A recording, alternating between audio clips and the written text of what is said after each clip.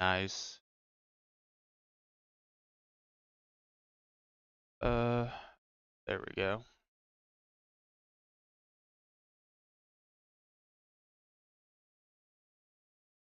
Ugh. Dimash. Um,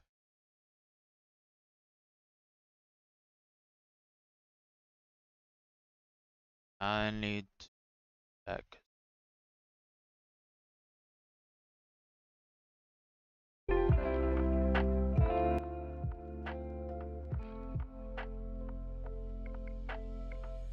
Ah.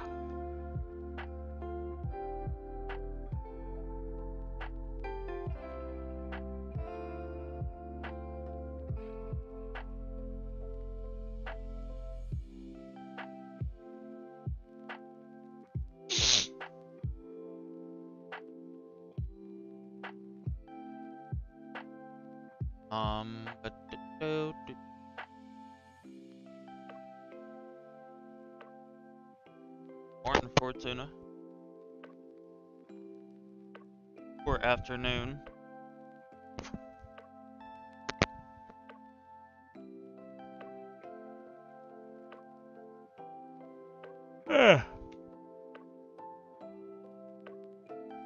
Also, I remember yesterday you said you quit Skyblock for an even worse game.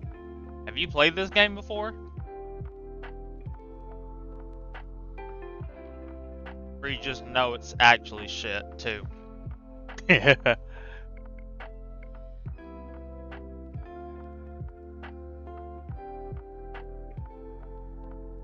Wait. Do you still work for, like, a studio or something? Or no?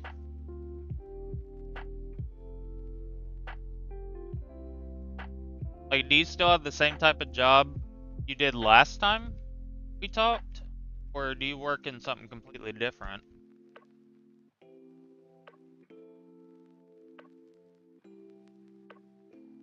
Oh, so what do you do now? Cause I'm just confused. What the fuck you mean you going to work at 6 p.m.? That's the type of shit I used to do.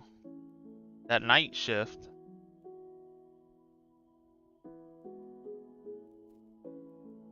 Oh yeah, I forgot about that. You were a bartender. I forgot about that.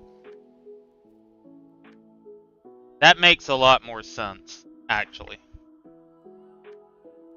I remember you did say you were a bartender.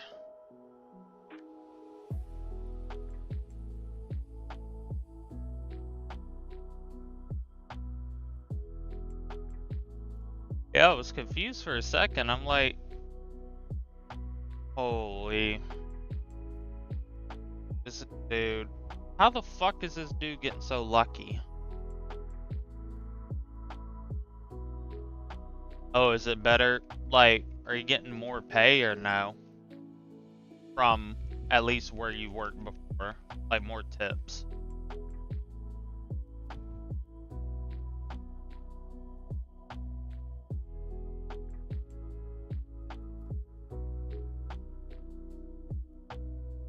Sorry to hear that, man.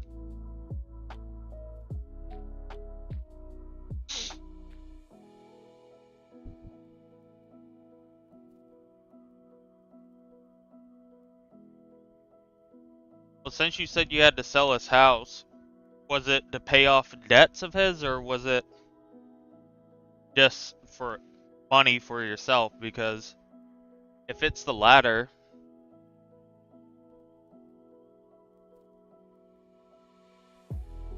because if it's the money you got, you sound like you're pretty alright off. I don't know how to talk about this shit. I'm still thinking about the type of shit I have to do when my grandma passes. Because I know we're keeping, like, the house I live in now, my sister and I are gonna get it when she inevitably passes away. Ah, yeah, I understand that.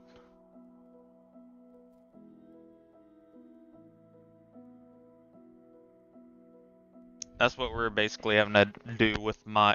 Actually, no, we didn't. I forgot. My aunt, 2 months, I think a month and a half or 2 months ago, got killed in a head-on collision with a woman and her child. And my aunt was with her husband in the car, and all four people passed away.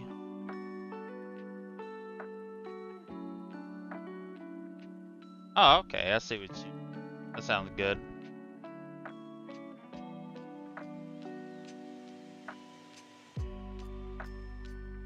And not really. I didn't fuck with her that much. Like I said, my biggest thing was I didn't personally. I wasn't a big fan of her, just because of the fact that like she drunk called my mom one time and told her that that me and my sister were taking advantage of my grandma where I'm living with her. Now my sister, I mean, there's a case for that, but me, I'm like, dog, I just live here and help take care of her.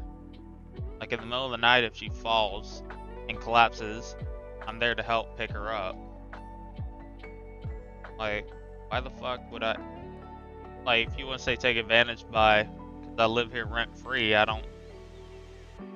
My grandma says she don't care as long as I help her. So I was just kind of confused.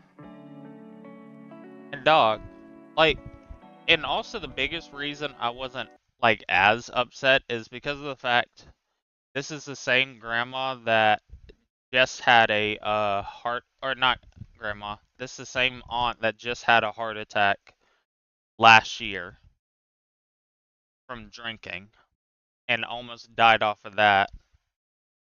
And then so then whenever she was in the hospital, they had to put one of those machines on her heart uh because of the heart attack. And then she still went back to drinking again. So like I told my mom and my grandma, like I said, I didn't personally mind. It's just they were upset, so I was upset for them because I'm worried about them. But the biggest thing I learned is just like, or the biggest thing I told them is that I'm glad because it was an instant death. She instantly died. So I'm like, I'm glad she died instantly than being in a hospital bed dying. You know what I mean? I'm like, I'm glad she didn't have to go and sit in a hospital bed the whole time.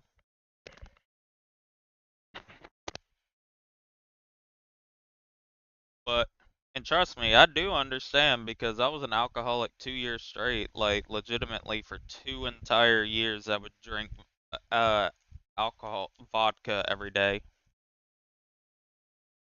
But, yeah, in regards to her shit, she's like, I understand why she did it, to be real. But she gave everything to her best friend. I am, yeah. I have all four accounts, playing on all of them. They're basically doing their own thing. I just have them all hatching and getting shit. All four of them have huge hunter. Soon all four of them are gonna have absolutely, yeah. Right now you probably wouldn't even be able to notice it or notice really, but I have that account in the top right, I have it full screened on my screen because I'm lobby hopping to essentially gamble. I'm gambling, really.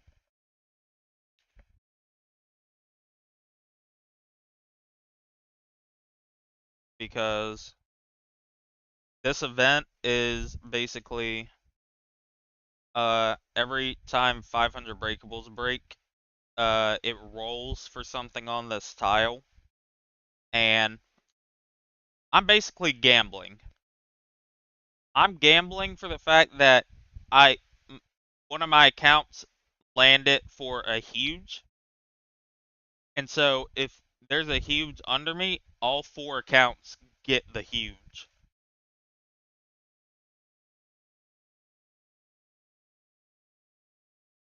I started playing Pet Sim. I played Pet Sim X in early 2023 when I was 30-day banned. And then after that, I believe it was January, or it might have been December. I checked out Pet Sim X, I saw about it, and I had like 12,000 Robux because the last time I played Pet Sim X, I accidentally left on auto renewal for the Pet Sim fucking monthly subscription for $20. I left it on for 6 months accidentally, so I had, a lot of extra shit. Or I was able to buy basically every game pass. Like I said, I like it. And most part, like before I got beamed on Twitch, I kind of was in the direction of not wanting to play Skyblock much. Like I was like usually before I would stream like 8 to 12 hours and then I started doing like 3 to 4. So also I knew I was going to get banned soon anyway because I started doing webcam, face cam.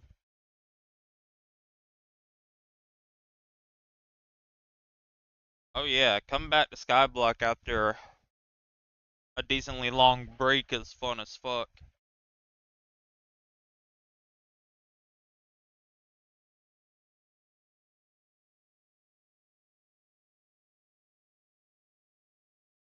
I need to, like I said, there's an update.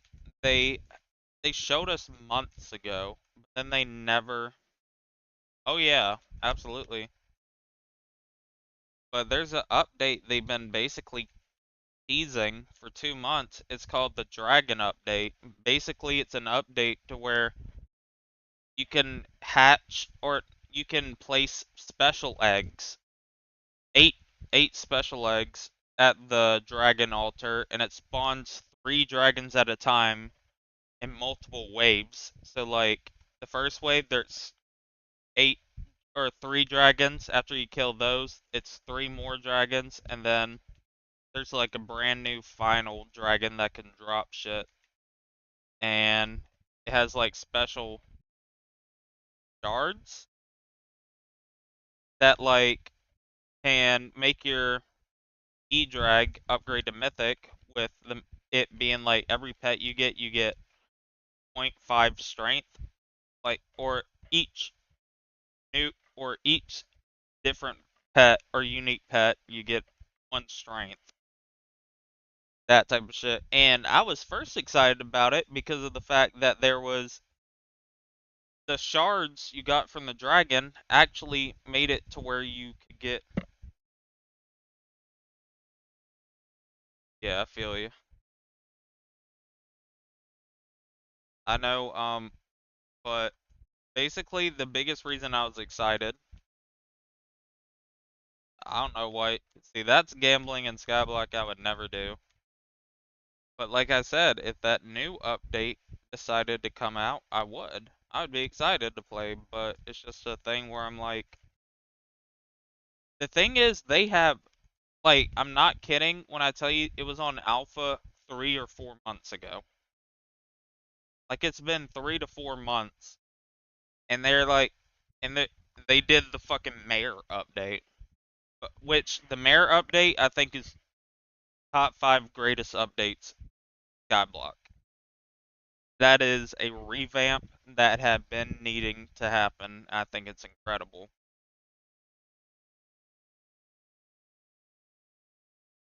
Dog, I'm done with that. I loved that. I loved that. I did it immediately. I was actually the 4th person on the server to drop um that special item you get from the mines. Actually, is actually on my YouTube channel. It actually is the video that has the most views on my channel. Yeah, Shatter Locket. I was the 4th person on the server to drop it. Yep, 8.9 thousand views 2 months ago. Yeah, I love that update. Not only that, because of the locket I dropped, I ended up fucking, what is it? I ended up being able to max out my, powder tree, the 20 mil, the new powder. But, like, I loved that update because it was actual new content, and I didn't mind mining.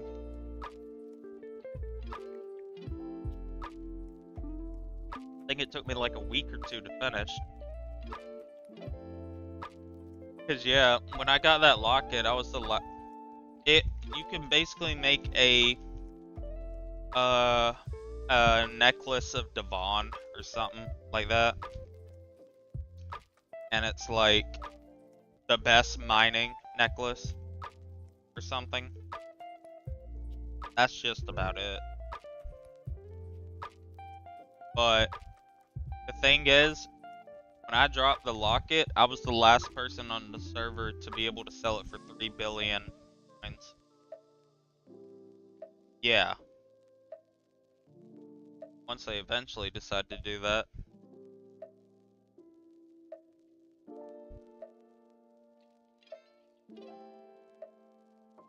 Yeah, I sold it for 3 bill and was able to max out my playside essence.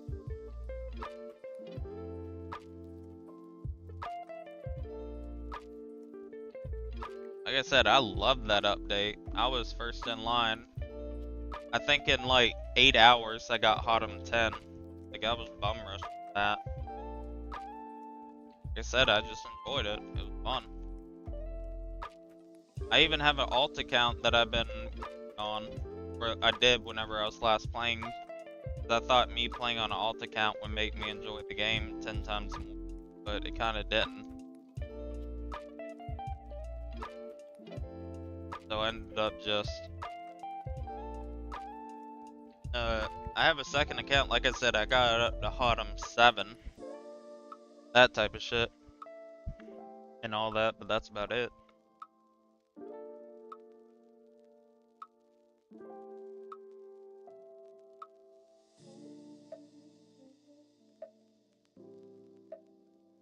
I hate you.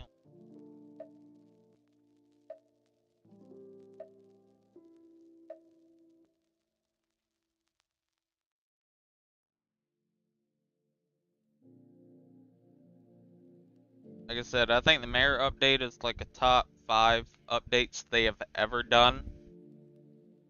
But it's not enough for me to want to come back to the game at the moment. Cause I'm like, there's still nothing for me to do in the game. Like, the mayor shit's awesome, but what else am I supposed to do, really?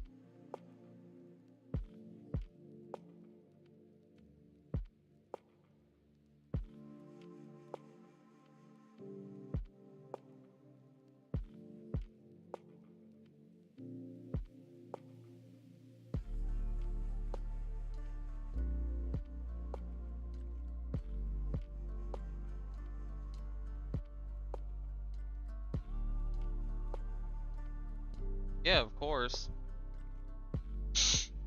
I think that was my favorite part I saw about everything.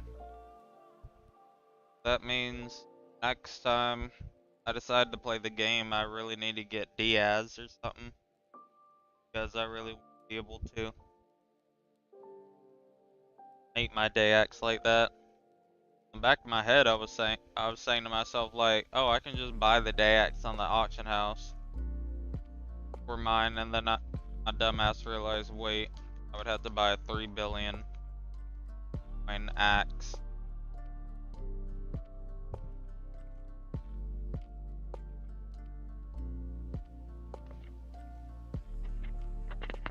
I wouldn't suggest foraging. You saw what bad luck happened to me. Got ratted, got banned for 3 days on Twitch, and then my GPU blew up.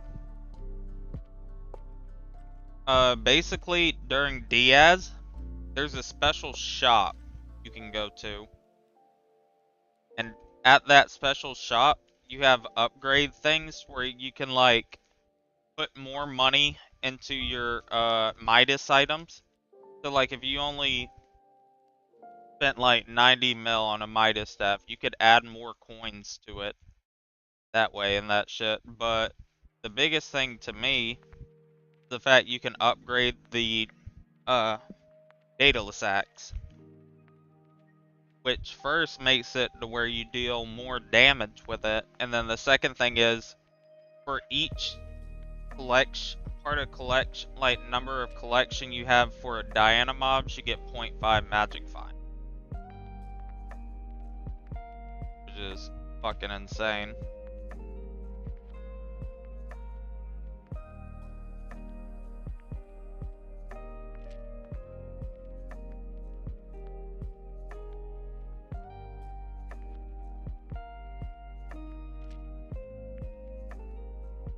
Like I said, I'm not, like, even that, it still doesn't make me want to play. Because the issue is last time I tried to play for a little bit, and then got off and then didn't want to play again, everybody got upset about it. They're like, why are you not playing Skyblock? You played it yesterday. I'm like, because I don't fucking want to. Game sucks a dick.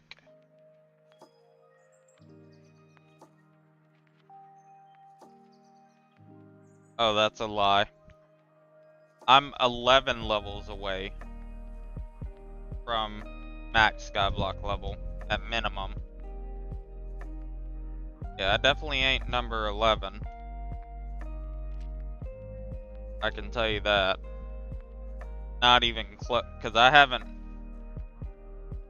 like I said, I'm not even I haven't finished all collection runs for dungeons. Right before I got banned on Twitch, I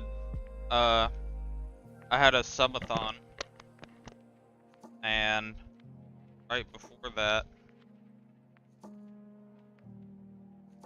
yeah, it absolutely is. Like I said, I haven't even done I haven't even maxed one thing for collection in the garden.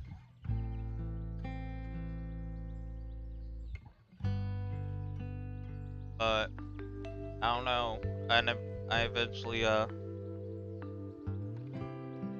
like I said, I would love to play the game again. It's just there's nothing in the game I want to play. Like I said, if I were to do garden, that's basically what I'm doing here. This and garden are the same fucking thing. I don't want to play dungeons at the moment. If I ever get a spark of resurgence, want to play dungeons, I would go back to Skyblock, because I already know that's going to be easy and people actually joining and watching me. You're one of the only people that actually watch me that don't really care about Pet Sim, by the way. Everybody else don't watch. I understand though. You don't want to watch fucking Pet Simulator.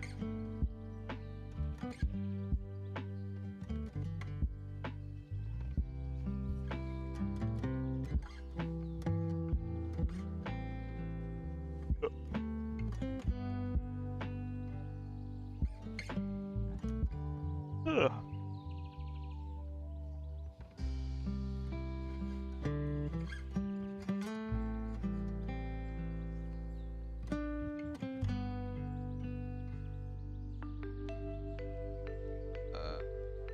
Here.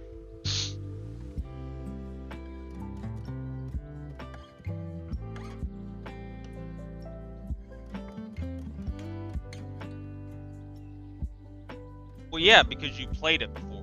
But what I'm saying is, like, a lot of people that have never played it, they probably don't want to watch this type of shit. That was kind of one thing I noticed whenever I got banned, which kind of made me a little upset, I can't lie.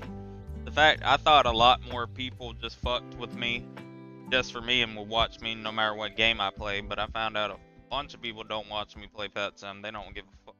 Oh, I fucking hate that guy. No, you dick.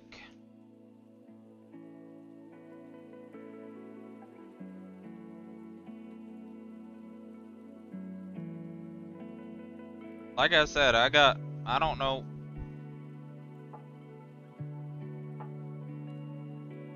Trust me, I didn't. Every time I went to my island, I keep seeing those Reaper peppers there. I remember whenever they patched it, I was afraid that they were gonna just get rid of mine. I'm like, please don't do that. I like them.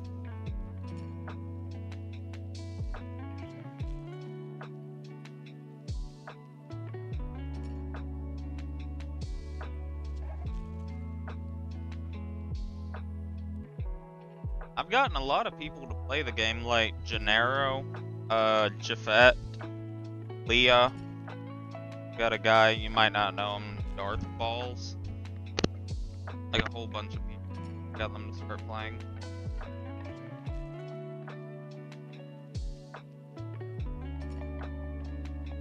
Thing is, it don't matter if your account is trash. All that matters is that you, what is it? Is if you pay to win. That's all that matters in this game.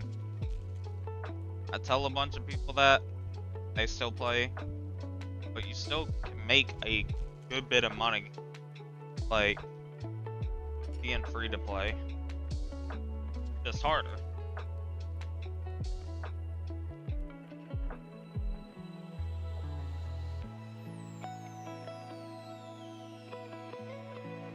And with my accounts, this one right here, this is my main, it has every single game pass. This one has every single game pass. This one up here, I may or may not used a Roblox gambling site to get Robux, and it's still coming into my account. So whenever I officially get more, I'm gonna keep getting, you know, more and more.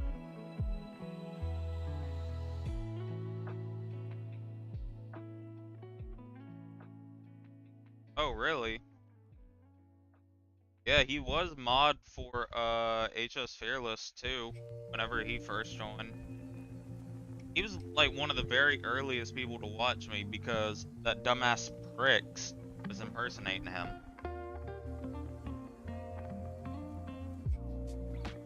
I remember he got removed as mod from HS Fearless's shit. And I started making fun of him, saying that, left being HS Fearless's mod. Yeah, he been quit. He really quit caring about the game whenever he got 30 dayed or whenever that fucking happened or whatever. And then, yeah, after he got 30 dayed, Sergeant Peach, overtook #1 as highest level Iron Man, and he really quit after that. I mean, understandable, he didn't. There's nothing else to do.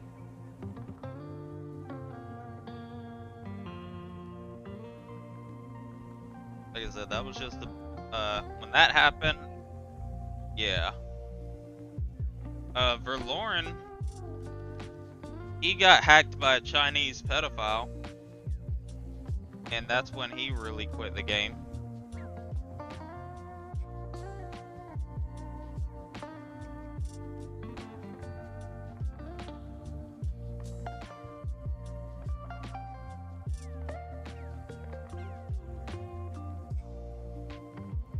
There was a dude that hacked his account and he was like adding like Hypixel Network and Verloren on his account, like bragging and shit. And then what is it? This is back like 5 or 6 months ago. Then you go on his account and you looked at his likes whenever you looked, and what is it? And whenever you looked at his likes, he had a lot of lolly liked. I'm like, damn, Lauren got Lauren got hacked by a pedophile. That's crazy. After that, he really never played the game much. I don't know if the hacker did anything to his account. I don't believe he did.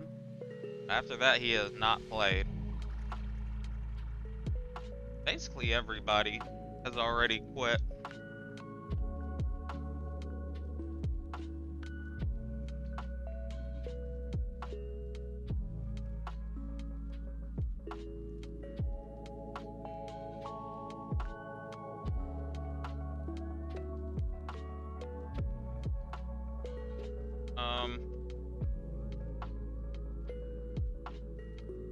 Let's see what else.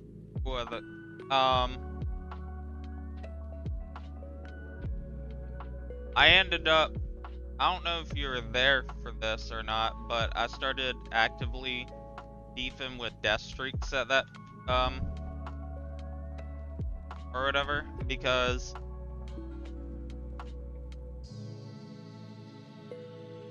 I do not know.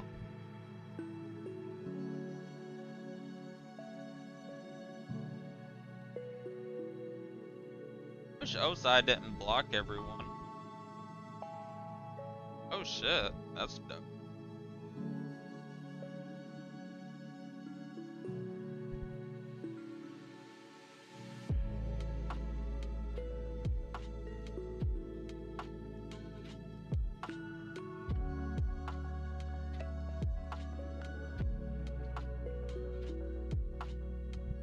I know, but no, the thing is, Del, whenever I play Skyblock, I get 10 plus viewers here, Del. Oh, nice. I've kind of wanted to do, Gmod streaming on this account, but have a challenge to do, where it's like, I would make a new account, and what I would do is, I would try to get banned from every single server on Gmod, but I would have to do a different thing each time. So like the first one I could go like RDM and get banned, but the next time I can't RDM specifically, but if I were to do like I killed someone with a gun, next I could be able to kill someone, but it had to be like a brick or something like that. Or just something completely different. I'd want to try to do a series where I get perma-banned from each server.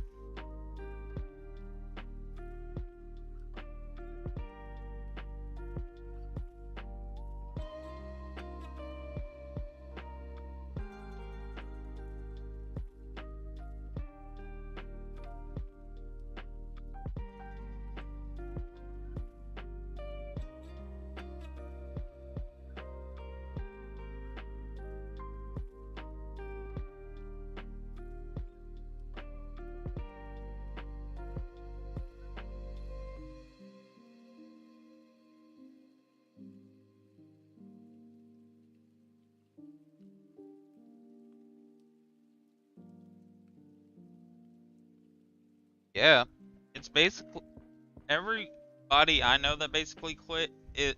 They quit for the same reason as me. Just where like there's nothing that we really want to do. Like I said, there's nothing in the game I find interesting. Eventually they'll come out with some shit I'll be like, yo, this is dope. Or whatever. But I'm not at that point yet.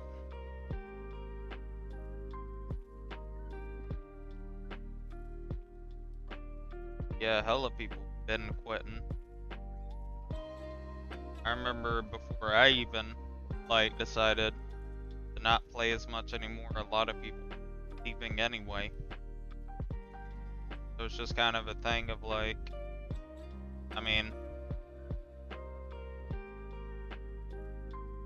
I would complain about updates, but the thing is like there's so much shit to do in the game.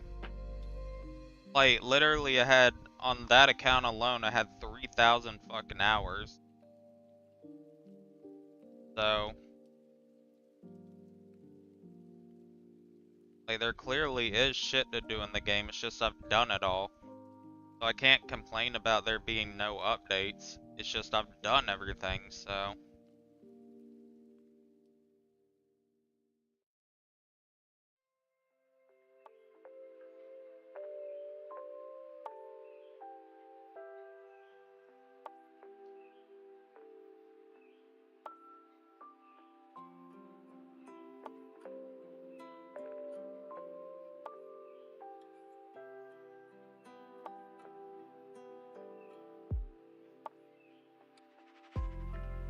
Like I said, I really quit just because of the fact I was wanting to not play anymore, even before I got banned on Twitch.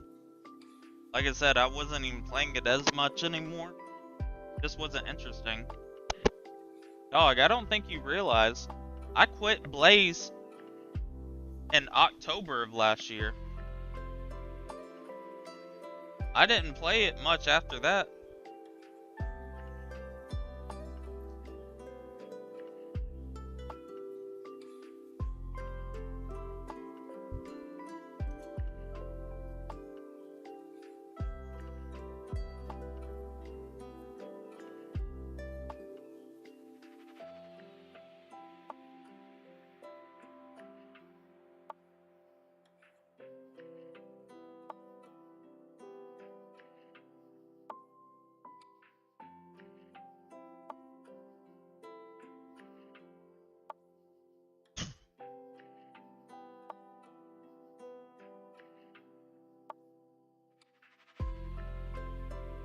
Yeah, there's like,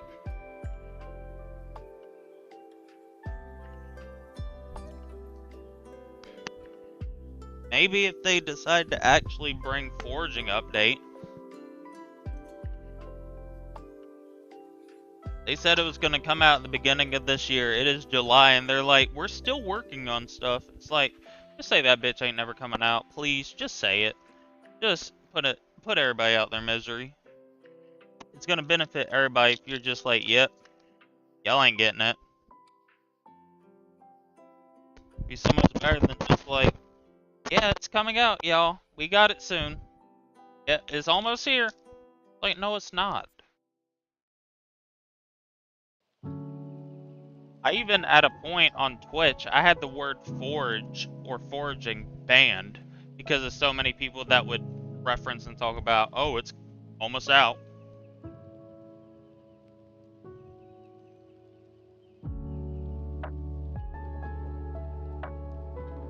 Yeah, after I quit Blaze, Leah is dumb and just continued grinding it. And the funniest part is the amount of time, or the amount of money she's made in Blaze at like 22 million XP is the same amount of money that I earned in only 8 million, just because of how good the rates were back then.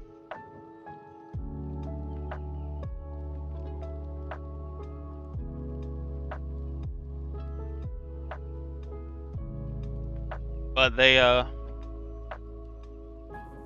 what is it?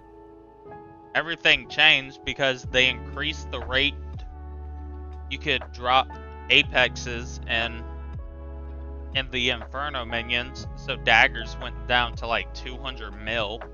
So now everybody got into Blaze, and then not only that, they got rid of the anti-KB method I was using. Let me use, what is it? It let me use a Minos Relic G-Drag during the fight instead of the other one.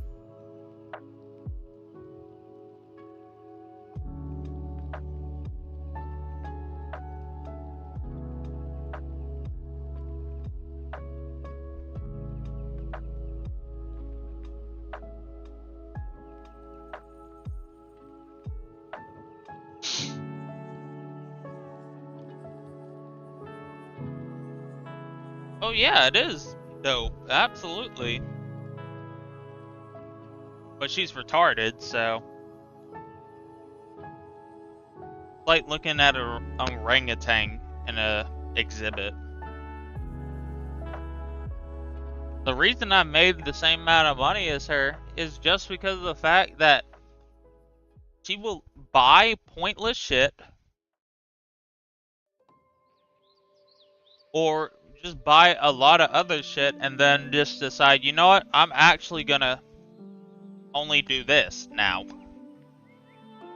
And then, like, a week later, she'll be like, I don't want to do this anymore, and then sell her shit. And it just becomes a cycle over and over again.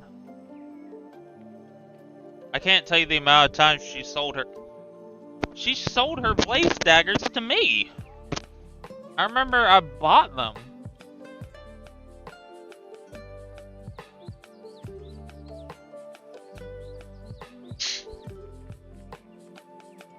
Just like, I don't understand. I remember before she even maxed, like, she sold her daggers to me to 15-star her armor. I'm like, you are dumb as fuck.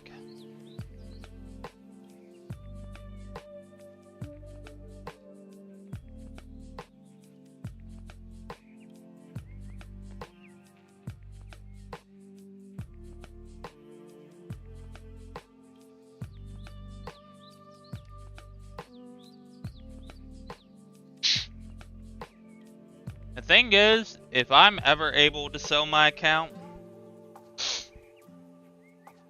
I would, I have an alt account that I could still play, so, I mean, it's not the end of the world, you know? It'd just be a thing of like, damn, I gotta restart fully everything. But like I said, I have a 655 on that account. I'm Hotum 7. I have it decently nice already.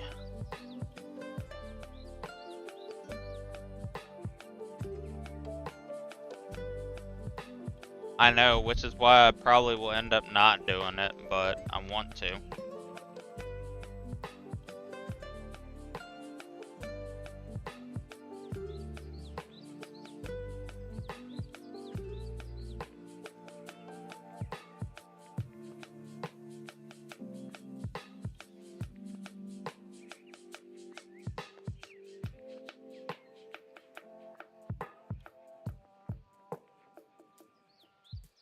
I know, but like I said, I don't know.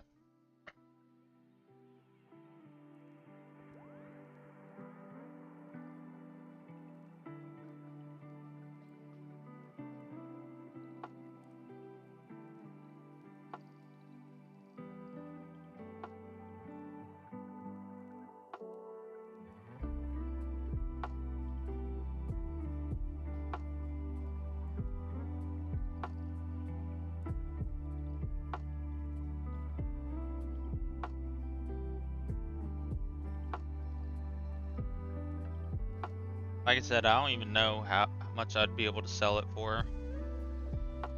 I would like to, and also the thing is, I can't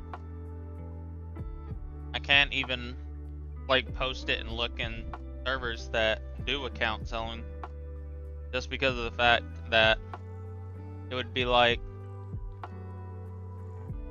people would recognize me.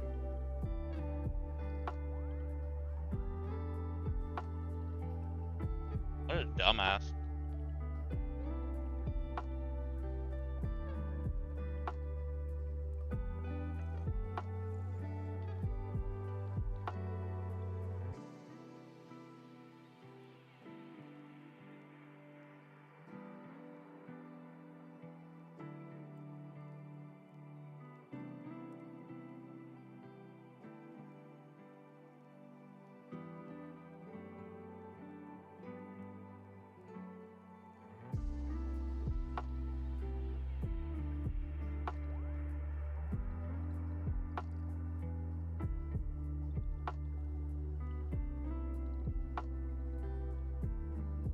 Dog, when I hit Kata 50, it said I was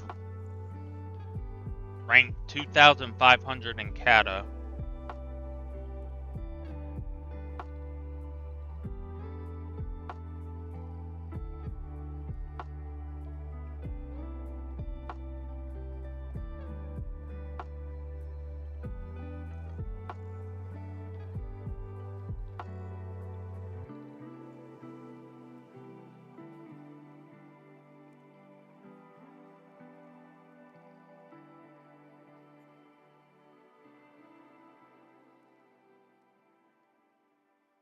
Yeah, I understand that.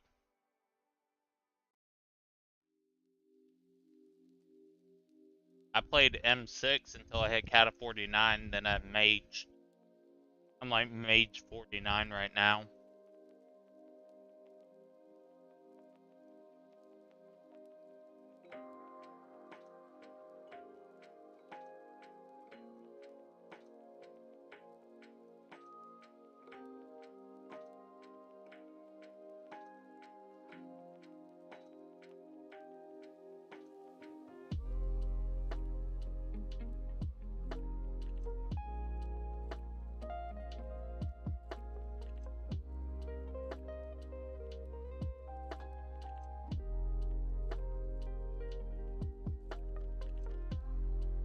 Yeah.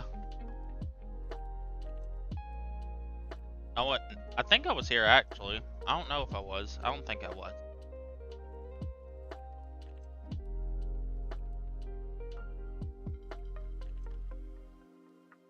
Yeah, I feel you. I still appreciate it too.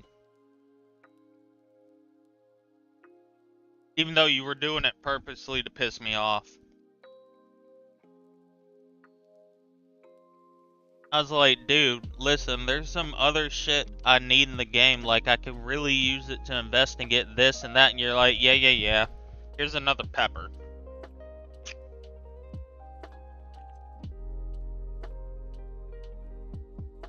Why'd they ban you? What the fuck?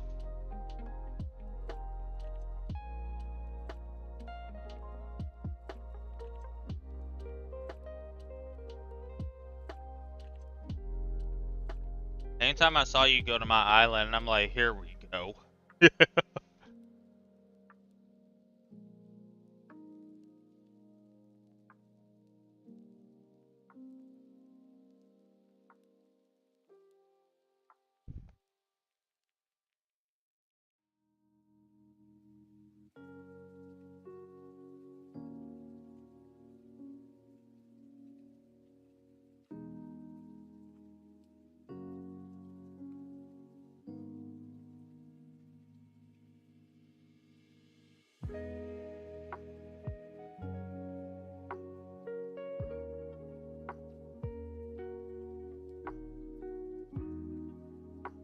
Ugh.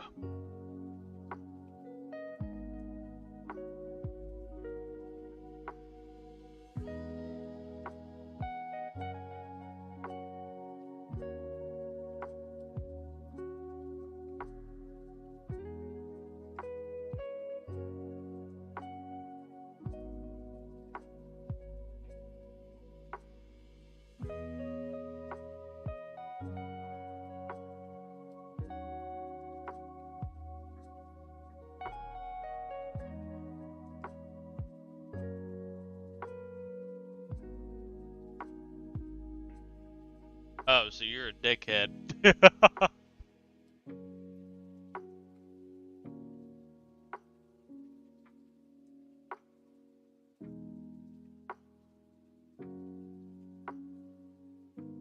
One of my mods, there's also a mod here, he told me his method because what he would do, he did what you did, but on another level. He would give me shit to sell, but the shit would be shit that would be hard to sell. Like he said, yo, I got some Contra for you. I'm like, bet. And it was a Chimera 2 Atom split. With like tier 7 enchants. I'm like, who the fuck's gonna buy this? It took me a month and a half to finally sell it.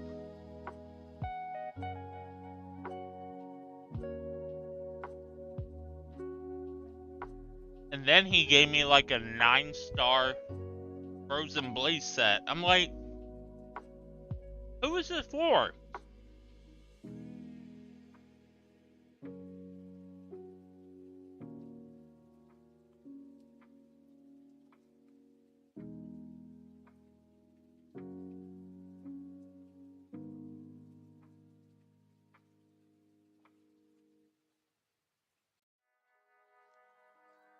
But his method for making money,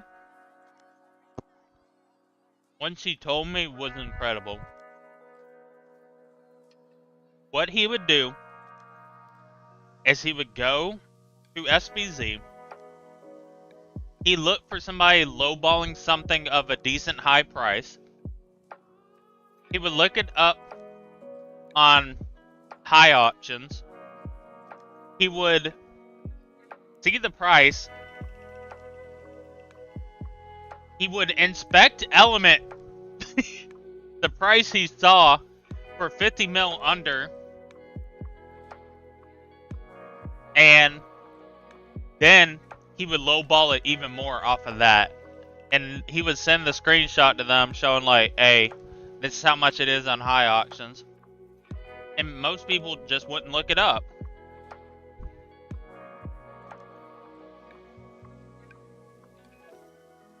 He didn't even play the game.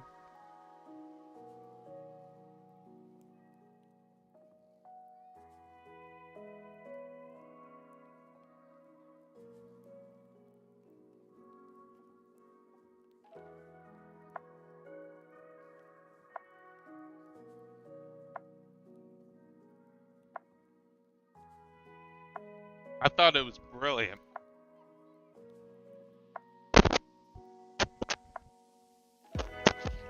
I don't know who in my stream went to go do it, but he failed off his first one.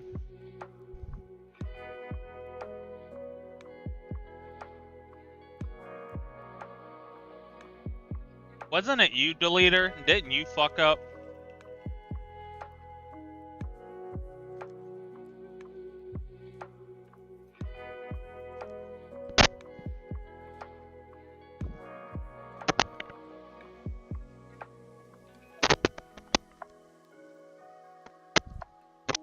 But when I heard, like, when I first heard it, I'm like, that's the most brilliant thing I've ever heard.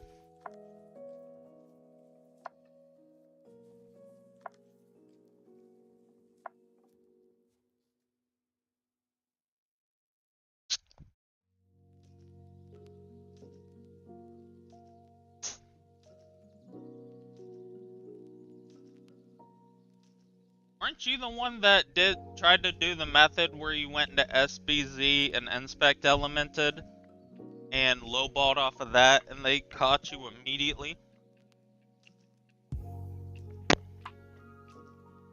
I swear that was you.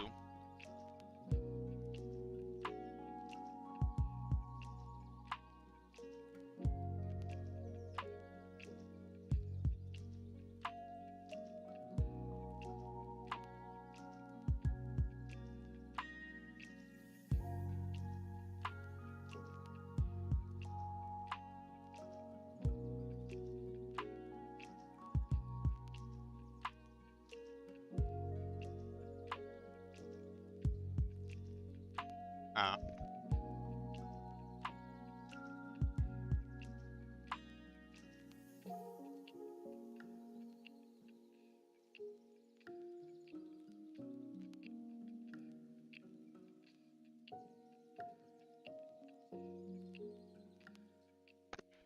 Oh.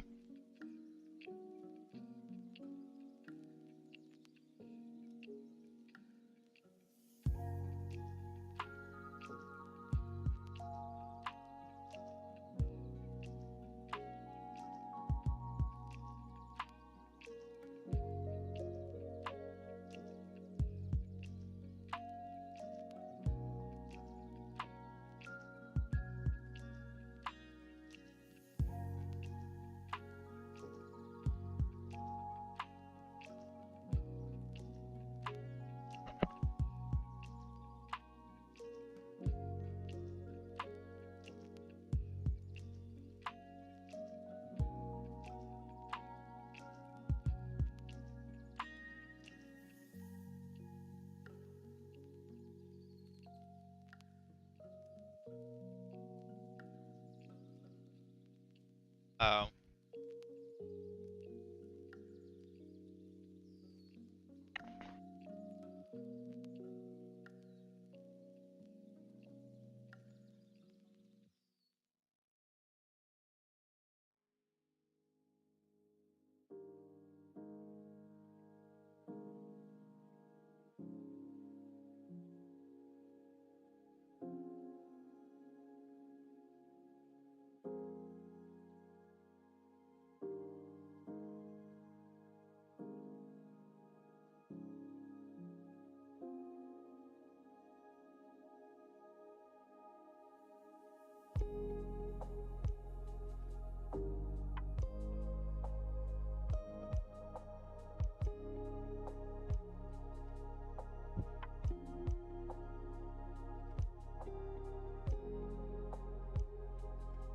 Alright. Have a good one. I appreciate you dropping by.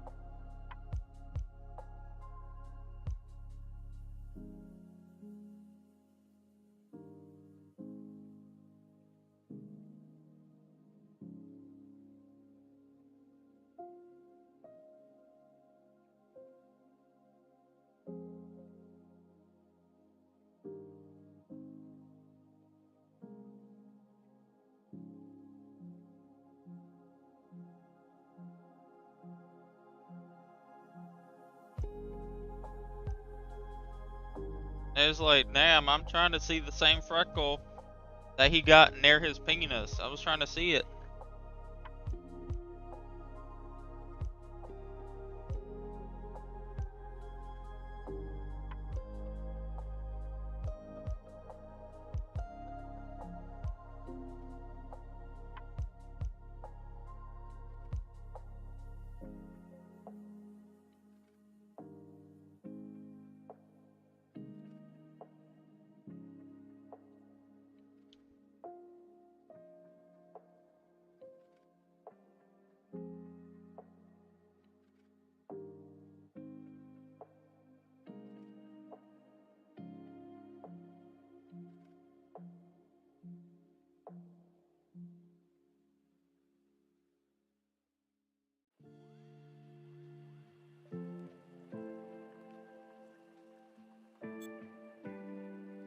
Dog, from the videos I saw,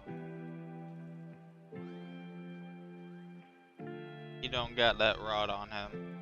That's all I can say.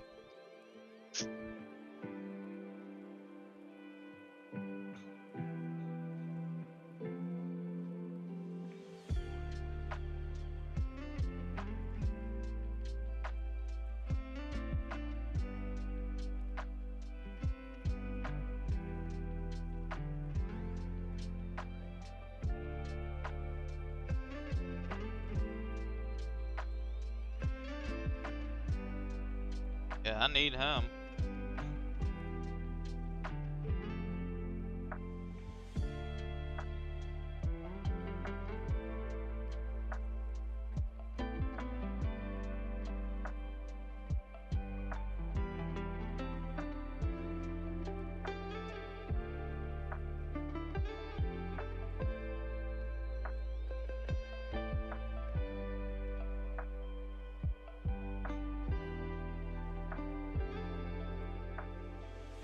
What?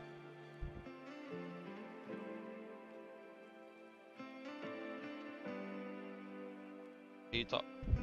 I didn't say he faked anything. I just feel like, I don't know.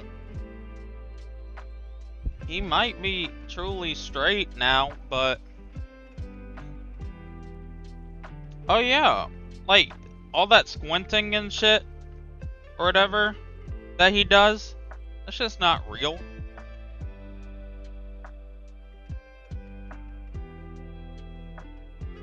type of shit he does with his eyes, like, that's just not real.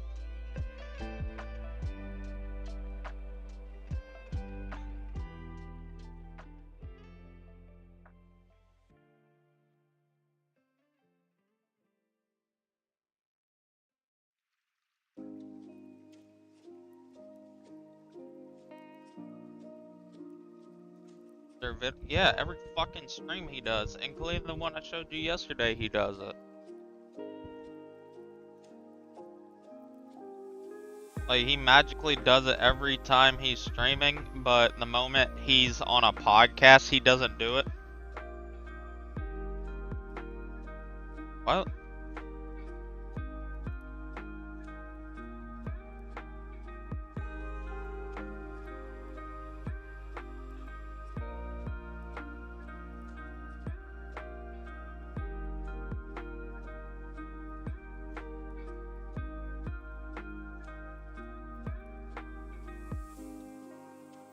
You mean like a video? Yeah, we do that actually now.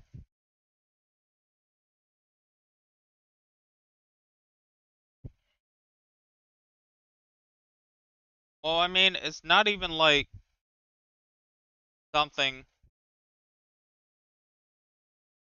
I don't know, just like you can watch him. Isaac Holmes. All I know is he just burst onto the scene randomly.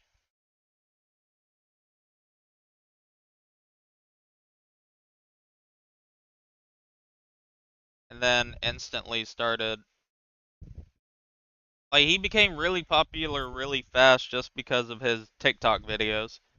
That's what a lot of people don't understand. A lot of people are like, he sacrificed himself and was gay so he could get fame. It's like, no, dude. Do y'all not realize how fucking powerful TikTok is? Like, Queso currently has 5 million followers on Twitch, and he blew up off of only TikTok videos.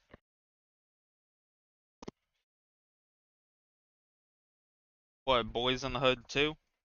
Sorry, I'm sorry. No more, sorry.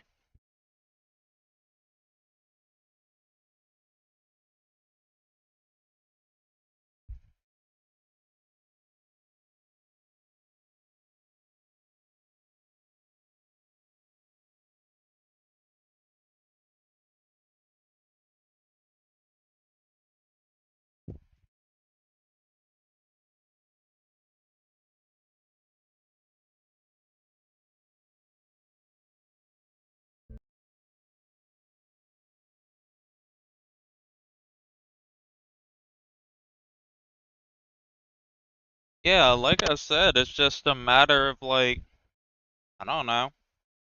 Just really a matter of, like, getting lucky. That's all it is. It's just getting lucky. The same thing with me on Twitch. It was just me getting lucky. Like,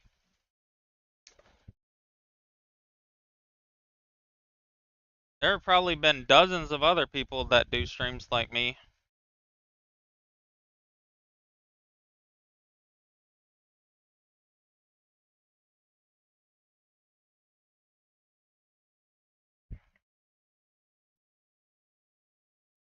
Yeah, I like boys in hoods. They gotta put a hood on in my sex dungeon. For show. Better known as This real. Marshall Mathers IV is often referred to as the next Supreme Gentleman.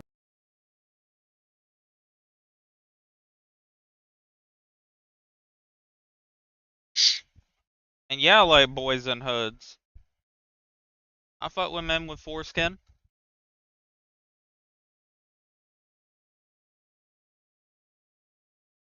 I pull down their pants and I'm like, thank God your mama didn't drop the top in the coop. Isaac is a tortured soul who has lived a life of agony. I never had a $10,000 gaming PC. He also hates women. Most women, the vast majority of these hoes, are whores. All the while being freaky as hell. My 4 main fetishes are girls burping, farting, pooping and peeing. Today we are going through his digital footprint and exploring the twisted mind of Isaac Holmes. For real, this Might be exotics. one is gonna get dark, but also a little freaky. I woke up and I got fresh as hell on a Monday. I can't go to hell, I went to church last Sunday. Last Tuesday I met a model on a runaway. She said she wanna run away with me and hit the highway.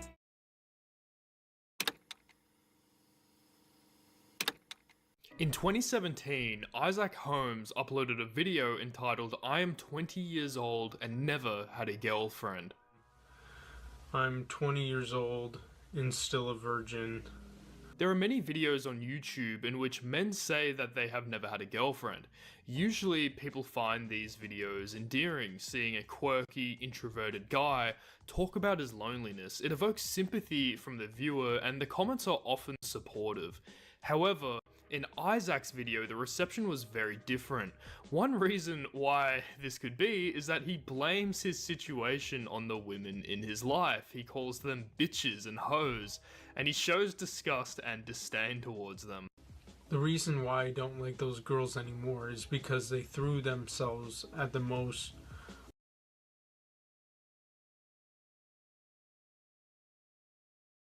Like, do these dudes not real? Like, do they not see these fat ass comedians with sexy ass wives? You don't need the fucking, like, what is it? You don't need to fucking be like the dopest person on planet Earth. You just gotta have some conversation. I mean, like, dudes that they can, like, have good conversations with. Yeah, just converse on some shit. Ain't that deep.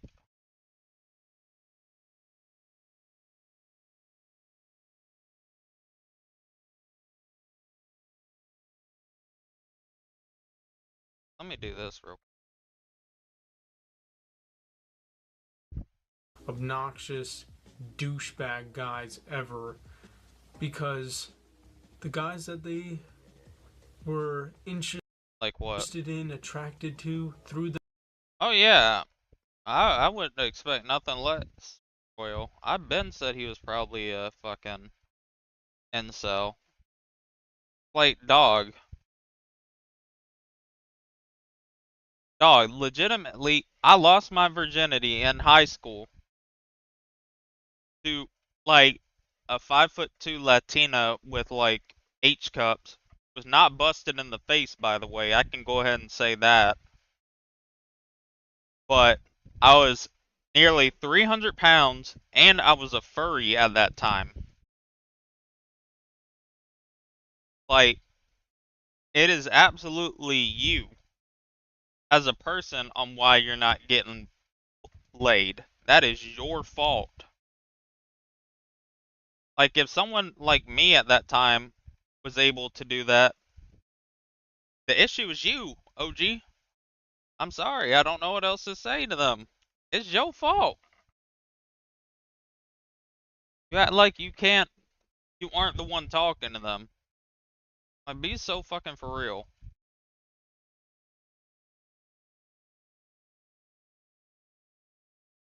But it's this type of shit that biggest issue is, like, people online is that people will go online that think this way and they'll see a bunch of other people that have that same mindset. That's just gonna fuck them over. They gonna think that type of shit.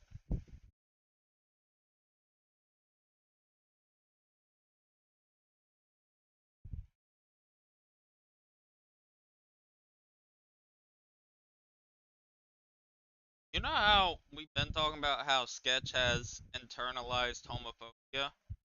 We gonna figure out why you got internalized racism. You got hatred Hispanic people. Talking about she was whitewashed. The fuck your problem?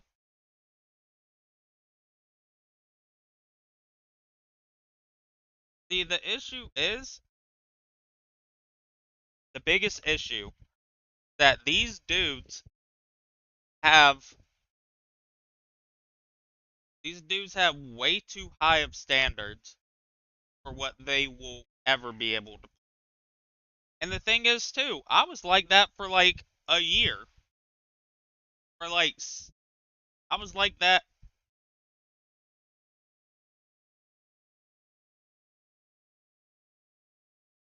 Like, my thing is like, I don't know. It's just like, those people are. I was like that for a little bit whenever I was online, and then I realized I had to get that shit out of my head because that shit ain't healthy. I'm like, wait, why the fuck am I thinking this? Because the biggest issue is that they have standards. They'll be like, I don't want to fuck a fat chick. It's like, alright, quit being fat.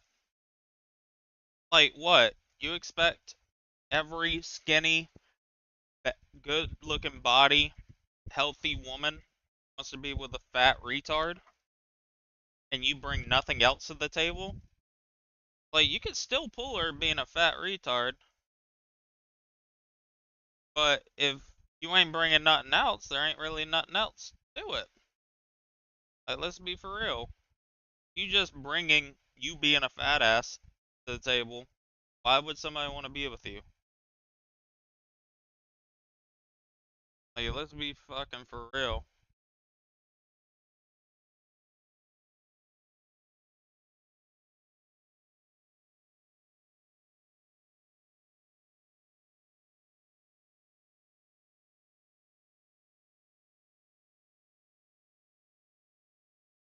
Like I said, a lot of things about social media I wish weren't true because of the fact that, like, Royal don't think this because I guarantee he's gonna be able to look up online and find people that agree with him.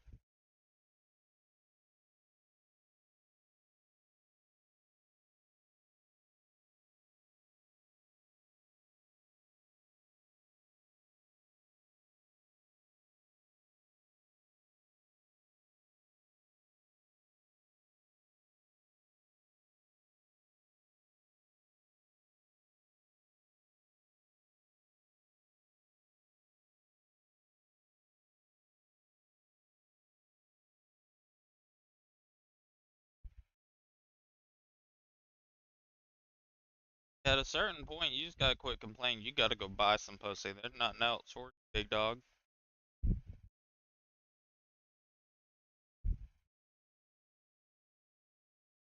Like I said, nothing wrong with someone buying pussy. At the end of the day, if you think about it, if you dating a girl, or if you trying to be with a girl, you paying for pussy. Either way. I mean, literally, like, what, you take a girl out to dinner, use gas, all that type of shit, you are paying for pussy. But like I said, I'd rather somebody go actually out and buy pussy instead of being one of these incels that we always see watching on my channel where they are just like, all women didn't want me, so now all women gotta die.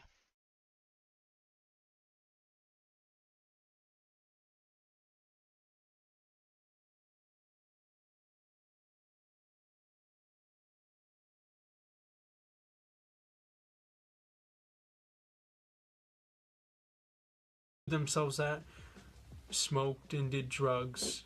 So of course, those goddamn bitches and hoes picked up the same stupid ass bullshit. In this particular video, he laments that the girls in his school were having sex. Isaac is particularly mad at the fact that the girls he knew engaged in oral sex. Almost pretty much every single girl that I did have a crush on there started smoking, doing drugs, and sucking dick. And you know what? I absolutely, positively fucking hate that bullshit. Firstly, these comments by Isaac would lead to viewers accusing him of being an incel, as well as being similar to Elliot Rodger, the perpetrator of the Isla Vista shooting. We will return to these accusations later in the video.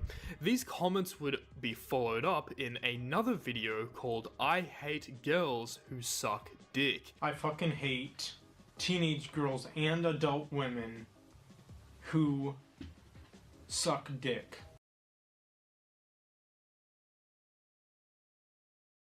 That's very much how I am too. I wasn't when I was in that period of being a drug addict and alcoholic, obviously. I was doing hella nightstands, but now that would absolutely never be a thing I would do nowadays. I gotta get to know them first.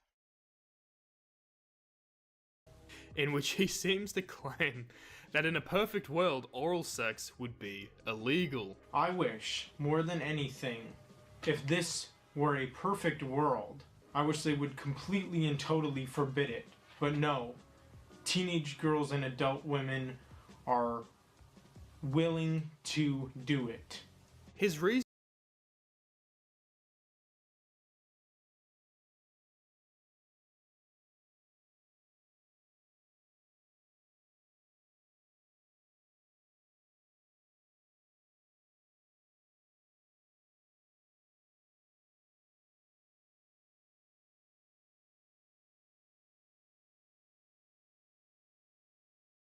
Like I said, I don't know.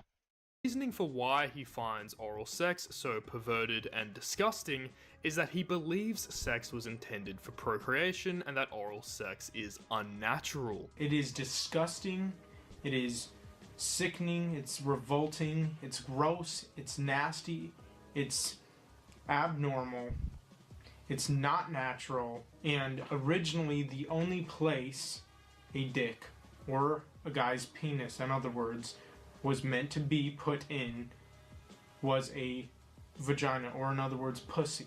You will notice that Whoa, other words, what, buddy? Isaac's gripes with women are usually specified towards teenagers rather than just women in general. We'll see later in the video that one potential reason this is the case is that Isaac is primarily attracted to teenage girls. Oh, I thought he was in high school. I just thought he had bad genetics. What the fuck? And so Isaac is therefore the most resentful and feels the most entitled towards teenagers as well.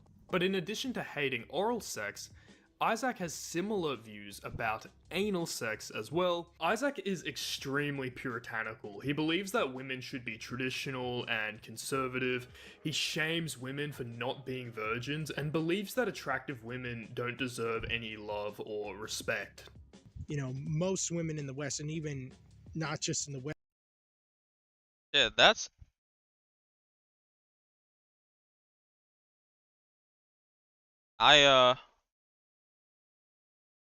Shit, that's why, even to this day, I'm still down for long distance relationships.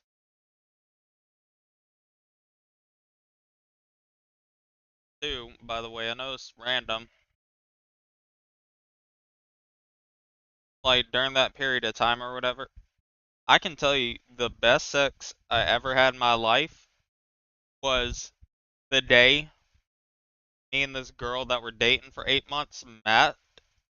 Dog, you will never experience better pussy in your life than being in a long distance relationship for nearly a year and finally meeting up.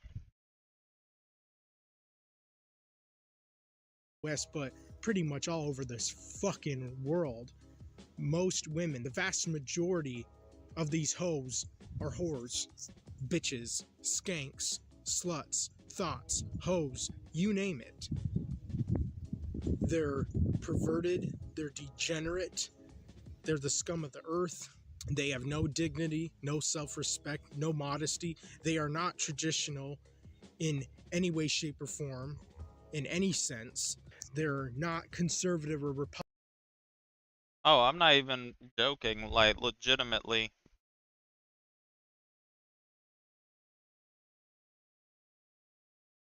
It's like a different type of thing because it's like...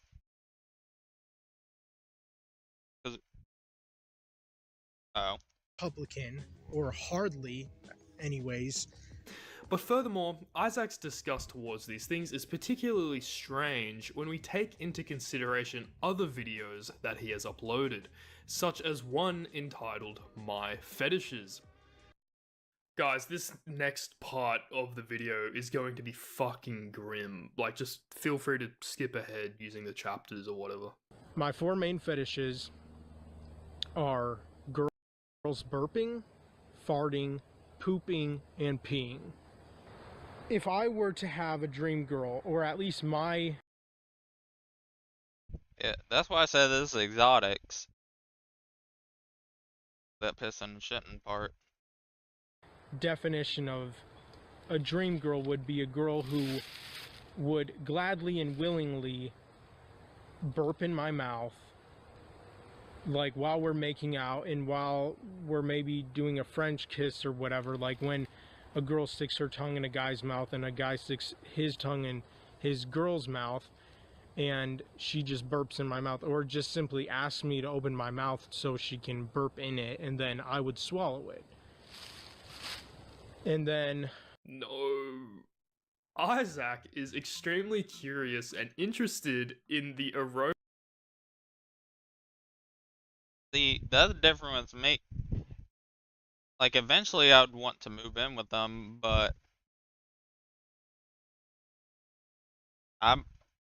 it sounds dope to me because I can just be like, look, I don't gotta see them every day. We can just text or FaceTime or something. Type of shit I like. Probably because I'm autistic, but Aromas of a girl's farts. He is like a fart aromacologist or some shit. of course in my face so that I could smell the aroma of any food that she ate, that I'm always curious and interested in being able to inhale and intake the aroma and scent and smell of any attractive, good-looking girl to see what food she ate that day. And I would be able to obviously tell what foods or drinks that she had that day, and mixed with her vomit is just so fucking hot. It's just so fucking sexy. Again, at least to me it is. And I would also love it if, when it comes to a girl farting, if a girl would fart in my mouth or in my nose. hey man, I might have a sneaking suspicion why you scaring the hoes. Just let me know when you ready for me to tell you, gang. I hate to be the bearer of bad news, obviously.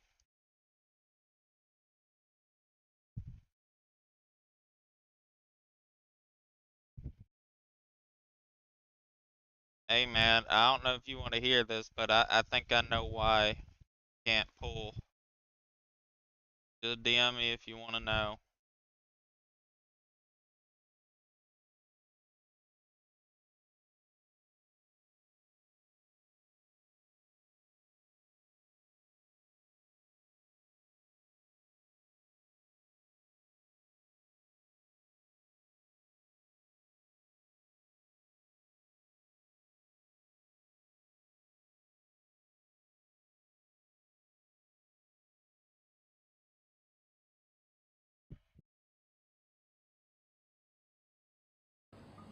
To be able to not only taste her fart, but also smell her fart and see how it would smell, what the aroma would be like, because obviously it would be different each time. Each fart would have a different scent, aroma, or smell, in other words. And I would be very interested and curious into even knowing what each fart that she would. That's so facts. That's facts, dude. I mean, he ain't saying it like this because he's fucking freak, but shit. If I'm in love with a woman, he's spitting bars. That's all I can say. Release in my mouth or in my nose would smell like. I think the worst part.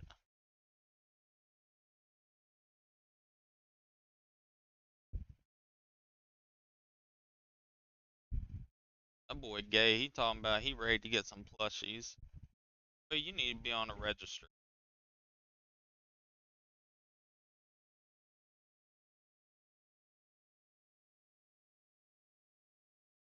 I think the biggest thing out of Roblox in general that is insane to me is the fact that they have to limit the amount of codes they sell per person because people try to overstock them. That is insane to me still.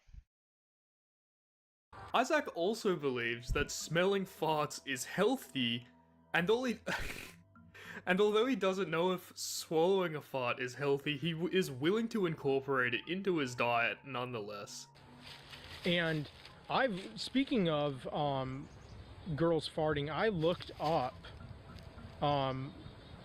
stuff like that. Like, is it even healthy to smell a girl's fart? And actually, according to some experts and professionals, it actually is apparently healthy to smell it. Now, I don't know so much about swallowing it, but I would definitely do that. If I had that privilege, opportunity, chance, and experience, I would definitely take that without a doubt. Damn, bro, what a privilege. When it comes to also burping and farting, I would, like, let's say I had like chips or a bag of cereal or something. If she were to like burp in a bag of chips and roll it up, or fart in a bag of chips and roll it up, and I would still eat that shit. I mean, like, I swear to God. And I'm trying to listen to the guy talk about. I would even want to eat it more, since it would have like the remaining scent of her burp or fart in it. And same with if I'm eating food, I would just love her randomly to fart on my food, regardless of what I'm eating, or burp on it to add some sexy stink to. He's retarded. He thinks the room thinks it's both people just farting the whole time having sex. Not why, gang. It, and I would want to have the pleasure of having wet wipes and being able to wipe her sexy fat ass. And We can clearly see that we can clearly see that Isaac is some kind of doo-doo philosopher. Dog. Let me look up this picture I screenshotted. Cause it reminds me of this explicitly. Oh, did you see as well? A top player with 500 bill plus rap and 30 plus Titanic just got beamed and lost everything because he clicked a link. I don't know their username, but what a dumbass. But no, this person, there's a person on Twitter that posted a picture of two white people saying, I know they get disgusting, and somebody commented,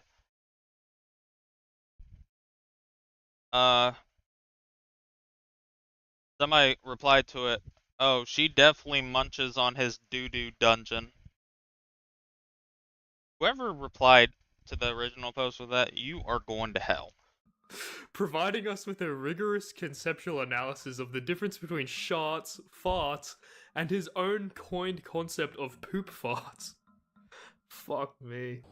what would be the most sexiest thing too is while she has shit still on her anus, fart. So not only am I inhaling and intaking the aroma and scent of her delicious poop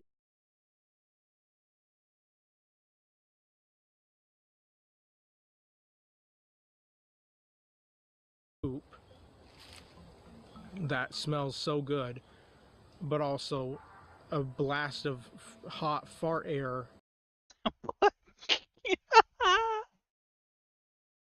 A big old blast of shit in my face.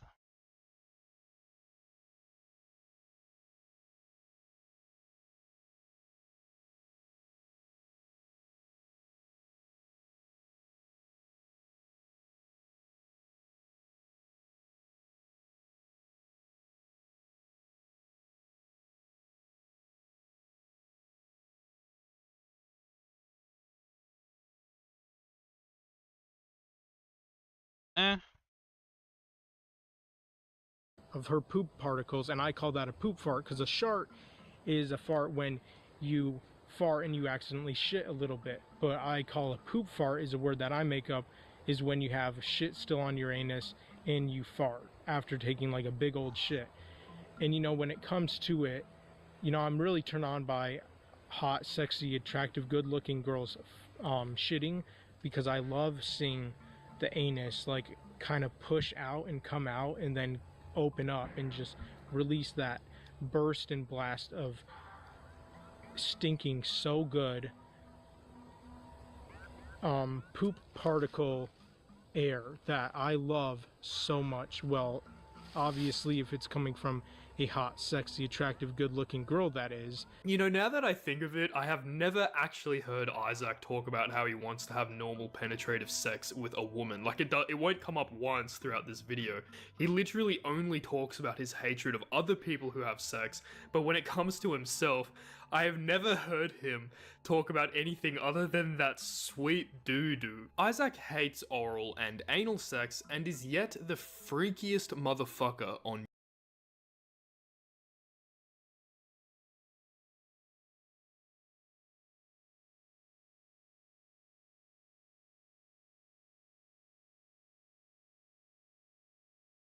YouTube.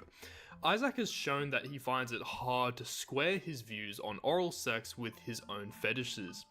Isaac would upload a later video entitled I Love My Fetishes, and in it Isaac goes on to justify himself by saying that he is only interested in hot women engaging in his sexual paraphilia. I love that shit. All four of those things. Burping, farting, pooping, and peeing. And only, of course, when attractive girls do it. You know, I'm not turned on by ugly girls doing that. Dog, you one of the ugly bitches. Like, you have no right to say that. Or average looking girls doing that. If it's an ugly or average looking girl, then I will, in fact, be turned off. I will, in fact, be disgusted by it.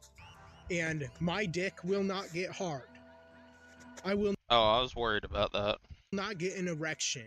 I will not get wet or want to beat my dick to a video of an ugly or average looking girl burping, farting, pooping, or peeing. Absolutely not. It has to be an attractive one. It has to be a hot one. Isaac would spend a lot of time detailing all of his sexual proclivities. In the past, Isaac uploaded a video entitled My Dream Girl, in which he describes his ideal partner. The partner would be a black or Latino virgin who has never had oral or anal sex, doesn't drink or smoke, but is also down to partake in Isaac's eccentric paraphilias. My dream girl would be a girl who is either black or Latina, and a girl who has never sucked dick, never take dick up the butt like a slut. So, once she's with you, she's no longer a slut, and you can put it out the butt. Is that what we're saying, gang? Is that what we basically alluding to? Like, once that happens, it's good.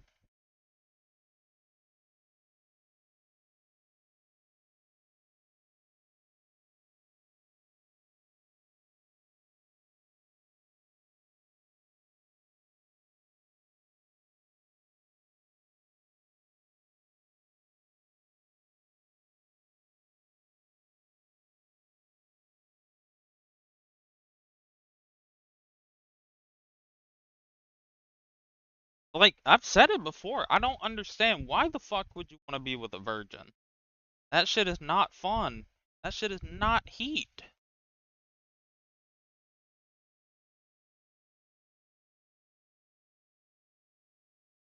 Like, I've been with, like, after I lost my virginity, I've been with 2 virgin and, like, people. That shit's not fun. Like, it's alright, but it's not like she's tighter or anything, because I'm not retarded. Women don't stay open because Women aren't loose, like, actually, because they've been with more people. It's just that women are able to, like, make it to where they, like, aren't in as much pain because they know what to do when having sex. It's the same thing with a lot of people that do, like, have those extremely big ass dildos. It's just that they've done it so many times that they know exactly what to do and to prepare themselves. Even that concept about women that have had sex are no longer, what is it? I don't know. They're just retarded. Never had sex underage, or anyone else for that matter, and hopefully I would be her first, whoever that girl may be.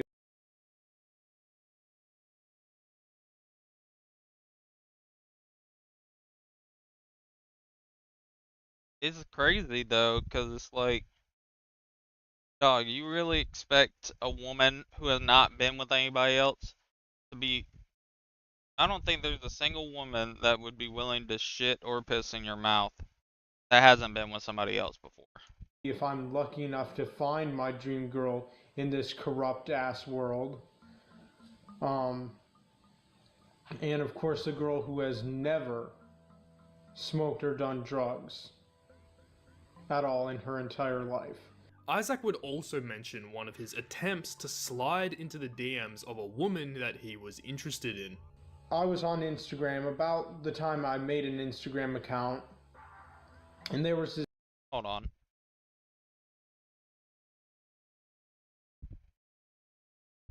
this really hot girl, like whatever, from Texas, I think, or at least I'm pretty sure. Black girl, but she was mixed. One day, just randomly, I don't know why, but well, I mean, I kind of do know why, but I don't know why I actually said it.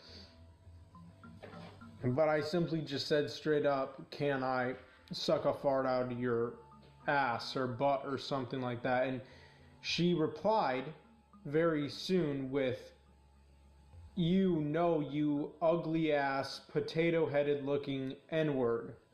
Well, you ugly ass. Hey, he ain't racist.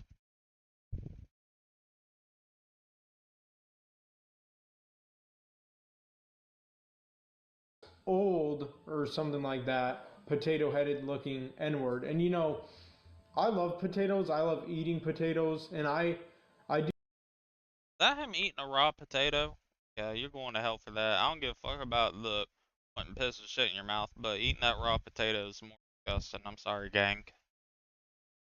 Gonna have to beat you with hammers. You agree 100% that my head. Oh, by the way, deleter. Look. Look at this. Yeah. These are the. Yeah, I was at a stand and there's like 112 of them.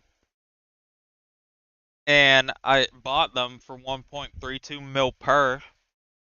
I'm like, wait, I think I overpaid for what they are right now. And so I said, fuck it. And so I just had a macro key to like open them fast. And when I checked my inventory, I'm like, I don't think I gave my alt any golds. I'm like, what the fuck? You see what I mean? This game's weird. And I have a theory. Since you have a bunch of retarded theories, I got a theory, Dell. Why in a box? Because if I get a huge on this account, I want to just scroll down once and see it. I don't want to have to scroll all the way down every time. Feel me? But I got a theory. You have a lot of dumbass theories about this game. I got a dumbass theory.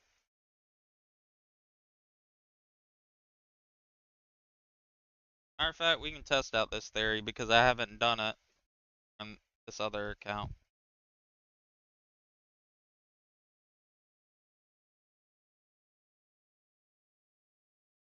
Let's just see if it works.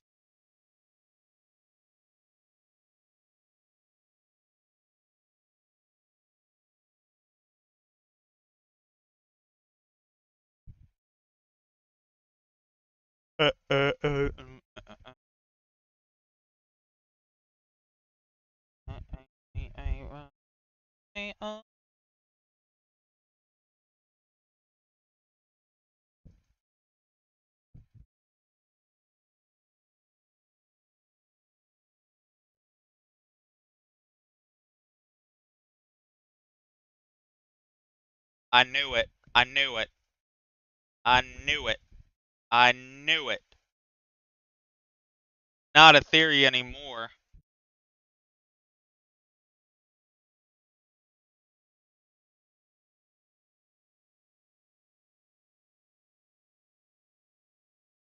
I knew it.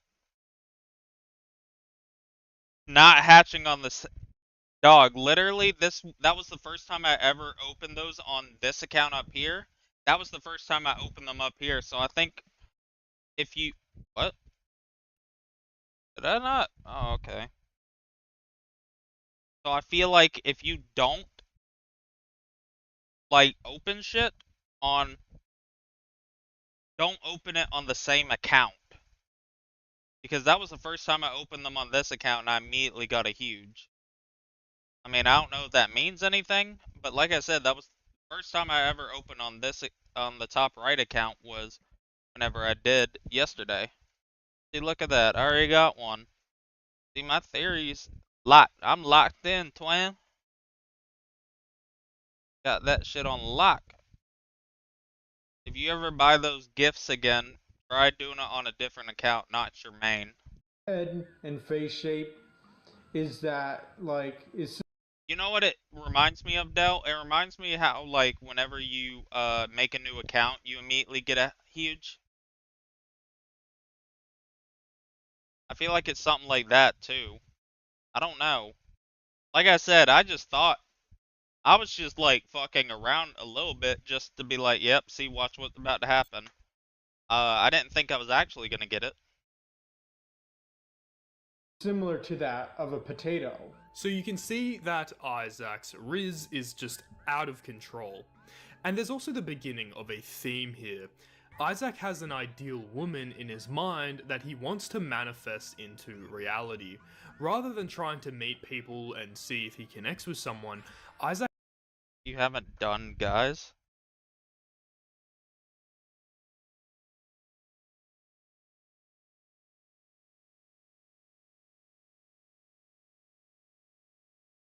has this laundry list of features a woman needs to have in order for him to even consider dating her. If I can't find my dream girl to dream black girl. Oh, by the way, I didn't look at the video. What did you just, like, get from, or what's the new update on the treehouse macro? Like, what's new about it?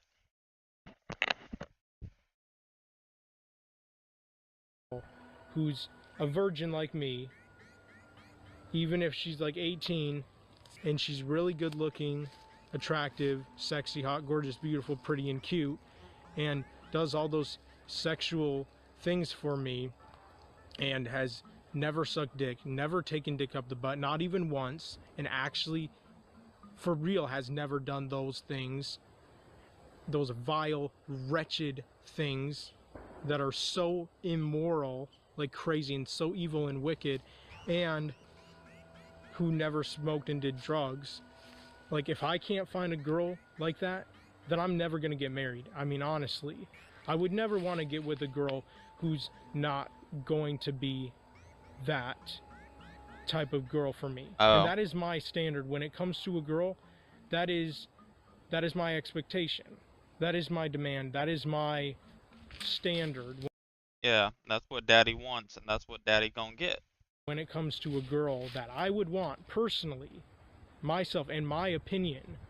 However, despite all of this, the most controversial detail that Isaac would state while discussing his ideal partner was that they should be 14 years old.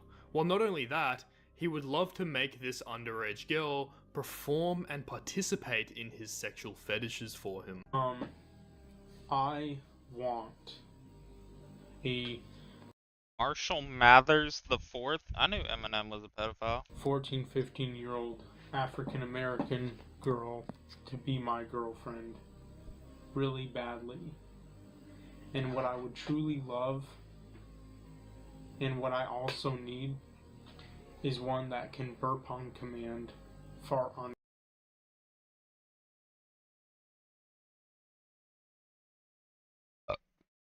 I can burp on command. It's easy.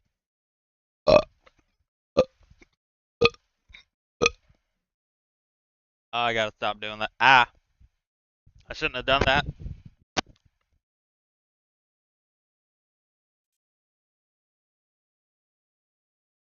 On command, pee for me, poop for me, and purposely get hiccups. Because those are all my fetishes. Yo, not to defend this freak or anything, I have heard of people that have a hiccup fetish.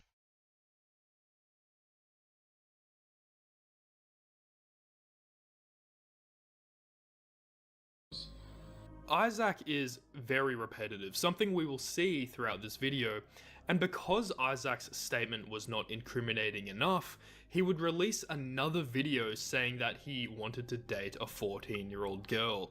He would express a lot of anger at his audience because it isn't, quote, illegal, and I'm guessing he's trying to say that simply wanting to date a 14-year-old girl isn't illegal, like as opposed to actually acting on that desire. But nonetheless, Isaac didn't deny anything or apologize. And it's not illegal for even a 20-year-old Why though what? to want to date a teenager. It's not. Oh, why though? Hold on. Dog, people have fetishes for anything. I don't, like I said, but this guy's a pedophile, so he's in the wrong. But if he wasn't, like I said,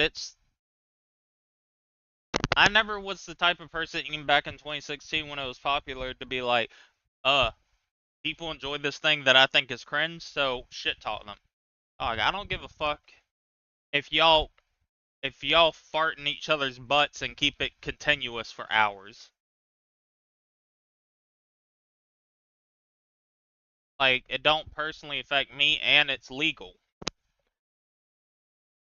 Like I said, what you do in the bedroom with you and the person you're with is what you do in the bedroom. That has nothing to do with me. My life doesn't personally change.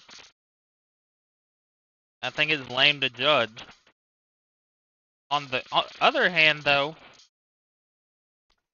I will say, if you actively go out your way to talk online,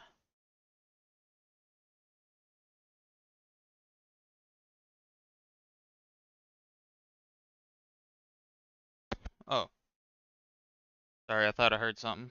But if you actively go out your way to post about it online, I'll keep it real. You're open to people shit talking it. You're open to criticism. Like I said, if you do that shit in the comfort of your own home, behind closed doors, who cares? But the minute you decide that you're going to post about it online, people are going to make fun of it, and there's no other person to blame but you. Not for any of you punk-ass, pathetic, worthless worms. Yeah, any of you bitch-ass. Fucking maggots. Believe. Oh, dude. Yo, skinhead, don't do that again. That bullshit out there. It's not fucking illegal. Sons of bitches. Isaac would finish off this video by saying that he deserves an underage girl because he has been through so much physical and mental suffering, and that he deserves everything that he has ever wanted. You can all perish in flames. Because I do deserve the girl that I talk about in my videos. I do deserve a girl like that.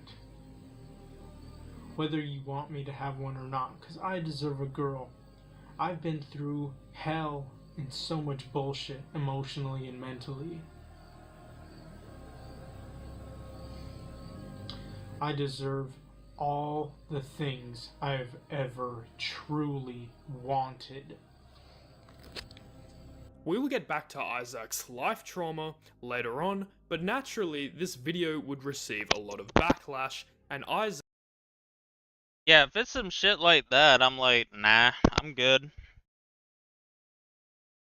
That's why I always, anytime I've been with someone, like, and it wasn't one of the nights that I was like drinking or coke, like someone I actively talk to, if we're getting to that point, I've always made them, they and I do a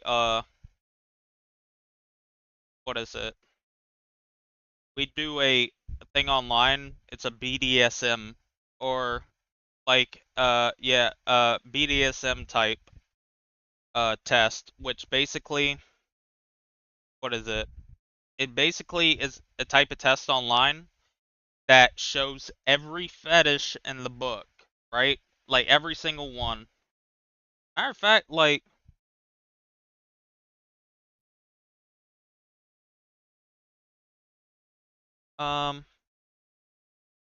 let's see if I can find it. Get started.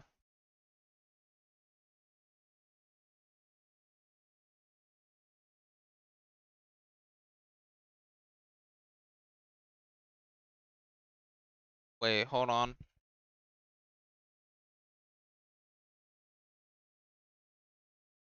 Let me look up on my Facebook. I'll do it in a second.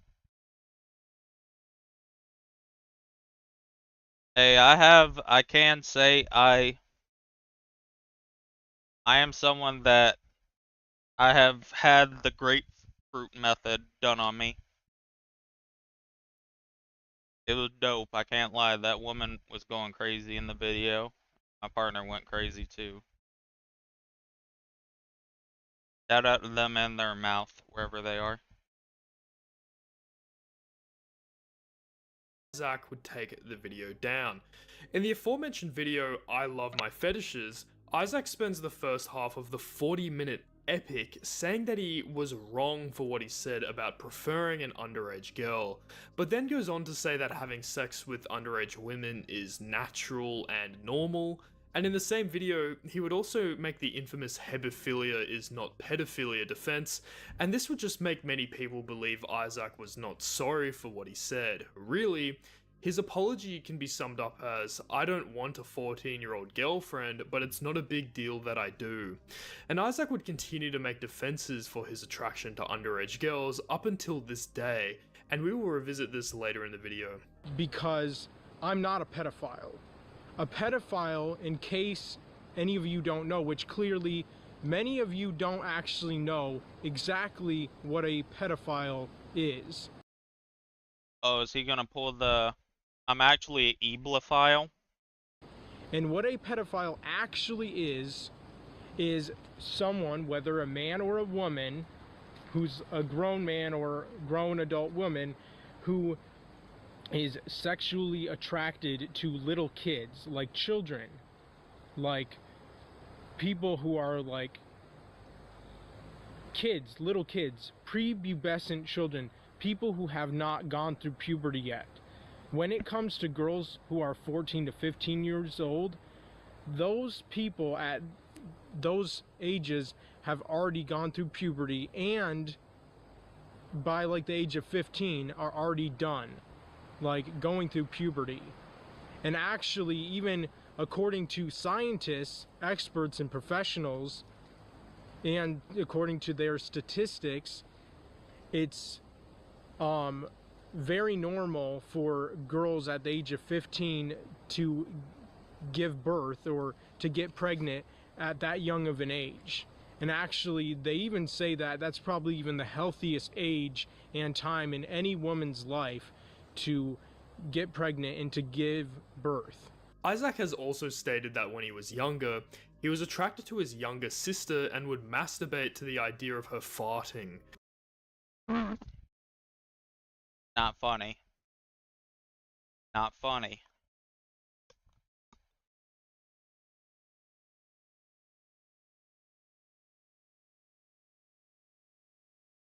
But I finally found the quiz. I might pull it up later, but basically what I was gonna say is what I did, it's a compatibility quiz where you like mark off your fetishes and your like kinks that you have or whatever, right? So I might be a dickhead for this. So I'd say we both can take it together, and what happens at the very end, whenever if you do it with another person, it only shows the things, like it doesn't show the stuff that you aren't interested in.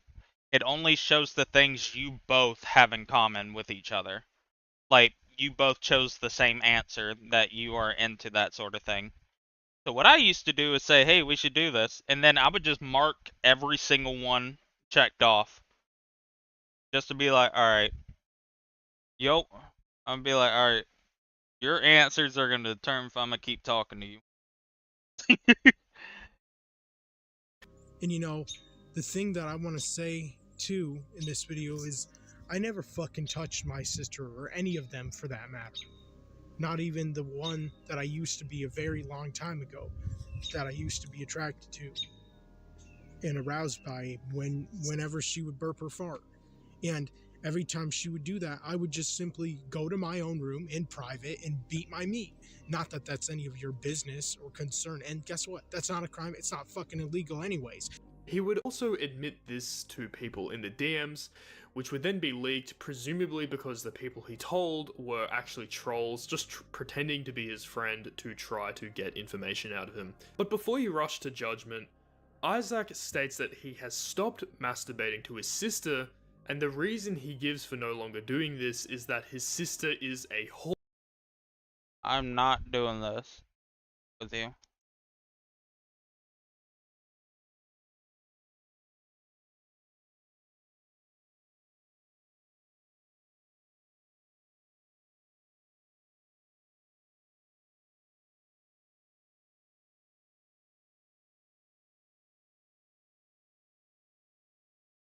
Whore, and that she has been a whore for many years now. Even though there was only one of my sisters that I was ever sexually attracted to, which was many fucking years ago.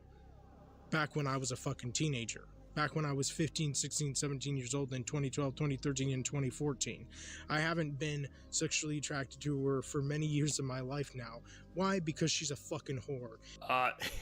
This sounds like Isaac is just a fucking horrible brother and person, but guys, Isaac clarifies that the vast majority of women are whores to him, so I guess it's nothing personal. Most women, the vast majority of these hoes are whores, bitches, skanks. Many more trolls would go on to leak DMs from Isaac after having pretended to be his friends. Some of them also including Isaac saying he would let his own mother fart on his face. God damn it. Isaac is very open about the fact that he is a virgin. He also spends a lot of time denouncing premarital sex, oral sex, and anal sex, as well as just promiscuity in general. Isaac is very adamant about his potential partner having to be a virgin, and that he would rather stay single for life than date a non-virgin woman. Isaac has also said that he wouldn't even be friends with other men who are not virgins. I'm in Grand Rapids. I can take you out and introduce you to my friends who are girls.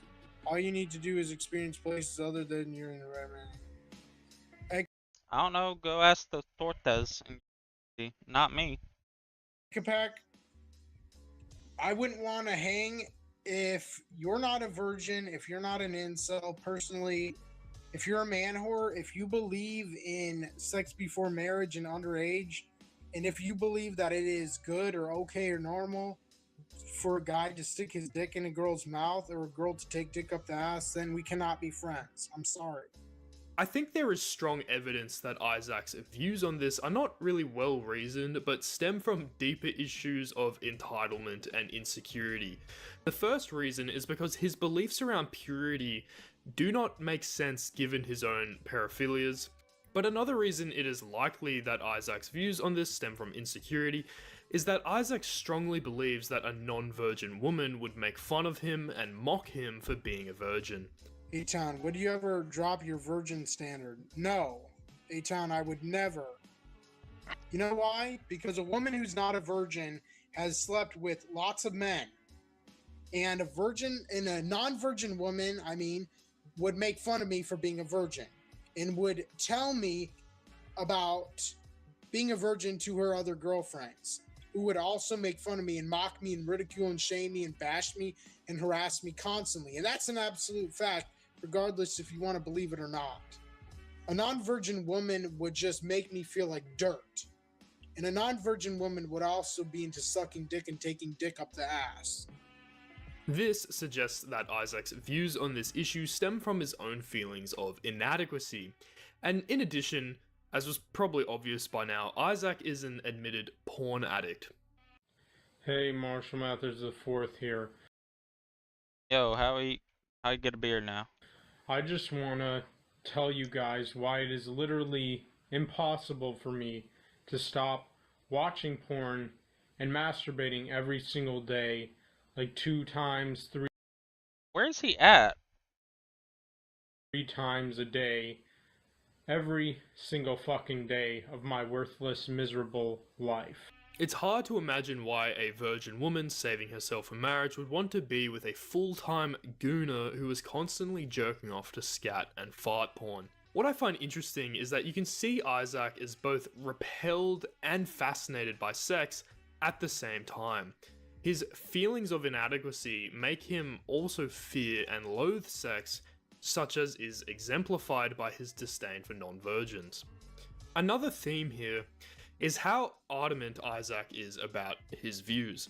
He doesn't just state his own preferences, like that he doesn't like oral sex or that he would prefer to date a virgin. Instead, he has a burning hatred for these things, and he refuses to date or even be friends with someone who doesn't agree. And this adamant hatred doesn't just apply to his views on sex. Another thing Isaac shares a burning hatred for is microwaves. Yes, like literally the thing that you heat up your leftovers in. But I absolutely, positively hate microwaves.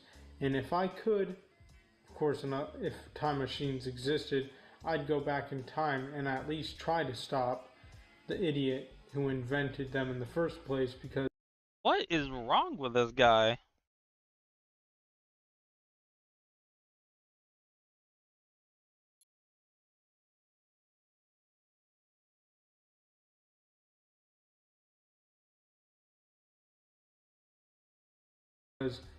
I think they're the worst and most terrible invention ever invented. And if I were to ever have friends, I would hope that they would hate microwaves, otherwise our friendship would be toxic.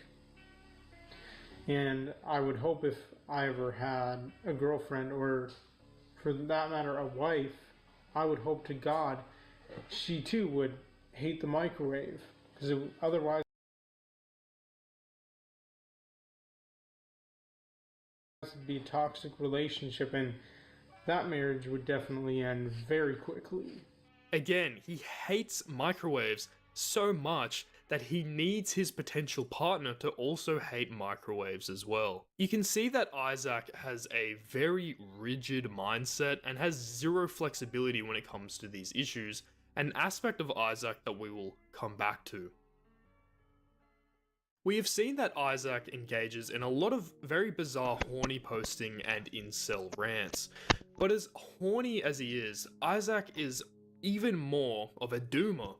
Isaac has uploaded literally hundreds of videos detailing how horrible his life is, and Isaac has shared with us many of his trials and tribulations that he was unfortunate enough to endure. In these videos, Isaac constantly describes his life as a living hell.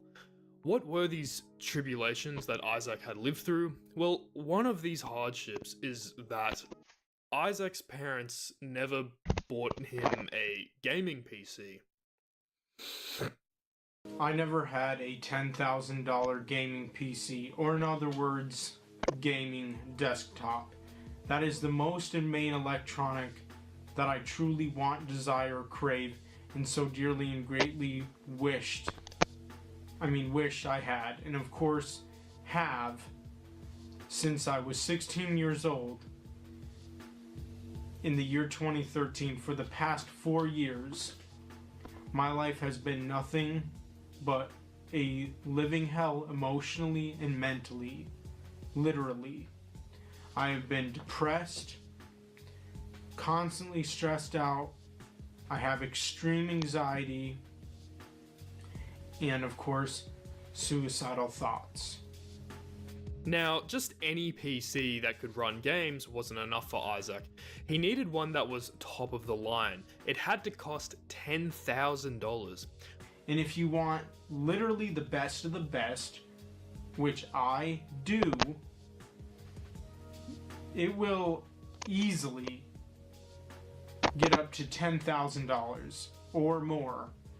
While also the idea of getting a job and working for one was inconceivable. He needed someone else to buy one for him, and his life was a living hell every day that someone didn't. And for this reason, Isaac spends a lot of time e-begging. Hey, Marshall Mathers IV here. I just want to ask you guys if maybe, hopefully, or possibly as many of you as possible could donate money to me more frequently and more often, because I'll just be straight up honest with you. I would never ask somebody for money like that. That's insane. Would do that. I am trying to buy an Xbox One X, and why? Because I have nothing to watch my 4K Blu-ray movies or regular Blu-ray movies on, and I bought that and a 43-inch 4K Ultra HD RCA TV. Nobody really truly actually cares about me, because if they honestly did, they would help a G out. They would help a brother I pray one day this is someone you marry. out by He's perfect for you because he likes women farting and burping in his mouth. So sparing just $600. dang, I should be begging like that. Yo, dude, it's just a measly 600. Isaac was jealous of anyone who had a gaming PC, believing them to be spoilt brats. But nonetheless, many people would respond to Isaac saying that they had gotten jobs and purchased their own gaming devices with their own money, and that no one had spoiled them. Isaac would respond saying that people who buy their own gaming devices are just also spoiled as well somehow. Whether they bought it with their own money or not, it still makes that person spoiled as fucking hell. And many people who have a job and who spoil themselves won't even admit that they're spoiled. And the truth is, even if somehow I were to all of a sudden get a gaming computer, I would still be extremely jealous of all the teenagers who had a gaming computer while they were in their fucking teens. Because you know what I always wanted to be? A goddamn YouTube gamer. I wanted to make millions. I wanted to have that chance and opportunity that I know for a fact most pathetic, worthless, low-life, fucking scum of teenagers have. Most people have chances and opportunities that I never did have. So don't fucking blame me for being pissed and jealous at those people. Don't blame me for hating those motherfuckers or wanting to kill those sons of bitches. Or wanting to hurt them. Because of how much they hurt me emotionally and mentally. There's different kinds of sufferings. There's emotional suffering, mental suffering, and physical suffering. Amen.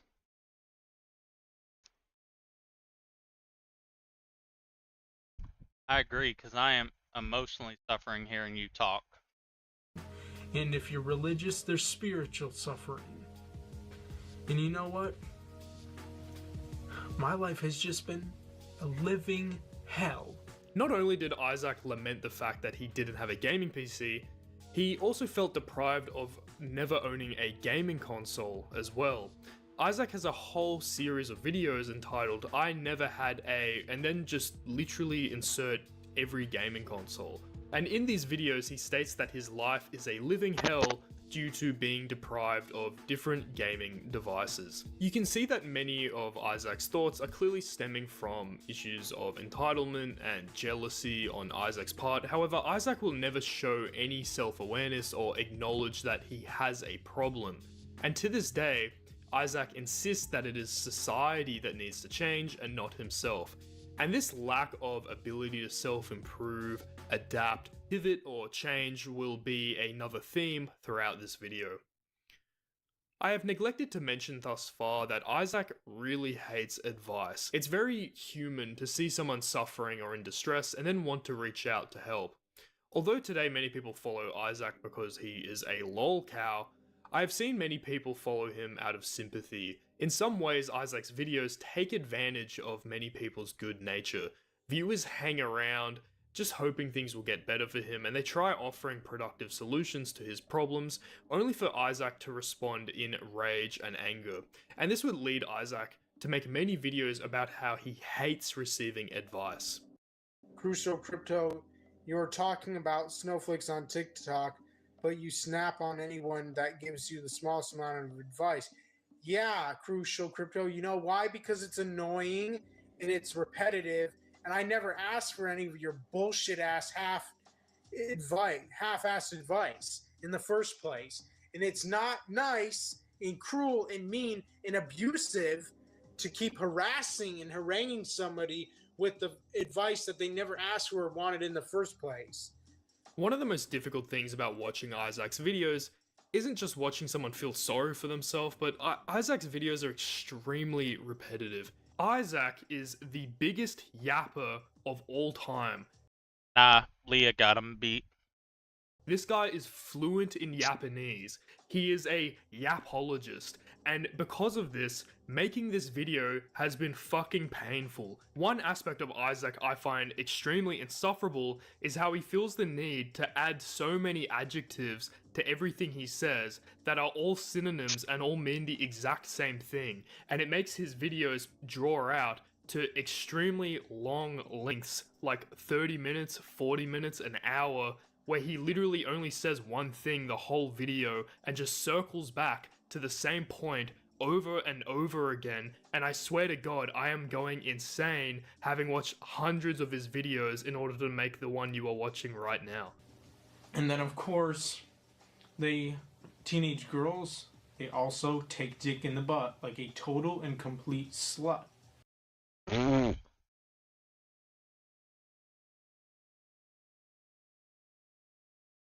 Where were those girls when I was a teenager? I think you went to a freakazoid high school, Isaac. Which is also disgusting, revolting, gross, nasty, sick, sickening, wrong, horrible, terrible, awful, evil, and wicked. He will usually make the point he wants to make in just like the first minute of the video, and then he just spends 40 minutes just circling back, making the same point over and over again, and it's just extremely difficult to sit through. This isn't even considering the fact that Isaac will upload videos just on the exact same topic, just over and over again. Honestly, guys, like, making this video fucking sucked. Many people would ask Isaac, why doesn't he just get a job? Like, he lives at home, he has zero expenses, and every dollar he would make is disposable. It would be easy to just save up enough to buy a gaming computer or console. Well, Isaac would essentially respond with a bunch of defeatist excuses. Why can't he get a job? Yeah. No, I can't. Oh, why is that, you ask? I'll tell you why. Because no job will ever offer me, or in other words, pay me enough money to buy everything I truly want. One reason he won't get a job is because it wouldn't pay enough for him to afford all of the things that he wants. Isaac is extremely materialistic. Not only does he want a console, he wants all the consoles. Not only does he want a computer that can run games, he wants the most expensive gaming computer. The level of wealth Isaac requires goes well beyond the gamers that he resents for owning their own PCs and consoles. Another common excuse as to why Isaac cannot get a job is because he doesn't own a laptop. And this is strange, as most jobs that require a work laptop will provide one for their employees. It is also clear that one reason he isn't motivated to get a normal job is because his aspirations lie in being famous, specifically being a rapper or an actor, and Isaac would make countless videos lamenting the fact that he would never become famous. So one potential reason Isaac doesn't want a normal job is he just believes that it is beneath him. And today I wanted to talk about the fact that it is too late for me to become a famous actor. And I'm gonna start off this video by saying that, I am honestly devastated. More than any of you would ever understand. I am heartbroken. Alright, I've been a little constipated the past couple days. I found an entire container of these sugar-free mints, and they are gonna make me shit myself in like an hour or so. What up, Jafet? Crushed, in so much pain, and just excruciating agony emotionally. I'm literally dead inside. Isaac claims to be damaged by the fact that every day And he just dog. I told it happened at like 4 in the morning, right? Cause I've been gambling. I've been gambling these. So I was just lobby hopping, trying to get. Why am I eating mints? So I can hopefully take a shit. Because if you don't know, I'm one of these people I'm about to say, but there are people out there that whenever they eat sugar-free items, they basically shit themselves because of it. And surprisingly,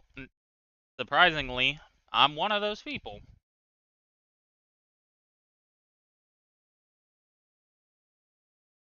Like, that's the reason they don't sell sugar-free Haribo gummy bears in stores. That's why you have to order it online, because too many people were shitting themselves. And whenever I worked at the place Aldi, I ended up, these were at the front of the counter, and I saw them one day, and I'm like, oh, cool, let me eat them. I remember I was in the bathroom for like an hour the next day. I'm like, huh, that's weird. Then I ate another thing of it, and then I was like, okay, is something wrong with the mints? Then the next day, I ate them as an experiment to see, and I immediately had to shit, and I looked at the container, and it says sugar-free. I'm like, oh, I have one of those. Okay, cool. And so, whenever I was bulimic as well, after every meal I would eat, instead of making myself throw up, I would just eat a container of these mints. So that way I would immediately get rid of any food out my body. Very unhealthy stuff. he wakes up, he isn't famous and extremely wealthy. Also, if I would have became a famous actor. Yeah, basically. But, no, Jafet. I told Deleter about this morning, and I'm not kidding. So like I said, I was lobby hopping, trying to find, what is it? I was trying to find a bunch of those, like the rare version of these, and I saw a guy selling 112 fucking global event bags, so I insta-bought, but then I realized they were all 1.32 mil per, and I'm like, oh, I might have overpaid. So I instant opened all of them, and I dropped 3 gold lunar moths and 112.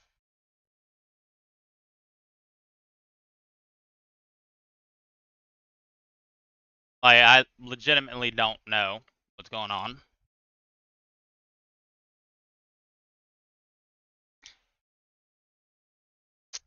So, I could have easily gotten a girlfriend, or even eventually, for that matter, a wife, and have kids of my own someday, hopefully.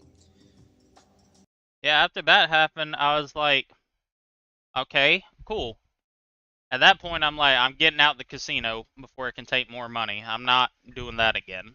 If I would have been lucky enough of becoming a famous actor, that is, and just by the simple fact alone that I would have been a famous actor, by having that kind and level of status, so many women would have wanted me. And I know that for 100% fact.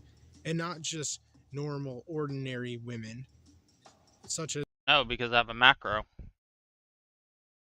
Literally, Razer Synapse lets you create your own macros. So what happens is, no, don't use it. Sell it. I'm just doing it to gamble. I have not gotten a huge yet from it, but that's what I'm trying to get. So basically, Leah, I have a macro that you'll eventually see, where what I make it do is that it'll do this. Like, if you see my mouse right here, it'll go right here. It'll click like 5 times. It'll go here, it'll click 5 times. It'll go here, it'll click 5 times. Then it'll go here, click 5 times, and then click F4 where my auto clicker is.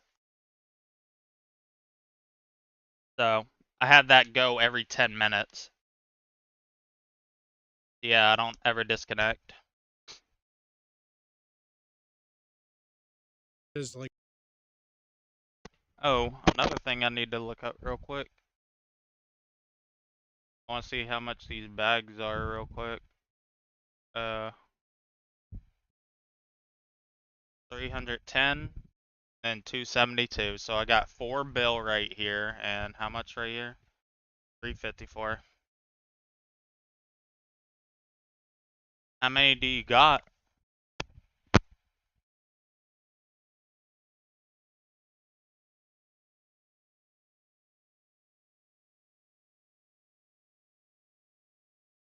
Get better internet.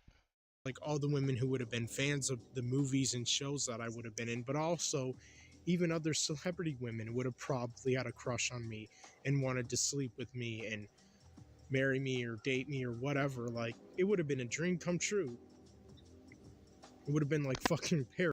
Do you want to sell me all of them for all of that for 5 mil? You sure? Probably get more from selling it on the market. Well, I guess they're all still going down.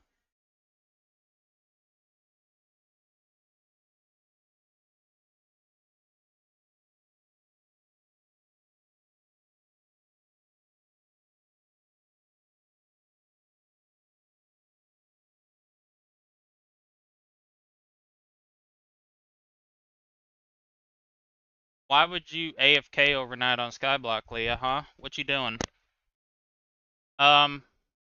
Yeah, send them both to my mommy lets me curse account, and I'll send you 5 mil. As just mentioned, Isaac decries the fact that he isn't famous and he has videos about wanting to be a famous actor or YouTuber or rapper. And what is interesting about Isaac's aspirations for being a famous rapper is that not once has he ever actually made music or tried rapping on his channel. Neither is there evidence that he has tried to learn to act, and this is because What?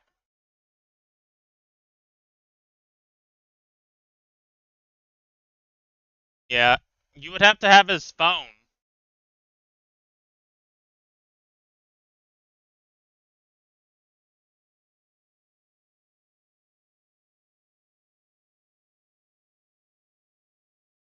because Isaac is not really interested in actually performing in any way or creating.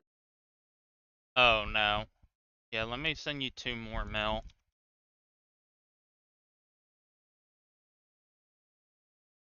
Or no.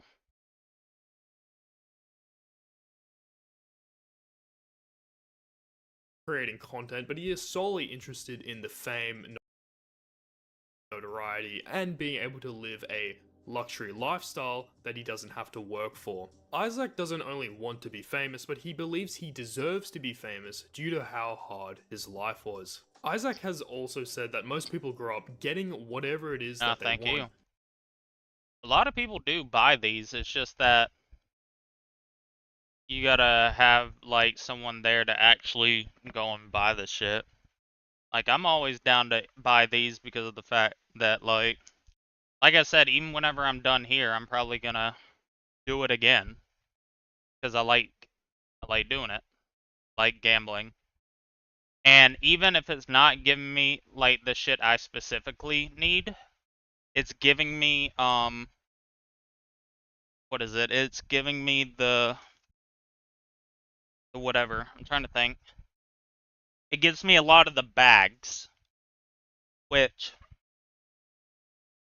I know in the very end is going to be really fucking helpful. I know they're going to go up hella in price, and basically the tiles are going to pay for themselves. Even if they go to like 250k per, each tile I use is going to be worth it because they're like 800,000 now. Failing to realize that his childhood was likely better than most people's, simply in virtue of him being from an affluent country and never having had to be deprived of any actual necessities. Isaac has also admitted that his childhood was very good, and it was really when he hit puberty that his life became a quote living hell, and so it's very likely that a lot of Isaac's belief in his life being miserable comes from his own entitlement, especially his belief that he deserves access to women. So we have discussed Isaac's sexuality. We have seen why he believes his life is so hard. Yeah, like I said, I'm going to be happy with it for right now until the people that actually have invested amounts. Yeah, you AFK do garden too. Like the people that have a shit ton of extra. Like people that have been buying and saving them the entire time, not people that just bought them when they're 100k and then selling for 250k. So I think once it reaches like 500k to a million, a lot of the bags are gonna go hella down in price because so many of the top players are gonna be selling. Speaking of top players, a fucking, what is it? Someone just got ratted today, and they had 500 bill wrap, including 30 plus Titanics. I don't know how people fall for rats, but they deserve it. I'm sorry. You have that much money spent on this game, why the fuck are you doing that type of shit? And it is no surprise that for these reasons, many people would call Isaac an incel. Upon being introduced to Well, I would buy these bags now, Leah, because they're way harder to get than the other ones. I don't even know if they're planning to do like another fucking like event in this area, or if they're just gonna add another world. Because for right now, I don't like. What would they do? Get rid of this wall? Something? Like, I don't know what they would do, to be honest.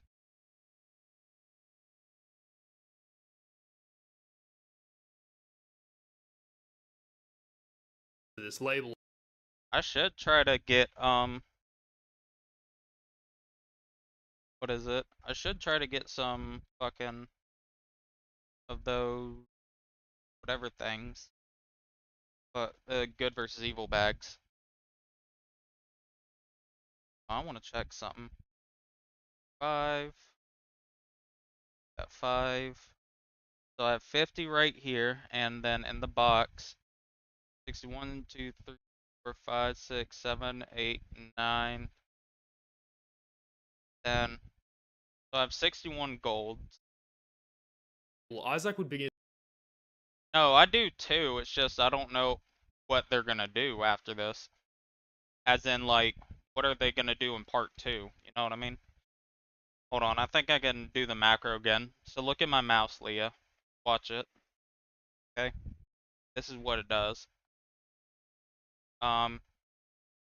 That stops, goes to the left, goes up, clicks 5 times, right there, and then it starts F4 again, which starts my auto or my macro again. So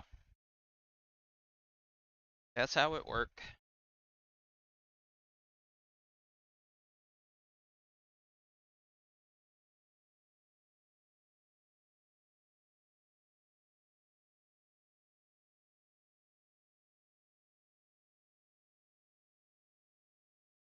Oh, L. To resonate with it, Isaac would make a video called Things I Have in Common with Incels. What is an incel? The word incel is often used as a pejorative against men with toxic views that alienate women.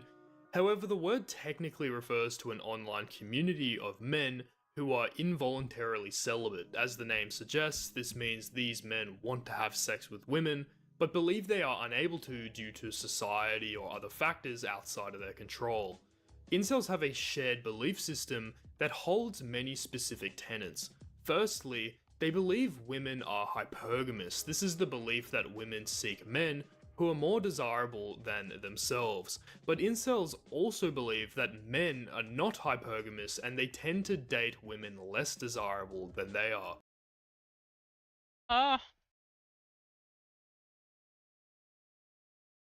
You already know that's not true. I dated an OnlyFans model like 3 or 4 months. He was making like middle 5 figures every month. I was working like as a cashier, so. These highly desirable men that most women long for are called chads, and on the other hand, the most sexual. Yeah, see, that's gonna be the biggest thing that's gonna be good for you, is getting that magnet book and a full team of whatever. That's gonna be really, really helpful. That book, I think, like I said, I immediately bought one for every one of my alts immediately. Sexually desirable women are called Stacies. Secondly, incels believe the basis on which men and women are desirable or not is not personality or social status, but looks and physical attraction. They also believe that women's hypergamy is becoming stronger and more men are becoming involuntarily celibate as a result. Because even ugly. The biggest issue is social media, which sounds stupid, but like, issue with a lot of dudes. Well, the issue is that a lot of these kids compare themselves to other people online. Like, back in the day, this wasn't an issue just because of the fact you wouldn't be able to see, like, the fucking 6-pack, like, fully, like, looks like a model, like, peers of yours. Like, if you're 16 in high school, the only person you would see that'd be, like, the best looking guy would be the best looking guy in your school. Now, if you go online, you could see other kids your same age that are, like modeling and that type of shit, and they try to compare themselves to that. That's the issue. A lot of people compare themselves to other people and aren't satisfied that they don't have the same results or feel like they're entitled to it. No, you're not entitled to it. You just, I mean, what are you gonna do? Are you gonna sit behind a computer and complain about not getting any pussy, or are you gonna go make an effort to try to get some? Like, let's be fucking for real. Average looking women have ridiculously high standards when it comes to either dating or even more so marrying a man. Like, they just think they deserve and are entitled to perfection. They also believe that incels are romantic failures, not due to any fault of their own, but due to not making the cut in the looks department. A standard they believe is also getting higher and higher. And the incel community is often considered toxic rather than just a space to discuss men's issues. One reason for this is that incels have a fatalistic belief system that states self-improvement is largely hopeless, and that life outcomes are genetically determined. But secondly, many incels hold backwards views like wanting to instate arranged marriages, supporting religious fundamentalism, and taking away women's autonomy in dating to fix their romantic problems. Yeah, why don't women want to date me whenever I just want to marry them so they can stay home and have 50 of my children? Do nothing else. Can't have friends either. Like, if you want to be like that, just do like Andrew Tate and Nico did and convert to Islam.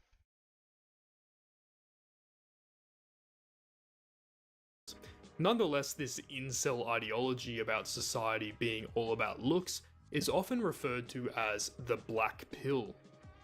Isaac would begin to refer to himself as being black-pilled, and believes that his celibacy is also due to his poor looks. Specifically, Isaac believes himself to be physically deformed. I'm ugly, to be honest. I have a deformed nose on my right side. When I smile, it's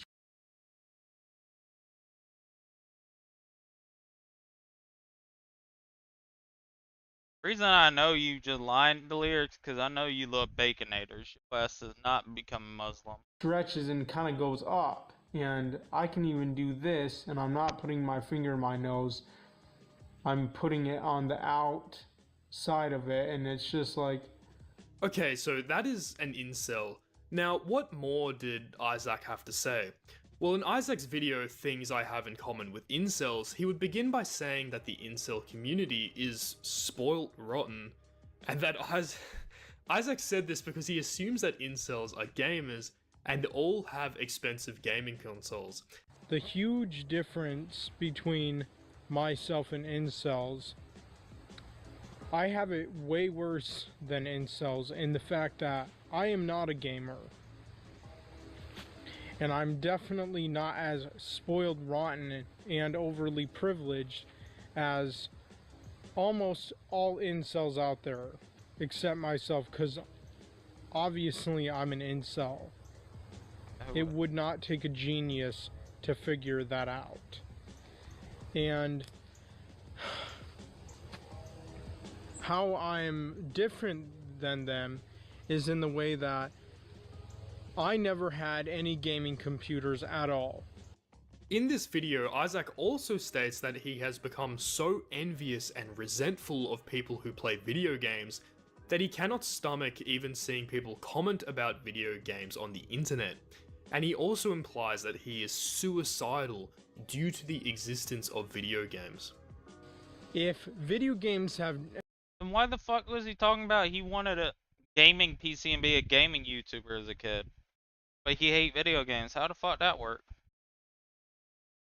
had never existed, never been invented, created, or whatever. No gaming consoles, no gaming computers, ever. Just no one had ever thought of that shit in the first place. I would not have that much to be stressed out about in my life constantly 24/7, or depressed about, or suicidal in thoughts at least. Later on, Isaac would adopt the incel label and begin to call himself black-pilled, seeping into the incel community and ideology more and more so. And you can see that Isaac's videos would start repeating incel talking points, such as this video entitled "Women Live Life on Easy Mode," a mantra often said by the incel community. And quick aside, Isaac's first reason he believes women live life on easy mode is because they can become famous more easily. I just find it completely ridiculous, unfair, and outrageous that women have it so fucking easy in their lives. Like, literally, they do. I mean that You know, when it comes to things such as becoming famous, women have it so much more fucking easy to become famous. Famous people, of course, being an extreme outlier and tiny percentage of the population. I mean, are there even like more famous women than men? Or anyway, we can see that Isaac has clearly found an ideology in the form of the black pill to ground his highly maladaptive thoughts and behaviors, likely making him even. No, but I guarantee he is absolutely a watcher of him. Like, that's all it is. All these people that watch, like, Sigma coaches, they're all incels. And they want to be reiterated in their beliefs that all women are whores. All this type of shit. And at the end of the day, they're just all incels. That's it.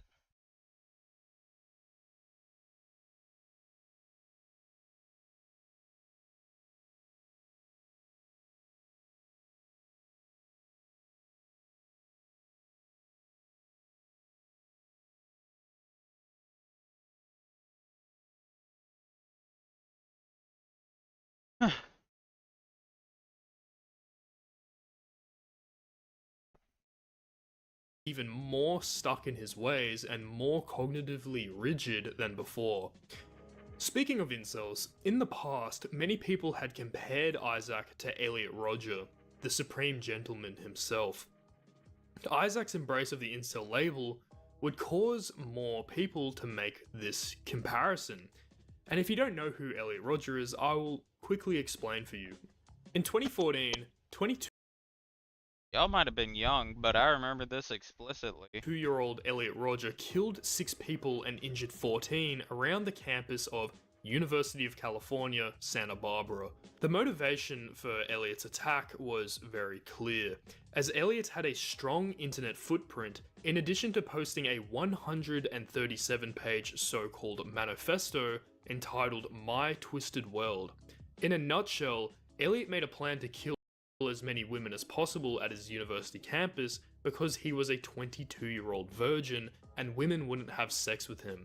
In his manifesto, he tells a story about how when he was 19 and his 20th birthday was on the horizon, he would just sit at a quadrangle on his campus and just hope a woman would just come up to him and offer him to have sex. This is also a thing, if I'm not mistaken, he also used to spray women with, I think Mountain Dew? Or something? Like, any time you see an incel online, this retard on the camera is the godfather of incels.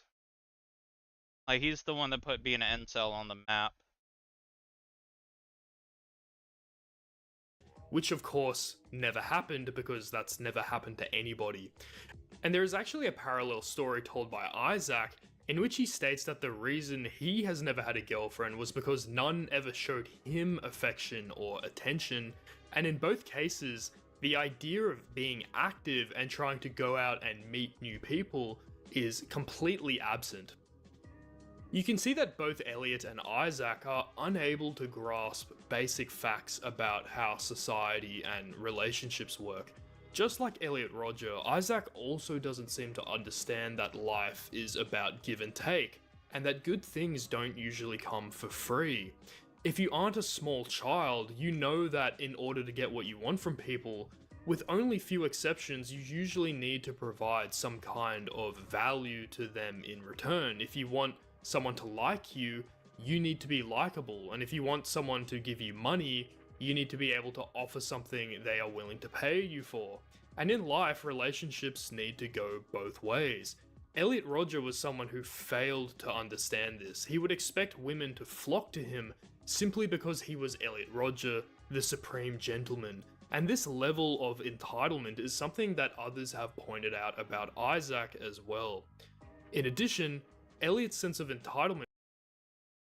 You weren't even here earlier, Jafet, for the biggest part about this guy's video. That guy started saying that he has 4 fetishes. Girls farting, girls burping, girls pissing, and girls shitting. Then he talked about how he used to jack off to his sister's farts. Came out in his resentment towards women. He was jealous of other men who had sex or had girlfriends. He would demonize these men and then blame and condemn women for being with them. And this resentment towards women is something also displayed by Isaac. Be talking about why I'll always be an incel. And I want to start off by stating the obvious fact here that I hate attractive women. I do. And in my personal opinion, they're not worth to be loved, cared about, respected, protected, defended, or any of that bullshit. They're not worth it. They don't deserve it. I mentioned earlier Elliot's documented online footprint. This was most notably on incel forums such as PUA Hate. As the name suggests, this forum was dedicated to hating and criticizing PUAs. PUA being an acronym for Pickup Artists. As mentioned before, the core tenet of the incel ideology is that the one factor that really matters when it comes to sexual attraction is looks. So according to incels, if you are a good-looking man, you likely don't have to learn people skills, how to flirt successfully, or work on yourself for women to see you as a potential partner. And for this reason, incels dislike pickup artists, not because of their creepy or predatory antics. I'm so sorry I'm late for our date. Oh, Yeah, from Tinder, right? Yeah. no. Hi, I'm Nitin. I have a boyfriend. I have a boyfriend too. It's okay. Oh, good for you. I like to.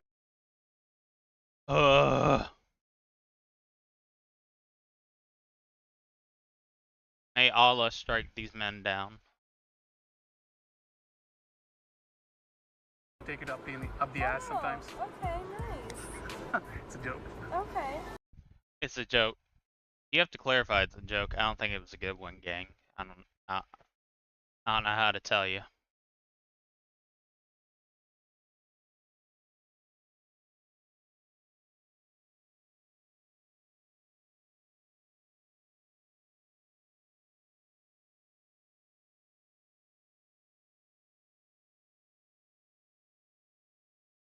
I'm so scared when my stomach's gonna explode. I can't lie.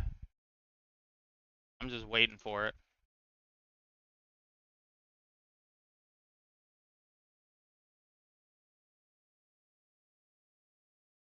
For some reason, sometimes my main account, whenever I'm hatching, just becomes laggy. And it doesn't hatch well when I'm auto-clicking. Or using my macro, I should say. So I'll try to reset it sometimes when that happens.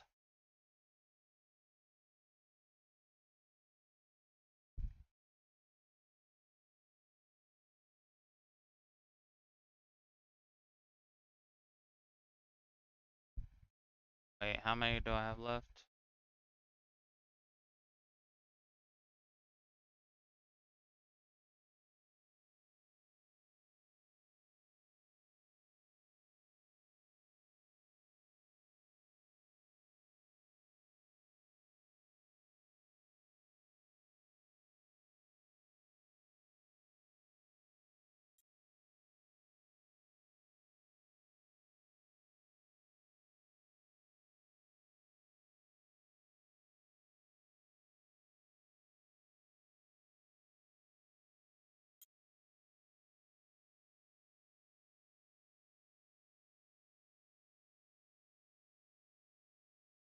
Yeah, it's crazy how you did that too, cause you like big as fuck and ugly.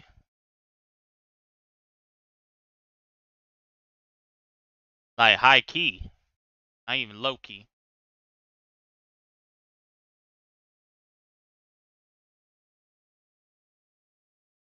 Alright. Alright, have a good day. You too. Instead, incels hate pickup artists because they teach men strategies for how to flirt and talk to women, or what today is referred to as that W-Riz. To incels, this is a useless pursuit because women will respond to you based on your looks. Similar to Elliot Rodger, Oh, I thought you were saying that you were talking about people that were in my stream that did that. I didn't realize your freecast was talking about take my camera to the bathroom while I'm shitting.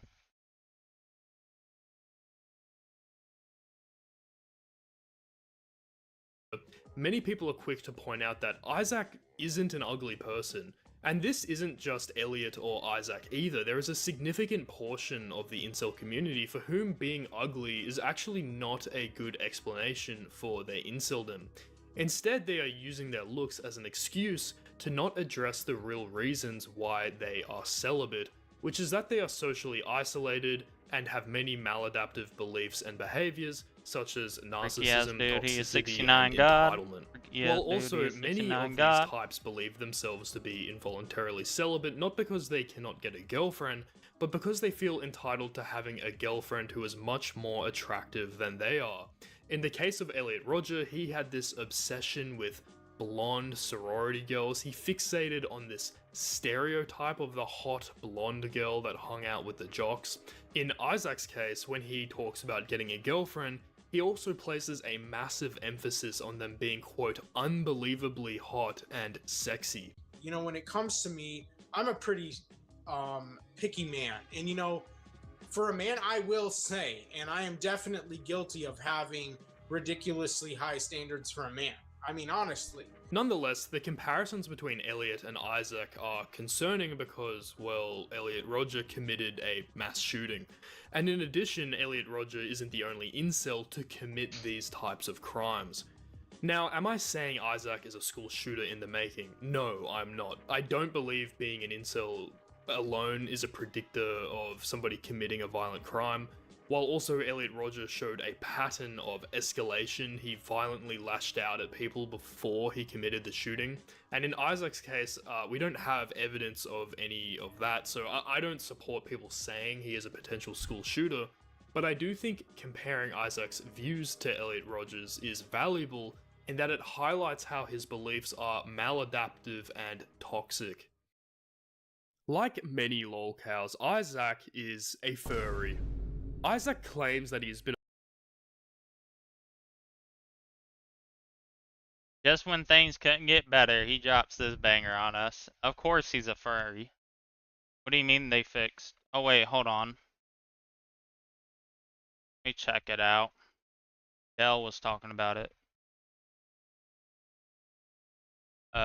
Yeah, let me see what the patch notes are. Bizarre overbidding.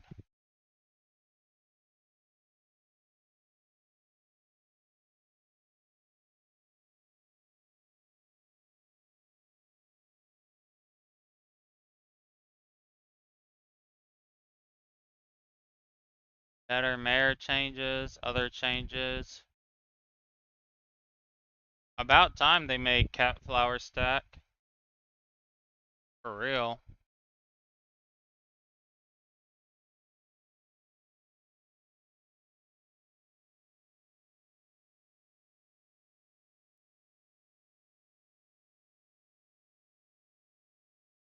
Good. They finally changed it to where you don't have to have your pet visible to put items on it. Just like how it was before. I don't know why they got rid of that.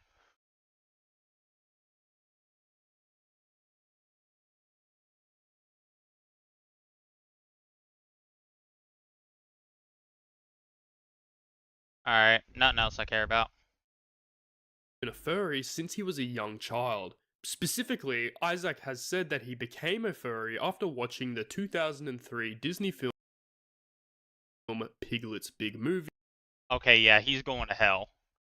I thought he was about to say Space Jam. What the fuck do you mean Piglet's Big Movie?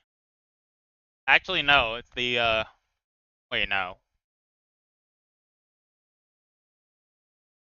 What the fuck did he want to fuck? The only thing I could even think closely to being like, alright. Like, I understand 1% of that.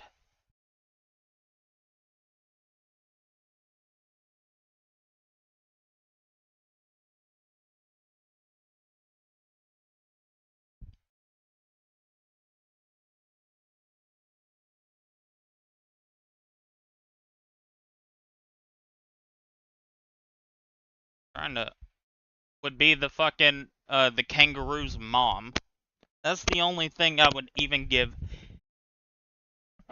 But if he's gonna say Piglet made him, does it mean people are gonna be able to properly post your death message in chat now? When he was a child. And in today's video, I will be talking today about the fact that I am a furry. And I have the company of Disney to thank for turning me into or making me a furry since I was even a little kid. And you know what? I'm not mad one bit at Disney for making or turning me into a furry, in other words, because, you know, in my defense and in my opinion, I think being a furry is way better than being into women, especially modern women of today who are just total trash and absolute scum of the earth. Isaac then claims that there is a big conspiracy Yeah, honestly, Lola Bunny from Space Jam never messed my life up. I agree, buddy. in which Disney filmmakers are all furries, and all of the Disney films about animals are really furry propaganda. They purposely make them that way. Like they'll cast a really attractive female actress to obviously voice a female animal character in a animated animal movie that Disney makes and releases. The female animal's voice in the movie will sound all sexy and seductive and attractive and whatnot, and just so very alluring. And obviously, because the animals in their movies will... Yeah, this dude's like, I'm blaming Disney for putting all these sexy ass animals in these movies. Have human voices and talk like humans, but they'll also act like... It is clear that Isaac is projecting his attraction to anthropomorphic characters in children's movies onto Disney. Because Isaac is a porn addict and obsessed with sex, it is likely that Isaac sexualizes a lot of things that aren't intended to be sexual, such as female characters in movies made for children. Oh no, don't tell me Isaac's racist. No.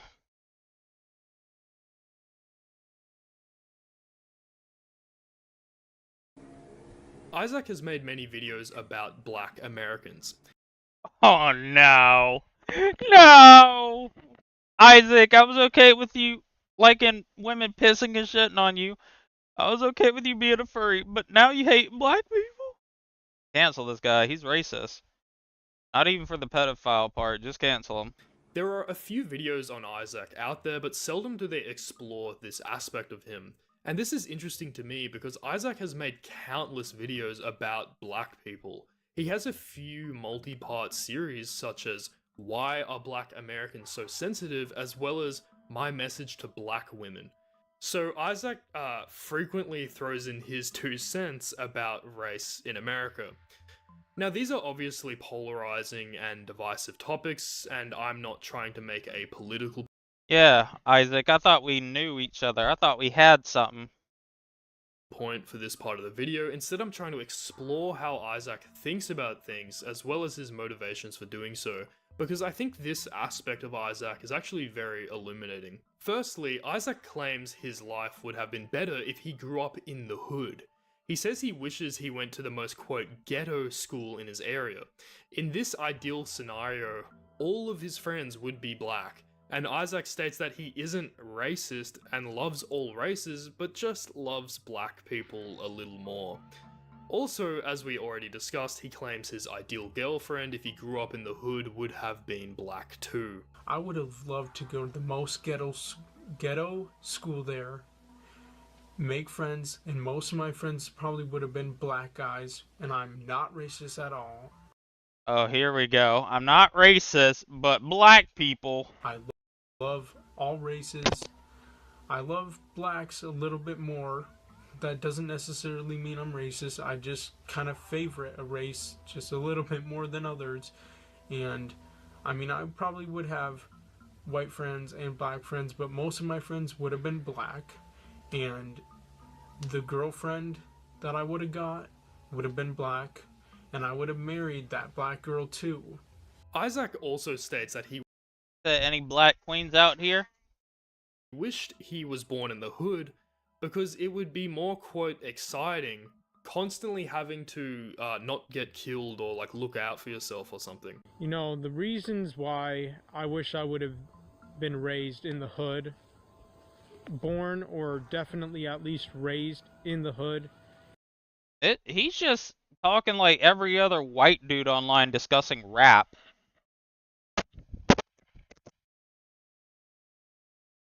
Like that one post on the Kendrick Lamar subreddit that said, does anybody listen to so much Kendrick Lamar that you get starstruck when you see a black person in public? Is because I feel that all around and overall, I would have been much happier there.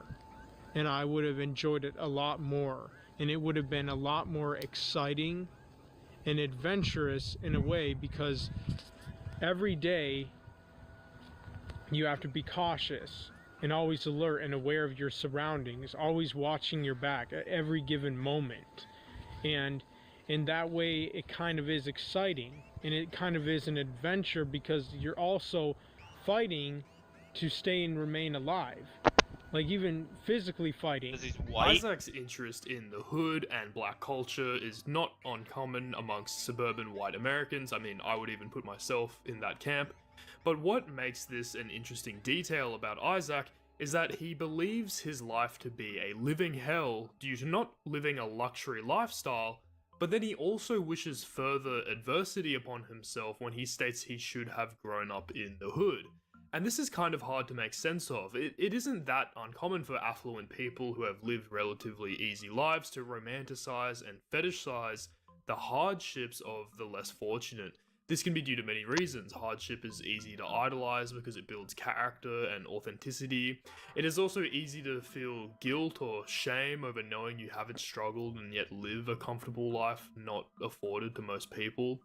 Isaac's username is of course a direct reference to Eminem, one of the most successful rappers of all time, and in Isaac's case, he's clearly a big fan of hip-hop, a predominantly black genre, and he could just be wanting to be more like the people that he idolizes. So that being said, in the beginning of Isaac's channel, he showed a keen interest in black culture, wishing that he could have been able to participate in it from an early age. We all saw how Isaac hoped his future wife would be black. I have. However, over time, Isaac would begin to develop more. The reason I love that video is because he keeps looking behind his shoulders every time he tries to say something. Make sure, like, no black people are around or something. Hostile attitudes towards black people. And I believe this is likely because as Isaac continued on YouTube, he would become more exposed to politicized groups like the aforementioned incel community, and for this reason Isaac would begin to adopt views about black people having a victim mentality. Isaac would also deny that black Americans face racial discrimination in any unique way, saying that people of all races experience racism. He would also go on to praise black conservatives, and we can see this exemplified in Isaac's video, Why Are Black Americans So Sensitive? The reason they or people from their race are being supposedly and apparently wrongfully and unjustly murdered by police officers of any race, honestly, because of their skin color. Like, I want to just talk about that for a bit, because when it comes down to it, no black American who does get shot by a police officer of any race, anywhere, anytime, is not because of their skin color or because of their race. There it is. Absolutely nothing to do with that. The reasons why black Americans are shot sometimes and killed by police officers is because, first of all, the ones who are getting shot and murdered usually are thugs. Eventually, Isaac would also upload a video called My Message to Black Americans, where he would actually state that he hates black people, and the reason he hates black people is because he is jealous of them. I want to explain one of the main reasons why I began starting last year to just outright, flat out, hate the shit out of black Americans.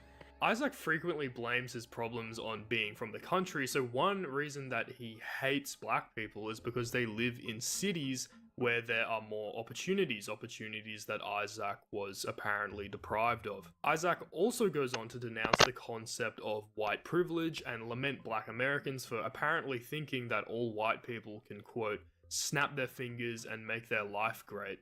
And that I'm supposed to have some sort of white privilege that I can use to like automatically make my life better or something just by the snap of my fucking fingers. It's not the thing with white privilege. It's not even a thing.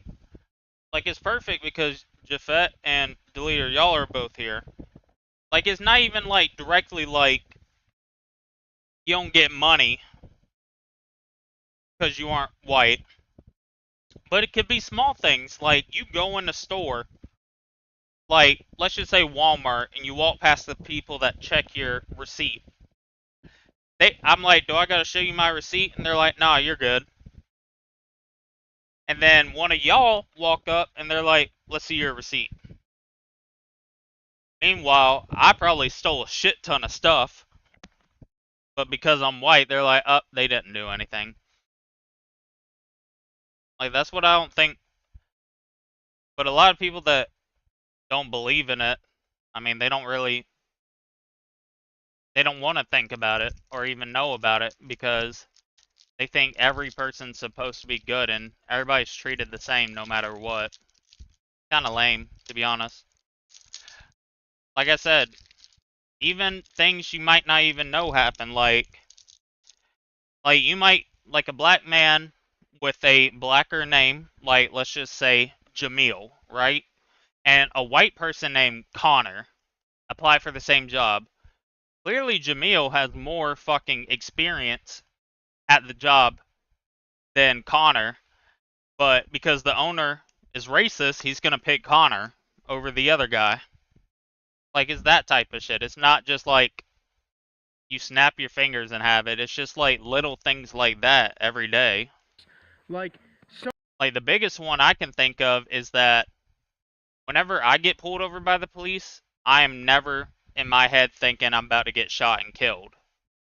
Meanwhile, most black people I know, whenever they get pulled over, they think that. so many of you black people in this country are living a fucking lie.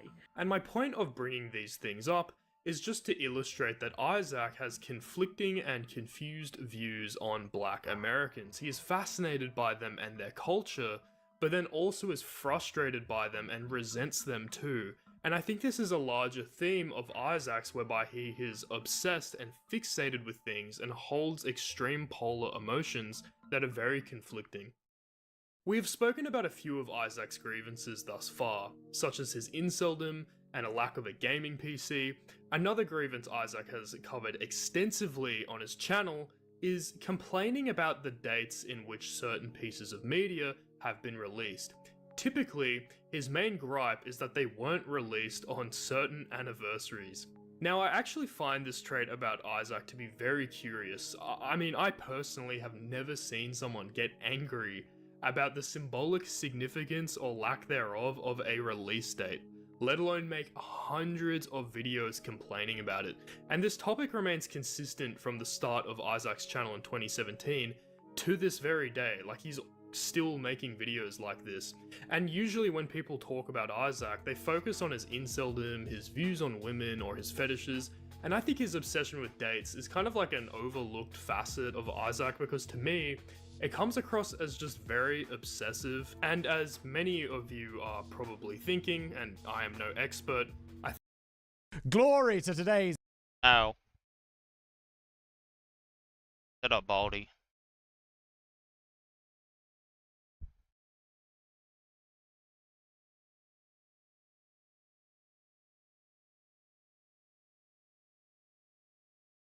Catching him's gonna be hard. Hello, everybody. I want to see about Bonnie and Clyde.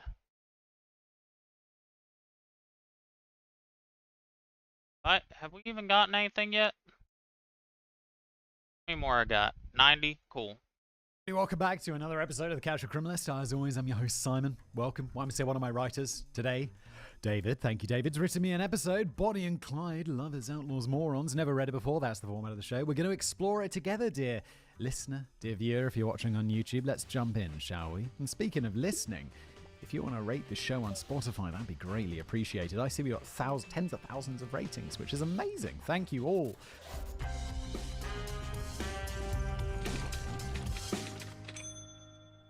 It was the morning of the 1st of April 1934, Easter Sunday, when the Barrow Gang rolled.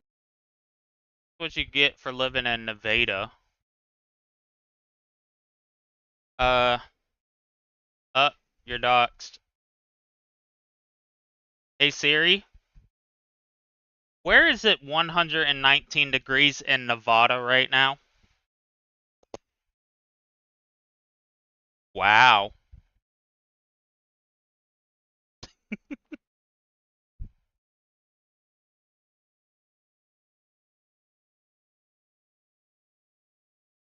Into Dallas, Texas. Clyde Barrow and Bonnie Parker wanted to visit their families, but the cops were surveilling their home. They were hoping that the Barrow gang would arrive at some point for a visit so they could fill the outlaws full of bullets. Classic policing in the past. It's like, what are we hoping for? Civil arrests? No. We're just going to pop them full of lead. Instead, the Barrow gang drove on for another 25 miles toward the small town of Grapevine. There, they were in a... Oh, you just live in Las Vegas. Never mind. I'm gonna pay Dell to come up to go find you and fight you. Ford V8. It was stolen, of course. 4 people were in the car. Clyde Barrow, Bonnie Parker, Henry Methvin, and Joe Palmer. They stopped on Dove Road, just outside of Grapevine, surrounded by farmers' fields and roughly 100 meters from Highway 114. Clyde told Joe Palmer to get out, walk over to the highway, and to hitchhike back to Dallas. Palmer would not be recognized by the cops, so he'd be able to pass a message on to the Parker and Barrow families that Bonnie and Clyde were outside of Grapevine, and they were waiting to meet them at a rendezvous point on Dove Road for a little holiday reunion. Palmer departed immediately. Traffic on Highway 114 was sparse on Easter Sunday, and it would probably take a long time for him to thumb his way back to Dallas. And so, Bonnie, Clyde, and Henry Methvin waited. Bonnie Parker got out of the car and began playing with a rabbit that she'd bought and named Sonny Boy. It was an Easter present for like a real rabbit? Just on a road trip? What, you got a rabbit? Just play? Okay. It was an Easter present for her mother, Emma. At the time, don't give people pets as gifts. That's crazy. You're not giving someone a gift. You're giving someone an obligation. At the time, Bonnie was 23 years old. A tiny waif of a woman, only 4'11" and rail thin at 90 pounds or 40 kilos. She was stylishly dressed and had strawberry blonde hair. She smiled and laughed easily, but she walked with a newly acquired limp. Eventually, Bonnie got bored of playing with the rabbit and fished out a bottle of whiskey. She goaded Henry Methvin, a sullen and paranoid escaped convict, into drinking with her. They took swigs straight out of the bottle as Bonnie talked aimlessly and quickly got faced. Conversely, Henry Methvin was a mean drunk, and the booze only served to make him more sullen. What is going on? You just chilling by the side of the road, playing with a rabbit while, on a drive, getting drunk out of your minds. Clyde Barrow did not partake in the whiskey. He wanted to stay sober in case there was any trouble. Also, someone's got to drive. I know this was the past. They probably just didn't have drink driving laws. They're like, no, that's cool. Just drink and drive. Like in Mad Men. It's the funniest scene. Like, just how the past was. And that was only the 1960s. Where, what's his face? Don Draper and the boss man with the white hair. They're having dinner at Don Draper's house. And he gets super drunk, the dude with white hair. Oh, what the f*** is his name? It doesn't matter. Anyway, the dude with white hair leaves. And he's clearly drunk. And you're just like, oh, how's he going to go? Of course he's going to drive. It's the 1960s. And he walks out the house and there's like a bang. And Don Draper just shouts to him, "That's my car. Yours is the other one." So then that guy's just going to drive home and he doesn't even know what car is his. Oh, the past. He needed to be able to drive quickly and shoot straight. Clyde was then 24 years old. He had thick brown hair and was dressed in an ill-fitting suit. Definitely less stylish than Bonnie, but he made an effort. Clyde was 5'6", 125 pounds or 56 kilos. Whoa, both these people are really small. 56 kilos? He was still quite young and not physically imposing at all. No, 5'6" and 56 kilos. There's nothing physically imposing about him. Yet his time inside the Texas prison system had turned him into an embittered, angry, and ruthless killer. Well, holy shit, okay. He bludgeoned to death a man nearly twice his size. He'd also proven himself to It don't take that long to clean a smart car. be quite the capable gunman. Yeah, there's no making up for Psycho. Like, you can be short and thin, and you can be fighting someone, but if you're an absolute psycho, you can still win that fight. He was dauntless under fear, even when vastly outnumbered, even with well-armed veteran policemen as his adversaries. With a weapon in his hands, there was no denying that he was a force to be reckoned with, which is why the cops had given up trying to capture him and just wanted him dead. Clyde half listened to Bonnie natter on while she got progressively pissed. Meanwhile, he kept constant vigil of the traffic on Highway 114, looking for cops. But as the hours wore on, Clyde decided that there wasn't going to be any danger, so he laid down in the back seat of the Ford and had a nap. Bonnie polished off the bottle of whiskey and began chewing on slices of lemon peel to cover the smell of liquor on her breath. She didn't want her mother to know that she had been drinking. Yo, Bonnie, you polish off a bottle of whiskey, people are going to know. And it's not just coming out of your breath. It's like it sweats out of your body. Like, you can eat all the... Which is always, like, surprised. Like, I don't work in an office, but I feel like if I worked in a large enough office, you'd know if someone was an alcoholic, because you'd be like, it's not like the smell of whiskey. It's the smell of, like, that sweated alcohol. Like, you know when you're, like, on the underground or something, and, like, someone's clearly had a bit of a rough night, and they're just going home while you're going to work or whatever, and you're just like... Oh, rough night, was it? Because you can smell the liquor on them. She stretched out languidly on the front seat and got some sleep in order to sober up. Henry Methvin was left standing watch. He had only busted out of prison a few months earlier. There was no way in hell he was going to sleep. He viewed every car that passed down the highway as a potential threat. Meanwhile, at approximately 1:30 p.m., Joe Palmer arrived back in Dallas. He made his way to the house of Henry Barrow, Clyde's father. He was the only one at home. Clyde's mother was out at church, and his siblings were out at other people's houses, sleeping off hangovers. Wait, so funny. He's just getting super faced in the morning, just drinking a bottle of whiskey in the morning. Okay, then. Palmer told... He ain't a real geeker, then. That wake up, taking a couple shots, get your day started. Man, why was I an alcoholic? Henry Barrow about the rendezvous point on Dove Road. Then Palmer headed over to the house of Emma Parker, Bonnie's mother, and told her the same. I hate drinking in the day. Like, when I was a kid, me and my mates would sometimes go to this... It was a nightclub in London, except it was in the day. It was called The Church. There's enough people listening to this. I'm sure some people listening have been to The Church. It was in an old church. In fact, it wasn't. It used to be in an old church, but then they got kicked out of the old church and they went to an old theatre. So it was in an old theatre. It was basically a club that just ran from like 9 o'clock in the morning to 1 o'clock in the afternoon. And I have no idea why we thought this was a good idea. I probably just tagged along on someone else's thinking it's a good idea. But you just get drunk in the morning. And then you'd have to go home and it'd be like lunchtime and you'd be like, oh no. And no doubt, like, one of the group would get super faced and it'd be like, oh god, he's lying down on the train just on... See, if you gonna drink in the morning, you might as well drink the whole day. No point in not. You already made your mistake. Might as well just keep it going. The floor on the way home and you're like, oh no, no Jim, no. Then Palmer headed over to the house of Emma Parker, Bonnie's mother, and told her the same. The police patrols, watching the Parker and Barrow residence, saw Joe Palmer, but did not attempt to detain him. Bonnie and Clyde had messengers contacting their parents all the time, and intercepting them accomplished little or nothing. The Barrow gang were seen as folk heroes among the poor of Dallas, Texas, along with many depression-stricken families in the rest of the country. The Barrow gang enjoyed fierce loyalty from their messengers. They never gave up a thing. Back in Grapevine, at approximately 3:30 p.m., 3 Texas Highway Patrol officers on motorcycles struck out along Highway 114. They were Senior Police Officer Polly Ivy and Junior Officers Edward Wheeler and Holloway Murphy. It was Murphy's first day on the job. He was 24 years old. Cruising down the 114, Wheeler spotted the Ford V8 100 meters off the highway on Dove Road. Wheeler turned off the next intersection and waved at Murphy to follow him. Senior Officer Ivy drove on, oblivious, not noticing the junior officers were no longer behind him. In 1934, the officers did not have radios on their bikes. Officer Wheeler suspected that the Ford V8 may have broken down and decided to pull over to see if the driver needed assistance.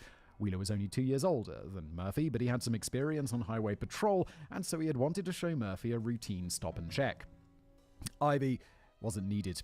They'd catch him up later. The two patrol officers pulled up to the car on Dove Road, and Wheeler dismounted while Murphy watched from his saddle. Wheeler left his shotgun on his bike. Murphy's shotgun, meanwhile, wasn't even loaded. Clyde sat up in the back seat and surreptitiously gripped his own shotgun, which lay next to him. He whispered to Henry Methvin, "Let's take them." This seems like a mistake. You've just, at the side of the road, someone eventually, like Highway Patrol or someone, is going to stop and be like, "You all right?" And then they'll be like, "Oh my God, it's that Clyde guy, get him!" Why wouldn't you just pull off on a smaller side road or something? Or like park your car in a bush? A drunken Henry Methvin didn't need any further encouragement and immediately raised a Browning automatic rifle, a hideously powerful World War I fully automatic machine gun. That shit's legal? Was that legal back in that, just having a machine gun? Methvin began firing. He hit Edward Wheeler with several armor-piercing bullets, shredding through his torso and killing him instantly. The panic-stricken rookie, Holloway Murphy, scrabbled in his pocket to grab some shotgun shells and load his weapon, but before he could do, Clyde Barrow leveled his own. I did not have sexual relations with that man. I'm kidding. I did have sex with him. I did not have sexual relations with that man. Just kidding. I did. Like I said, I'm glad he was able to, you know, not like, obviously there's still going to be the greatest thing for him though is that the biggest retards that nobody cares about are the people that are pissed at him or being like, "Oh no," about it. Like the most popular streamers and everybody else don't care, like literally.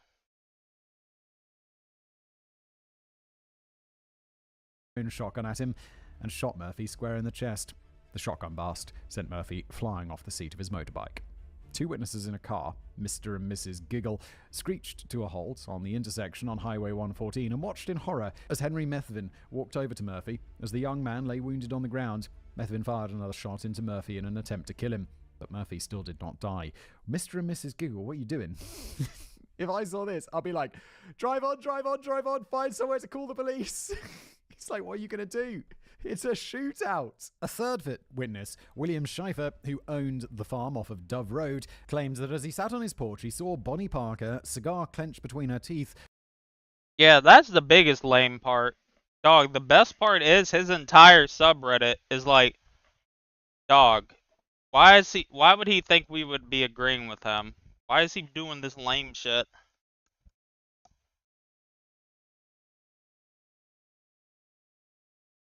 Like,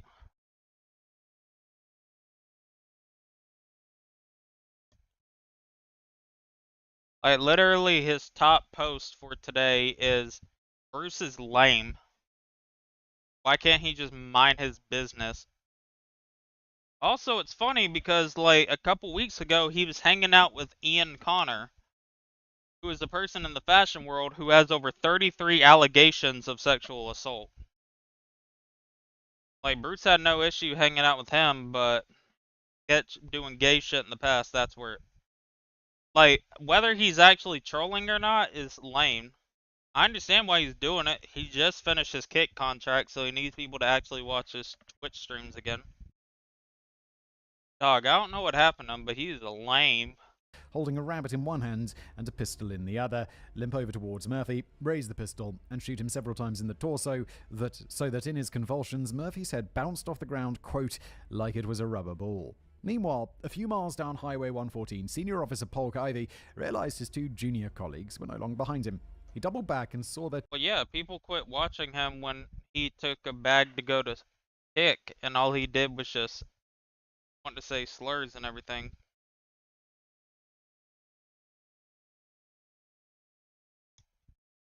Two motorbikes on Dove Road, and shortly thereafter spotted the bodies of the two officers on the ground. The Ford V8 was nowhere to be seen. Ivy pulled up, dismounted, and examined the corpse of Officer Wheeler and the unconscious, blood-soaked body of Officer Murphy. Officer Murphy survives. This is like, wasn't this like the 1940s? And he's been shot multiple times? How on earth is he surviving this? The 24-year-old Murphy was rushed to hospital where he's pronounced dead upon arrival. Okay, never mind. He's not surviving it because, yeah, of course he's not. It's the past and he got shot many times. Like I said, the biggest thing is I used to love him, like, so much. like when he first started popping off, he was one of my favorite streamers. But then I guess his true colors came out. He a lame. Kinda sad. Names. After talking to the witnesses, everything soon became clear. The news was blasted across the United States. Bonnie and Clyde had struck again. For some reason in my head, Bonnie and Clyde were bank robbers, not murderers. Because they're like, aren't they like semi-romanticized for some reason? Although I know that can be for murderers as well, which is weird. But, yeah, I guess I don't know that much about this. Meet Bonnie Parker. Bonnie Elizabeth Parker was born October 1st, 1910, in the unincorporated rural community of Rowena, Texas. Her father, Charles Parker, was a bricklayer. Her mother, Emma Parker, was a housewife and a Baptist church-going country socialite whose days were filled with gossip, bake sales, box socials, charity drives, visit to neighbors, and hosting modest little dinner parties.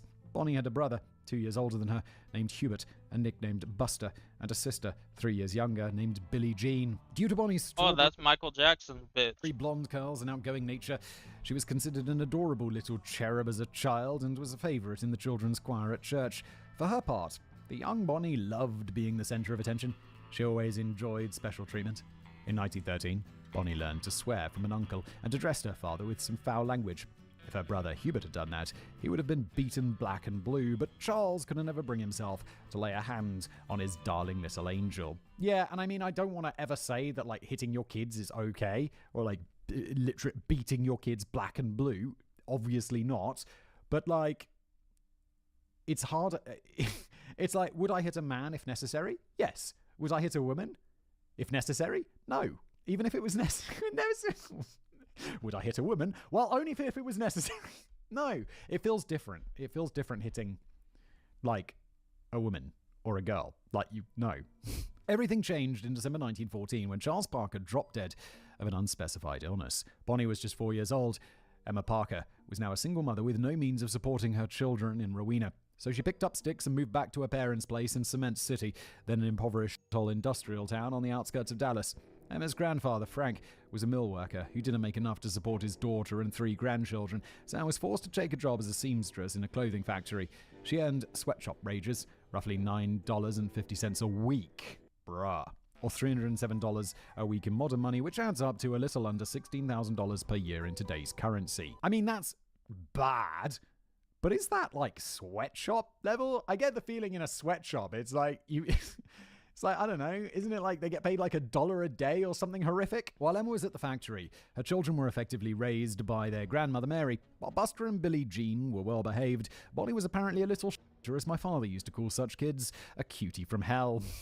It's a nice way of putting things. At age 5, Bonnie enjoyed setting small fires around the house and once raided her grandfather's wine collection, drinking until she passed out. Oh, Bonnie setting little fires. I mean, also, I'm a bit of a pyromaniac. Like, I love burning things. But I don't set fires. Set fires is like, you're hoping that it's going to burn down. I'd more like, me and my mates would go out into the forest, would build a fire, and then we'd throw like deodorant cans in there and watch them explode from behind trees because bang! But kind of that sort of pyromania. It's probably not what pyromania is. Just loved burning it. Whenever I go camping with my mates, we're like, should we build a fire? Should we build it as absolutely big as possible? And usually everyone's like, yeah. When Bonnie entered school, she continued to misbehave, stealing, bullying, and frequently resorting to physical violence with other girls and sometimes even boys who angered her. She was nevertheless popular and pretty and became one of the mean girls of Cement City. Boys were trying to quote-unquote date her before any of them had even hit puberty. Bonnie was thus the frequent recipient of small gifts from the little boys of her school. They'd use their precious pocket money to buy her candy and chewing gum. As Bonnie entered her teenage years in the 1920s, she dreamed of being a famous singer on Broadway or a Hollywood actress. She adopted the flapper style as soon as she could scrape together the money for the clothing and hairdo. She wore heavy makeup, all of which was quite scandalous in Texas at the time. At age 15, she even shelled out a premium to have a photo shoot so that she could use the glamour shots to kickstart a modeling career. Bonnie also dreamed of becoming a famous poet and filled volumes with witty, if somewhat superficial and shallow, rhyming verses. None of these dreams eventuated, not least because she lived in Cement City rather than Los Angeles or New York, where she could be discovered, so Bonnie turned her attentions to at least marrying well, to find a man who was going places and could support her, shall we say, aspirational lifestyle. That's when, at age 15, she met Roy Thornton, a tall, charismatic, good-looking 17-year-old bad boy who always seemed to have money. In short, Roy Thornton was a total Chad. However, little did Bonnie know he paid for their dates with stolen cash. Bonnie was so infatuated that she got a tattoo of her and Roy's names in love hearts salaciously placed on the inside of her upper right thigh. Oh my god, I feel like that would be salacious today. This is like the 1940s. 1930s? Oh, 1920s, I'm sorry. Bonnie and Roy had only known each other a few months when they dropped out of school and got married on the 26th of September 1926, 6 days before Bonnie's 16th birthday. Wow, the past, that was allowed? Okay. They moved into a house near her grandparents and her mother's place. And people dead ass that were born during this time will dead ass look you in the eye and say, kids don't want to work these days. Yeah, because you could work like 10 hours a week and buy a house. Not only that, at a burger place. Like, that's literally all you had to do. Meanwhile, today, if you try to work at a burger place for 80 hours a week, you probably still couldn't afford somewhere. Unbeknownst to Bonnie, Roy Thornton supported them with the proceeds of thefts and general thuggery. The 16-year-old Bonnie was eager to have a baby, but for unknown reasons was physically incapable of having children. Bonnie missed her mother terribly, and on a daily basis either went over to visit Emma or begged her mother to spend the night at her and Roy's. Eventually, Roy and Bonnie just wound up moving in with Bonnie's mother, sister, and grandparents. It saved money, and it gave Bonnie what she wanted. I don't know if I'll be happy with that. It's like, oh, but I spent so... Oh, they're very young, though, aren't they? It'd be just weird to move in with your parents, like, when you're older and married and stuff. I'd just be like, oh, no. I go, no. I love my parents, but I wouldn't want to live with them. After a year of this, in late 1927, the now 18-year-old Roy grew weary of Bonnie and her family. She had completely checked out of the marriage. He started drinking heavily, sometimes disappearing for weeks at a time. When he returned, Bonnie and Roy would argue, and Roy would start in on beating her. Bonnie was heartbroken and suspected Roy was cheating on her during his disappearances.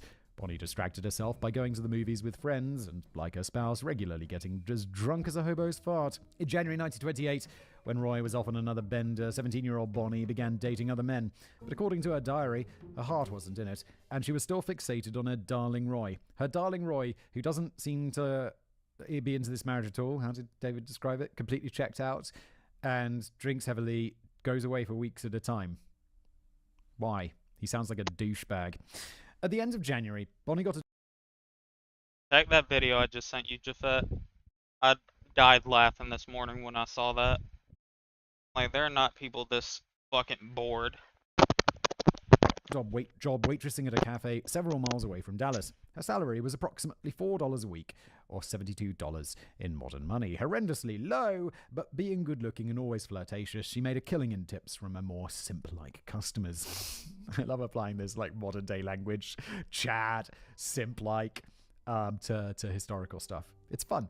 Her expenditure on clothing far exceeded her income, despite the fact that she paid no rent and had no children of her own to support. Thus, historians are fairly certain that Bonnie was also working as a hooker in Dallas. Her inability to get pregnant certainly reduced some of the risks of that profession, though the substantial risk of getting the clap or being smacked around by a customer was always a danger. Roy Thornton returned to Cement City a year later, in January 1929, after being gone for over a year. It's like, honey, I'm home. It's like, where the fuck you been, Roy? By that point, Bonnie was over him and probably told Roy to sling his hook. He did so. A few months later, he got arrested for robbery and was sentenced to 5 years in prison. Bonnie never saw him again. But she did not bother to file for divorce and continued to wear his wedding ring, stating, quote, "I would be wrong to kick a man while he's down." Really? He seemed to be pretty into kicking you while he was up. Even as the years went by, Bonnie never bothered to divorce him, so she technically remained Mrs. Bonnie Thornton rather than Bonnie Parker until her dying day. In spring 1929, Bonnie got a job waitressing at Marco's, a well-to-do restaurant in Dallas that catered to lawyers, judges, bankers and the like. The flirtations continued. The tips got even bigger. If Bonnie was working as a prostitute at the time, as she likely was, her income must have increased by leaps and bounds. One of the less well-to-do customers at Marco's was a postal worker, Ted Hinton, who grew infatuated with Bonnie and attended the restaurant religiously despite the large expense simply for the pleasure of chatting to her. Ted Hinton will factor into our story later again. Ted Hinton simping hard. Meanwhile, Bonnie came close to getting fired from Marco's several times because she kept giving food away to poor people. Less flatteringly, there's evidence these poor people were actually just her friends trying to score a free meal. Then, due to the Wall Street crash in the autumn of 1929, Marco's was forced to shut its doors and 19-year-old Bonnie found herself out of work. All the other waitressing jobs dried up. Bonnie could only find odd jobs as a babysitter or a cleaning maid in Cement City, and she no longer had an excuse to discreetly go off to Dallas to have sex for money. She certainly couldn't risk her church-going mother finding out by brazenly going off to hook anyway. Sex work in Cement City wasn't an option because most people in town knew her. And so, Bonnie was broke and depressed. Also, her dreams of fame and fortune appeared to be going nowhere fast. For a change of scenery, Bonnie moved in with a female friend in Cement City. Her friend had broken her arm, and Bonnie acted as a makeshift nurse. Meanwhile, Bonnie's brother Buster got married to a woman named Edith Clay. On January the 50th, 1930, the newlyweds threw a party at the house of Buster's brother-in-law, Clarence Clay. Bonnie attended and was introduced to a young man who was a friend of Clarence's. He wasn't as tall as Roy Thornton, nor as good-looking, and he would certainly not qualify today as a typical Chad. But there was something assertive and confident about him. He seemed cool and collected, the leader of all his friends, always in control, and better still, he had an air of danger, of mystery, menace. He drove an expensive car that was probably stolen. Dog, I saw that and I started fucking laughing so goddamn hard because I had a dilemma in my head. I'm like, does this count as animal abuse? And if it does, do I care enough about it counting? It's like that NBA joke. But instead, he's like, I'm pouring honey barbecue on you, goat.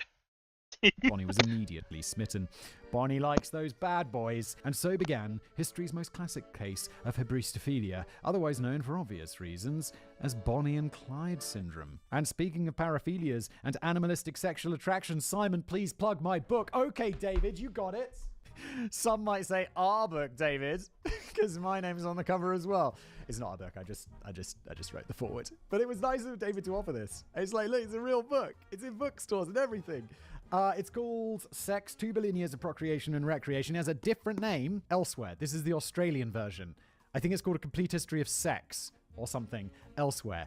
It's not in the notes, but I'm sure there'll be a link below, or I'm sure you can easily find it because it's written by David Baker. It's a fantastic book. Obviously, I wrote the foreword, so I read it, the whole thing. And, it's like, well done, Simon. You read the whole thing, a book you were writing the foreword for. Well done. It's a fantastic book. I think you should buy it, and so does David. And it's quite new, but I'm sure all the reviews are brilliant. So enjoy it, pick it up. That's all. Thanks, David. Or thank me, I guess. I don't know. Is there even a quote from me on the front? Sick. Sure to enlighten and entertain and challenge our understanding of human sexuality. Boom! Makes me even sound like an expert on human sexuality, which I'm not. I mean, I read the book. So maybe. Meet Clyde Barrow. Clyde Chestnut Barrow was born on March the 24th, 1910, and not, as Wikipedia says, 1909. Oh, Wikipedia, no! On a farm southeast of Dallas. His father, Henry Barrow, had met his mother, Kumi Walker, in 1890, while they were both teenagers, and Henry... That is Kami. I'm sorry.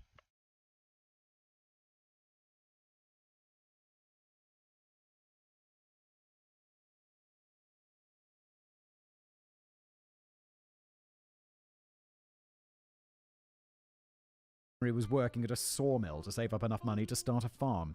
Both came from religious and hardworking Texas families, though Kumi's family were religious to the extreme. They married on December the 5th, 1891. Henry rented a few acres and began to farm cotton. The couple had 4 children between 1894 and 1905, 2 sons, 2 daughters. No wonder all these fucking video games have these like weird ass mythical names, because retards in the 20s just gave them stupid ass names. What the fuck is Elvin?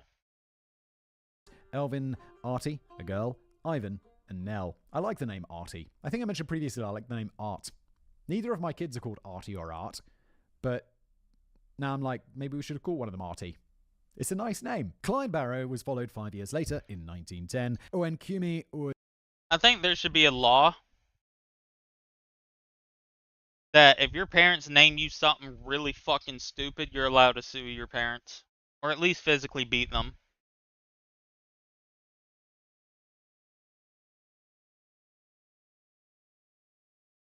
Like, there's like a fucking... Like, especially parents that are like hardcore like fans of a series or something.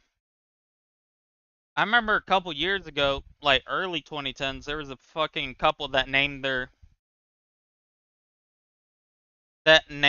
kid Bethesda, and Bethesda said you now get free Bethesda games for life.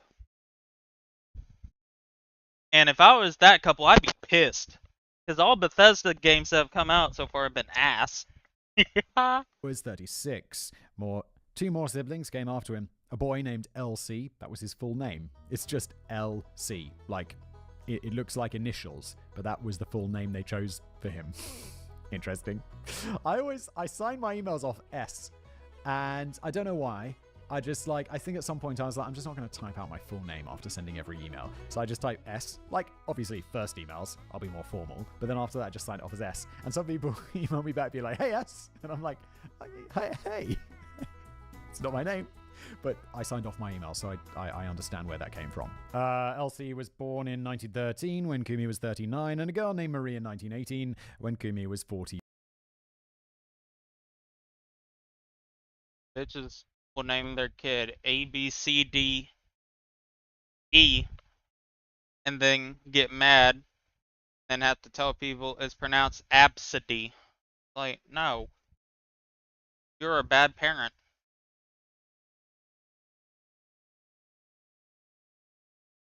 Like, I remember one time there was someone that said that their parents were both the biggest Harry Potter fans, so they named, the person's name was Slytherin.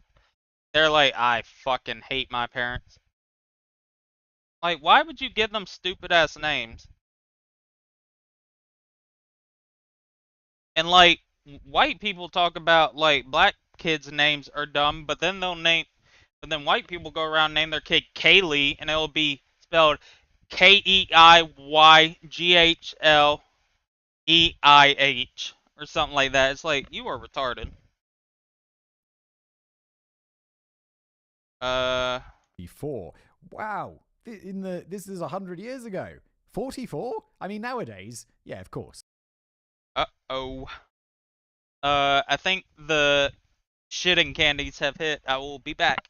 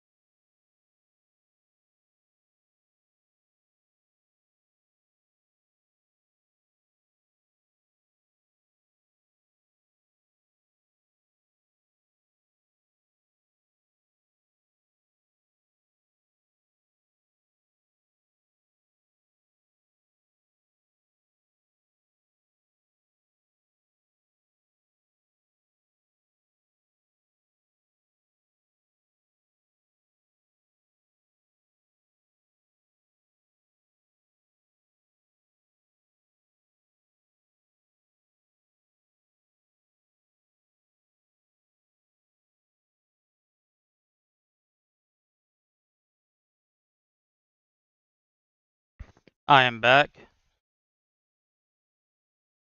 And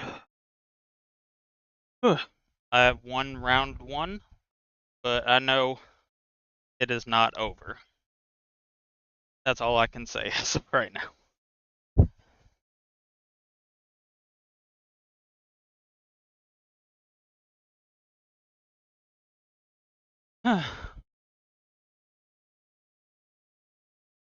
Like IVF and all of that stuff.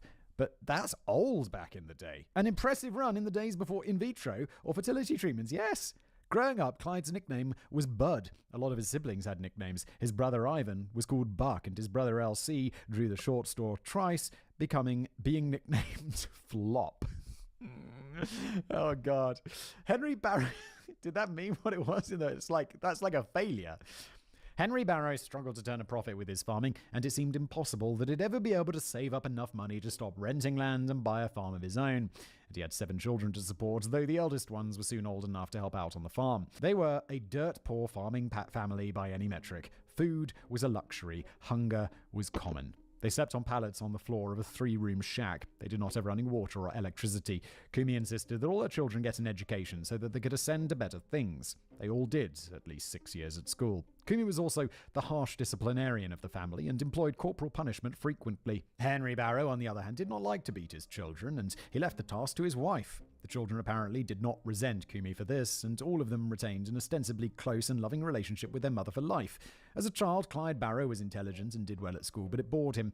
He cut class semi-regularly. He occasionally enjoyed stealing roosters just for the fun of it. Like stealing roosters, it does sound kind of fun.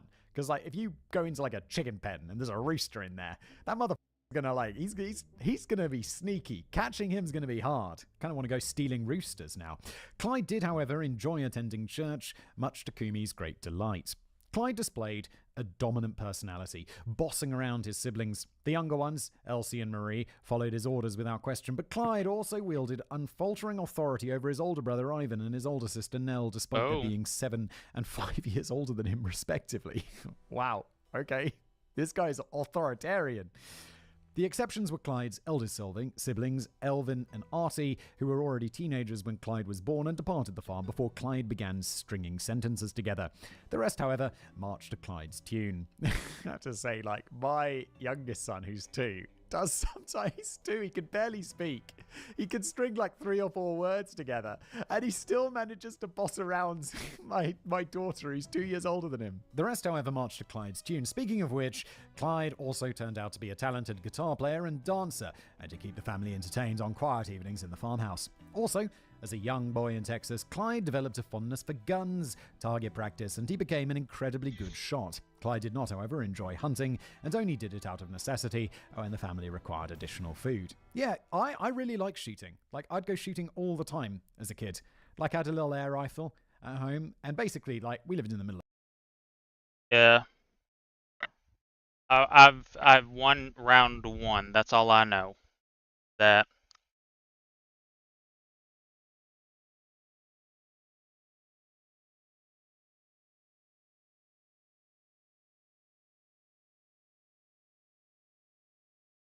of nowhere. I'll just be out for 9 weeks of summer holidays. Every day I'll be out in the garden for at least an hour, just shooting stuff in the garden, go through hundreds of little pellets. And then we had a shooting range at school, and when I was old enough, I'd go there shooting every day after school. Got quite good at shooting.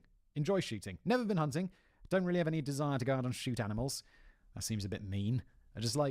I like building the skill of shooting at targets. Clyde's relationship with his family was healthy, but his relationship with people in the wider community was a little more complicated.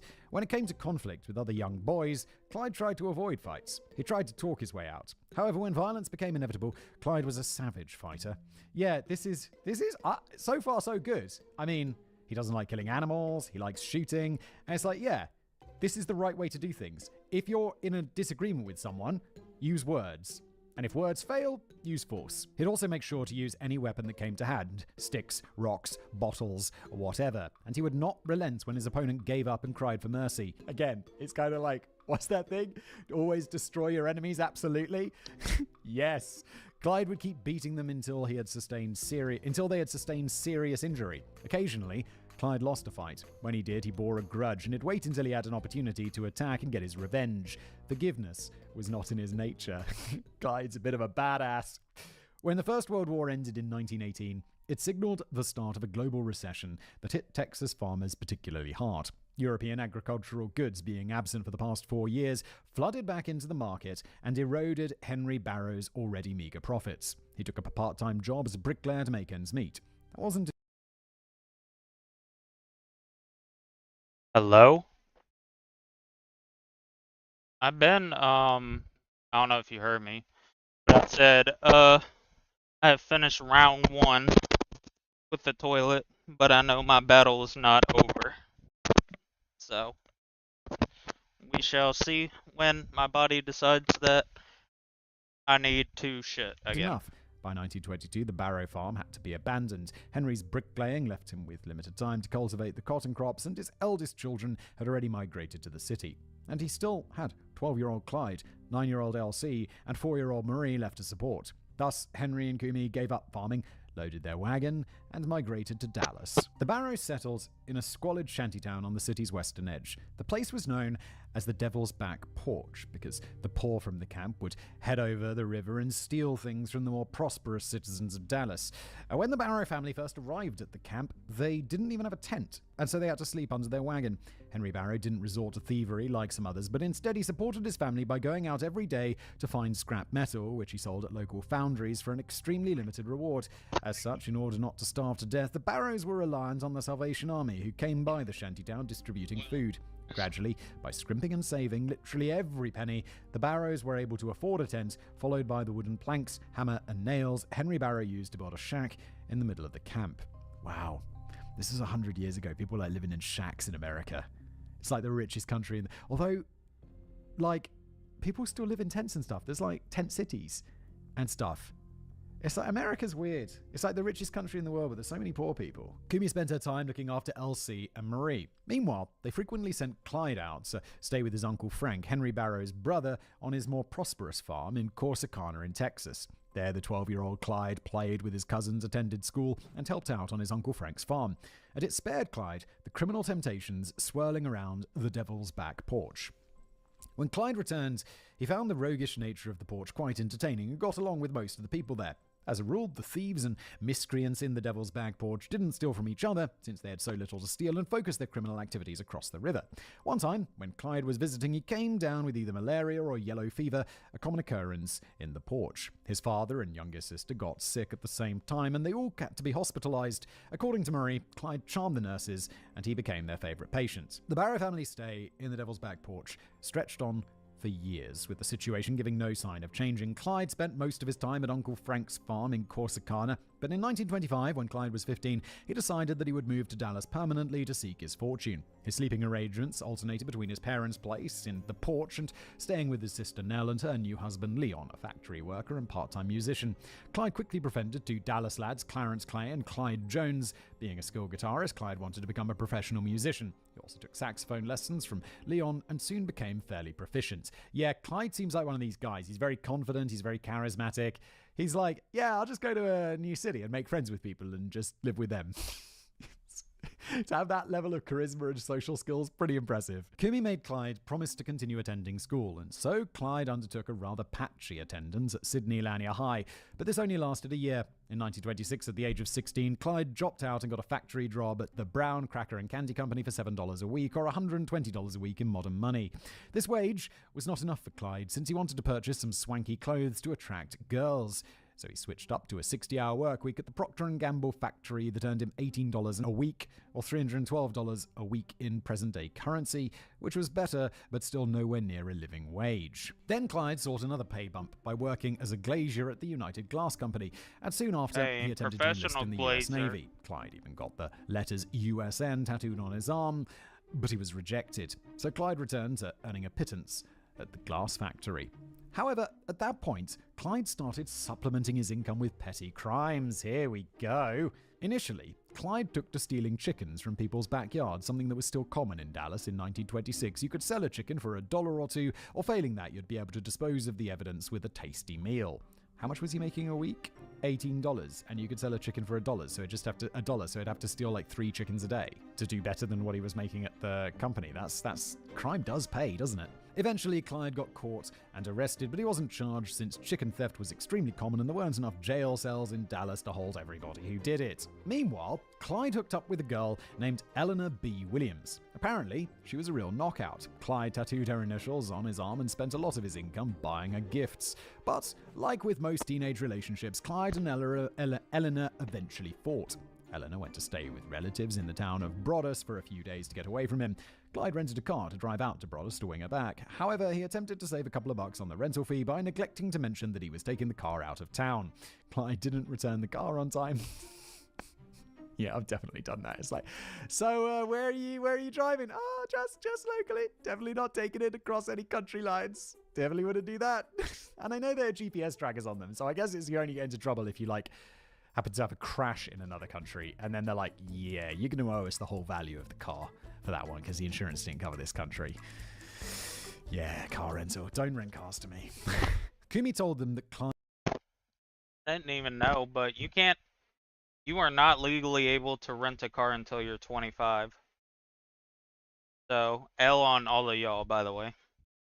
I'm 25. Keep calling me Aunt. Clyde was in Broadus, so the local sheriff was sent round to where Clyde was staying. Clyde hid in the attic while the sheriff grabbed the rental car and left. Clyde probably would have avoided legal trouble if he'd simply appeared, spoken to the sheriff, and paid the extra rental fees. Instead, on December the 3rd, 1926, Clyde hitchhiked back to Dallas, where he was arrested for car theft. The rental company ultimately didn't press charges since they got the car back.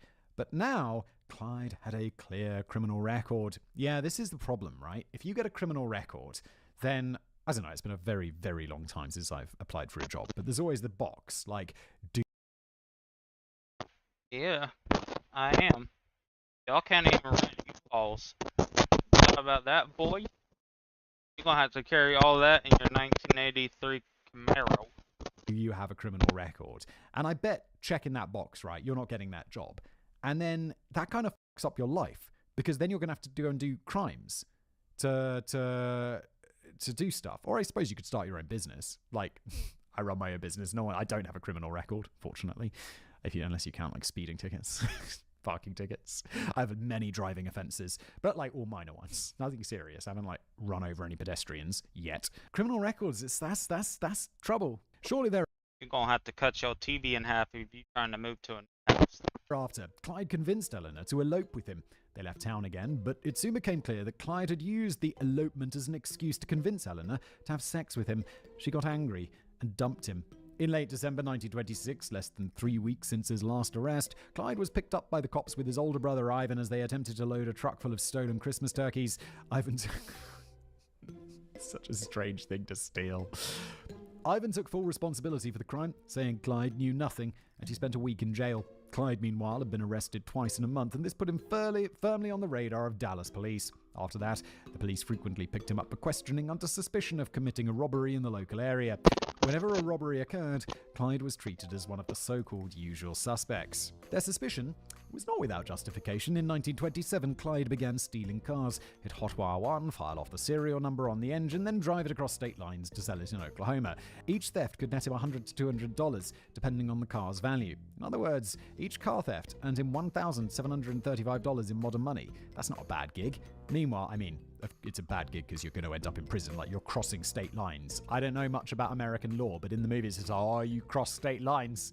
That's a bad time. Meanwhile, Clyde kept up the pretense of legitimate employment, working at the Bama Pie factory, and soon after switching to the A&K paint shop. But the hourly wage was tiny compared to what Clyde could earn from car theft, so he eventually quit and became a full-time thief. Yeah, but you're not doing the job for the money. You're doing the job so you have something to, like, cover your actions. On February the 22nd, 1928, Clyde was hauled in for questioning for a car theft in Fort Worth, not far from Dallas, but had to be released because the cops couldn't find enough evidence that he had committed the crime. The common narrative that has sprung up about Clyde Barrow's criminal evolution at this time is, in a nutshell, that if he hadn't been so poor, and if police hadn't started harassing him after the rental car and the turkeys, it wouldn't have turned a full-time criminal career. I'm not so sure.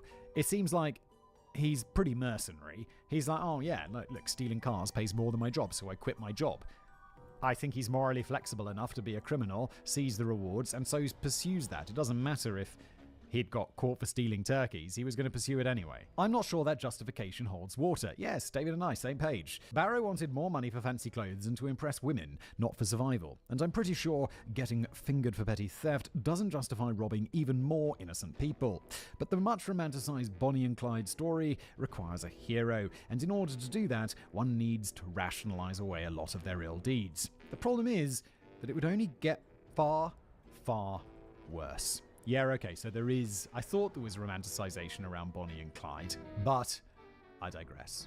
When Clyde Barrow wasn't stealing cars, he continued to be a ladies' man, hooking up with 3 girls named Anne, Grace, and Gladys, each of whom had their initials added as tattoos on his arms. It's weird, bro. You like marking that notch on your bedstead, on your arm, with tattoos? Women in the future are going to be like, who are all these people's initials? Oh, nobody. That's my credo. No regrets. Gladys was particularly mercenary in her approach to Clyde, burning through the loot from his car thefts and even making him pay for a fancy resort vacation in Mexico. Clyde sent his sister Maria a postcard while he was down there with a message, drunk as hell, having fun with Gladys.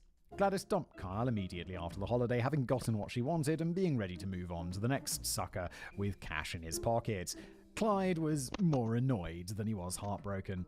In August 1928, Clyde started breaking and entering with a man named Frank Klaus, robbing homes and businesses when nobody was there. Clyde soon learned how to crack safes. He also brought in his brother Ivan to join the gang of burglars.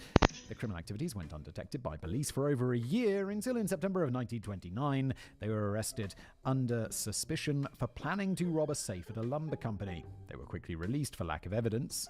Yeah, suspicion for planning. It's like, that's not the strongest thing. Why not get him for one of the crimes that he's actually committed? But he was rearrested the next day under suspicion of some recent burglaries in the towns of Lufkin and Hillsborough. There we go, that's more sensible. Get him for the crimes that he's actually done. Again, due to limited evidence, he was released without charge. Okay, never mind, I take it all back. When the Wall Street crash started at the end of September, it barely affected the Barrow clan since Henry Barrow was a self-employed scrap collector. Ivan and Clyde were career criminals, and none of them kept their money in banks. Instead, when tragedy struck, it was a different sort. On the night of November the 29th, 1929, Clyde, his brother Ivan, and another delinquent named Sidney Moore were riding in a stolen Buick, ready to run it out of town, when they spied a much more expensive Ford. They climbed in, hotwired it, and drove off, soon after spotting an upscale Dallas house that appeared to have nobody home. They broke in, but only managed to come away with a few pieces of jewelry and some petty cash. It was now 1 a.m. on the 30th. They drove from Dallas to the town of Denton looking for another score. They broke into a car garage, tried to crack a safe that was inside and failed. So they picked up the safe and lugged it out to the Ford. They were about to leave when 2 cops in a patrol car spotted them. Clyde slammed on the gas pedal and took off with the cops in hot pursuit. Yeah. In running from the cops, it's going to be like, boys, why is there a safe in the back? Could you open that up for us? To be like, no. Can't open it up, don't even know what's in it. We stole the safe. Clyde took a turn too fast and crashed the car, and so he, Ivan and Sidney were forced to take off on foot. That's when the cops started shooting. Ivan was hit in both legs and went down. Sidney got to his knees and surrendered. Clyde kept running and hid in the crawl space of a nearby house. He hitchhiked back to Dallas. Meanwhile, the stolen Ford contained the safe and the jewels. The latter were traced back to the house they burglarized and the Ford to its actual owner. The police had spotted the gang taking the safe from the garage, so well, no mystery there. But in an ironic twist, it only contains $30, or about $540 in modern money. Ivan Barrow and Sidney Moore were charged with multiple counts of breaking and entering and larceny. Their trial was on December the 17th, and the jury took only a few minutes of deliberation before finding them guilty. Ivan and Sidney got 4 years in prison. But they didn't squeal on Clyde, who spent the rest of December hiding at his parents' house in the Devil's Back porch, afraid that the police might still pick him up in connection with the robberies that night, or in connection with the dozens of other robberies he had committed in Dallas and the surrounding townships. They real for this that. Guy's got good friends. They're just like, keep silent, don't tell them about Clyde. Don't get a deal. I'd be worried. It was only in the new year when Clyde ventured out again and bumped into his friend Clarence. See, that's why I don't do crime, because if we get caught, if I do crime with you, or you're doing crime, and I'll agree with it, I'm snitching immediately. I'm actually going to ask if I can sit in the front of the police car, so I can just go ahead and start telling the officer everything. Clarence Clay, who invited him to a house party at his place on the 5th of January 1930. And it was there that Clyde met Bonnie Parker. Prison as an aphrodisiac. According to what Bonnie and Clyde later told their families, their attraction was apparently instant. Bonnie found Clyde confident, masterful, and a bit dangerous, which he is. All of these things. Clyde thought Bonnie was hot, and liked the fact that she was shorter than him. Previously, he had stood on road curbs to add a few extra inches of height when being photographed with his various girlfriends. Round 2. I'll be back.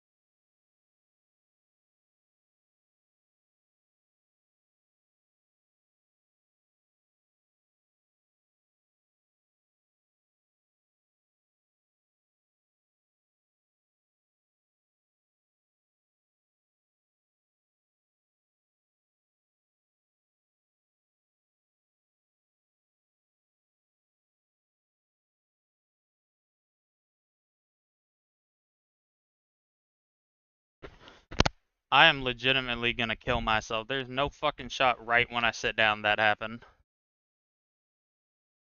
Ugh.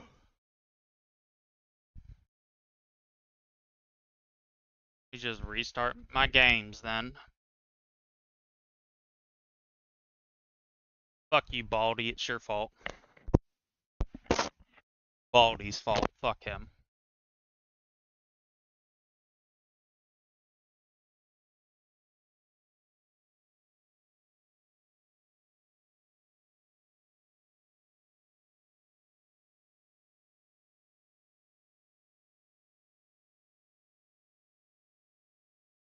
Oh.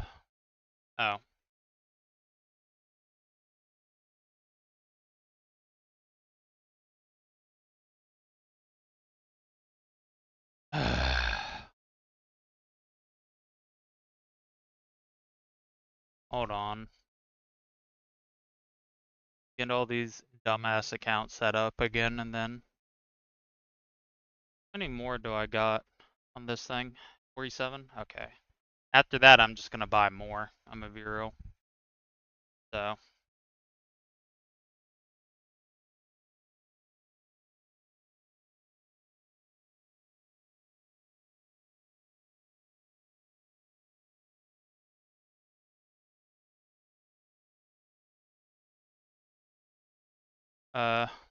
there we go.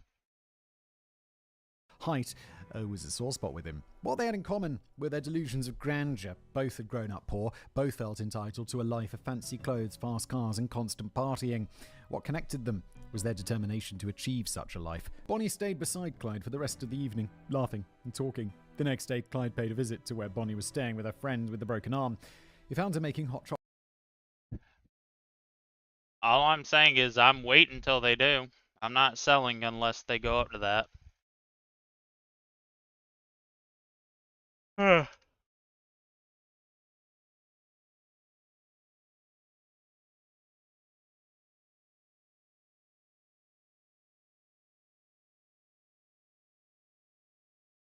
Now, I do think they will go up to that, but I also do believe that there are people out there that have billion, or like, Jafet said he knew somebody with 1 million.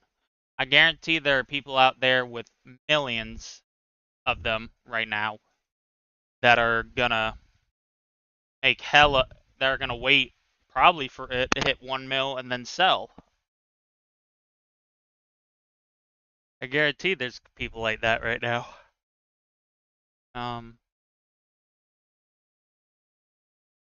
Chocolate on the stove. It was probably then that they made love for the first time.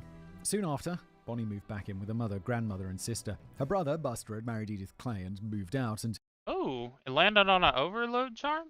That. Bonnie's grandfather, Frank, had died. Meanwhile, Bonnie's sister, Billie Jean, had married. She and her husband were living in the Parker household along with their newborn baby. Bonnie eagerly introduced Clyde to her family. Her mother, Emma, formed a favourable initial impression of him, and she was startled by how much Bonnie seemed to worship the ground that Clyde walked on. They continued to see each other practically every day for the next few weeks. Yeah, again, Clyde... Like I said, if they go to 1 million per, I basically just made 14 billion. To that point, I'm not sure what I'll probably end up buying fully. I would say it's probably gonna be what is it? Just fucking like all the books I need. Really, just to like, or at least start doing that, like buy a bunch of chess mimics to have for all accounts. Or at least try to get 2 for each of the alts. And then go from there to see. And same thing with these gifts here. I'm gonna probably try to save till they're at 1 million as well, which I guarantee they're gonna go up fast because, I mean, for the most part, they are kind of difficult to get. Like, in a sense, because you have to get it standing here. Or whatever. Oh. It seems like, of course the mum likes him, because he's like super good at this stuff. Then, in early February 1930, Clyde came over to the Parker household to tell Bonnie that he'd be leaving town for a bit. Although Clyde had not yet confided in Bonnie about his criminal activities, he was going out of town to commit another series of robberies. Bonnie told Clyde that she'd miss him terribly and invited him to spend the night.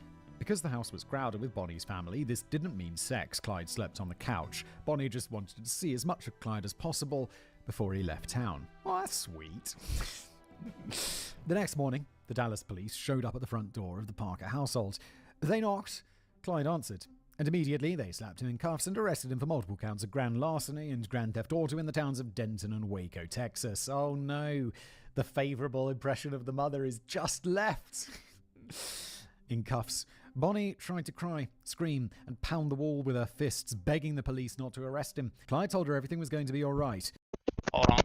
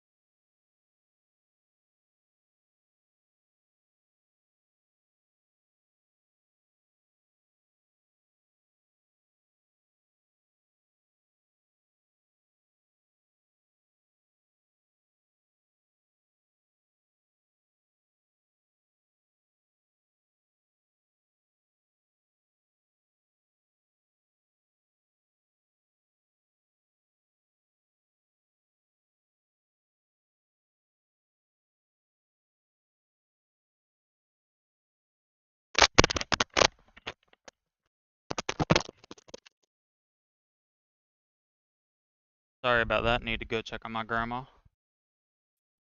But Bonnie had flown into full-on hysterics.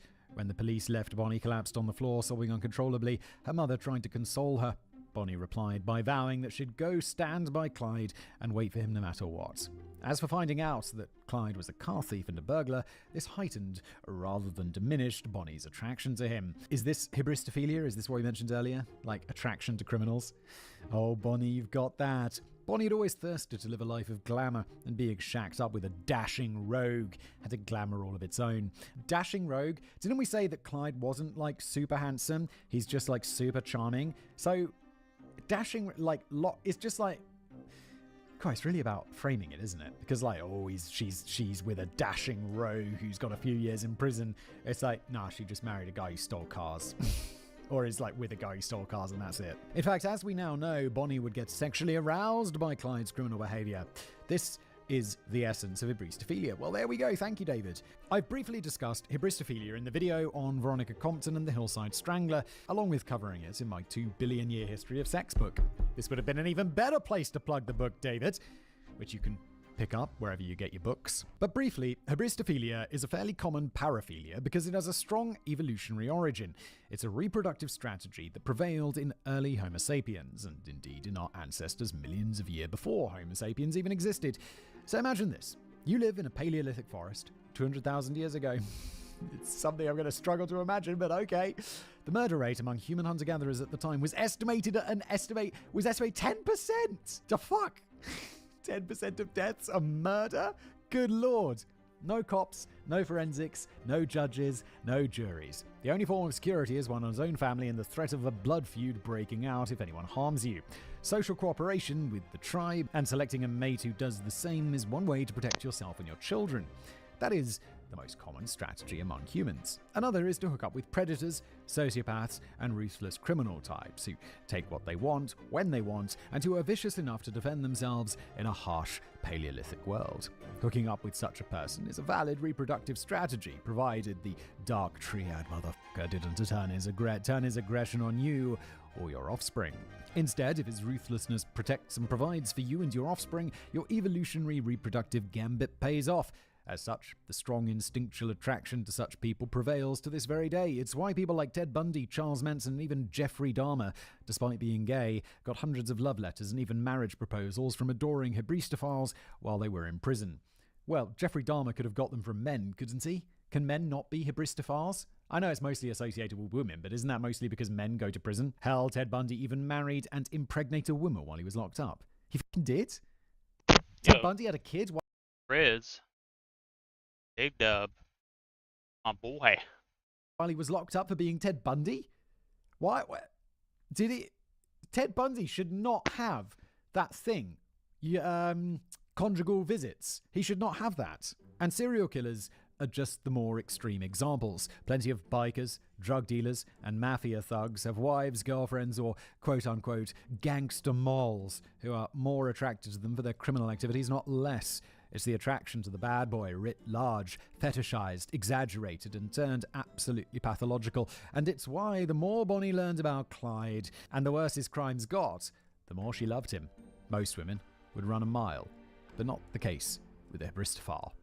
Bonnie regularly visited Clyde in Dallas County Jail, and in between visits, she wrote him a series of extremely long love letters. The end of one such letter is revealing. "I'm so lonesome for you, dearest. Don't you wish we could be together? Sugar, I never knew I really cared for you until you got in jail." While Clyde was in prison, awaiting transfer to Denton, Bonnie took a trip over to the Devil's Back Porch in West Dallas to meet his family. Clyde's little sister Marie, then 12 years old, formed an immediate friendship with Bonnie. Clyde's mother, Kumi on the other hand, was decidedly unimpressed. She thought that Bonnie was a makeup-clad little harlot and gold digger. Digging for what gold? He's in prison for stealing. Not the sort of godly woman she envisioned for her son at all, but if Kumi let slip her animosity towards Bonnie, the latter didn't notice. She thought Clyde's family, including Kumi, were perfectly lovely. Clyde was transported to the town of Denton, where he stood before the grand jury for the robberies that he committed there with Ivan and Sydney Moore on the night of November the 29th. Multiple robberies, you're going to go to prison for a long-ass time. But also he's not, because we know he gets out, and because that's the story. But there wasn't enough evidence to indict him. Next, Clyde was transported to Waco, where the grand jury had enough evidence to indict him for multiple counts of grand theft auto and possession of stolen goods. Which isn't quite robbery, so that's going to have a lighter sentence, right? Both Bonnie and Kumi traveled to Waco to support Clyde at his trial. Realizing he was facing a long prison sentence, on March 5, 1930, Clyde entered a plea of guilty. As a result, he was given the relatively lenient sentence of 2 years in prison. Well, that is pretty lenient for multiple grand theft auto. Clyde returned to Dallas after the sentencing. Meanwhile, Bonnie stayed on in Waco, determined to be there until the moment Clyde was finally transferred to Huntsville prison. But Clyde had no intention of going to Huntsville. On the morning of March the 11th, when Bonnie visited him at the jail in Waco, Clyde instructed her to get a gun and smuggle it to him when she visited again that evening. Oh my. Dude, you just got 2 years in prison. Just take the 2 years. If you attempt to break out of prison, they're going to throw you in there for a much longer time. Clyde would then use the gun to take a hostage or shoot his way out. Bro, out of prison, you're going to get yourself killed. Bonnie obeyed, thinking it was terribly romantic. She got a gun and used a belt to strap it to her torso underneath her dress. The guards searched her purse when she returned that evening, but they didn't frisk her. When Bonnie was sat across from Clyde, she reached under her dress and quickly slipped Clyde the gun. She then left quickly afterward, as Clyde had instructed. Holy, she just smuggled a gun into prison. Clyde enlisted 2 other inmates. Well, yeah, probably because it was like a thing where it's like, what is it? They don't want to like disrespect a woman and like touch her. I think that was like a thing back in the day. Was it not? Just like, y'all ain't married, don't touch my bitch. Sorry. In his jailbreak plan, William Turner and Emery Abernathy. At 7:30 that evening, Turner complained to a guard that he was sick. He asked for a glass of milk to settle his stomach. The guard complied.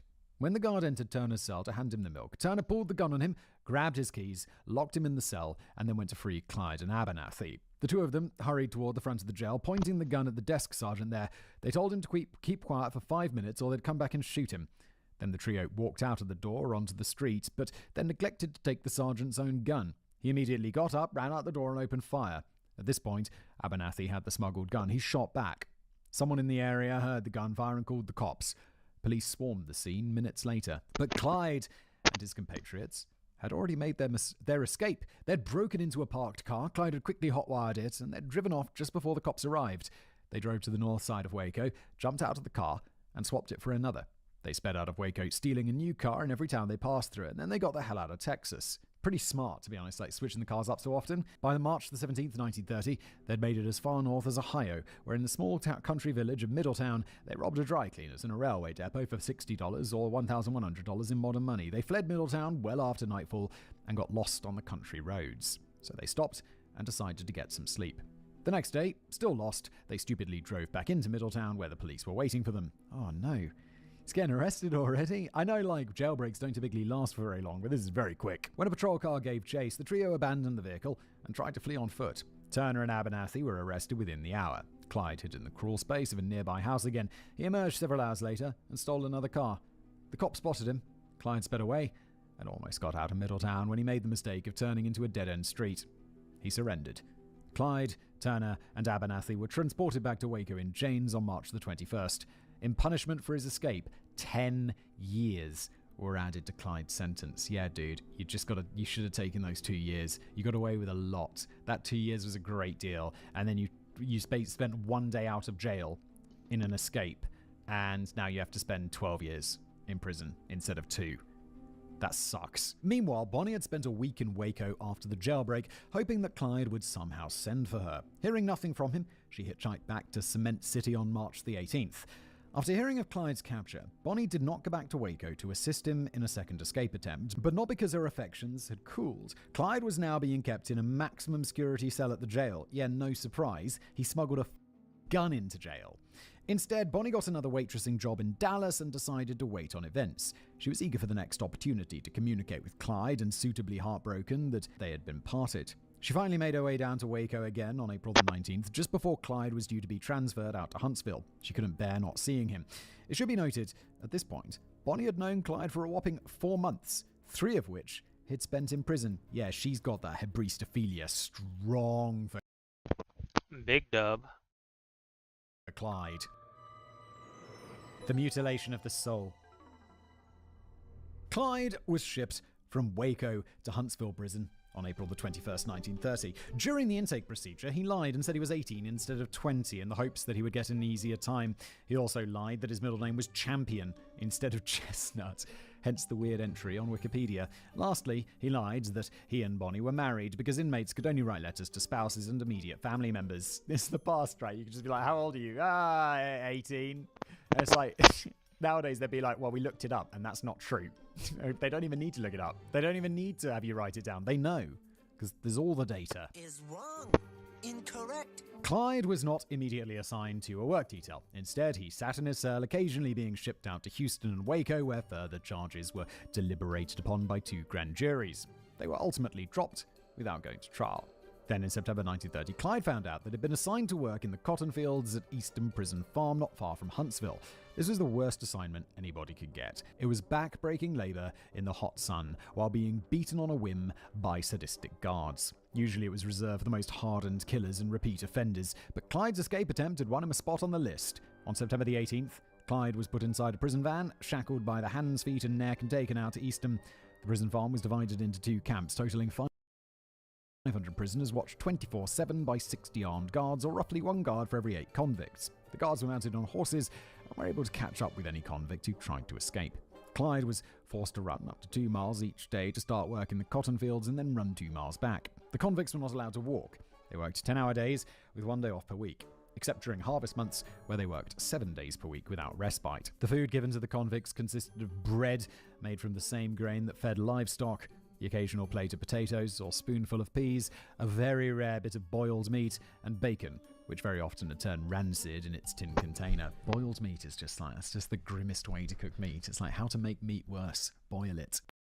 You can cook it in a washing machine or a dishwasher. Clyde did not fare well at Easton. He was not built for such hard labor. The malnutrition didn't help, and he didn't have the good sense to avoid provoking the guards.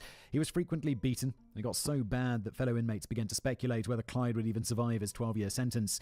Worsening the situation was an inmate named Ed Crowder, a convicted bootlegger and smuggler of alcohol during Prohibition, who was 6 feet tall and weighed over 200 pounds. That's 182 centimeters and 91 kilos. Ed Crowder regularly beat and forcibly sodomized Clyde Barrow. After these assaults, some of the other inmates would join Crowder in mocking Clyde, saying that the smaller man had probably enjoyed it. Clyde had to endure being sexually assaulted by Crowder for an entire year. While all of this was going on, Bonnie's affection for Clyde had faded. She was simply bored of waiting for him. Despite Bonnie and Clyde's relationship being treated as a story of true love today, it appears that Bonnie's love was quite opportunistic. She stopped writing Clyde at the end of December 1930 and began dating other men. As a result of these stresses, Clyde's mind was contorted beyond repair by his time at Easton. He transformed from a hoodlum into a hardened criminal. He was becoming increasingly bitter and ruthless. He began to fantasize about returning to Easton after his sentence with an armed posse. He wanted to murder all the guards and free the prisoners. Not that all prisoners were his friends. In 1930, Clyde deliberately dropped a tree he was chopping on another inmate who was an informer for the guards, severely wounding him. As for Ed Crowder, on October the 29th, 1931, Clyde got his hand on a lead pipe and ambushed Crowder in the showers, bludgeoning him in the head until Crowder's skull was cracked open in several places and brain matter had been strewn across the floor. Oh my God. Dude. You're now going to be in prison forever. Except we know you're not, so how's that happen? Another inmate, Aubrey Scally, who was serving a life sentence and who also hated Crowder, claimed responsibility so that Clyde didn't get a life sentence or the chair. As it turned out, Scally was able to convince a grand jury that he'd acted in self-defense. Crowder's reputation as a violent bastard preceded him. Yeah, seems like Crowder deserved to go. He kind of deserved that beating with a pipe. In January 1932, Clyde came to the conclusion that he would not survive another decade of hard labor in the cotton fields of Easton Prison Farm. On January the 27th, Clyde used an axe to cut off the big toe and half of the second toe on his left foot. Or possibly Clyde may have had this amputation done for him by another inmate. It's unclear. Either way, this act got him out of the cotton fields of Easton and sent to the prison hospital back in Huntsville. Once Clyde had recovered, he would be reassigned indoor work at Huntsville because the mutilation of his foot ensured that Clyde would never walk properly again. I mean, it's a big sacrifice to make, but I think after a while I'll be like, gotta make those big sacrifices. Shit, if I saw that, I would cut a toe off too. Like, come on now. Shit, I'd do it first day. I would have to be like, yo, I know somebody got liquor in here. Come on now. Chop chop. Sacrifices that don't want to be out in those cotton fields. It's really hot. Take it off.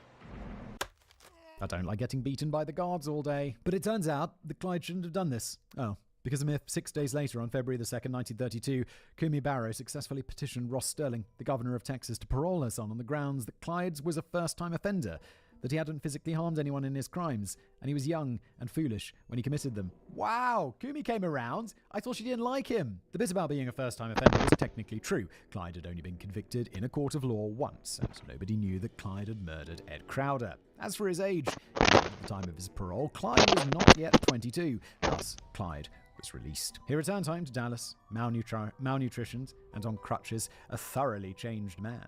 He vowed that he would never go back to prison ever again, but this didn't mean that Clyde intended to turn over a new leaf and go straight. It meant that he would never allow himself to be taken alive. Never piss off a crowd of Texans. While Clyde was in prison, his eldest siblings, Elvin, Artie, and Nell, helped their father purchase a couple of plots of land on Eagle Ford Road in West Dallas. Henry Barrow literally picked up his shack from the Devil's Back porch, put it on a large wooden pallet, and carted it over to one of the plots. He struck a deal with an oil company and converted the shack into a gas station. 2 pumps were installed out front. Eagle Ford Road was a main thoroughfare, but actual sales of his gasoline did not earn much money. Henry supplemented his income by selling water from a well that he'd dug on the property, charging to use the gas station's telephone, and most importantly, selling homebrewed beer and moonshine to an inexhaustible supply of customers. Literally just drivers. Henry added an extra room to the shack to use as an office and for storage, added another room for a kitchen, and converted the front room into space to be used for the actual store. This left a bedroom, where Henry and Kumi slept, and another room that functions as a living room during the day and sleeping quarters for their youngest kids, Elsie and Marie, at night. They were now teenagers, 19 and 14 respectively. Clyde's other sibling, Ivan, was also in Huntsville doing a 4-year stretch of his own for the Denton robberies of November 1929. When Clyde got out in February 1932, he joined Elsie and Marie in their living room/bedroom. Only a day or two after Clyde got out of prison, he hobbled over on his crutches to the Parker residence. He found Bonnie there in the sitting room with her then-boyfriend, whose name's been lost to history. When Bonnie saw Clyde, she yelled, "Darling!" and ran to him, threw her arms around him and began kissing him passionately. Then boyfriend's like, what the fuck's going on? This effectively ended Bonnie's relationship with the other bloke. We don't know if the guy put up much of a fuss on his way out of the door. Savage. For Clyde's part, he didn't show any resentment for Bonnie cutting off communications and dating other dudes while he was on the inside. Their relationship simply reignited where they'd left off. Bonnie wanted to constantly be in Clyde's company, so she spent much of her time staying at the Barrow gas station, much to Kumi's displeasure. The Great Depression was still in full swing in 1932, so Clyde struggled to find a job. When he did find some low-paying, menial work, he didn't keep it long. Clyde alleged that this was because of police harassment. Apparently, the cops fell into their old habit of picking him up as a usual suspect, which put his employers off a bit. Well, Clyde, that's because you are the usual suspect, because you're a criminal who does lots of crimes. It's unclear whether this is actually true or if Clyde was just using it as an excuse. It is illuminating that Clyde's stint on the job market lasted less than a month. It's hard to say that he really made much of an effort. Then in March 1932, Clyde left Texas and went to Framingham, Massachusetts to work on a construction crew. The idea was for Bonnie to join him there once he was settled, but that scheme lasted a whopping 2 weeks before Clyde returned home. The popular narrative in the hero worship version of Clyde's story is that he wanted to go straight but was forced to a life of crime by the police and an unjust society. In reality, the bugger barely even tried. I mean, to be fair though, he does have a criminal record, which is going to make it super hard for him to get a regular-ass job. No sooner had Clyde returned from Massachusetts than he teamed up with a fellow convict from Eastham named Ralph Fultz and a local Dallas scumbag named Ray Hamilton to launch a series of smash-and-grab robberies across the US. At the time, Bonnie remained at her mother's place with the intention of joining her beloved Clyde later. This was the embryo of what would later be called the Barrow Gang, because Clyde was always the gang's deciding voice and ringleader. But at the time, the boys dubbed it the Lake Dallas Gang. Their first target was only a few blocks down the road from where Clyde's parents lived, the Sims Oil Refinery. They hit the place on March the 25th, 1932. Clyde hadn't even been out of prison 2 months. Armed with pistols, they broke into the place at night, tied up 4 employees who were still there, and cracked open the safe. Gall was inside. The gang fled the scene empty-handed. Over the next few days, the gang mugged a few people in Dallas at gunpoint in order to gain some travel money. Then they stole a car and drove 1,400 kilometers, that's 870 miles north, to the small town of Okabena in Minnesota. There they staked out a bank, but called it off because the ice and snow on the roads would make the car skid during the getaway. From there, they drove 640 kilometers, 400 miles south to Lawrence, Kansas, where they cased another bank. This time, the prospect looked good. After 3 days of scouting, they sprang into action. At 8:45 in the morning, the bank manager arrived and was immediately held up by Clyde and Fultz, brandishing shotguns. They forced him into the bank and got him to open the vault. Clyde handled the manager while Fultz did crowd control, ambushing and subduing 4 employees as they arrived for work. After Clyde grabbed the loot, they locked the manager and the employees in the vault and took off, with Ray Hamilton at the wheel. Then they got the hell out of Lawrence before the cops could be alerted and drove 460 kilometers or 290 miles to St. Louis, Illinois. Their take from the Kansas bank job was $33,000 or $740,000 in modern money. Holy shit. Oh. Damn. Damn.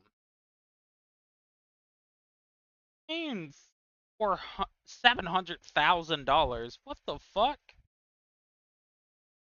Okay, man. Damn. I ain't know you got it like that.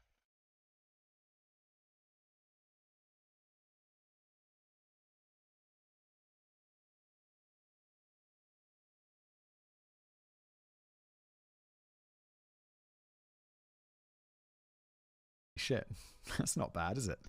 Especially when you consider that, what was he making, like $8 a week or something terrible? From East St. Louis, they drove to the town of Dupo, Illinois, where they spent thousands of dollars buying a bunch of 45 caliber handguns, a dozen Thompson machine guns, a dozen bulletproof vests, and thousands of rounds of ammunition from a local fence, reinvesting those profits.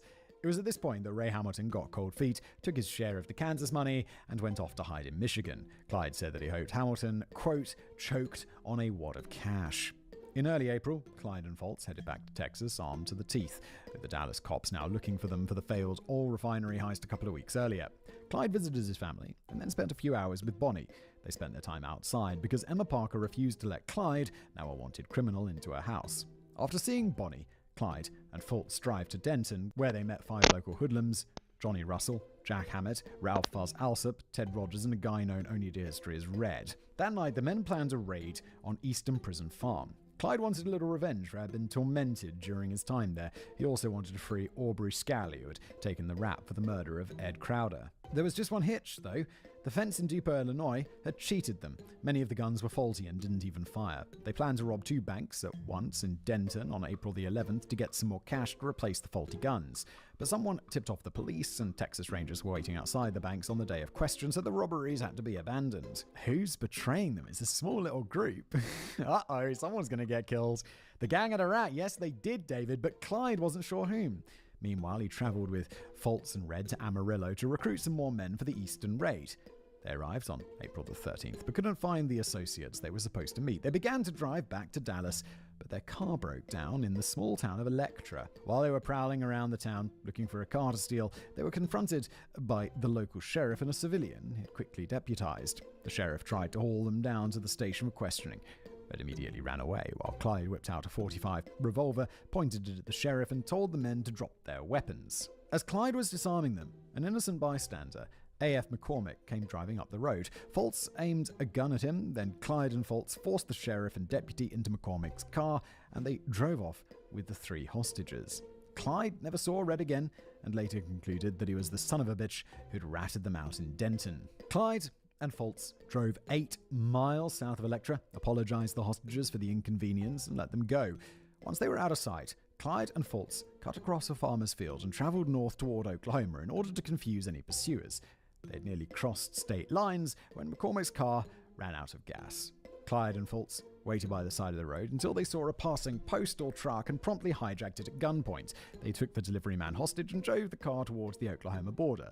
They came upon a police checkpoint manned by 2 officers, and Clyde rammed through the chain barrier that they'd set up while the officers fired upon the vehicle. Outside the town of Fletcher, Oklahoma, Clyde released the hostage. The postal worker asked for his mail bag, which was given to him. The postal worker then requested Clyde burn the mail truck when he abandoned it, since it meant that the US Postal Service would be forced to buy the postal worker a new one.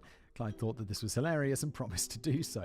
Clyde and Fultz torched the mail truck a day later, stole another car, and drove back to Dallas. Such a thoughtful criminal, looking out for the little man. On April the 17th, Bonnie Parker traveled to Easton Prison Farm and told the prison guards that she was Aubrey Scally's cousin there for a visit.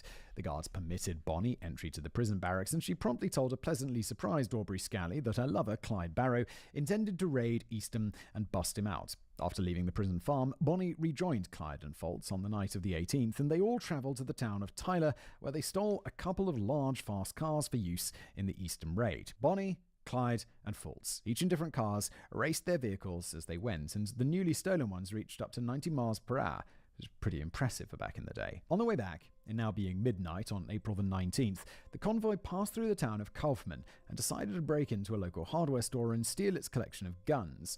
They were spotted by a night watchman who fired upon them. Clyde fired back. The night watchman ran for help. Realizing they only had a few minutes before the entire town of Kaufman, sheriff and civilians alike, descended upon them with guns drawn, Bonnie, Clyde, and Fultz tore out of Kaufman in their vehicles along with a dirt road which cut through some farmers' fields. It looked as if they were going to get away when it began to rain. The dirt road turned to mud and their cars got stuck. The outlaws were forced to abandon them and take off on foot. They ran for the better part of an hour, worried that pursuers from Kaufman might come after them. Eventually, soaking wet and with mud coating their legs, they came across a small farmhouse and begged for a ride into the nearest town, which turned out to be Kemp. The farmer replied that he didn't have a car, but generously offered to loan them his 2 mules. Clyde and Bonnie mounted one, Fultz mounted the other. They reached the outskirts of Kemp at dawn. There they stole a car from a driveway of the local doctor. Unfortunately, they were only a mile out of Kemp before the car ran out of gas. Worried that their pursuers from Kaufman might catch up with them, and now worried that the people of Kemp would immediately identify them as car thieves, Bonnie, Clyde, and Fultz hid in some bushes. At 7 a.m., a literal mob of people from Kaufman, Kemp, and nearby Mabank showed up and began combing through the countryside looking for the outlaws. Bonnie, Clyde, and Fultz stayed in the bushes for a whole 10 hours. At 5 p.m., they attempted to run across the street to a local store and steal a car that was parked there. It was no good. They were immediately spotted by the townsfolk. The mob quickly gathered and chased the outlaws towards Cedar Creek, firing shots at them all the while. Fultz was hit in the arm. When they reached the creek bed, Clyde abandoned Fultz and Bonnie, who were captured by the mob.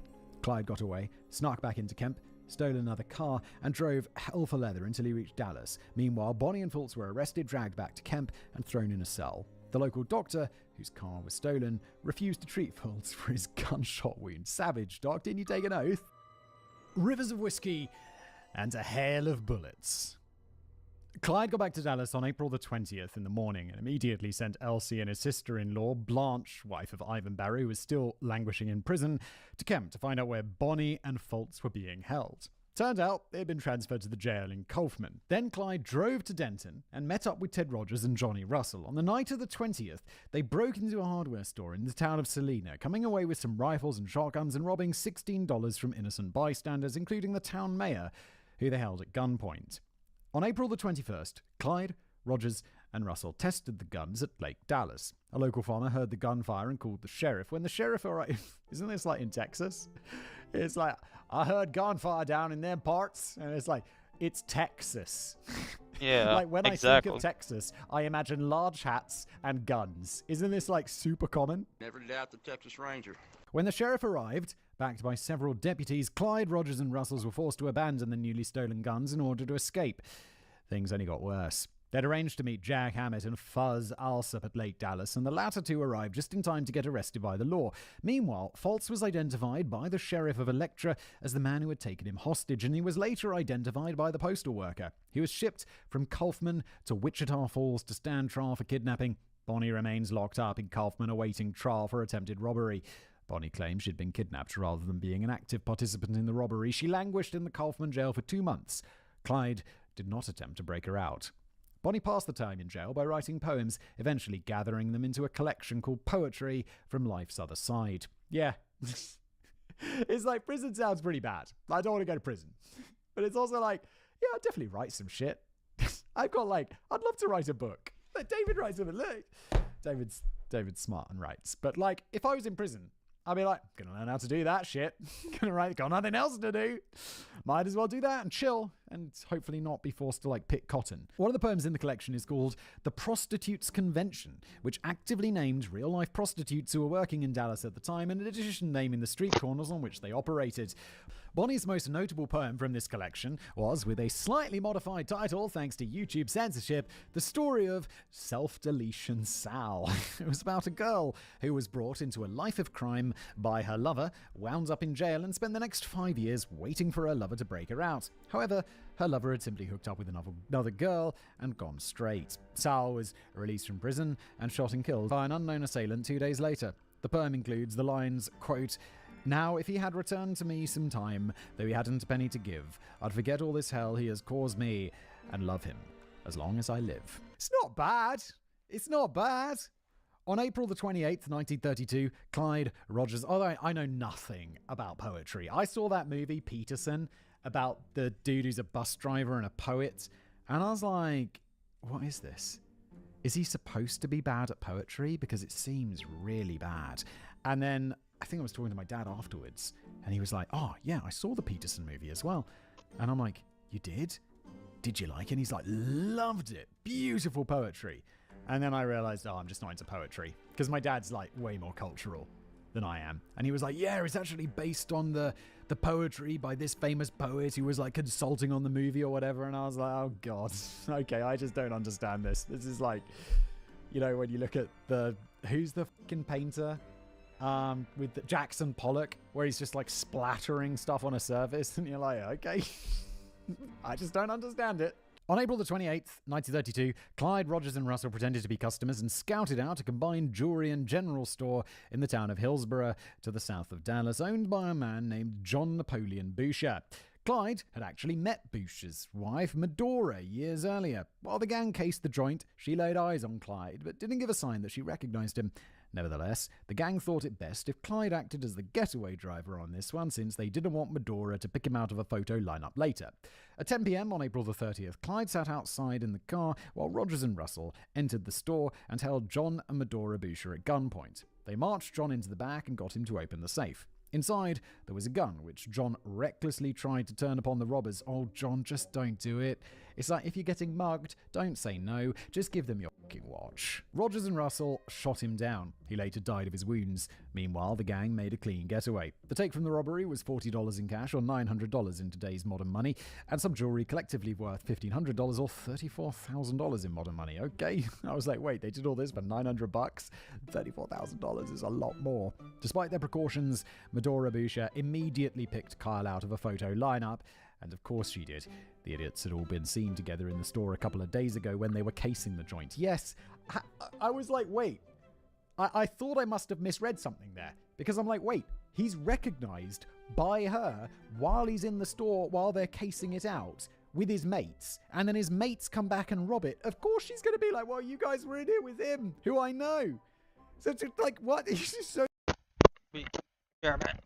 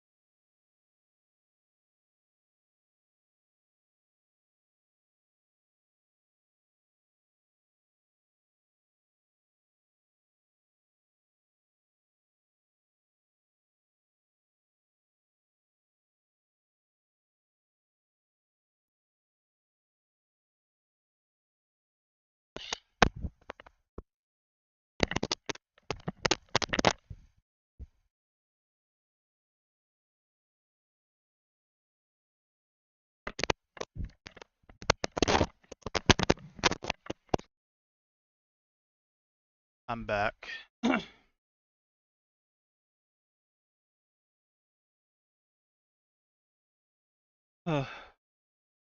It's so stupid. That was enough for the Texas authorities, and Clyde Barrow became wanted for murder. Wait, who did he murder? Oh no, wait, sorry, I totally missed that. They shot him. I was like, wait, who got murdered? And then I was like, oh wait, the guy who turned the gun. The guy said, just give them your watch. Oh God, I'm so slow sometimes. The Texas governor announced a $250 reward for his capture, $5,600 in modern money. The actual murderers, Roger and Russell, were not identified by Medora Busha because she hadn't known them previously. They took their share of the loot and went their separate ways, never to rejoin the gang. Smart plan. Although we know who they were and their names, so I guess they got caught up to later. On May the 11th, Ralph Fultz was sentenced to 10 years for the attempted robbery and the kidnappings. He, too, never rejoined the gang. On June the 17th, Bonnie went before the grand jury and spun the lie that she had been kidnapped by Fultz. The grand jury brought her story, and she was released. Bonnie returned home to her mother, Emma. She lied to her mother, saying that she was done with Clyde Barrow, but she started passing messages on to Clyde via the Barrow family immediately upon her return.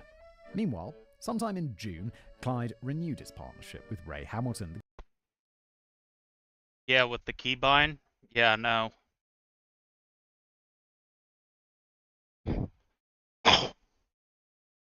Since I have a Razer mouse and keyboard, I use Razer Synapse, and I have it set to where whenever I press the M key, it uses the M key 20 times a second. So I just set all the shit to M. Let that bitch ride. The guy who had taken his share and split after the Kansas bank job 2 months previously. He had not, quote-unquote, choked on a wad of cash, and Clyde's anger at him had faded since then. In mid-July, Clyde and Hamilton procured a hideout in the town of Wichita Falls, 225 kilometers, or 140 miles northwest of Dallas, to use as a base of operations for future crimes. Bonnie packed up her things and joined them at the hideout, lying to her mother, saying that she had found a job as a waitress up there. And so... Well, that's essentially what mine is. It's just, like I said, it's just that every second it uses the M button 20 times. If I wanted to, I could set it up to where it'd be like 0 second or whatever, but I don't really care for that. Late July, Clyde and Hamilton hit a train station in Grand Prairie, coming away with a whopping $12, or $270 in modern money. On August the 1st, Clyde Hamilton and a newly recruited getaway driver, Ross Dyer, hit the Neuhoff Packing Company in Dallas. Naps. They held 3 employees at gunpoint and came away with a take of $440 or $9,900 in modern money. Bonnie waited for Kumi at the Barrow's place. Then naps. Dang, I still hear my lisp from back in the day. Like, I got it pretty good because I was in speech class in elementary school. I can still notice it randomly whenever I use the letter S. Damn. Listening to the radio for any news reports of the robbery. Amid their mutual anxiety for Clyde's safety, Kumi started to warm to Bonnie a little bit. Clyde swung by and picked up Bonnie late that afternoon and took her out to an abandoned farmhouse near Grand Prairie.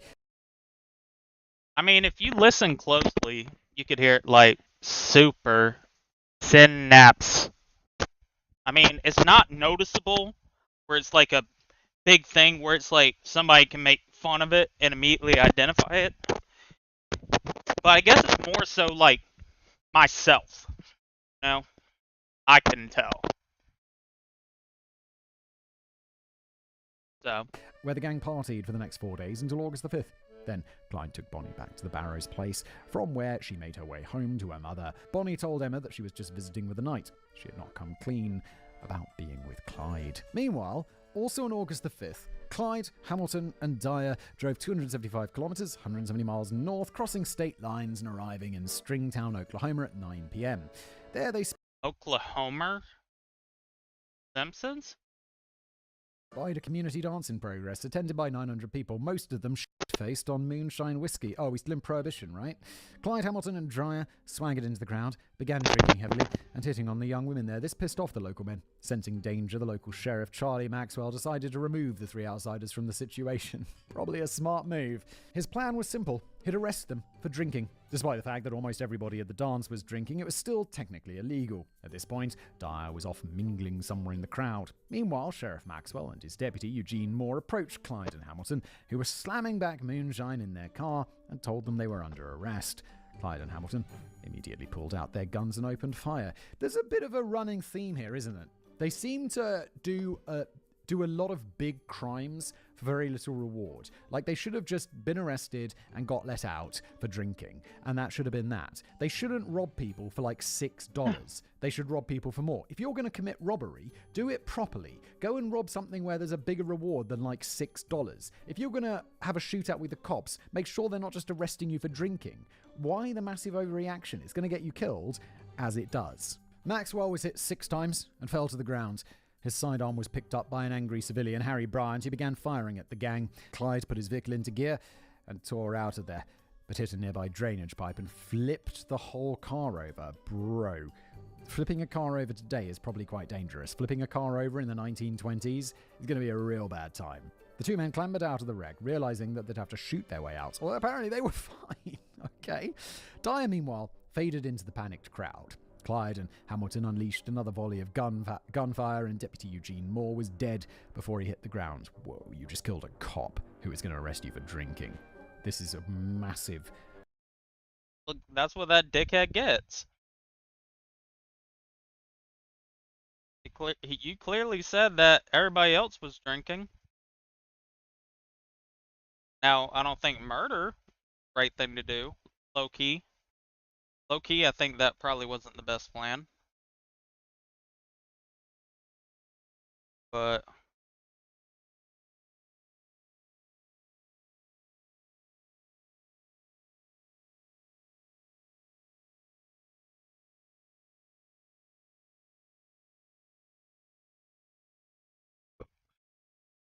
I'm getting beat by my alt? Motherfucker.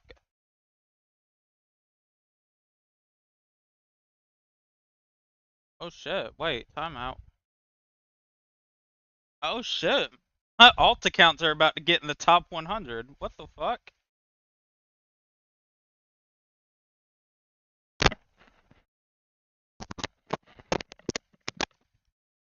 Willikers. I'm confused though. What are these points? Like, how does it work? Just getting stars, I guess? I don't know. Oh well. Massively unnecessary escalation. Harry Bryant made it to cover unscathed. Sheriff Maxwell was carried away by the crowd and actually recovered from his wounds, dulling the pain with moonshine whiskey. With the death of Eugene Moore, the Barrow Gang had just killed a cop. In those days, that meant a guaranteed death sentence should they ever be caught. On their way out of Springtown, Clyde and Hamilton were pursued by authorities, but they managed to give them the slip, stealing a series of cars as they made their way successfully back to Dallas on August the 6th. Dyer had slipped away unnoticed and made his way to the town of McKinney back in Texas, where he was picked up by the cops. He was taken in for questioning and immediately spilled the beans, identifying Clyde and Hamilton as the Springtown shooters. That sealed Clyde's fate. From that point forward, the law wanted him dead. Good help is hard to find. Clyde Barrett had only been out of prison 6 months and things were already getting ugly. Arriving back in Dallas on August the 6th, 1932, Clyde sent Ray Hamilton to the Parker residence in a stolen Ford V8 to pick up Bonnie. For her part, Bonnie had kept up the lie to her mother that she'd dumped Kyle and was living in Wichita Falls working as a waitress. Leah, I literally told you that 2 weeks ago.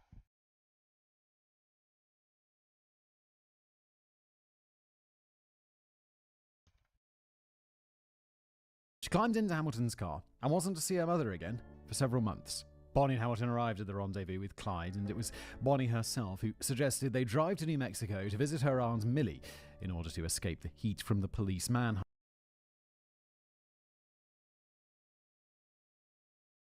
Even though, yes, I got 4 things in the same area, even before that, I don't think I'm getting any nightmare things.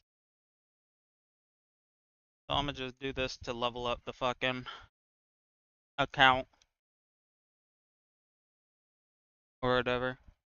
hunt in Texas Or and the old Oklahoma. man, I mean. Bonnie, Clyde, and Hamilton arrived in Carlsbad, New Mexico on August the 13th. Bonnie lied to her Aunt Millie, saying that she was driving across America on a honeymoon. She introduced Clyde as her husband, James White, and Hamilton as their friend, Jack Smith. It's a bit weird. It's like, hiya, yeah, we're driving across America as our honeymoon. And this is our mate, Jack. It's like, what the fuck's Jack doing here? Why is he on your honeymoon? Are you in some sort of weird, what's it called, where they have multiple wives? Polygamy. Are you in some weird polygamous marriage? Aunt Millie was initially very welcoming, but quickly grew suspicious of Clyde and Hamilton when they unloaded a huge arsenal of guns and began a target practice session outside her house. Well done laying low, guys. On the honeymoon, huh? With all these guns, right? When she was alone, Millie discreetly phoned the police. Deputy Sheriff Joe Johns arrived the next day, looked at the Ford V8 parked out front and suspected it was stolen. He knocked on the front door. Bonnie answered. Deputy Johns requested to speak to the car's owner. Bonnie said her husband was just getting dressed. Johns waited outside by the car. Clyde and Hamilton slipped around the back of the house, surprised the deputy, and pointed a shotgun at him. Deputy Johns tossed them his sidearm. They forced the deputy into the car, and the trio of outlaws took off with their new hostage. Oh no, that's a bad idea. You took a cop hostage? I mean, you already killed a cop, but you're really working towards the electric chair, aren't you guys? Heading east again. They pulled into San Antonio, Texas, late that evening. At one point, Bonnie giggled playfully and asked Deputy Johns, quote, "How do you like being on the run? You've had a few hours of it. We do it 365 days a year." It's a weird thing to say. At 5 a.m. on August the 15th, the gang drove 25 kilometers or 15 miles outside of San Antonio and dumped Deputy Johns on the side of the road. Oh my god. Deputy Johns, you made it out. Like, I honestly, they've killed a cop before, so they've already going to get the death penalty. So what have they got to lose? Nothing. And this dude's seen their face and all of this stuff and knows where they are and knows the car they're driving. I am amazed that Deputy Johns survived, and I imagine Deputy Johns is probably like, holy, you let me go? Okay, thanks. They drove onward to the town of Victoria, where they stole a second Ford V8 with Bonnie and Clyde in one car and Hamilton in the other in the case one of them broke down on the journey. They were spotted in Victoria stealing the second car. The gang headed 100 kilometers or 60 miles northeast to the town of Wharton, where 2 police officers had set up a roadblock. Clyde managed to do a U-turn and head off in the opposite direction without a scratch. Hamilton did the same, but his car was hit with several bullets when the Wharton cops opened fire. Oh my god. It's like he's doing a U-turn. Either he doesn't want to wait in traffic or he's our guy. Get him! He's like Waze tells him, make a U-turn when possible. Despite this hiccup, the trio got away without any further trouble. On August the 16th, newspapers across Texas, Oklahoma, and New Mexico announced the police were looking for Clyde Barrow and Ray Hamilton. They also gave a physical description of a woman who was seen with them. The cops knew who Bonnie Parker was. Aunt Millie had ratted her out. But the newspapers had chivalrously declined to print Bonnie's name since they were not sure if she was being forced to accompany the bandits. Reading her description in the newspaper was how Emma Parker found out that her daughter wasn't in Wichita Falls after all. Surprise! Bonnie, meanwhile, was tickled pink by the publicity and often flattering descriptions of her. The trio spent the next 2 weeks hiding out in the abandoned farmhouse in Grand Prairie. During this time, they made one excursion. They drove to Fort Worth, broke into the armory of the State Guard, and stole half a dozen Browning automatic rifles. Jesus, how are you breaking into, like, the State Guard's armory? Aren't armories, like, super heavily guarded? This was some serious firepower that would overwhelm any law enforcement that they were likely to meet in the future. And note to Simon, here's a clip of a fully automatic Browning on fast fire ripping into a cinder block wall. Oh my lord. Okay, we'll show that clip, assuming we don't get a copyright claim for it. It'll be a little clip of it playing now. And from David's description, I imagine it's absolutely brutal. Meanwhile... I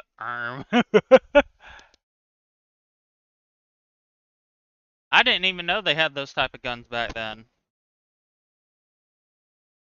Didn't know they had fully automatic ones. Ray Hamilton had been getting cold feet again. He told Bonnie and Clyde that he was going to head up to Michigan once more to lie low. Clyde and Hamilton parted on much more amicable terms than they had the last time. Bonnie and Clyde even drove Hamilton north all the way to Bay City in Michigan before parting ways. From there, Bonnie and Clyde spent some time driving randomly around the Midwest. Clyde would occasionally rob a rural store or a gas station to keep them within spending money, with takes of $5 to $10 or about $120 to $125 in modern money.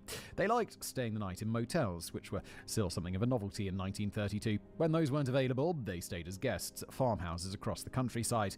At the time, the old-fashioned country manners of providing a roof and a hot meal to wayfarers still prevailed, and Clyde Barrow and his mysterious female traveling companion weren't yet well known outside of Texas, Oklahoma, and New Mexico. I'm so glad we don't live in the past. Like, if I lived out in the countryside, and occasionally someone would be like, "Oh, do you mind if I stay with you and have dinner?"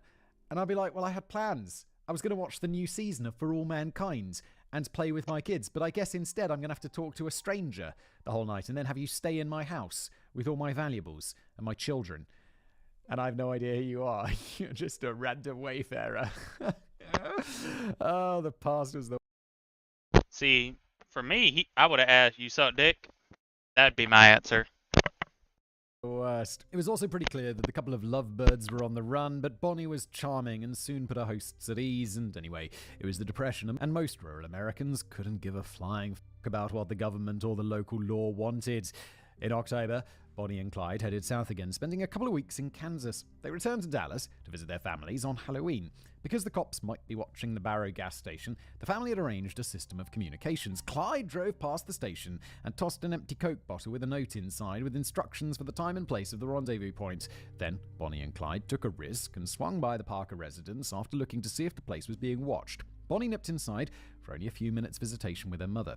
Bonnie updated an anxious Emma on how she was doing, and quickly left, avoiding all discussion of the fact that she had lied and was once again running off with an outlaw. After that, the couple headed off to the rendezvous point to meet up with the Barrow clan, where Clyde found out that Texas newspapers were accusing him of robberies that he hadn't committed, along with the murder of a butcher named Howard Hall in the town of Sherman and the murder of Sheriff John Mosley in the town of Tallulah.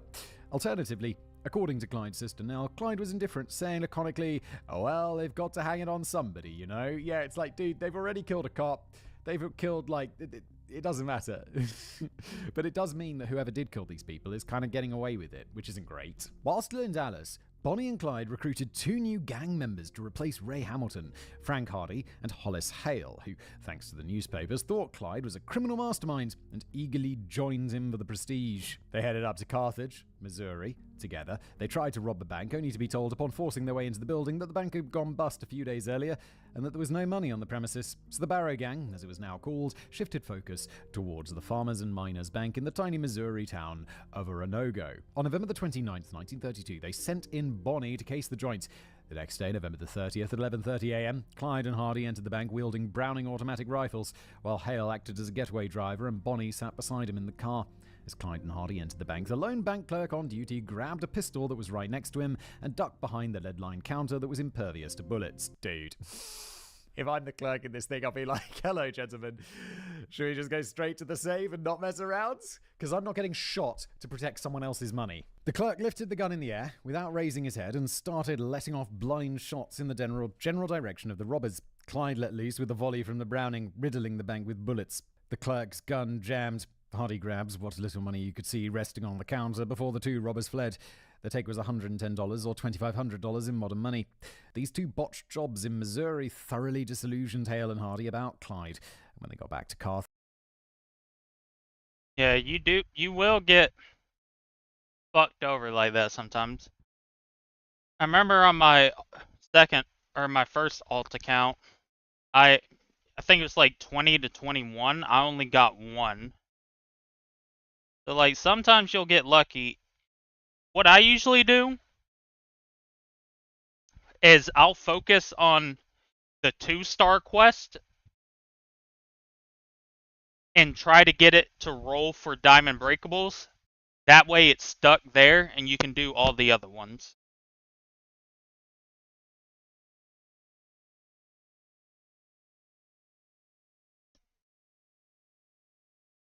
they said they were going to buy more ammunition and never came back. It's like, we thought you guys were good. You got this whole reputation, it just turns out you're a bit shit at your whole crime thing. Bonnie and Clyde were again in need of fresh recruits. They headed back into Texas to the town of McKinney, where Ralph Fultz had recently stood trial for car theft. He was joined there by Ted Rogers, one of the men who had gunned down John Napoleon Boucher in Hillsborough, who had been picked up in McKinney on an unrelated robbery charge. They were both awaiting to be transferred to the prison in Huntsville. On December the 19th, Bonnie visited the jail, pretending to be a relative of Fultz, and told him that Clyde was outside, heavily armed, ready to break him and Rogers out. Foltz replied it was no good since the deputy didn't have the cell keys, so Clyde needed to hit the place the next morning when the sheriff had returned. Wow, is breaking people out of prison really this easy? Was back then. Because these retards never planned ahead. That's why I think the older generation's the most retarded. They're like, well, we'll just keep our doors open. We'll leave everything unlocked. It'll only take for our whole family to get murdered before our family extended relatives might be like, hey, maybe we should lock the doors. Like, they're all stupid. Like, well, it hasn't happened to us, so clearly it will never. That's why they was getting kidnapped like it was nothing. He'd be like, yo, I have like one piece of candy in my car, and they're like, bet. It's like, no, come back tomorrow, then the guy with the keys will be here, and it'll be an easy job. Bonnie and Clyde showed up at the jail at 4 a.m. the next morning, only to see the prison wagon carting Foltz and Rogers back to Huntsville. Meanwhile, on December the 6th, 1932, Ray Hamilton was picked up by the cops in Michigan. He was quickly connected to Clyde Barrow. On December the 14th, Hamilton was extradited to Dallas. Megora Boucher was driven up from Hillsborough and incorrectly identified Hamilton as one of her husband's killers.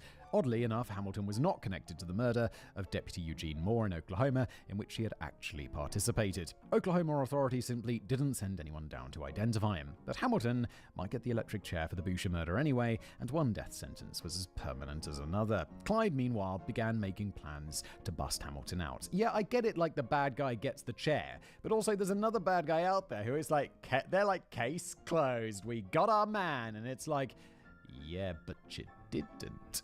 Case closed. Bonnie and Clyde spent Christmas Eve back in Dallas, where they exchanged gifts with their families at a nighttime rendezvous. Why the fuck are their families still fucking with them? That's the most retarded shit I've ever heard. Why would you have a murderer? Hey, if someone in my family kills another person, they can't be within a mile of me.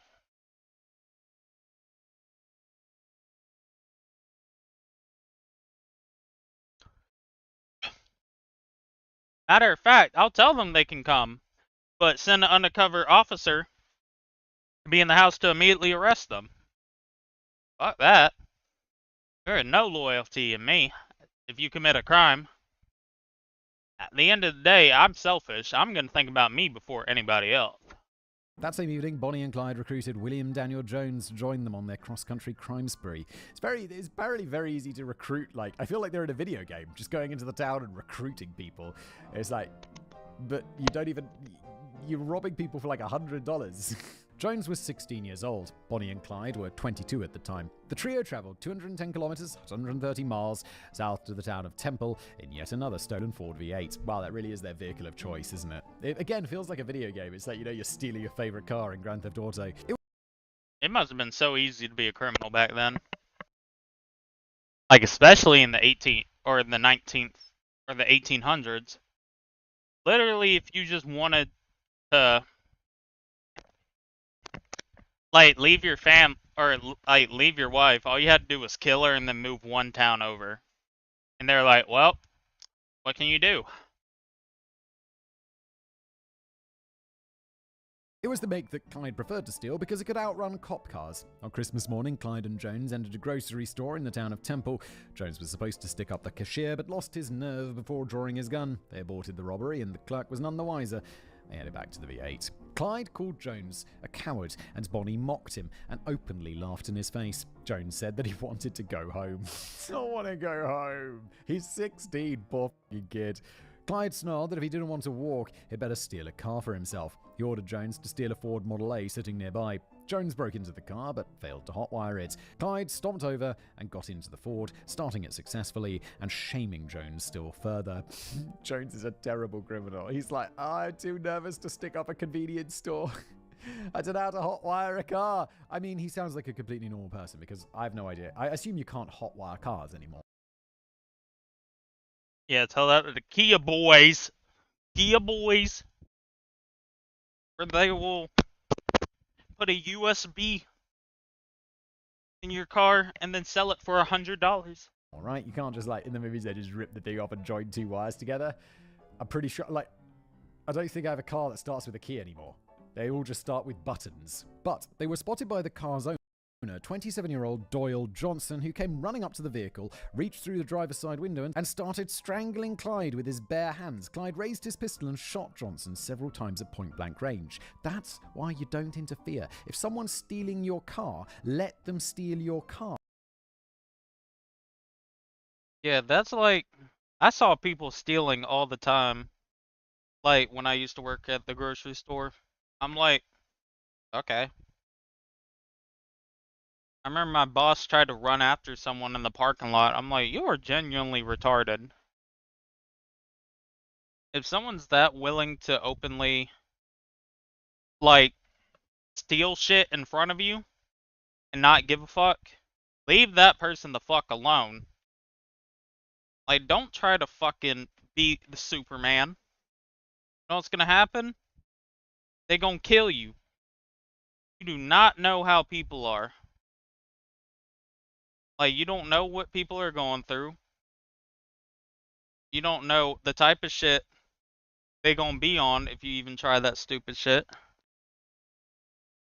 Just don't do that. Like, literally. If I was at, like, if I worked somewhere and I got held at gunpoint, you know what I'm saying? I'm like, alright. Hey, you want some extra shit, by the way? I got some stuff in the back you can steal too.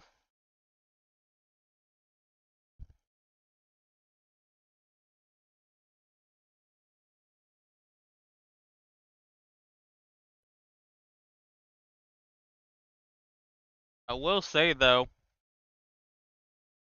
if I ever get like fucking kidnapped or something and they force me to drive them somewhere, I'm going 110 miles an hour on a rural road. I'm telling them, you gotta throw that gun out the window or you will die.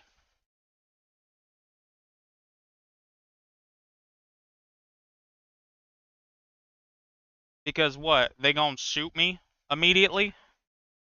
And then the car spins out of control? Then they die anyway? Like, nah. We both gonna die now. Because I already don't trust you to let me go. We both going to hell. It's not worth getting shot over, and then just file an insurance claim. Christ. Alright, Baldy, you know damn well this is the 30s. Guarantee insurance wasn't.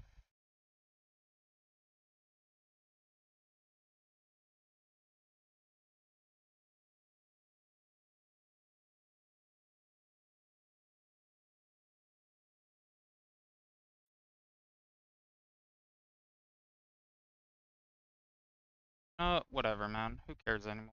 If I saw someone stealing my car right now, I'd be like, have a nice day. Good luck. Gonna get a new car. Then Clyde and Jones sped away. Bonnie followed them in the V8. Johnson died of his wounds within minutes. Yes, he's been shot multiple times at point-blank range. Punctuations of pure havoc. On January 1st, 1933, Bonnie, Clyde, and Jones were back in Dallas. Clyde paid a visit to Lillian McBride, the sister of Ray Hamilton, who was now locked up in Hillsborough, awaiting trial for the Boucher murder. Clyde handed Lillian a hacksaw and told her to travel down to Hillsborough and smuggle it to her brother during a visit. Lillian promptly did so. On the afternoon of January 6th, the cops came by Lillian's house to ask her a few questions about her brother. After they left, Lillian also departed to go on the piss downtown Dallas with her friend Lucille Hilburn.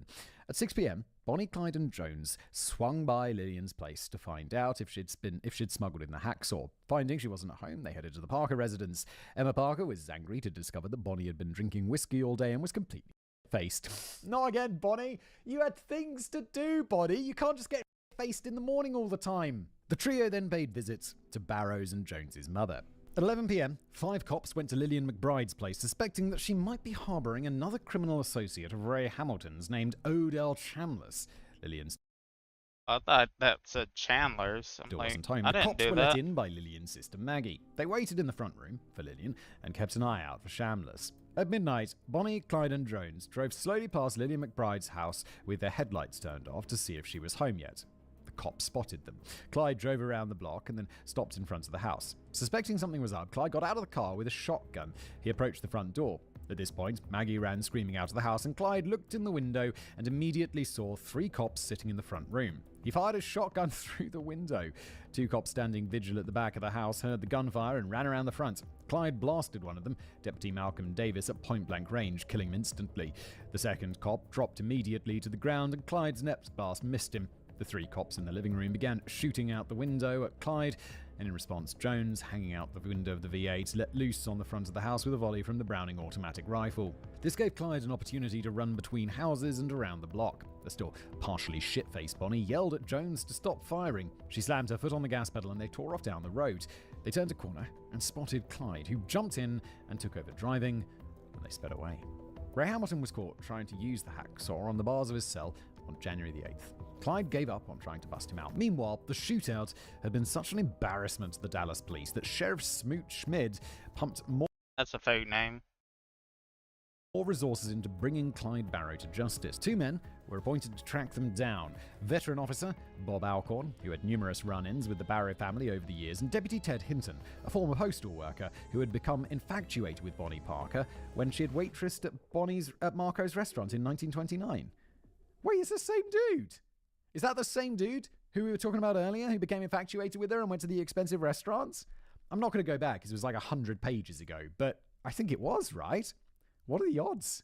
Bonnie, Clyde, and Jones got the hell out of Dallas. But in their haste, Clyde spun out into a farmer's field where the V8's wheels sank into the mud. They paid a nearby farmer $3 to pull the car out with a team of mules. Then the trio drove overnight across state lines. On January the 26th, 1933, outside of Springfield, Missouri, they were tailed by a 24-year-old highway patrolman named Thomas Purcell, who suspected the Ford V8 was stolen. When Purcell approached the vehicle, he was held at gunpoint, disarmed, and told to get in. Clyde didn't want to kill a cop in Missouri, since it would amp up hostilities toward him in that state. They drove until after midnight when they reached Joplin and dropped Purcell off. He asked for his gun back, and Clyde refused. Bold move, Purcell. Yeah, I would have shot him for that. I would have been like, what bro talking about? Bro's tripping. The fuck you mean? Can I have it back? Nah, we gonna kill you. Can I have my gun back? No! Get the out of here. We're letting you go. What more do you want? Bonnie, Clyde, and Jones spent January through March 1933 doing petty robberies of country stores in Oklahoma, Missouri, and Arkansas. They stole a sequence of cars, as per usual, and began removing and swapping license plates on the vehicles. Their robberies that this time did not merit any organized pursuit, and so Bonnie and Clyde relaxed and enjoyed some semblance of freedom. I remember, license plates. A mate of mine, when we were at university, just came out to his car one morning, and both of his license plates were missing. And they weren't they were just regular ass license plates. Oh, speaking of that, let me tell you, whenever you get the registration sticker that you gotta put on your fucking, your goddamn license plate, whenever you get it, get a knife and cut an X into it onto your license thing, on your license plate.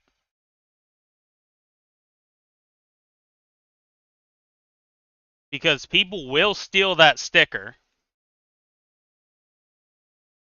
and put it on their car. But cutting it like that will make it to where people won't steal it. Because they're like, oh fuck, they did that. Never mind.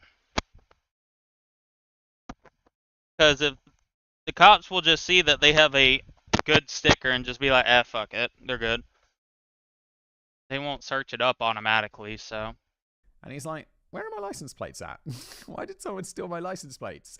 And I can't remember what got him to do it, but he phoned the police because apparently if you've had your license plates nicked, the chances are that it's like a criminal organization who are going to put them on another car and then use that car for crimes. And they'll just steal random license plates from another vehicle about the same age, because you can tell the age of cars from the license plates in the UK. And yeah, the police were like, well, it's good you told us, because your plates might be used in a crime. It's okay. It was during this time, by the side of a highway, that Jones took the now famous picture of Bonnie and Clyde together, along with Bonnie leaning on the car with a revolver in one hand and a cigar clenched between her teeth. The trio often shared a single motel room. Bonnie and Clyde would send out Jones on frequent errands, giving the couple a chance to make love. One thing that surprised Jones was that both Bonnie and Clyde prayed a lot. They were still highly devout Christians due to their upbringing, albeit with a somewhat unorthodox take on the Ten Commandments. Bonnie called Clyde Daddy, Clyde called her Honey, and both of them addressed Jones as Boy. Boy. AF. Good on them. Boy. Who thought I just put my phone? Oh well. Jones is their bitch. For his part, Jones called Bonnie Sis and Clyde Bud. Bud's like, alright boy, settle down. Go get me a newspaper. On March the 23rd, 1933, Ivan Barrow, nicknamed Buck, was paroled from Huntsville prison, despite the fact that he'd escaped from jail and spent several weeks on the lam, adding 4 extra years to his sentence before Kumi Barrow convinced Ivan to return to prison voluntarily. His wife, Blanche, was overjoyed to have him back. On March the 24th, they visited Blanche's parents at their dairy farm in the rural community of Wilmer. At midnight, Bonnie, Clyde, and Jones showed up at the farmhouse. Blanche noted that both Clyde and Jones carried shotguns inside the house and that Bonnie was utterly rat-assed on whiskey. Surprise! Bonnie and Clyde convinced Ivan and Blanche to join them for a few weeks in an apartment that they'd rented in Joplin, Missouri. They assured Ivan and Blanche they wouldn't be committing any crimes during that time. It'd be like a vacation for all of them. Blanche later claimed that she and her husband were reluctant to get involved with Bonnie and Clyde, but quite frankly, I smell bullshit. At any rate, Blanche and Ivan agreed to go. Blanche brought her dog Snowball. They stayed for a week in 2 rented holiday cabins outside Joplin before finding a fashionable suburban apartment on April the 1st that rented for $50 a month or $1,120 in modern money. A apartment big enough for all of them for like $1,000 in modern money? It's pretty good. Where are we talking about? Joplin. Was this in Arkansas? Missouri. I don't know anything. Yeah, Joplin, aka the home of the most destructive tornado in history. Yeah, of course it's that cheap. Fuck wants to live there.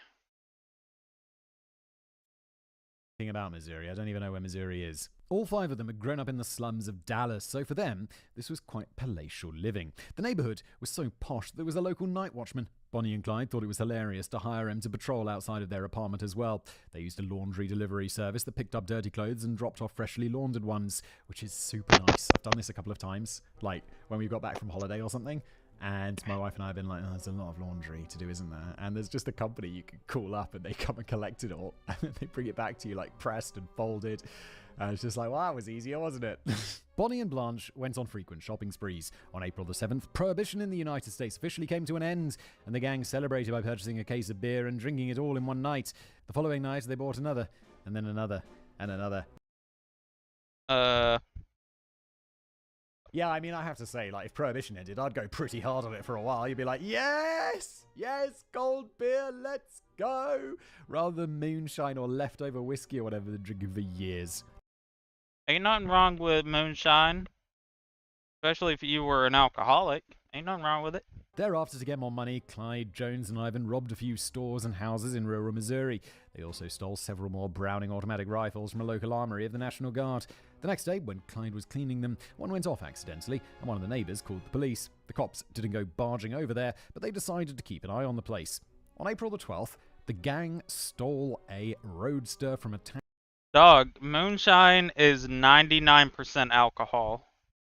Like, you literally could put it in your car and it filled your gas meter.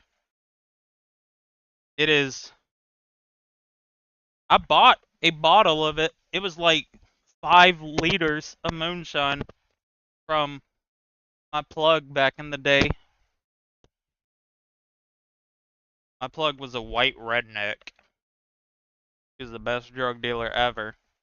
That boy would get high off his own supply, and there's this girl I hung out with that he wanted to fuck so bad. So, and she found him appalling. So what she would do, or what we would do, is we'd go hang out with him. He'd get high off Zans, or Perks, or whatever the fuck his shit of choice was. And like, we'd be buying like 4 ounces, and like 4 or 5 times during hanging out, we'd be like, hey man, did you get the weed for us? He'd be like, oh shit, my bad.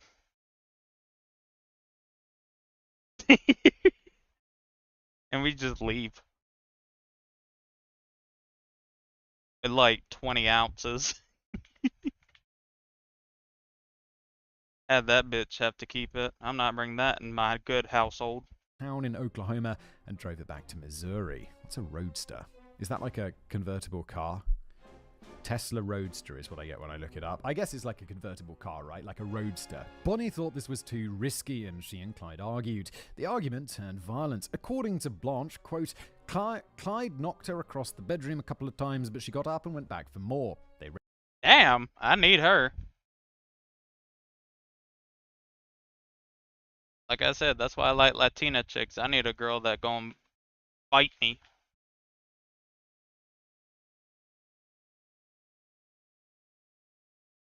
Need a girl that gon' squabble up.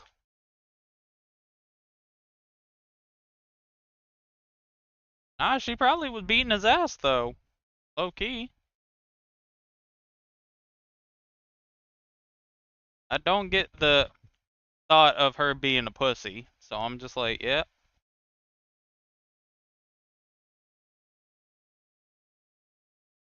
It is fun to be with Latinas like that until they actually like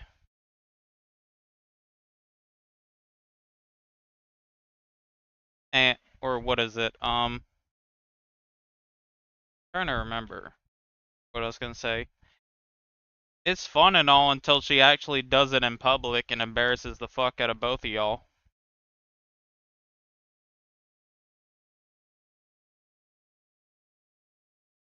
But thankfully, I did not ever get in a relationship with a woman like that. Reconciled before Bonnie went. Because I'm one of those people, I will not stay with someone. Absolutely not. If I feel like one chance you like start raising your voice, getting mad as hell at me, I'm like, yep, it was good while it lasted. You have a good one. Absolutely not. Hell no. Went to sleep. Oh, Clyde. Just a bit of casual 1930s domestic abuse. That night, Clyde decided that they'd stayed in Joplin for too long. It was time to go. The next day, April 13th, Clyde and Jones went out to rob another store for traveling money, while the rest of them all packed. At 4 p.m., Clyde and Jones returned, and moments later, 2 cars containing 5 police officers pulled in behind them. The Joplin PD had decided to raid the place. Clyde and Jones pulled into the apartment's garage and quickly lowered the garage door behind them. Constable Wes Harriman bravely but recklessly tried to dive under the door before it closed. Clyde hit him with a shotgun blast.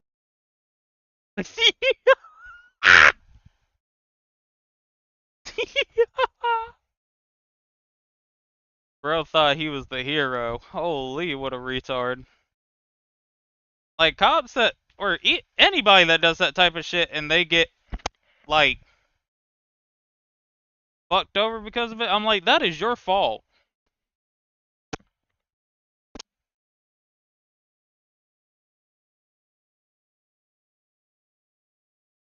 Like I said, I want to hear more stories in that sort of sense. Like, we always hear about heroes and what they do. I want to hear stories about somebody trying to be a hero and immediately getting their ass put down. Whether it be shot or just, like, knocked out or something. I want to hear more of those stories. Like somebody thinking they about to be Superman. I'm not even talking about just regular life. I'm talking about in war, because you'll hear about these war heroes doing a bunch of crazy shit and surviving. I want to hear the stories about the retards that tried to do the same thing and immediately got beamed. I'm like, you can go be, like, they trying to be in the history books. Yeah, you definitely going in now, for sure. You going in the history books. Not for the reason you wanted, but show you going down in history. To the neck. Harriman bled out and died at the scene. Oh, Harriman, don't do that. Why would you do that? You're going to go into an unfamiliar environment, and they're just going to be waiting for you. Officer Harry McGinnis fired a few shots through a glass window looking into the garage, striking Jones once in the abdomen. Excellent. Before Clyde pummeled McGinnis with the second blast of his shotgun, hitting him in the face and damn near blasting his arm clean off his body. McGinnis died instantly. A third officer, DeGraff, dived and picked up McGinnis's revolver and began dual-wielding as he fired at the garage. Bro thinks he's McCree. But what you mean he started dual-wielding? Yeah, these people are retarded. And ducked behind the side of the apartment building with a fourth officer, Grammer. The fifth officer, Carla, ran across the street to find a phone to call for backup. Joplin police cars did not come equipped with radios at the time. Meanwhile, Ivan came running into the garage, armed with a shotgun to help with the shootout. Jones, bleeding heavily, ran upstairs to tell the girls that they needed to get out of there now. Abandoning most of their things and with Bonnie still in a nightgown, they ran down to the garage. They intended to escape in one of the 2 stolen cars, the Ford V8 sedan. The gang daringly opened the garage door in a bid to escape. Ivan moved McGinnis's corpse out of the way, while Clyde and Jones, the latter of whom was now soaked in his own blood, pushed from the cop cars blocking the garage. Yeah, dude. What's his face? Jones? You're f***ed, mate. You got shot in the gut in the 1930s, and you're not going to be able to go to a hospital? It's game over. Then the 2 of the 3 surviving cops resumed fire. Clyde was hit in the chest with a bullet. Holy! But it was low caliber and came from across the street. The bullet passed through one of his coat buttons, so it merely lodged in the top layer of his flesh. Oh, grim though. But incredible odds. What are the odds? Meanwhile, Ivan was grazed by another bullet that ricocheted off the garage wall. It was then that Bonnie, still clad in her only nightie, came out of the garage with a Browning automatic rifle and sprayed bullets at Officer Carla, who was firing from across the street. He was forced to dive behind an oak tree. When Bonnie's rapid machine gun fire sent splinters of wood flying into his face, Bonnie pivoted and unleashed a final volley of her remaining bullets at the 2 officers hiding around the side of the building. Then Clyde and Ivan rallied and opened fire with their shotguns. It was at this point that Blanche's dog Snowball ran terrified out of the garage into the street. Blanche called out desperately after him. The dog ignored her and kept running down the road, never to be seen again. Ivan yanked a thoroughly upset Blanche into the sedan, and the 5 of them piled in and tore out of the driveway while under minimal fire from the surviving police officers. 2 cops were dead. Carla had splinters in his face, and he didn't think his gun's bullets would pierce the car's exterior as it passed. DeGraff fired 4 shots before running out of ammo. And the final cop, Grammer, just stood there, shell-shocked, without having fired a single bullet in the entire exchange. Yeah, that's me being a police officer. I've been like, yeah, that's it. Appreciate y'all.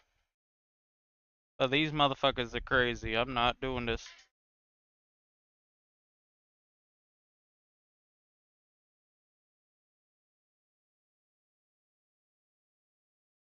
Yeah, I've been like, yeah. Who do I return my gun to? Yep, I appreciate the opportunity. I truly thank you so much for this opportunity, but fuck no. The Barrow Gang in light and shade. The Ford V8 sedan hurtled out of Joplin at blinding speed. Once enough distance had been put between them and the town, Clyde pulled over. Bonnie ripped open Clyde's shirt and prized the bullet lodged in his chest out with a hairpin in her fingers. Oh. Ah! I don't want to hear that, bitch. Fuck you. Stupid hoe. Infection time. It's the 1930s. We got antibiotics yet? I think so. Right? At least there's that. Clyde quickly staunched the bleeding and inspected Jones's bullet wound. It was bad. Jones was in agony and still bleeding. And it was unclear, with all the blood, whether the bullet was still in him. Carl took a thin tree branch, wrapped it in a scrap of cloth torn from Bonnie's nightgown, and poked it into the bullet hole in Jones's abdomen.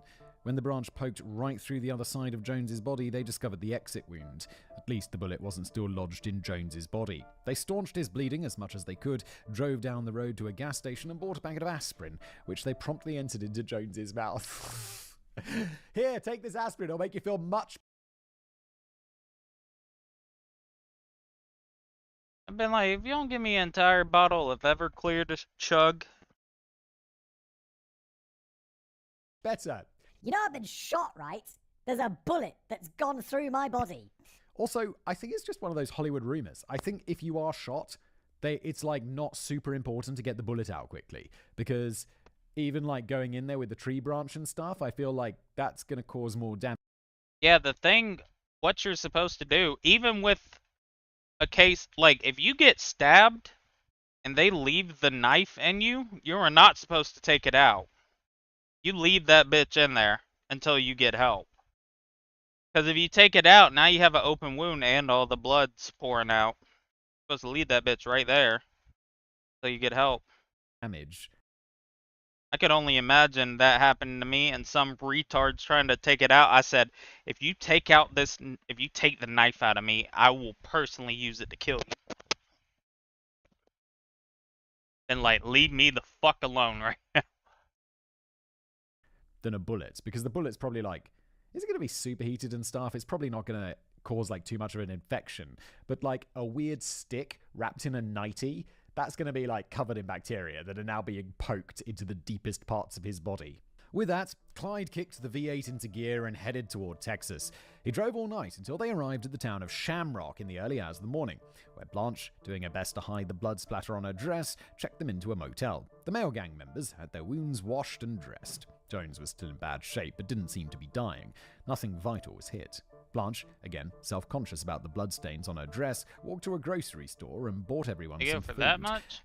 He Damn. seems to Wait, be how fine. many Nothing did it say vital was exist? hit. It went through his body. There's all sorts. 174. Damn, still?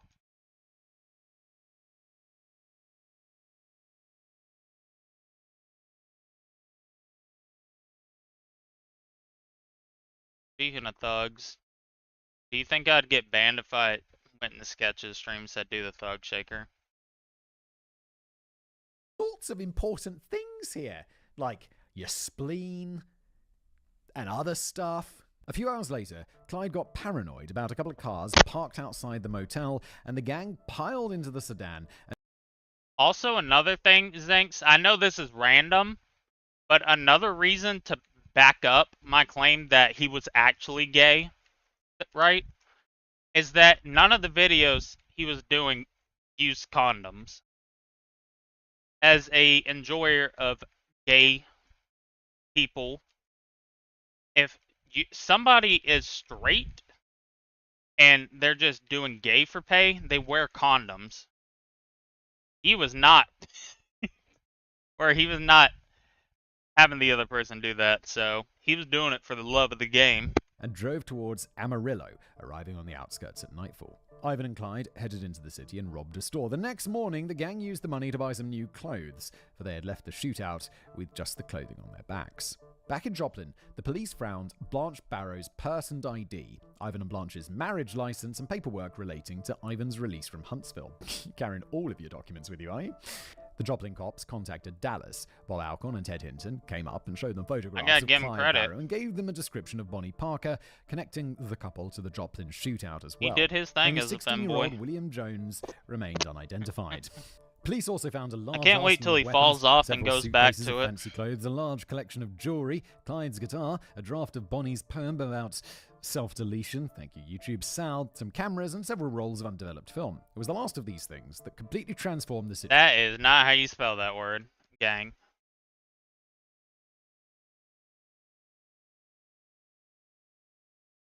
But yeah, like I said,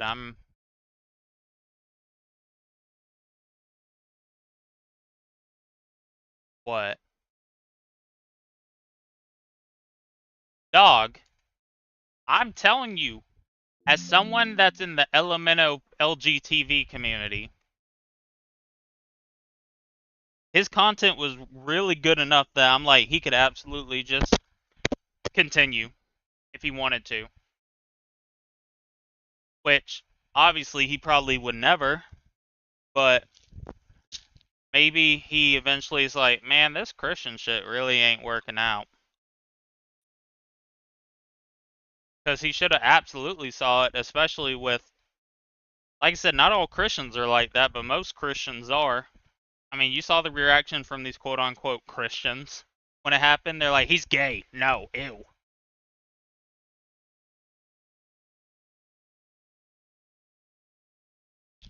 Not caring about nothing else.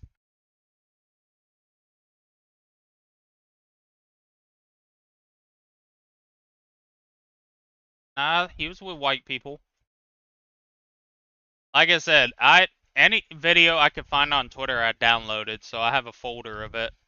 I'm just gonna start sending it to people. Zinks wanted all of it, by the way. I want to say that Zinks wanted every video. I'm just letting you know. Zinks wanted me to send him every single video. Sorry, I lagged.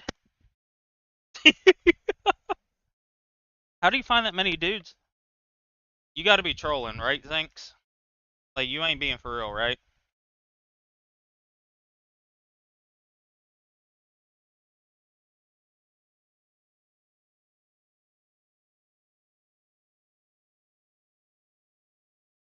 Like, dude.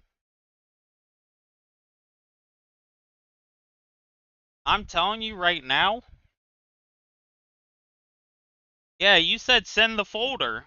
And I sent the folder. wanted the database, and I gave you the database, and now you mad at me. I'm not gay, I just saved the videos.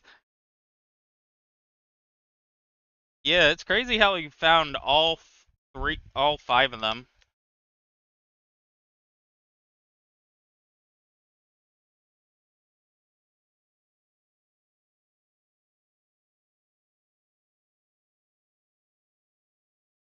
Yeah, honestly, the gay community has forgiven Zinx. Like what they did with the baby. But no, like, what is it? He, what is it? The content he was doing was good. Like I said, whenever he was doing that, he looked good. I will admit it. He did look very attractive.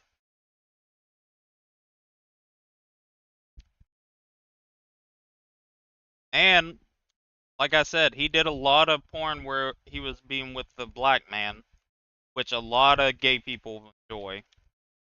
So. But it's good that my biggest question, right? I want to know how much money he made from that, because I don't know, I just couldn't imagine he made like bank, especially if he started to go to streaming like the way he did.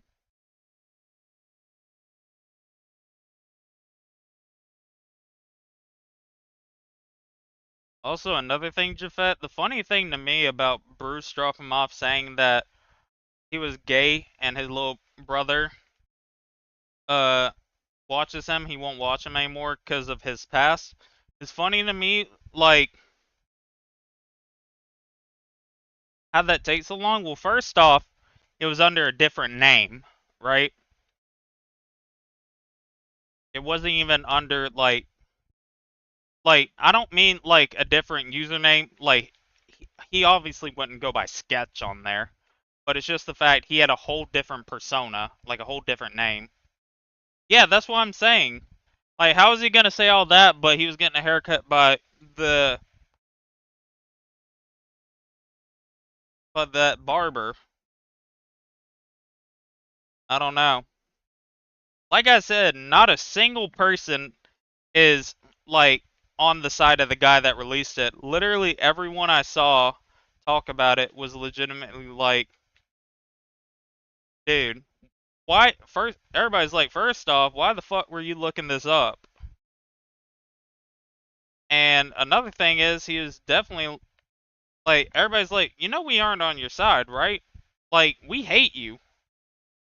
Because you, quote-unquote, said you were a journalist. You're a retard with a YouTube channel. Saying you were doing, quote-unquote, journalism. And, like, people are like, this is, like, people trying to hate on it, too. Talking about, like, he has a kid audience. Why would he do this when he has a kid audience? Dog. He didn't fucking do it and tell his fans about it. He did it and hit it. Like, dog. Like, they acting like he fully was on display, like he had his OF link in every stream. No, he didn't let a single person know about this.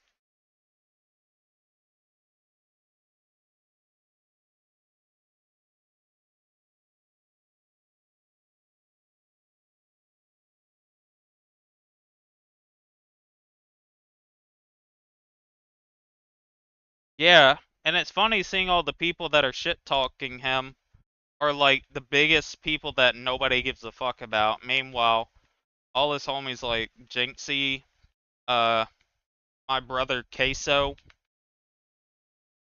you know, big streamers like 4chan, like, we don't care. We don't care about it. Us big streamers stick together. Which I'm really happy about. No, I think it was too much evidence. But yeah, like I said, first off, like, just even seeing the outfits he used in those videos, I'm like, this is way over the top for just, like, a mistake. This was an active thing. Like, there's no way he wasn't doing it without. Because the thing is, gay for pay usually has the person being the one giving for the most part. I mean, there probably are straight dudes that take it and they're like, fuck it, it's for a bag. But that's not usually what happens. But like I said it yesterday, I'll say it again. I do believe he might not be now, or he might have just suppressed it. At the very least, he's bi. But back then, he was absolutely gay. Like, without a shadow of a doubt. Like I said, it might have sounded like a dickhead thing. I was being genuine. If he ever needed, like, hella extra money, he could easily go back to that. With, like, you know, he would have hella people go watch it, too. Biracial? I don't think so.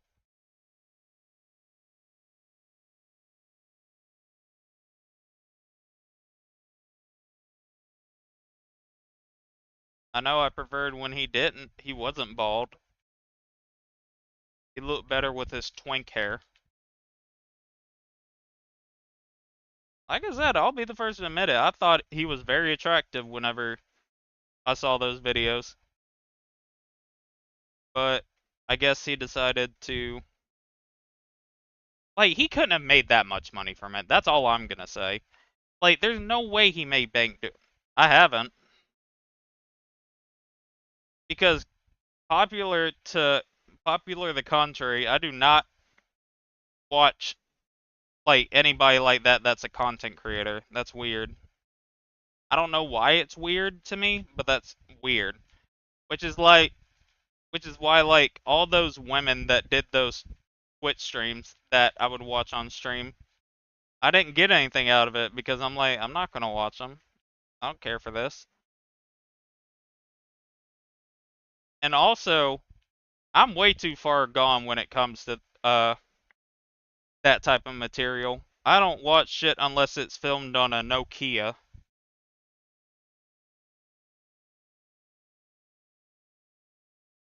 Well, yeah, it's gonna be like how whenever Jacquees released the remix to Trip by Ella May, and she got it all deleted off YouTube, and people were selling the song to other people. That's how I'm gonna do. I'm gonna be the sketch plug.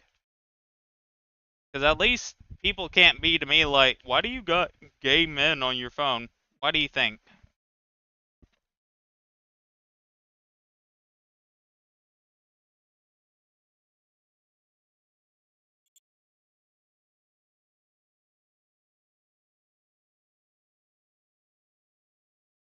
Also, I'm gonna be real, the videos are way too short. I'm good. That's that Twitter preview that OnlyFans stars do, length of video. I'm good.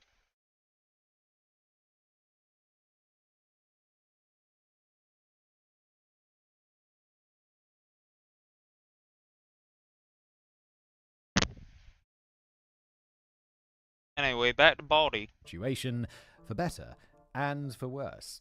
Okay. Well, I'm very curious what's on those rolls of film. I mean, I assume it's going to be them doing crime, so I'm not sure how this is for better and for worse. What's going to be on there? On April the 14th, the film was developed. A few of the photos were of Clyde and Jones striking tremendously douchey gangster poses in front of a stolen car. Some things never change. But then there were the photos of Bonnie Parker in Clyde's arms, or holding him at mock gunpoint, or posing scandalously with a gun and a cigar. There were several outlaws, like Clyde, in the Depression era, but this was new. A female outlaw. Not just a gangster moll, but a female outlaw actively participating in the crimes. Bonnie Parker was 22 years old, reasonably attractive, and very stylishly dressed. Then, as now, sex sells, and the next day, April the 15th, the Joplin Globe placed her on the front cover alongside Clyde. They even mentioned Bonnie by name. Within days, most newspapers across... Also, I don't want to hear that, Zenx. You asked for the whole discography. You gayer. the United States had picked up on the story. Bonnie and Clyde's photos soon were shown in newsreels. They were featured in celebrity gossip magazines. They were featured in true crime magazines. They were featured every... Did you know? Alright, Jafet, when you had diamond breakables for rank 16, wasn't it like a shit ton of... Wasn't it like 1,600 or something? Or no? Did they fix it?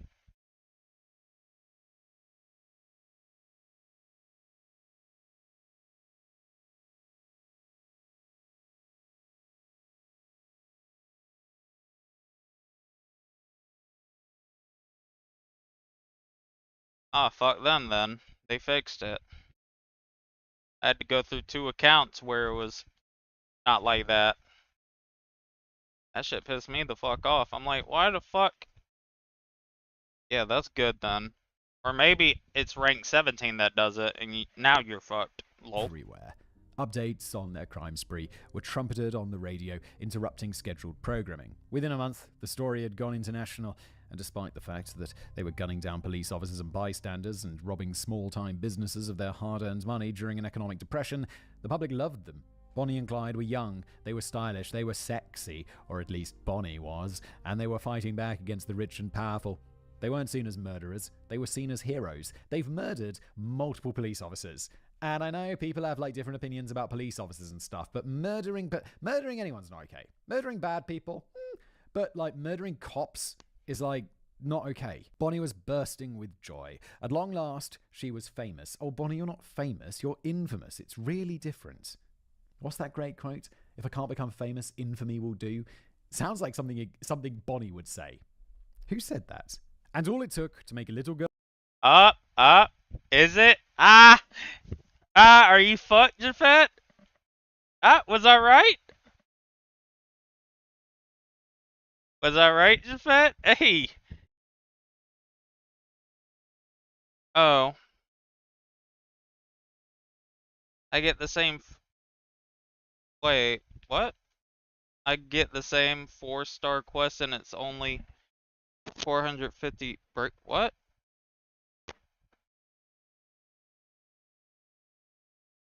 What do you mean? Girls' dreams come true was a growing stack of corpses, all of them people who didn't deserve to die. On April the 27th, in the town of Ruston, Louisiana, a still wounded but recovering William Jones stole a Chevrolet parked in front of a house with the keys left in its ignition. The car's owner, an undertaker named Dillard Darby, saw this happen from the porch of the house as he was chatting with a home economics expert named Sophia Stone. Darby and Stone hopped into the latter's car and gave chase. They pursued Jones out of Ruston, but lost him. But Clyde, racing up from behind, forced Darby to pull over, pistol-whipped him, and took Stone and Darby hostage. Jones and the Chevy had vanished, so Clyde drove the hostages, Bonnie, Ivan, and Blanche, into Arkansas. The car was packed full. A drunk Ivan was encouraging Clyde to just kill the hostages. Bonnie, meanwhile, asked Darby what he did for a living. He told her that he was an undertaker.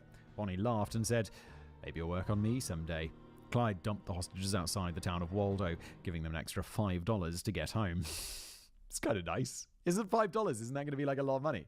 Like, it's back in the day. Normally David gives me the conversion, but I don't know, but it's a lot. Passing through the town of Hope, Arkansas, the Barrow gang was spotted by a patrol car, which immediately gave chase. By now, the cops knew that Clyde preferred to drive Ford V8s and treated them as suspicious. Ivan aimed a Browning automatic rifle out of the window at the cop car, but held his fire. Clyde managed to lose them without the necessity of a shootout.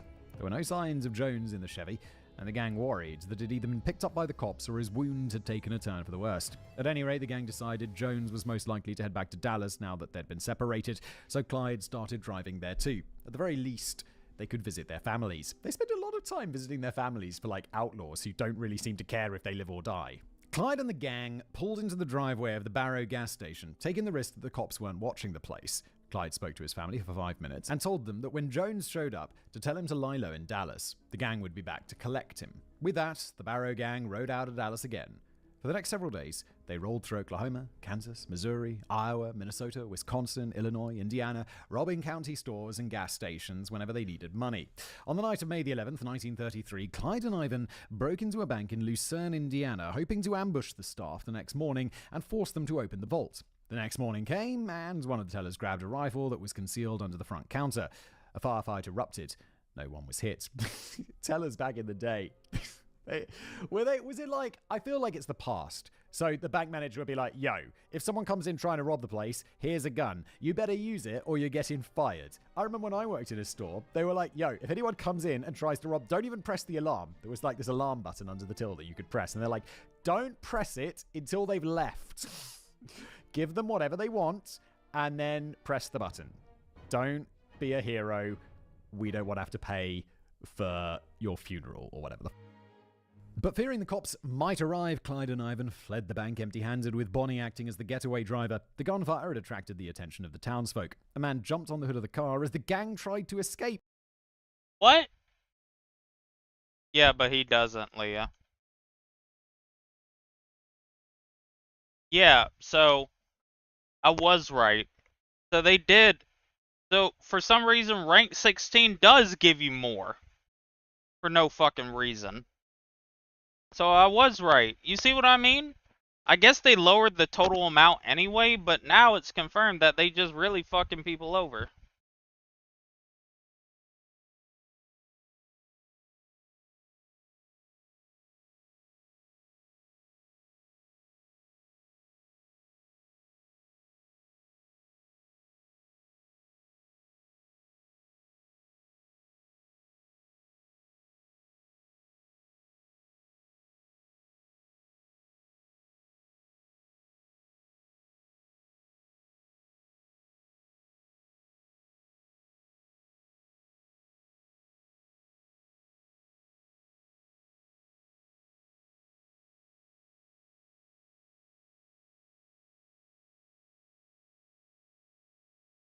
What are you doing? Get off the car, you idiot! Bonnie grabbed a pistol and shot at him. The man wisely chose to jump off. On the way out of town, random townsfolk started shooting at the Ford. The gang shot back. It's like the fucking Wild West over here. 2 bystanders were wounded. On the night of May the 18th, the gang tried again, with Clyde and Ivan breaking into another bank in Okabena in Minnesota. This time, Clyde took the precaution of sweeping the bank for hidden guns. The next morning, they ambushed the staff and came away with a take of $1,600 or 38 grand in today's modern money. Yes, that's a take. Bonnie again acted as the getaway driver, and again, a random town. Yeah, but what I've heard is that they lowered all of them, though, Leah. That's the thing. That all of them are lower now, for some reason.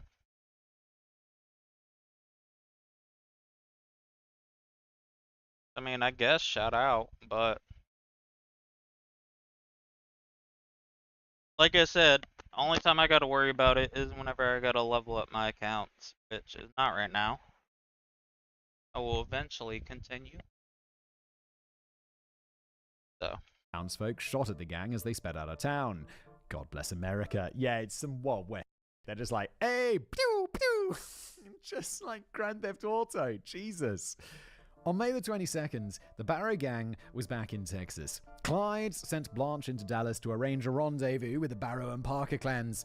They all wound up having a picnic. Oh, lovely. Clyde asked about Jones. He was told that the boy was back in town, but nobody from the Barrow or Parker clans had seen him. Without looking for him, the gang packed up and headed east. When they crossed into Louisiana, Ivan stole a second car so that he could ride separately with Blanche. Being crammed in one car was testing everybody's nerves, with Clyde and Ivan at one point getting into a fist fight. The Barrow gang reached Florida on June the 1st for a vacation of sorts, laying low, spending time at the beach, and spending their Okabena money. Yeah, they got 38 grand. They're going to have a pretty awesome vacation.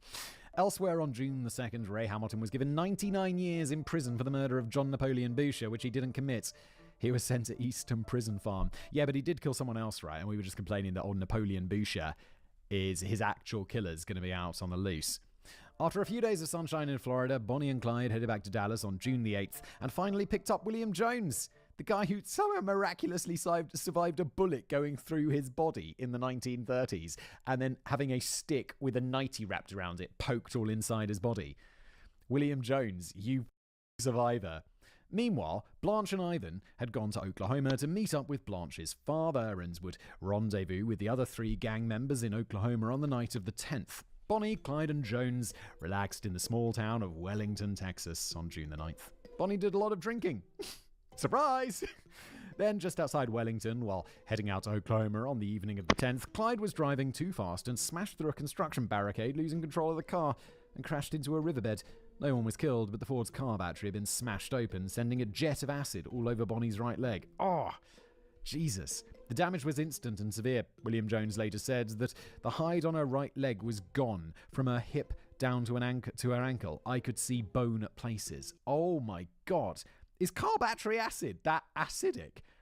Fucking hell, it just burned to her bones. Two bystanders, Jack Pritchard and his son-in-law, saw the crash and took the trio to their nearby farmhouse. Bonnie and Clyde were concussed. Clyde had a broken nose. Jones had a few burns on him. The Pritchard family put baking soda on Bonnie's leg wounds, which neutralized the acid and prevented any further damage. That's smart. I'm like, that sounds super unpleasant, but I didn't even know baking soda neutralized acid. So that's good to know. When Pritchard said they needed to get to a doctor, Clyde refused for fear that it would tip off the authorities, replying, "If she dies, she will just have to die."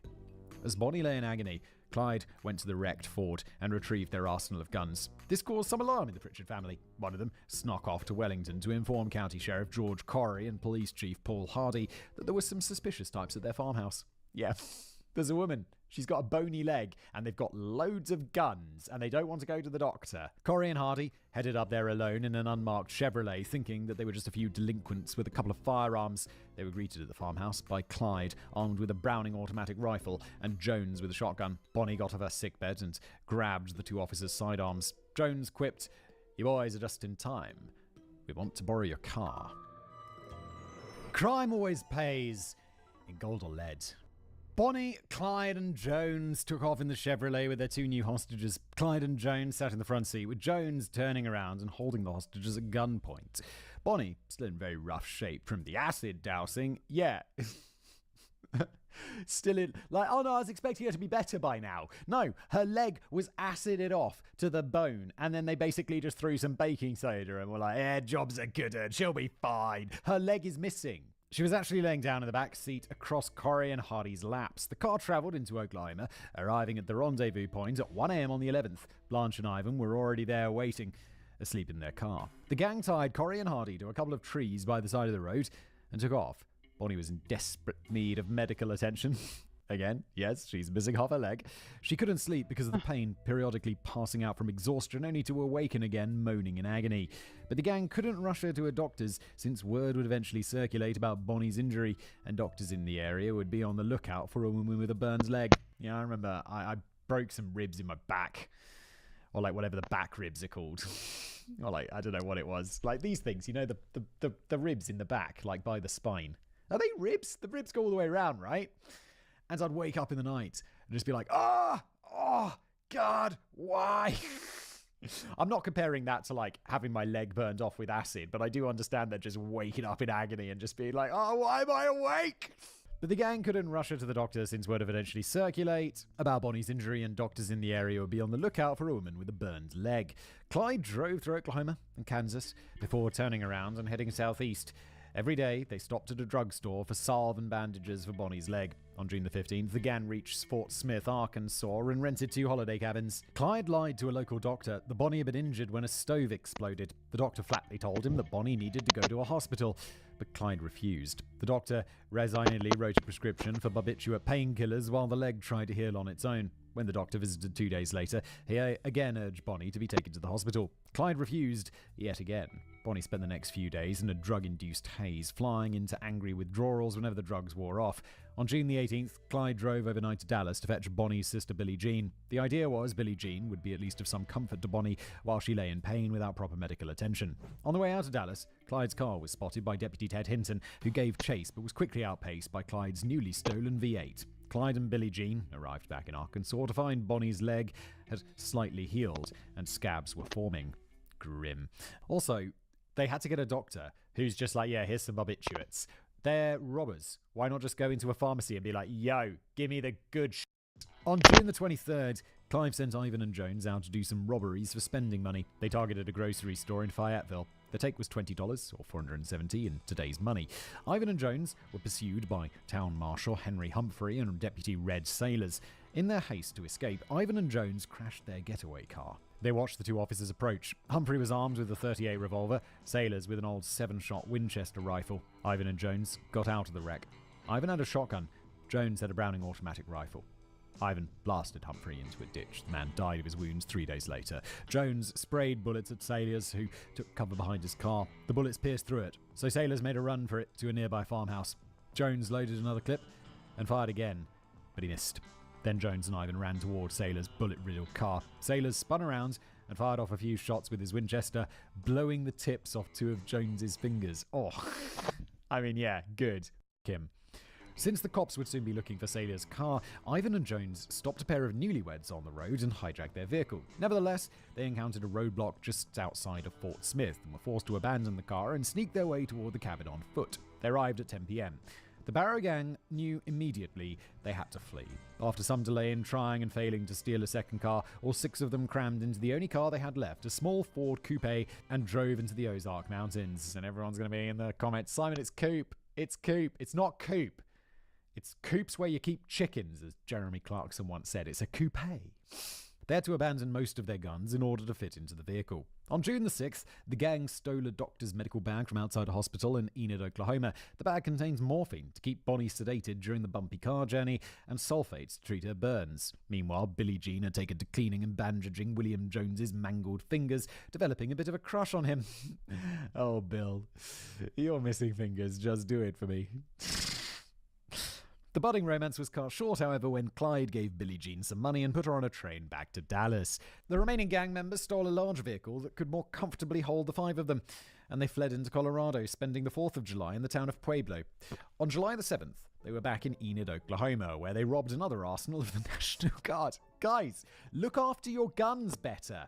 Coming away with a dozen Browning automatic rifles, a huge collection of pistols and revolvers, and several crates of ammunition. You're giving them the arsenal of a army. What the hell? National Guard, get your shit together. They spent the next 3 days deep in the countryside doing target practice. They then moved on through Kansas and Iowa. By mid-July, Bonnie's wounds were healed, but the leg was permanently damaged. Its tendons and muscles had tightened up, making it difficult to extend her leg and walk on it for any lengthy duration. Most of the time she hopped around, or Clyde carried her, including taking her on and off the toilet. Honestly, Bonnie, it's pretty much a miracle you survived. You got burned to the bone with acid in the 1930s and didn't see a doctor.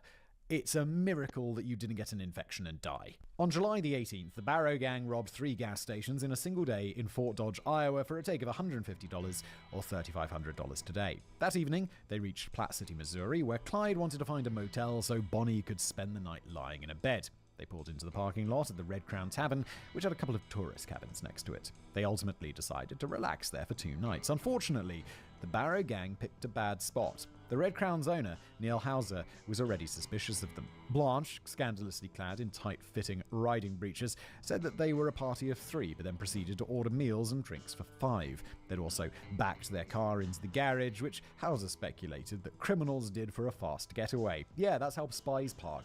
I was listening to, I think it was a podcast with like a former spy or something like that, and they were like, and it was like, did you take from like your everyday life into the spy world, or spy world into your everyday life? And they're like, always reverse into parking spots. And it's like, why? So you can make a quick exit. And it's like, how is that useful in real life? But now I'm always back in my car. How's it useful? Shit, I did that when I worked every time I work at a factory, because everybody's gonna be, once that clock hits, everybody's gonna be running. Or essentially, like, going to their cars. I'd rather be the first one out. And on the road. Into parking spaces in case I need to make a quick exit. From nothing. There's no reason. The Red Crown Tavern was a watering hole for the local law. Oh no, you're a gang. And you're like, let's go to this pub. And you walk inside and it's just cops. And they all just turn and look at you like, evening. It's like, just going to slowly back away. And at noon on the 19th, Hauser related his suspicions to some highway patrolmen who were having lunch there. By 3 p.m., the local law had determined that the stranger's car was stolen, and their physical descriptions matched those of the Barrow gang.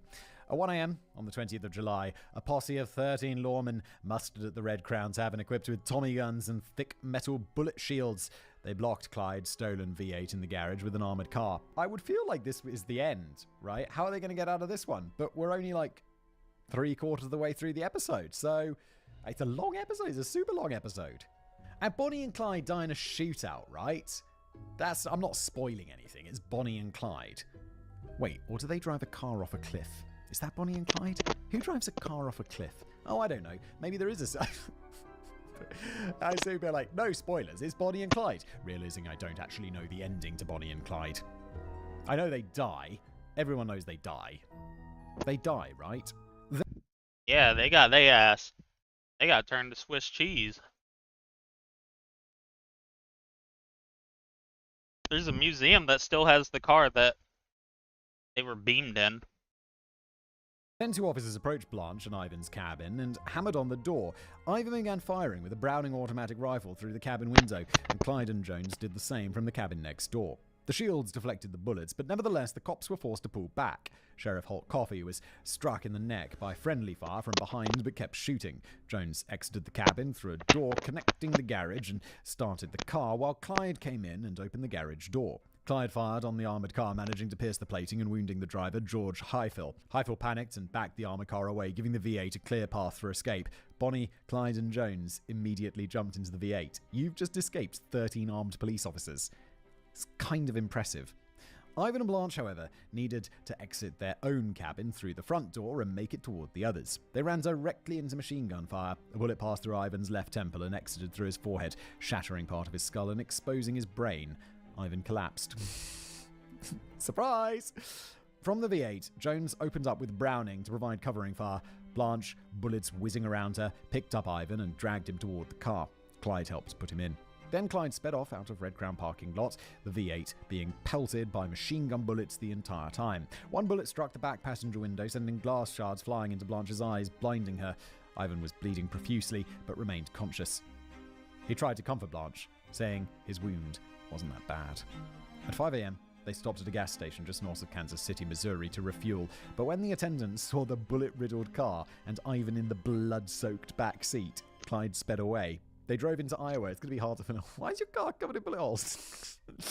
They drove into Iowa, where they managed to get some gas and purchase bandages, antiseptic fluid, and aspirin without the station owner getting a good look at the car. Blanche bought a pair of sunglasses to hide her eyes. Her right eye had regained some vision. Yeah, I was going to say it blinded her. Does that mean like a flashbang will blind you, but not permanently?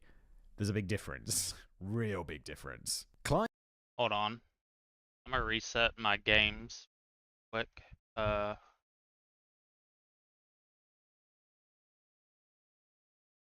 And this real quick.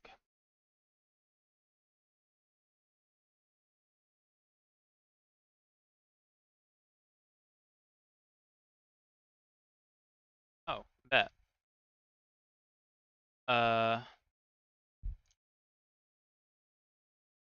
Undo this. Boom, ba-dum, boom, boom, boom.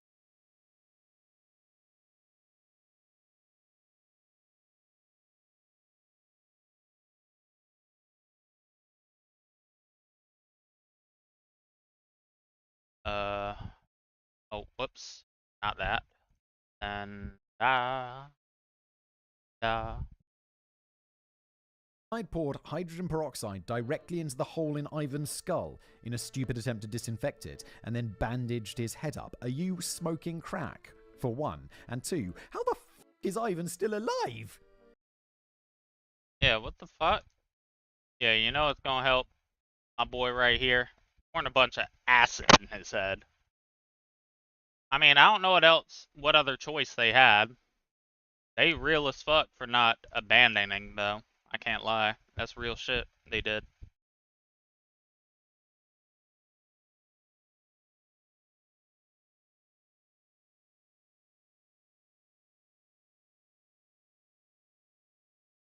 That night, the gang set up camp at an abandoned amusement park outside the town of Dexter, which was appropriately named Dexfield Park. Clyde and Jones dug a grave for Ivan, but he was still alive on the morning of the 21st. Oh man, it's like, hey Clyde, what are you up to out there? I would just say, hey man, we ain't gonna be able to do nothing for you. Can we just, beam you? And hopefully he would be like, yeah, it's about that time anyway, my boy. Yep, about that time. Time to go to heaven, and then I'm gonna be like, no, you're not going to heaven. You are going the farthest pits of hell, where you're going.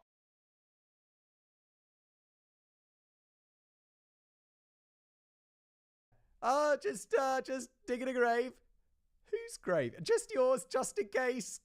Okay. Bonnie and Clyde decided to risk going into Dexter for supplies, while Jones remained behind guarding Blanche and Ivan. Ivan's brain was starting to swell, and Blanche had a shard of glass jutting out of her left eye, which Bonnie had failed to remove with. Dog, how many... Dog, wait, time out. Let me check something. Dog? What the fuck? How do we have two more... How do we have another hour? God, did these fuckers never die?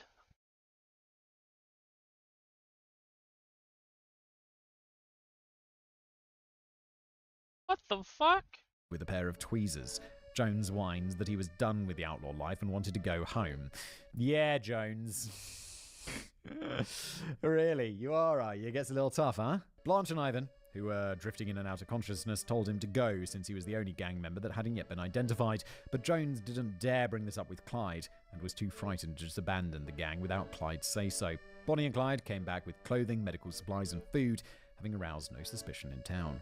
The Barrow gang stayed in the abandoned amusement park for 3 days, doing a daily food run, while Ivan clung to life. Jesus Christ, shot in the head and then had acid poured into his brain hole. Jesus. On the 23rd, a local farmhand found some bloody bandages near their camp and went into Dexter to inform the local sheriff. The sheriff, in turn, went out to Dexfield to spy on the gang with a pair of binoculars. He passed on their physical descriptions to the county sheriff's office, who passed along those descriptions to the Des Moines Police Department and the National Guard. They quickly came to the conclusion that this was the Barrow gang.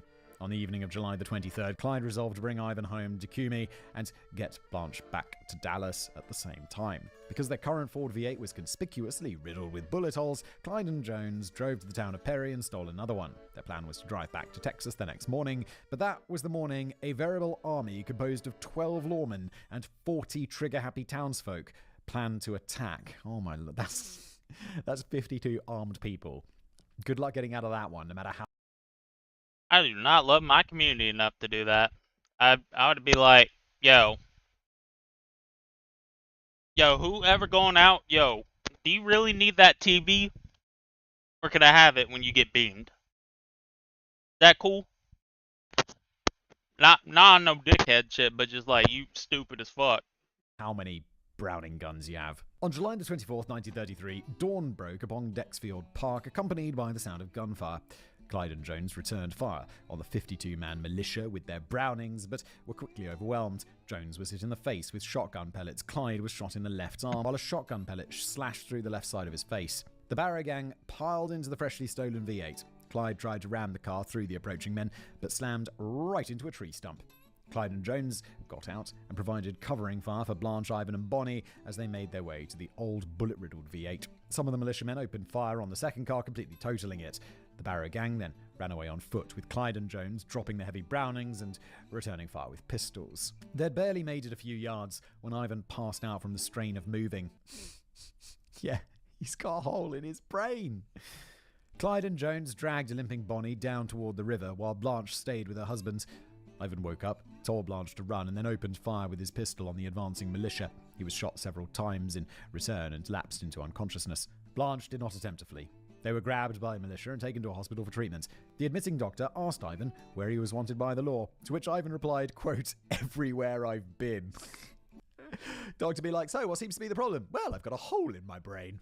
Ivan went in for emergency surgery, but it was no use, and he died 5 days later, having already clung to life for an exceptionally long time. Blanche was treated for her eye wounds, regaining the sight in her right eye, but ultimately her left eye remained blind. Yeah, she had a piece of glass sticking out of it. Holy... On July the 30th, Blanche was personally interrogated by J. Edgar Hoover, as in later President J. Edgar Hoover. Wow. Blanche claims that Hoover threatened to gouge out her remaining good eye if she didn't tell him where Bonnie and Clyde were.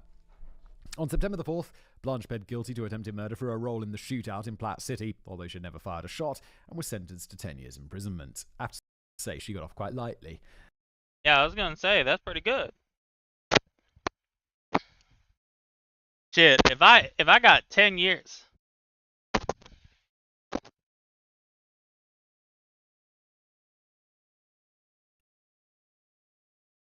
The leader, I'm gonna start banning you every time you ask questions. Quit asking questions, motherfucker.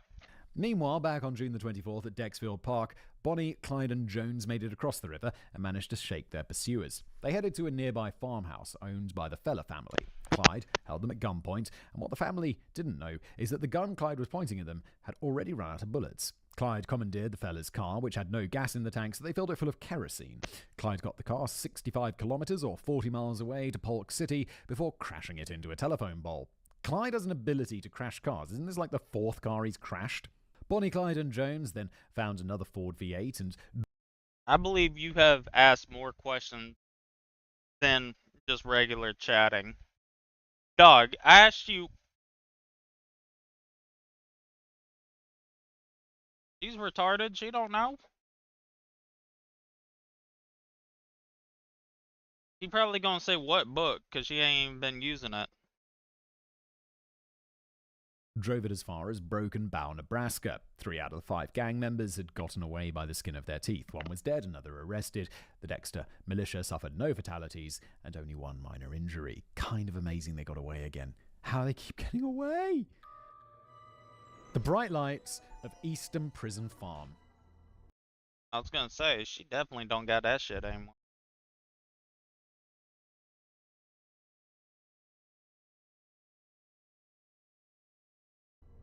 Bonnie, Clyde, and Jones headed into Colorado, then did an arc into Minnesota, then Illinois, before eventually heading south again into Mississippi.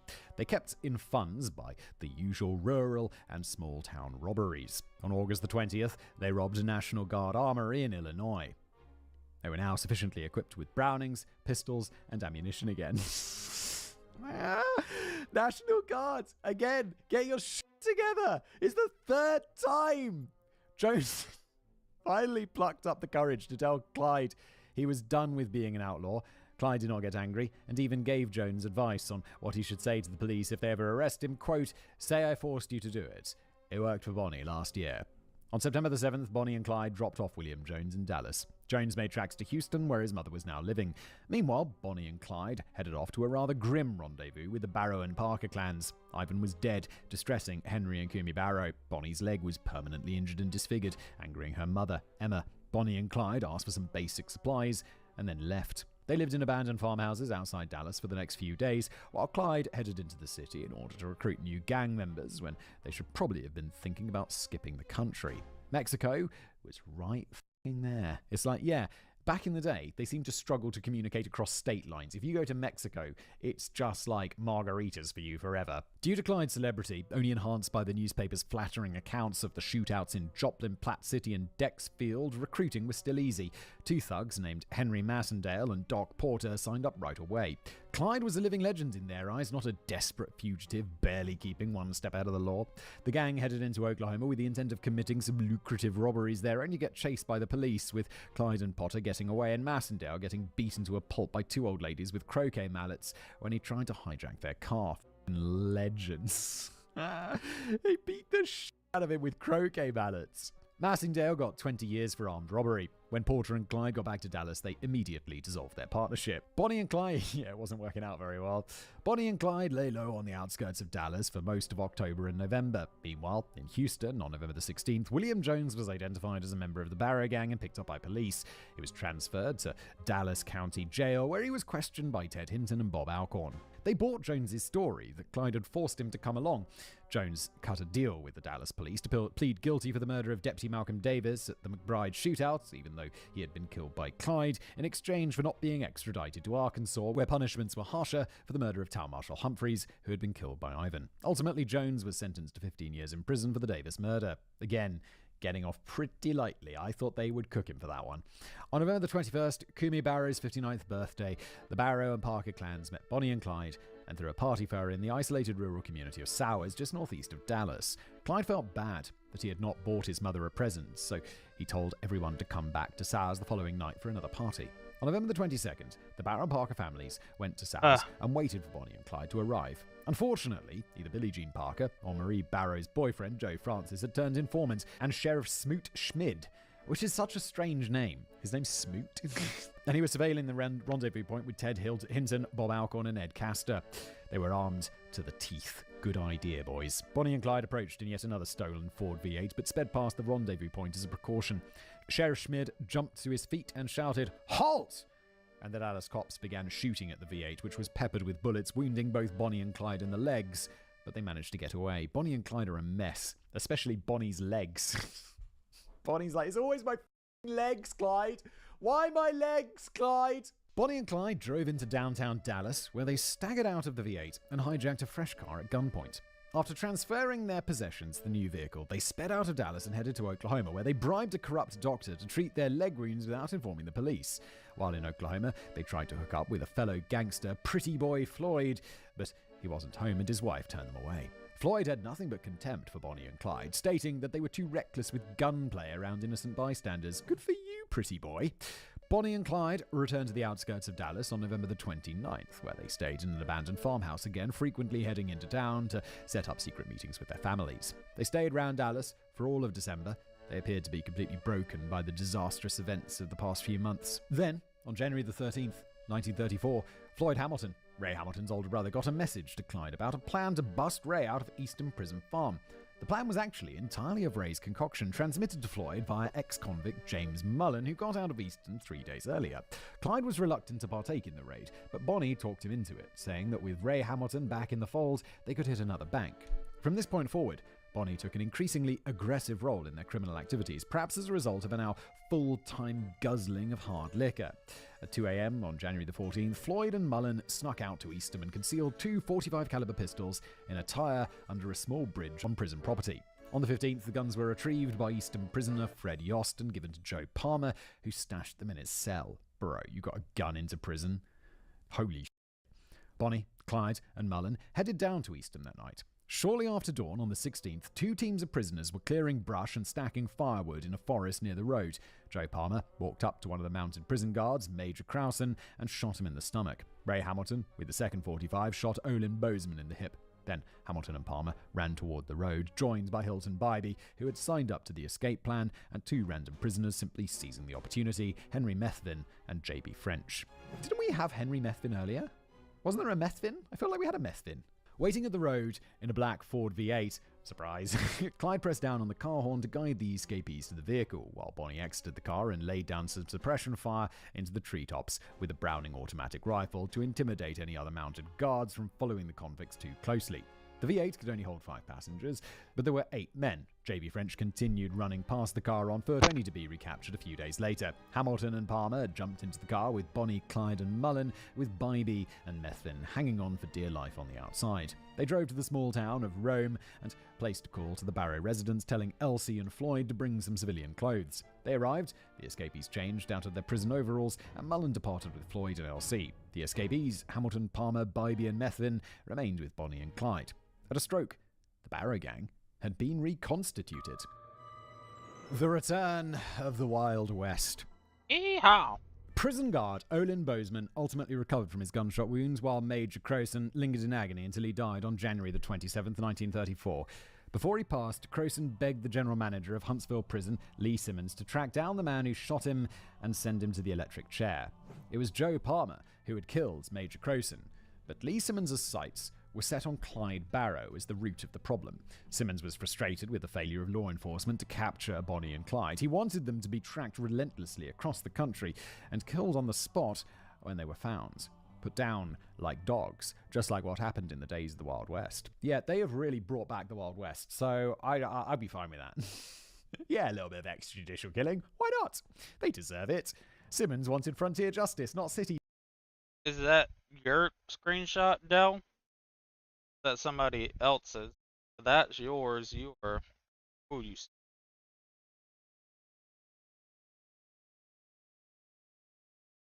Justice. Yes, Simmons, yes! Thus he turned to Captain Frank Hamer, a former Texas Ranger, telling him, quote, "I want you to put him on the spot and shoot everyone in sight." Gangster. The reputation of the Texas Rangers is well deserved, for both good and ill. You do not with the Texas Rangers. They arose in the 1830s out of a life and death struggle with the Comanche, easily the most powerful, ruthless, and feared Native American tribe on the continent. That's not an overstatement. Descending from the mountains of Wyoming in the early 1700s, the Comanche terrorized settlers and other native tribes in Texas for 150. I might have to do that after. Yeah, I would absolutely want to do that too. I probably am gonna do that. What is it? I'd probably do that once I eventually sell my bags. I probably could have had hella more money if I didn't use a lot of the bags. But they were so free to get anyway, so who cares?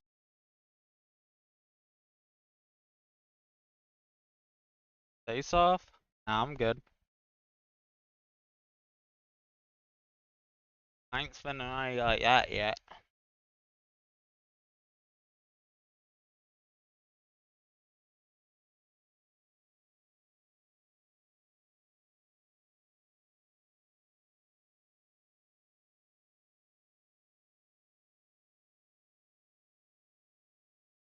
Years as an unstoppable force of mounted archers and spearmen. They were tactically superior to Spanish, Mexican, Texan, and other Native American forces until the introduction of the Colt revolver in 1851 and the Winchester repeater. My personal Dog. I wish they would fucking... Leah, you gotta agree with me on this. They need to fucking ban giveaway post on the fucking subreddit. I'm so goddamn tired every day of seeing like, I'm doing a huge giveaway. I'm doing a huge... Kill yourself! favorite in 1866. This gave the Rangers a fighting chance in mounted combat, where single-shot and muzzle-loading weapons were too slow to keep pace with Comanche arrows and spears.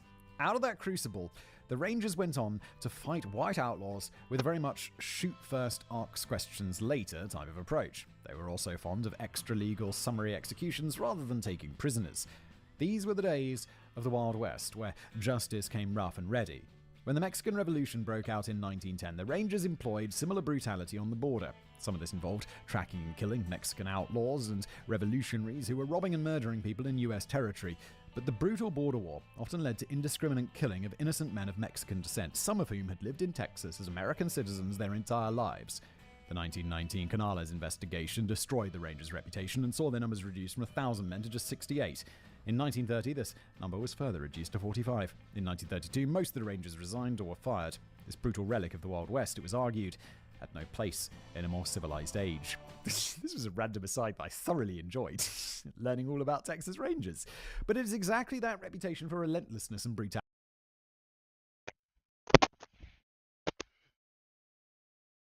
I want to make a post in the subreddit saying, yo, can we have a... Is there a way we could, like, curb the amount of fucking giveaway posts? Like, I understand people... Like, I feel like people don't have good motives when they're doing it. I feel like they have ulterior motives. I don't know why. I just genuinely don't believe that many people are good. That prompted Lee Simmons to hire Captain Frank Hamer. Born in 1884 and joining the Texas Rangers in 1906, Hamer was a legendary figure in the dying days of the Wild West. Standing at 6'2" and 190 pounds or 86 kilos, Hamer was a veteran of 52 shootouts, slayer of 53 men, a first-class marksman and an expert tracker. Oh my god, I'd be terrified. It's like we're putting Hamer on it. He's killed 52 people! 53 people! He had over a dozen bullets lodged in his torso, surgically unremovable. Jesus!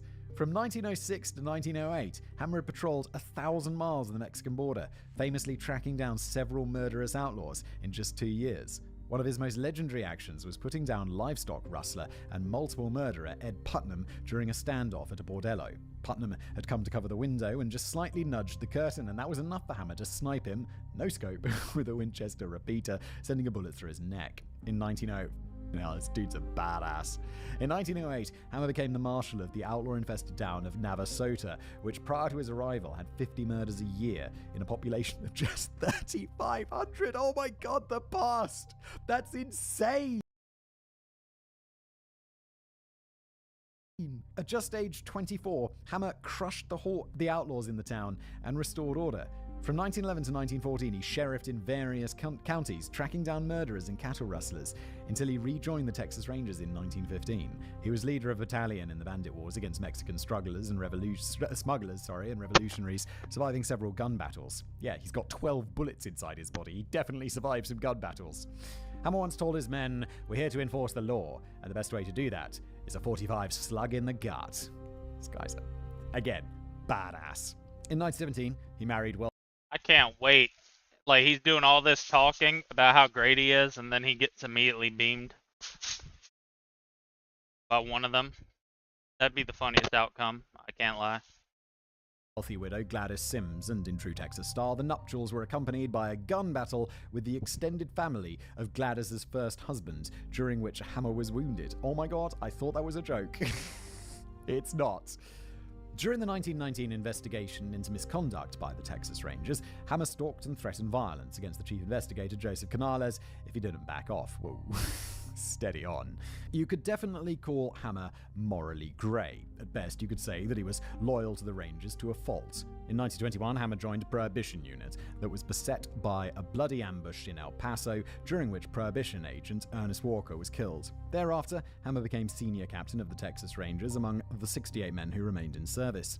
In 1922, Hammer went to war against the Texas Ku Klux Klan and rescued 15 black men from lynchings. This guy is definitely morally grey. It's like, he's doing really good but then he's also like, you investigate me? You better back the f*** off. I kind of like this guy overall. In 1928, Hammer exposed the murder for hiring set up by the Texas Bankers Association. Oh my god, the past! It's like, it's murder for hire just done by bankers. In 1930, during the Sherman riots, he tried and failed to prevent the lynching of George Hughes when a mob of people attacked the courthouse where he was being held. Hammer shot and wounded two in the angry mob, but the crowd set fire to the courthouse and used dynamite to blow up in the vault where Hughes was being concealed. Hold on, be right back.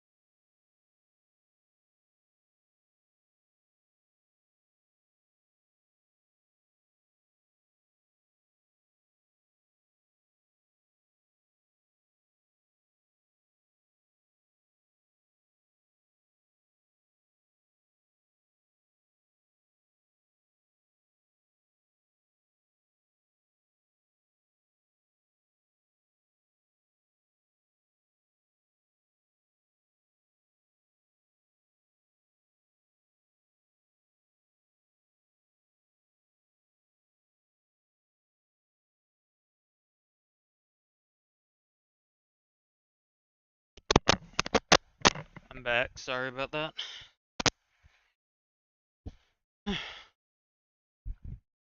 Hammer resigned from the Texas Rangers in 1932, refusing to serve under Governor Miriam Ma Ferguson, whose corrupt husband, Jimmy Pa Ferguson, had been impeached. Pa got Ma to run instead, so he could rule from behind the scenes. Some Texas Rangers resigned with Hammer, and Ma fired the rest, effectively ending them as a force.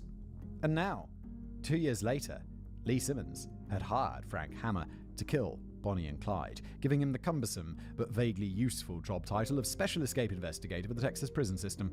The wage wasn't great, $2,160 or $49,000 per year in modern money, and God forbid Hammer take a year to track down Bonnie and Clyde, but Simmons threw in a sweetener. Hammer and whoever participated in the killing of Bonnie and Clyde would get the $26,000 reward put together by law organizations and private sources. That's over 10 times his yearly salary, assuming we're talking about old dollars. Yes, because it's $595,000 in today's money.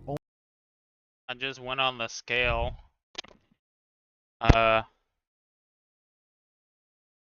Down 25 pounds in like the past month and a half. So, woohoo. Oh my god, that is a proper bounty. Furthermore, Hammer would be, why does he even need the salary? Just be like, yeah, I'll do it for the bounty. I'll go hunt those down, dead or alive. I want that 600 grand. Furthermore, Hammer would be allowed to take whatever personal effects from Bonnie and Clyde he pleased, which would sell for a fortune due to their immense fame and the high prices usually assigned to criminal memorabilia. Ultimately, however, it wasn't the money that induced Hammer. Bonnie and Clyde were outlaws. They were killers, and tracking down and executing killers is just what Frank Hammer did. Thus, Bonnie and Clyde's days were numbered. As Hammer's fellow captain in the Texas Rangers, Bill McDonald, once said, "No man in the wrong can stand up against a fella that's in the right and keeps on a-comin'." For reference, I was at, 285?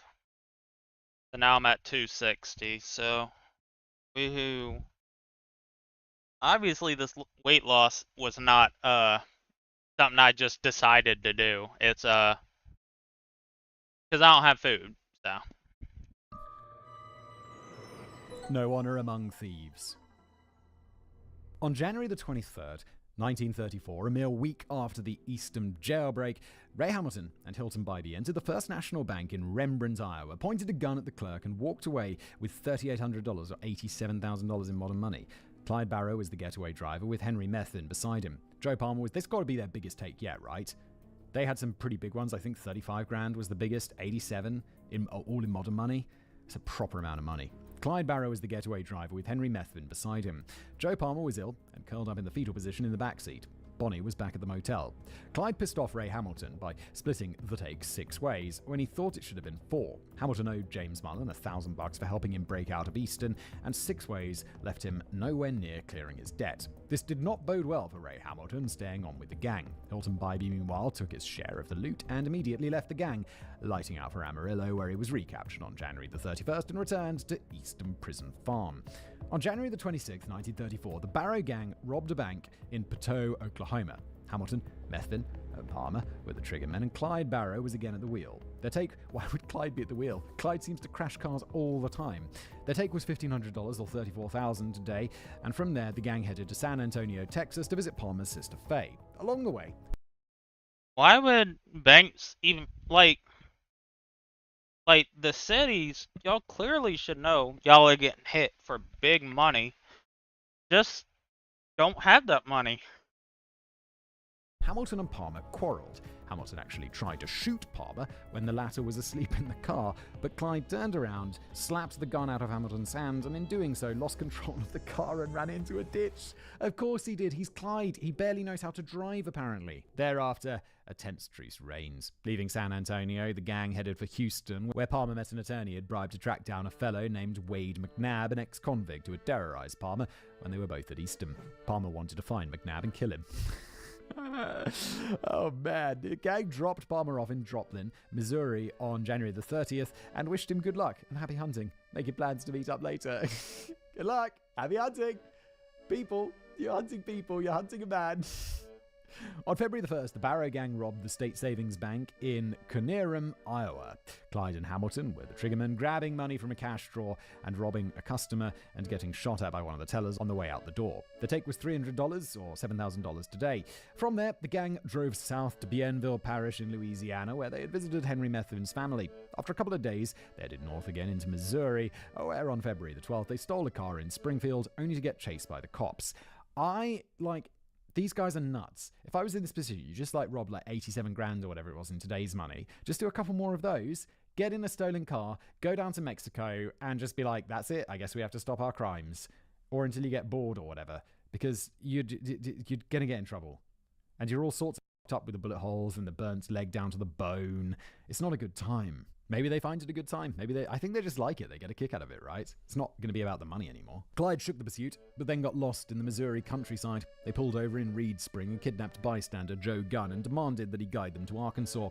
Gunn noted that Bonnie was drunk, cussed a lot, and was armed with a Browning automatic rifle. Indeed, she'd become quite skilled with the horrendously powerful machine gun and wielded it regularly. She was soon to use it. The gang hit a police roadblock outside Reed Spring, and along with Methvin and Hamilton, Bonnie showered the cop cars with bullets as Clyde sped past. They did the same thing to a cop car by the roadside a few hours later. Finally, the gang pulled into Berryville, Arkansas, and they gave Joe Gunn $10 and let him go. This is such a strange thing. Why? You're terrible criminals. On February the 13th, the gang dropped off Hamilton in Amarillo, Texas, making plans to meet up later, while Bonnie, Clyde, and Methvin headed to Dallas to rendezvous with the Parker and Barrow clans. That night, they enjoyed a fairly happy time with their families, distributing the proceeds of their recent bank robberies. The gang stayed in the Dallas area, camping in the woods and in abandoned farmhouses. On February the 18th, Hamilton arrived in Dallas with an Amarillo prostitute named Mary Adair. Mary was a pain in the arse and demanded they leave camp and go drinking in fancy clubs. People like, Hamilton, what the fuck, man? Why did you bring Mary? Clyde and Bonnie tried to explain why this wasn't possible, especially not in Dallas, but Ray Hamilton felt obligated to take Mary's side, causing a great deal of friction in the group. Oh, Hamilton, you're thinking with your penis here. Mary and Hamilton went off drinking on their own. Bonnie and Clyde were uneasy. They didn't trust Mary not to go running to the cops at the first opportunity, but in order to keep Hamilton happy, they bit their tongues. Not a good idea. I get the feeling this could turn out badly. On February the 20th, the Barrow Gang robbed the state guard.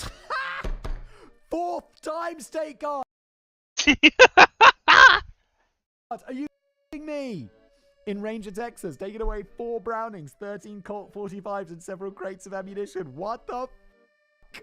On February the 27th, the gang hit the R.P. Henry and Sons Bank in Dallas. Their takeaway was $4,176 or 96 grand in modern money. Oh, guys, you gotta go. You must have at least 200 grand in cash right now. Just flee. It's time to flee. It's time to go to Lebanon. Notably, on the way out the door, Clyde returned $27 to Dallas laborer Oliver Worley, who had just cashed his paycheck, saying, "You worked like hell for this, didn't you?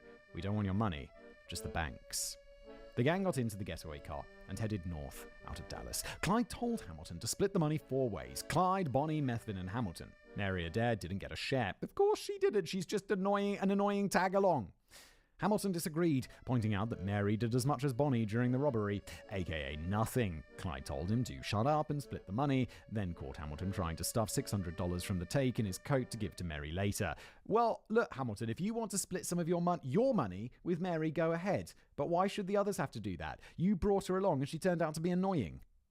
Clyde stopped the vehicle, forced Hamilton out of the car, and demanded he give the money back. Hamilton complied. Good idea, Hamilton. Clyde's a psycho. It made for a very tense trip up to Terre Haute, Indiana. Once they arrived, Hamilton and Mary witnessed Bonnie and Clyde having an argument. Seeing an opportunity, Mary tried to convince Bonnie to dose Clyde with sleeping pills, steal all his money, and take off with her and Hamilton. Bonnie immediately told Clyde, who expelled Mary and Hamilton from the gang. Whoa. I'm surprised he didn't just kill you, Mary.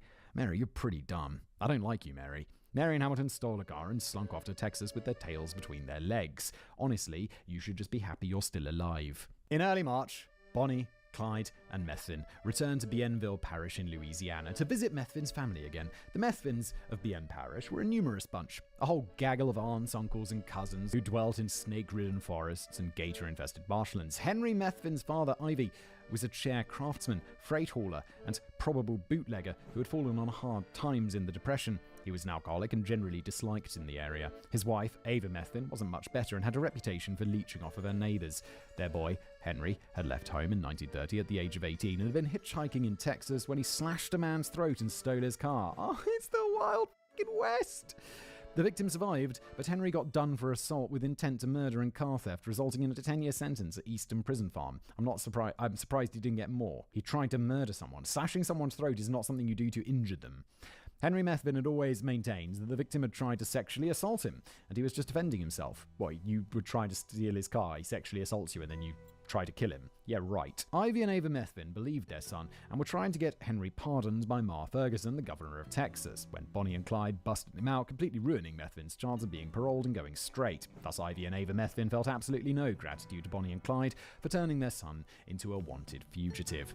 What was more ambiguous was Henry Methvin's attitude toward Bonnie and Clyde. Since the breakout in January, Methvin had followed Clyde's orders to the letter and was always respectful to Bonnie. In fact, Clyde was starting to think of Methvin as a loyal henchman, relying on him more and more. Yet in the week of the gang's second visit to Bienville Parish, Henry Methvin approached his mother, Ava, in secret. He told her that running with Bonnie and Clyde was likely to get him killed sooner or later. Methvin asked his mother to get word to law enforcement, offering to set Bonnie and Clyde up to be killed or captured the next time they visited Bienville Parish in exchange for Henry Methvin being pardoned for the attempted murder charge in 1930. It's a pretty solid negotiation right there. The Barrow gang departed Bienville in mid-March, and Methvin's father, Ivy, secretly arranged to meet Bienville Sheriff Henderson Jordan, where Ivy told the sheriff about his son's offer. Jordan replied that as a Louisiana sheriff, he couldn't promise a pardon on behalf of the state of Texas, but he would talk to the relevant authorities. 2 days later in Shreveport, Sheriff Jordan met Frank Hammer representing the Texas prison system, Special Agent Lester Kindle representing J. Edgar Hoover,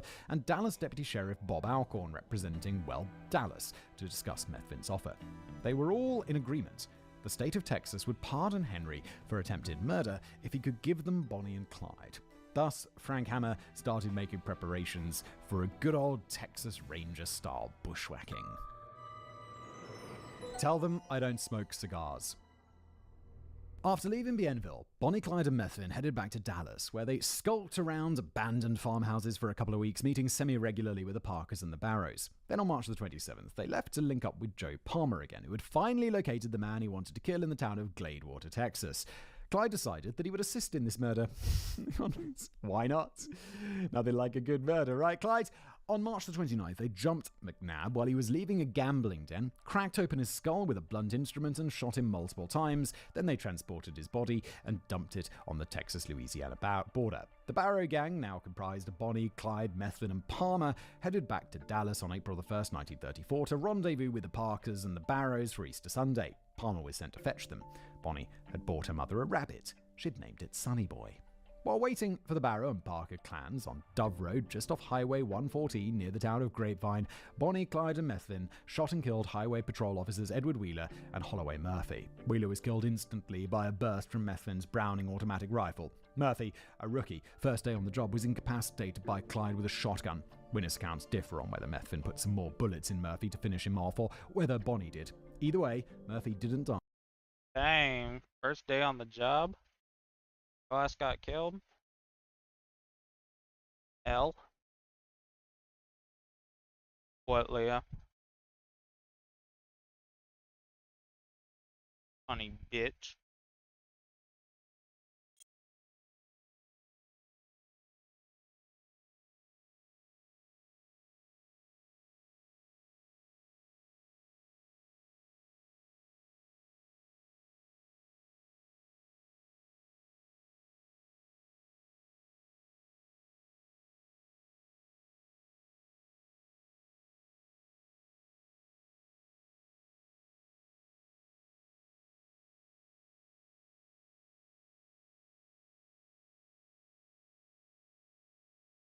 I think I'm gonna start investing in rave gifts. I've got to, right?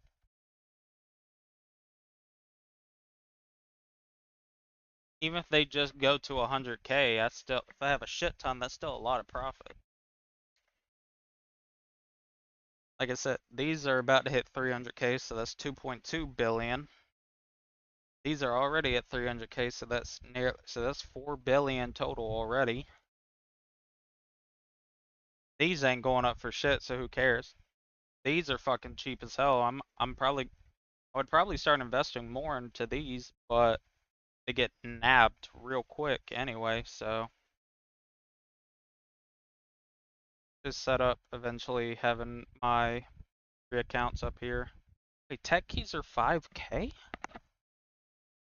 Oh yeah, I definitely need to set them up then. Let me check what. Alright, so 50 gives you better loot tech chest, okay. 60 better void loot.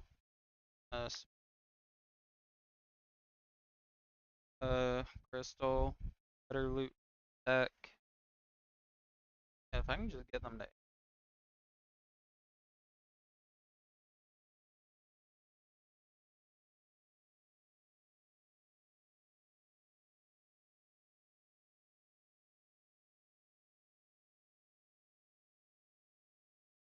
doing. Yeah. Let me actually no. Going.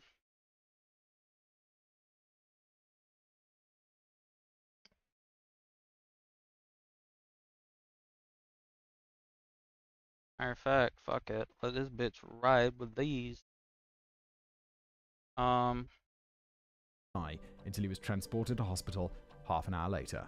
The witness who claimed he saw Bonnie deliver the attempted coup de grace to Murphy, a farmer named William Schleifer, has been deemed an unreliable witness by some historians since then. Indeed, Schleifer's story transmogrified in the decades after the killing, casting doubt on his reliability, and in his initial statement to police and the media, he claims that Bonnie had a cigar in her mouth when she shot Murphy. This might have been embellishment, since despite posing with a cigar in a famous photograph, Bonnie didn't like them and preferred to smoke cigarettes. But regardless of whether Schleifer's account is at all truthful, the press and the public at the time sure believed it. Up until this point, Bonnie and Clyde were regarded by many as folk heroes, but the cold and callous act of Bonnie shooting an already wounded man soured public opinion.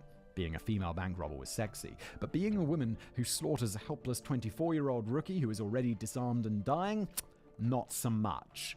What made it 1,000 times worse was the man Bonnie allegedly shot in cold blood was due to marry a woman, Marie Tullis, on April the 13th, 12 days after his murder.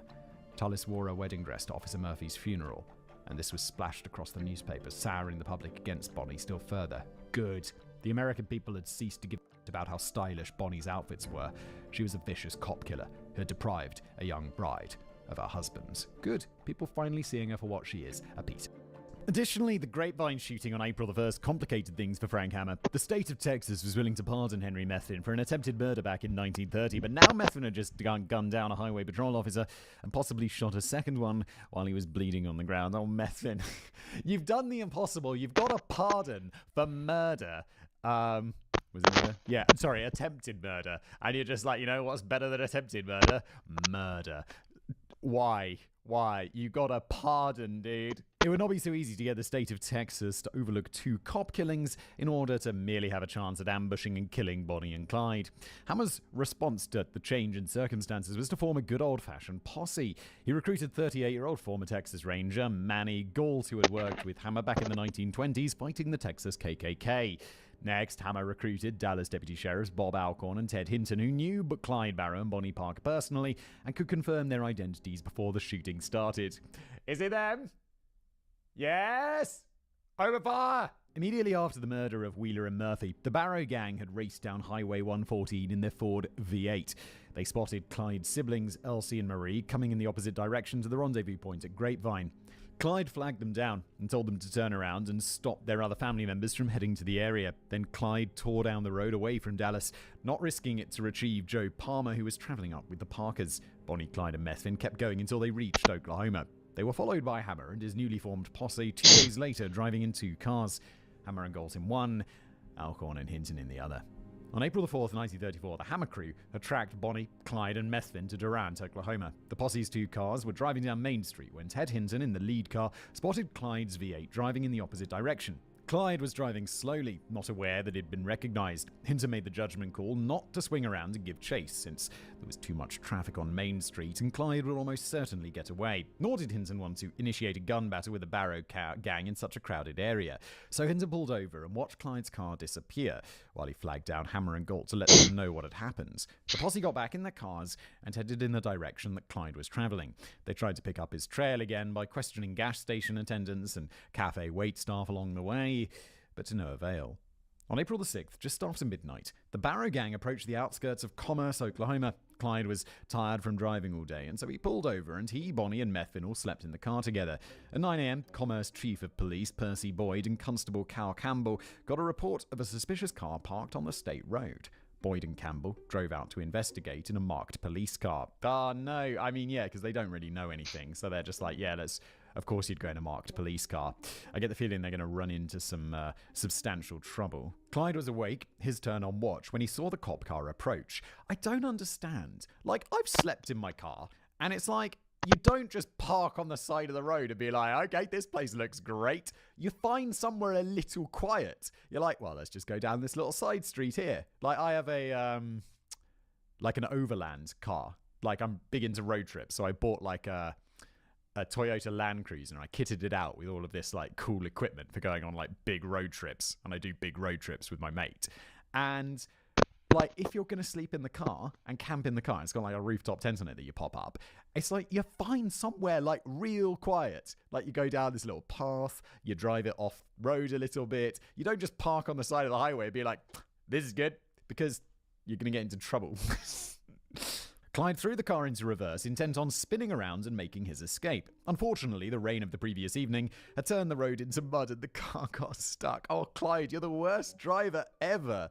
Mildly amused, Boyd and Campbell got out of their vehicle and approached the Ford V8 on foot. Then Constable Campbell saw someone in the car brandishing a gun, so he pulled out his revolver and fired. Chief of Police Boyd, realizing the die had been cast, followed suit. Clyde and Methvin emerged from the Ford with Browning automatic rifles. Oh my god.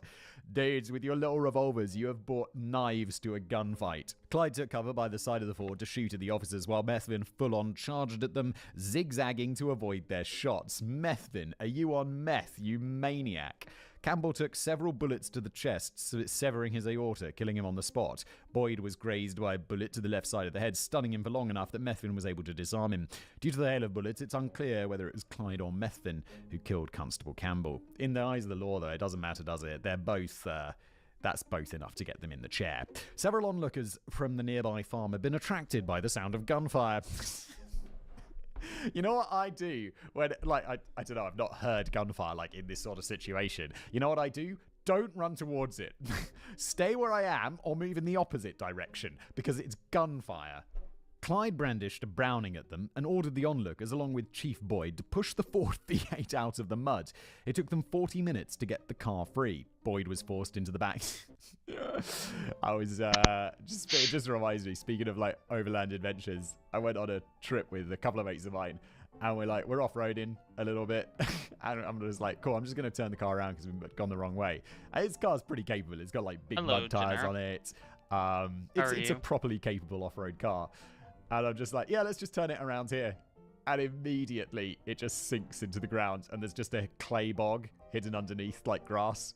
And the car just starts sinking and sinking and sinking. And you're like, okay, no worries. We'll just use the winch to get it out. The winch is, like, fully embedded in this clay bog. So we're digging it for ages. And eventually we managed to find a local 4x4 club. And they come and winch us out. And it's like, oh, thank you. What do you mean, why I'm so quiet? It's very lucky that you were close by. Is that better? Boyd was forced into the back seat and held at gunpoint, and the gang drove off in the direction of Kansas. Not 3 miles down the road, their way was blocked by 2 farmers whose truck had also gotten stuck in the mud. Clyde and Methvin got that out might to help be them, why. while Bonnie stayed I in had the the car, video pointing a shotgun higher. at Percy Boyd's face. Then she asked to look at Boyd's head wound, expressing concern. When Clyde and Methvin cleared the farmer's truck from the road, they took off again. But after a few miles, Bonnie asked Clyde to pull over. Since I can't have more than Roblox account. You can have more than one. Do you have Roblox account manager?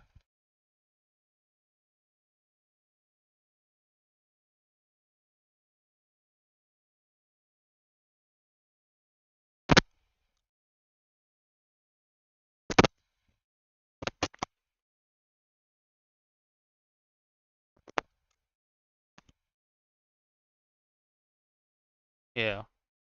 by a stream. There, she washed Boyd's head wound and applied a bandage to it. The gang drove the rest of the day, pulling into a diner in Fort Scott, Kansas at around 6 p.m. Methvin ran inside and bought them all food. During their meal, Bonnie asked Boyd, "If we are caught and killed while you are with us, would you please make sure my rabbit gets delivered to my mother?" Because Boyd's shirt was stained with his own blood, Bonnie and Clyde gave him a new one, along with a fresh tie. Gotta think about those appearances while you've got a head wound. Methvin gave Boyd his suit jacket to complete the ensemble. A few hours later, Boyd was released in the Kansas countryside unharmed.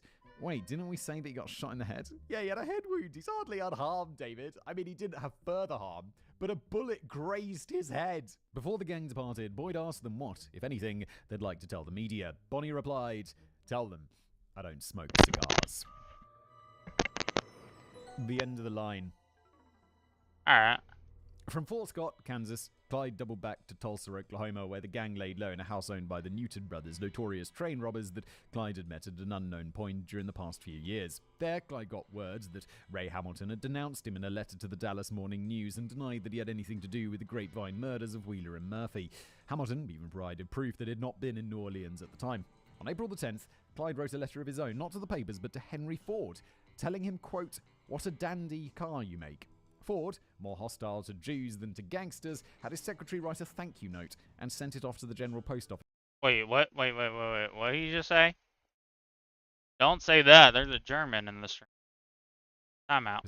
Not been that he had anything to do with the Grapevine murders of Wheeler and Murphy. Hamilton even provided proof that he had not been in New Orleans at the time. On April the 10th, Clyde wrote a letter of his own, not to the papers, but to Henry Ford, telling him, quote, "What a dandy car you make." Ford, more hostile to Jews than to gangsters, had his secretary write a thank you note and sent it off to the General Post Office in Tulsa. Obviously, Clyde never received it. What are you doing here? What?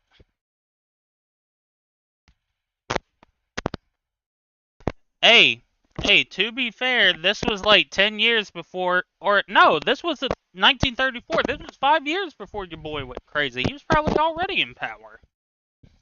I didn't tell a lie. Now did I?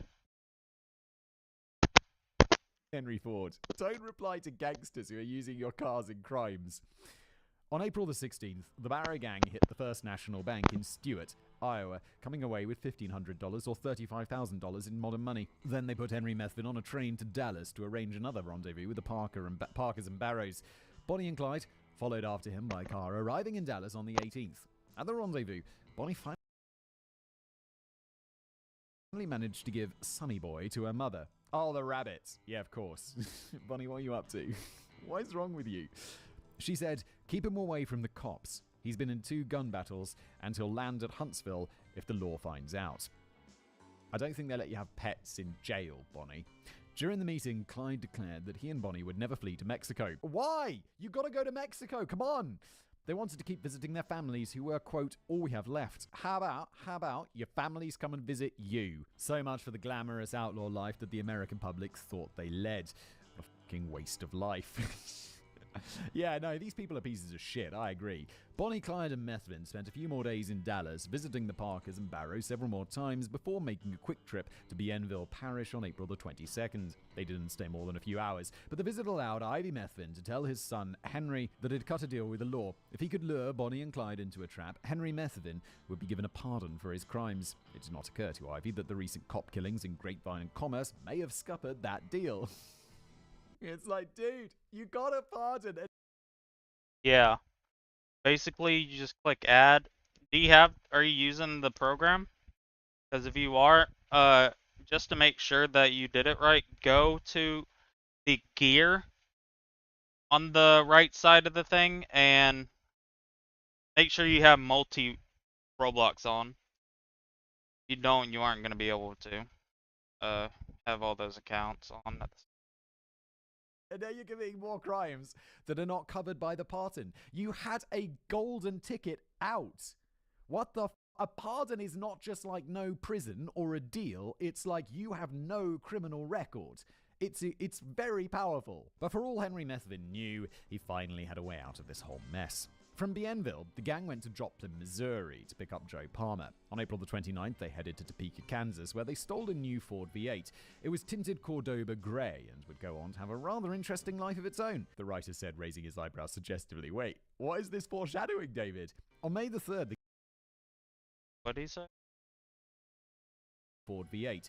It was tinted Cordoba gray and would go on to have a rather interesting life of its own, the writer said, raising his eyebrows suggestively. Wait, what is this foreshadowing, David? On May the 3rd, the gang arrived in Everly, Iowa.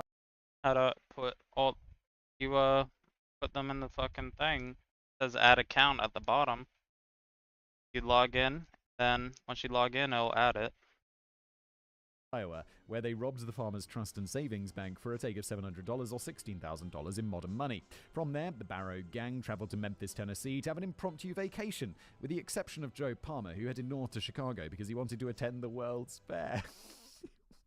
He's what you do? We're taking a break, we're going on holiday. Where are you going? Oh, I want to see the World's Fair. And it's like, yeah, I guess. These people, they do crimes and then they want to have a life. Fine. This bit of whimsy probably saved his life. For now. Meanwhile, back on April the 25th, 1935, Ray Hamilton had been captured by the police after robbing a bank in Louisville, Texas. He got cornered by a series of roadblocks and surrendered without a fight. Hamilton was transported to Dallas County Jail. On May the 3rd, Clyde sent Hamilton a 4-page letter from Memphis mocking him, quote, "Due to the fact that you offered no resistance, my sympathy is lacking. The most I can do is hope you miss the chair. The purpose of this letter is to remind you of all the dirty deals you have pulled."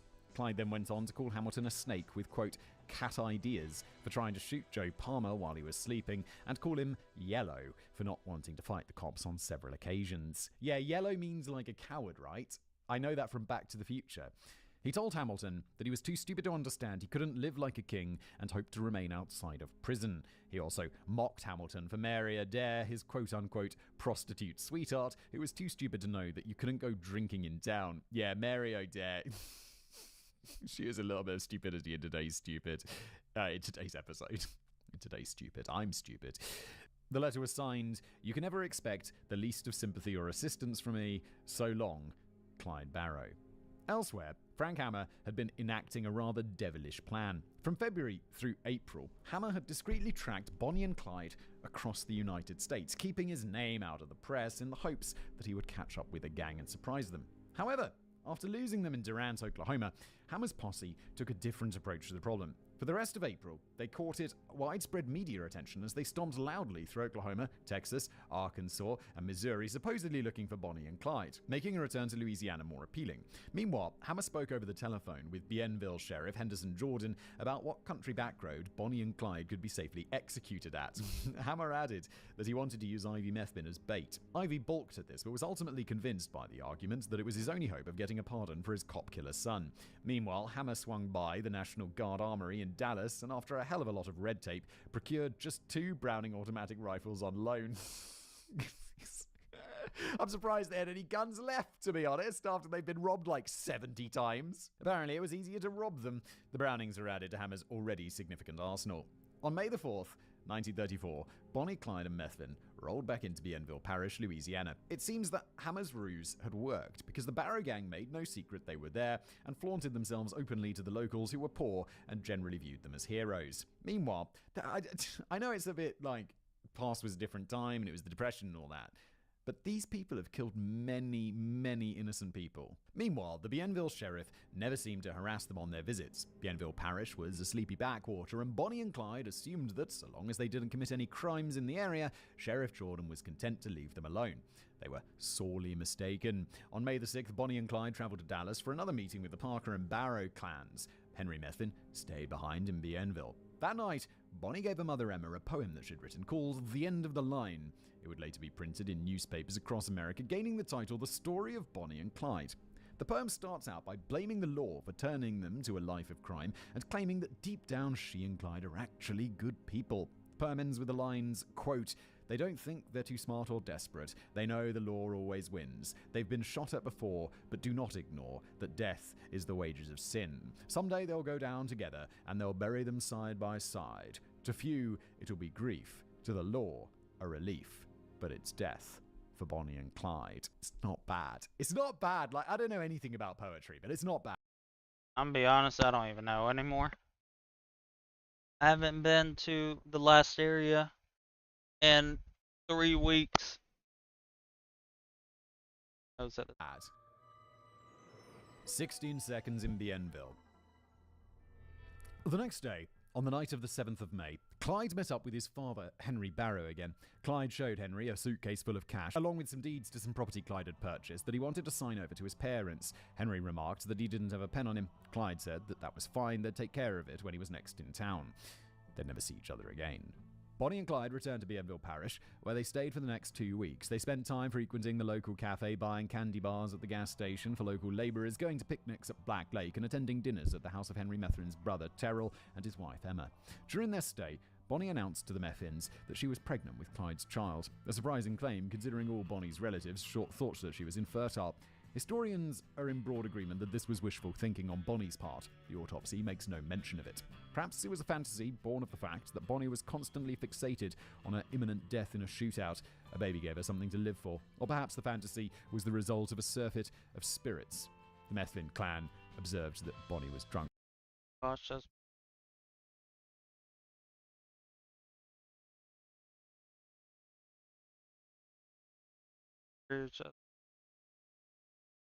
yeah, boss chess member not good.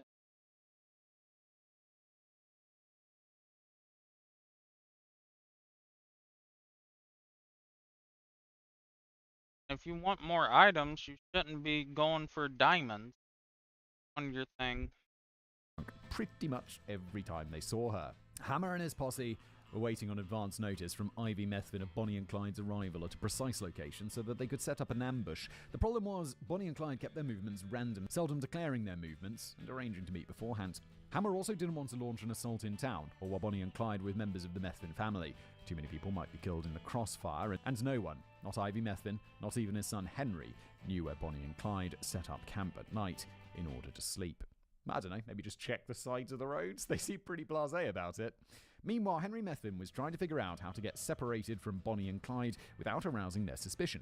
In the end, Methvin decided to tell Clyde that should they ever be separated while in Bienville, he'd meet them back at his parents' place. Clyde trusted Methvin at this point as a loyal subordinate and took his word at face value. And this deception proved pivotal. On May the 20th, Henry Methvin told his father, Ivy, that he, Bonnie and Clyde would be heading into the city of Shreveport, Louisiana the following day. Henry told Ivy that he'd try to get separated from Bonnie and Clyde in Shreveport. Then the two would eventually come travelling up Bienville's narrow country roads to Ivy and Ava's place in order to reunite with him. On May the 25th... I hatch anything good? I mean, I usually get some hatches every night. I said it just depends on RNG.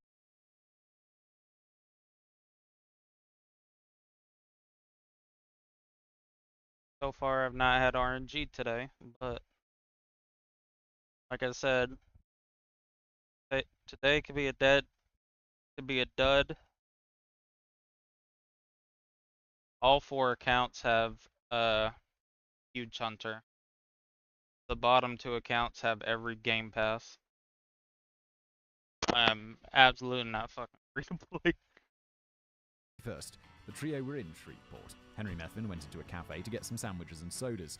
While Bonnie and Clyde were waiting in the car outside, they saw a police car roll past. As a precautionary measure, Clyde pulled away from the curb and drove around the block. Henry Methvin seized the opportunity and bolted out of the cafe, stole a car, and rode hell for leather back to Bienville to let his father know that he'd given Bonnie and Clyde the slip. Meanwhile, Bonnie and Clyde spent the rest of the day in Shreveport, apparently unworried that when they returned to the cafe, Henry was gone. They assumed he'd also seen the cop.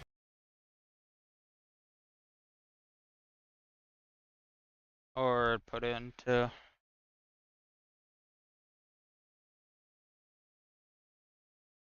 both. What level are you?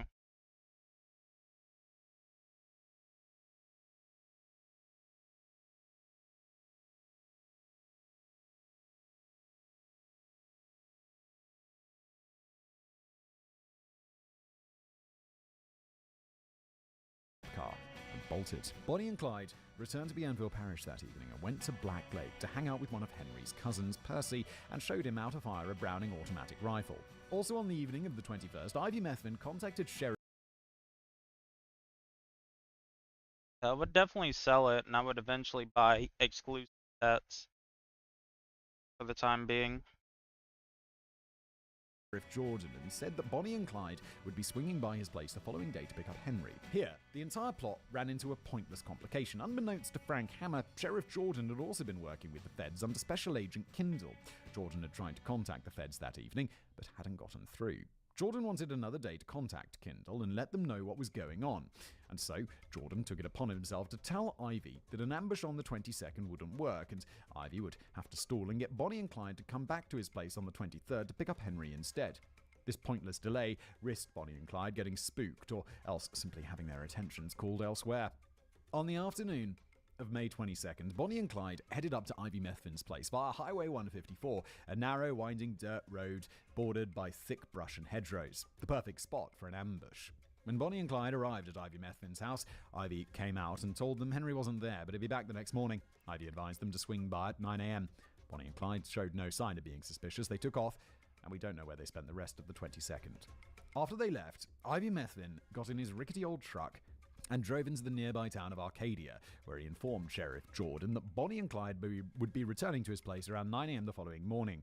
For people who like to keep their movements random, that sounds exactly like they just set a time to show up somewhere.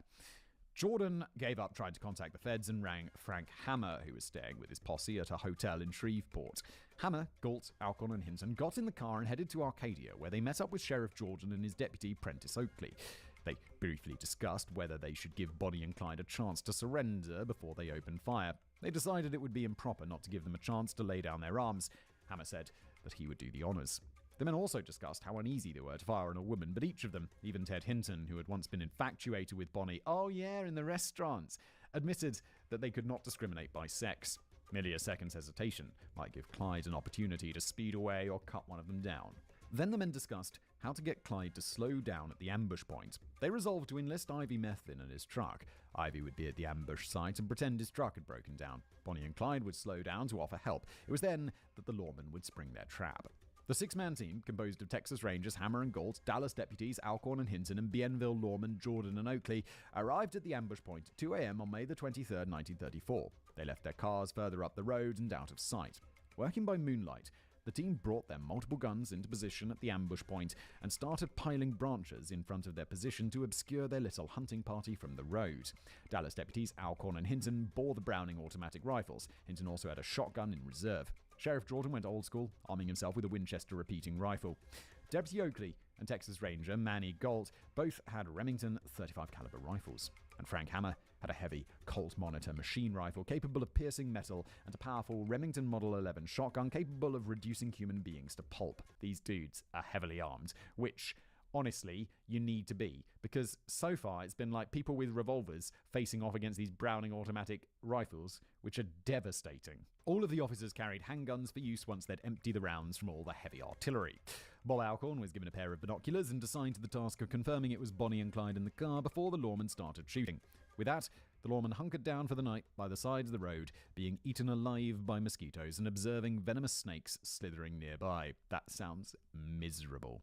At dawn, Ivy Methvin arrived with his truck. The lawman positioned the vehicle on the road, removed the front tire, and placed the truck on a jack to suggest that Ivy had blown a wheel. With the truck positioned on the narrow road, it would be impossible for Clyde to pass it at high speed. He'd have to at least slow down to a crawl at the ambush site. The lawman instructed Ivy that when they spotted Bonnie and Clyde making their way up the road, he was to go out and stand by his truck and wave for them to stop. Ivy complained loudly and at length that this would get him killed.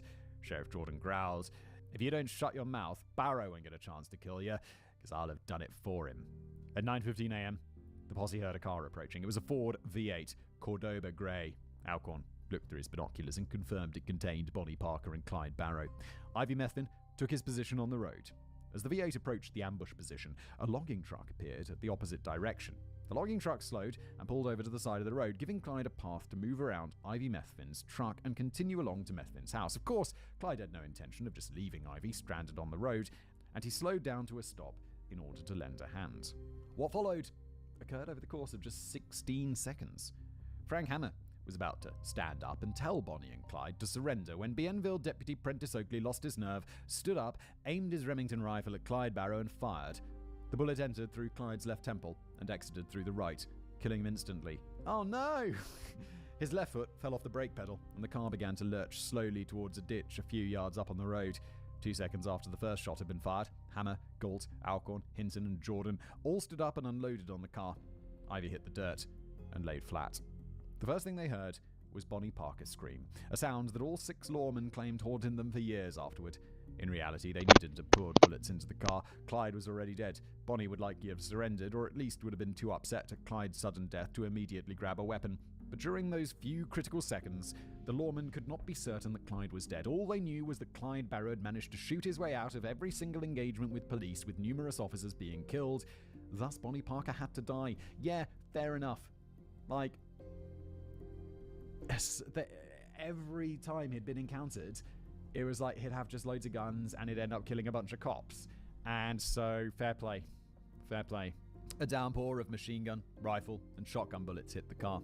In total, about 130 rounds were fired as the car slowly drifted past. Once it had done so, Frank Hammer left nothing to chance. He hefted his powerful Colt Monitor rifle, walked up to the car, and fired an armor-piercing shot into Bonnie through the right rear window, and then walked around to the front of the car as it came to a rest in a ditch and fired 3 more shots into Bonnie through the front windshield. Clyde Barrow had been shot 17 times, including several shots to his head that fragmented his skull and shots that severed his spinal cord. He's most definitely dead. Bonnie Parker had been shot 26 times. In her hand, she clutched not a gun, but a napkin-wrapped sandwich that she'd purchased that morning at a local cafe. Deputy Ted Hinton summed up the shooting by saying, quote, "When all was said and done, there weren't nothing but a bunch of wet rags." Arcadian hyenas. In the immediate aftermath of the shooting, Ivy Methvin got up, started putting the wheel on his truck, and grumbled about how he just wanted to go home. 3 passengers in the logging truck approached the scene to look at what had happened. Deputy Ted Hinton took out a 16mm movie camera and filmed the bullet-riddled Ford V8. Gunsmoke was still in the air when he started filming. You could view the footage online. Neither Bonnie nor Clyde had a gun in the front seat with them. Their arsenal was in the back seat under some blankets. You could make the argument that had Oakley not lost his nerve and Hammer had a chance to tell them to surrender, maybe both Bonnie and Clyde would have been captured. I don't think so. They'd always fight their way out of things. This is unlikely though, since Clyde had no intention of being taken alive. He would likely have reached for a gun in the back seat or attempted to speed away, and the lawman would have opened up on the car anyway, killing Bonnie in the process. In short, there really wasn't a realistic scenario where one or both of them got out alive. It was an utterly stupid, juvenile waste of life. But as the kids say, around and you find out. Yes, indeed. The posse then started dividing up Bonnie and Clyde's possessions as had been previously agreed with prison manager Lee Simmons. Frank Hammer took Clyde's arsenal of guns and his fishing tackle box. Bob Alcorn took Clyde's saxophone. Sheriff Jordan allegedly took a suitcase full of cash that was in the car without divvying it up with the other lawmen, and soon after bought a property in nearby Arcadia. Shit the bastard. It's like, yeah, you capture them. Spoils of war, boys. The other lawmen each took a share of the clothing. Really? Bonnie's makeup. Really? Road maps and a handful of true crime magazines that were in the car. Guys. Yeah, they're getting trinkets. They gonna sell them too, for sure. Why are you taking their junk? You just got a suitcase full of money. Hammer, Hinton, Jordan and Oakley drove to a gas station to use the phone and report what had happened. Hammer called Lee Simmons and simply said, "Well, we got them." Then Hammer covered for Oakley, saying they died with guns in their hands. Meanwhile, Bob Alcorn and Manny Galt had been left guarding the Ford and Bonnie and Clyde's corpses. People in the area had heard the gunfire and came to have a look. Word spread like wildfire that Bonnie and Clyde were dead. Soon the ambush site was flooded by dozens of people. Manny and Galt. Oh yeah, and then everybody started stealing shit from them. I think they actually started stealing like body parts too. Trouble controlling the crowd. People tried to dig the bullets that had missed the car out of nearby tree trunks. One man leaned into the car and tried to cut off one of Clyde's ears. Yeah, see? Another tried to cut off his trigger finger. Another got a lock of Bonnie's hair and tore scraps off her dress. Jesus, what was this? This section was called Hyenas. Now I know why. Jesus, guys. A tow truck came and dragged the car away with Bonnie and Clyde's bodies still inside, covered with a sheet, toward the town of Arcadia. Along the way, the tow truck broke down in front of a primary school. The kiddies came bounding out and surrounded the car, and one of them tore the sheet off Bonnie and Clyde, horrifying most of the other children with a gruesome sight. Jesus Christ. That's what they stupid ass get for being nosy. Stupid ass kids. Why the fuck would you see a crime scene and be like, yeah, let me go and take this blanket off? Sure, somebody's alive under here. They put blankets over alive people. That's seriously unfortunate. By the time the tow truck pulled into Arcadia, which usually had a population of 3,000, there were 16,000 people lining the roads to look at the Ford V8 and the corpses of Bonnie and Clyde. It was slow going down Main Street toward the coroner's office, and the lawman once again said they had trouble keeping people away from the car, with multiple onlookers trying to climb inside the vehicle. One of them was surprised that the vicious Clyde Barrow was 5'6" and 125 pounds, exclaiming, "He's nothing but an itty-bitty little fart." Yeah, I forgot he was so tiny. The coroner in Arcadia did an autopsy on Bonnie and Clyde. I wonder why they had died from bullets. Yes. And Louisiana undertaker Dillard Darby, who'd been taken hostage by the Barrow gang in 1933, assisted with the embalming. At the time of his kidnapping, Bonnie had joked that Darby might work on her someday, and it turns out she was right. Do they really bother embalming people like this? I mean, I guess, is anyone going to pay for their funeral? They got family, right? I guess you have to have, like, some dignity for the dead. But, I don't know, just, don't they normally, like, I don't know, I feel like people should just be burned, just cremate them and then just put the ashes in a box. Shit, put them in the ocean. Bring out the whole ocean! Whatever that retard, DJ Khaled said.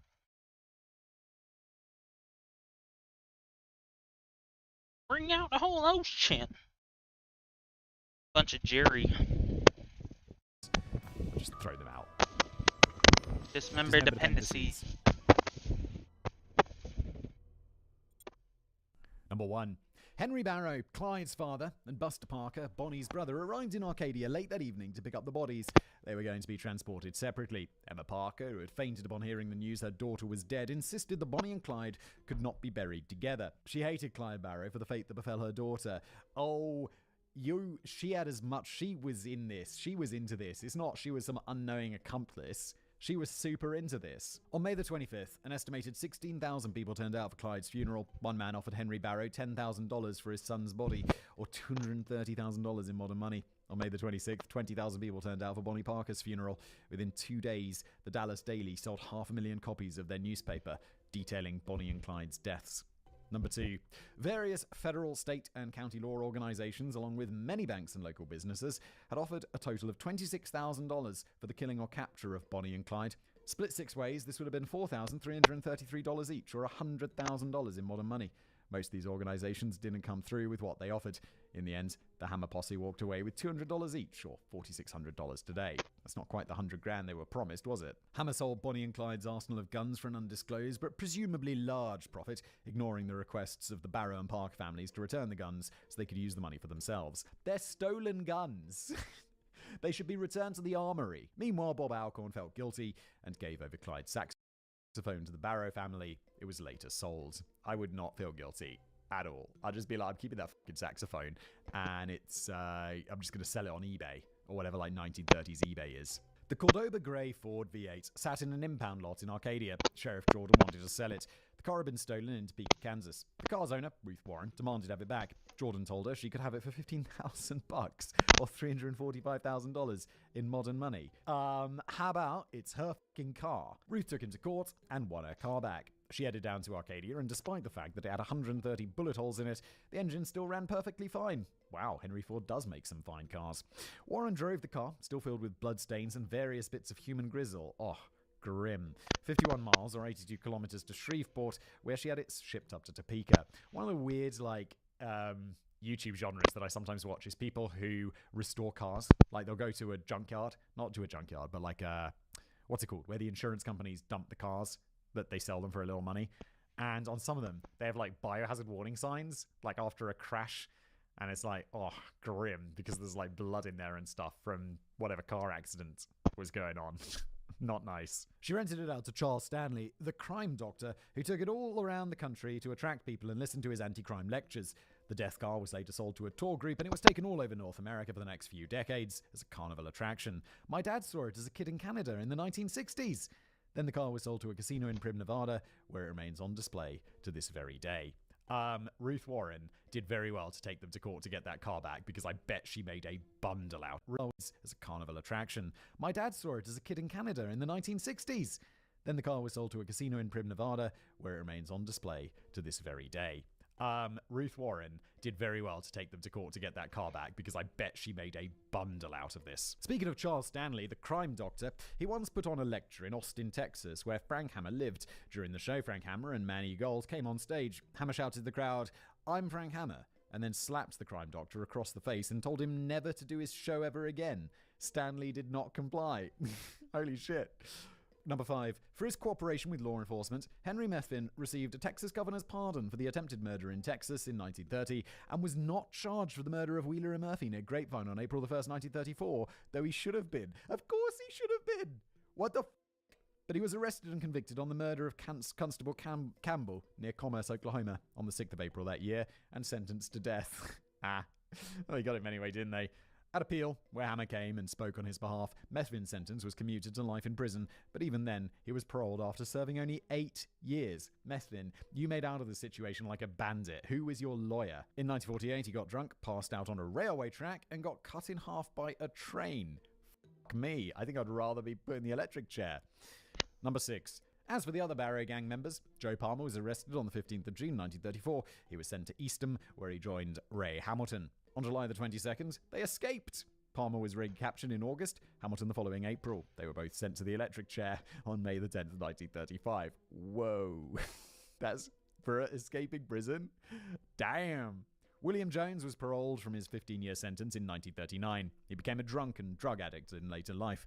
In 1974, he picked up a woman at a bar, took her home, only to get shot and killed by her jealous boyfriend. Ralph Fultz was pardoned from his sentence for kidnapping and armed robbery in 1935, only to wind up back in jail with a 50-year sentence for robbery again, being paroled in 1944. People in the past there was a lot of pardons and a lot of very short jail sentences of very serious crimes.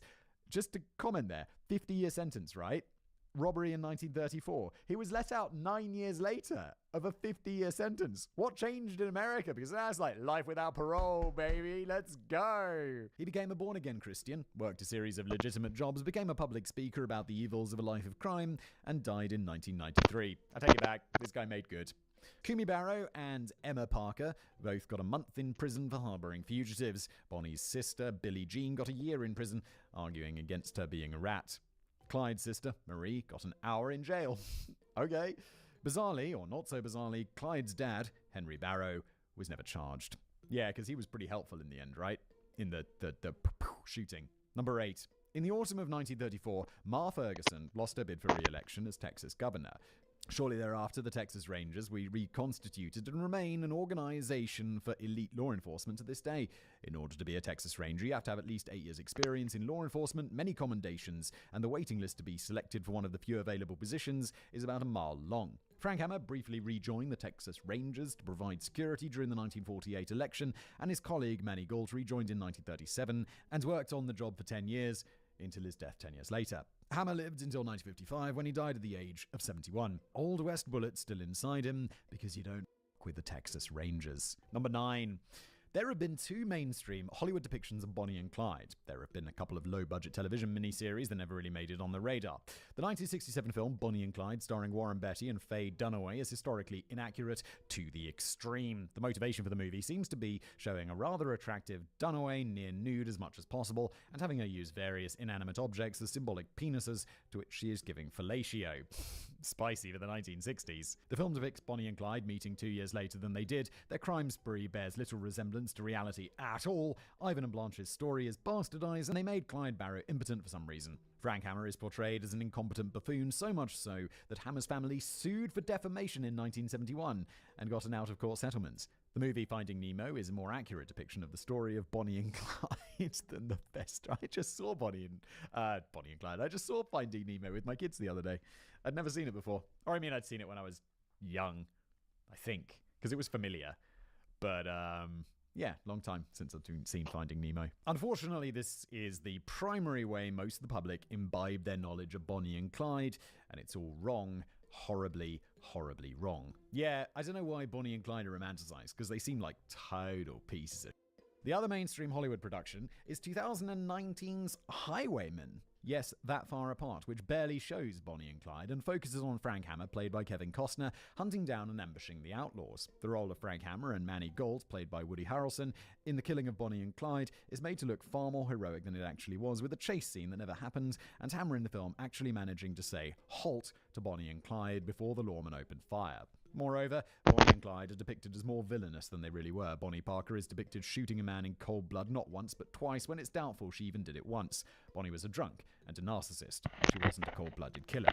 She was an idiot. But Highwayman increases the villain aspect by taking McNabb, the man who Joe Palmer tracked down and killed for tormenting him in prison, rewriting him as a little wimp who failed to escape Easton during the jailbreak, who's released to be a rat only to get his head bashed in with a baseball bat by Clyde. So basically, it seems they take the names Bonnie and Clyde, whoops. who are outlaws, and then make up an entirely different story around it. Bottom line, no movie or television miniseries has ever really done the story justice, where the Bonnie Parker stomping out of a Joplin garage in a nightie, blasting away at 3 cops with a Browning automatic. Netflix or Amazon, I'm waiting for your phone call. We'll shoot it like a Tarantino film. It'll be great. Yeah, it would be nice to see like an actual, somewhat historically, because it's a fascinating story. They should do it just more realistically. Maybe there's a reason they don't. Maybe it's just none of the characters are likable enough. Number 11. Final points. Final points in a very, very long episode, David. Large parts of this episode regarding Hammer would not have been possible without Josh at the YouTube channel Wild West Extravaganza. I don't give history channels a plug very often, but Wild West Extravaganza is worth it. I listen to him when I'm hungover, which if you're a writer, you know is the king of compliments. It is a 28k sub channel, which deserves far more love. Josh is by far the best Wild West history channel on YouTube. That crass piece of shit would never admit it, but his methods as a historian and communicator of knowledge are top class, and I'm one of the best trained historians in the world. I know what I'm talking about. All right, go check out Wild West Extravaganza. 28k subs. How did you even discover it, David? I mean, fantastic. Let's get him some more subs. And thank you, everybody, for being here for this absolutely... What?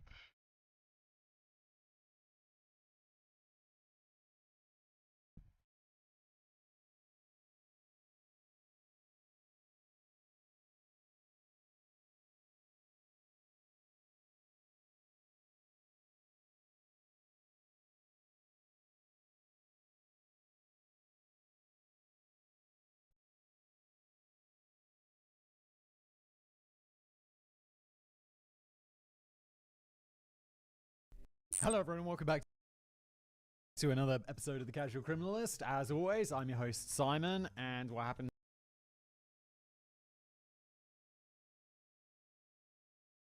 Oh, did I? Yeah, I don't know why I did.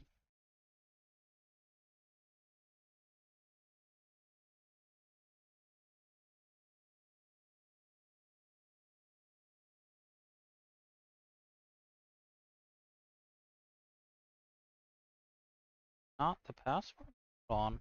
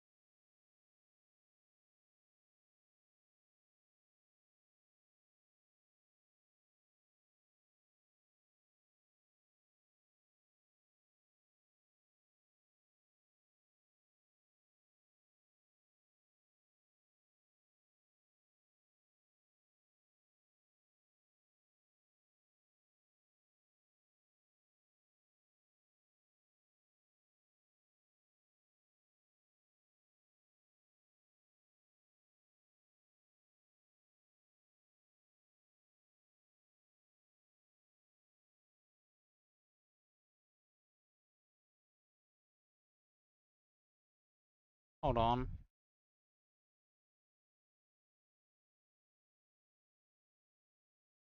How the fuck? Give me a second, y'all. Or I'll continue the video. This here is one of my writers today. George has written me a script on the North Hollywood shootout.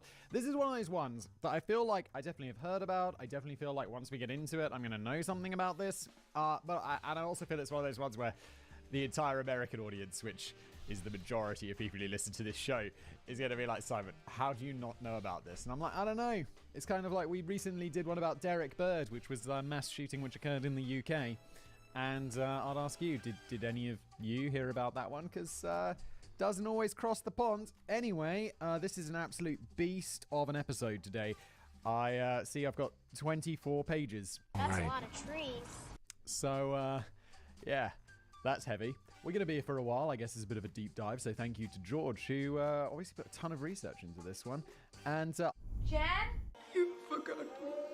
I'm looking forward to it.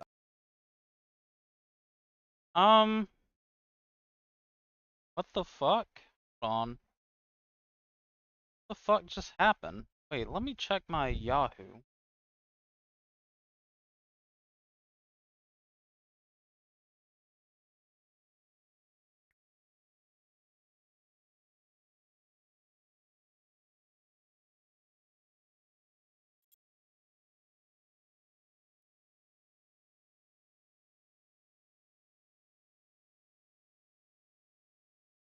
Dog, what the fuck just happened?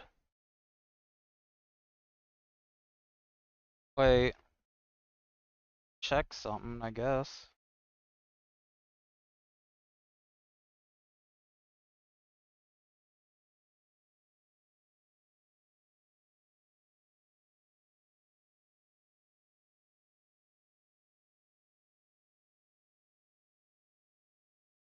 Hold on. Just making sure some shit real quick. Somebody went into my fucking Twitter account.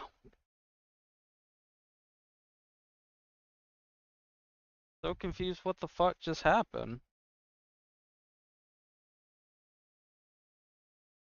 Yeah, 32 minutes ago.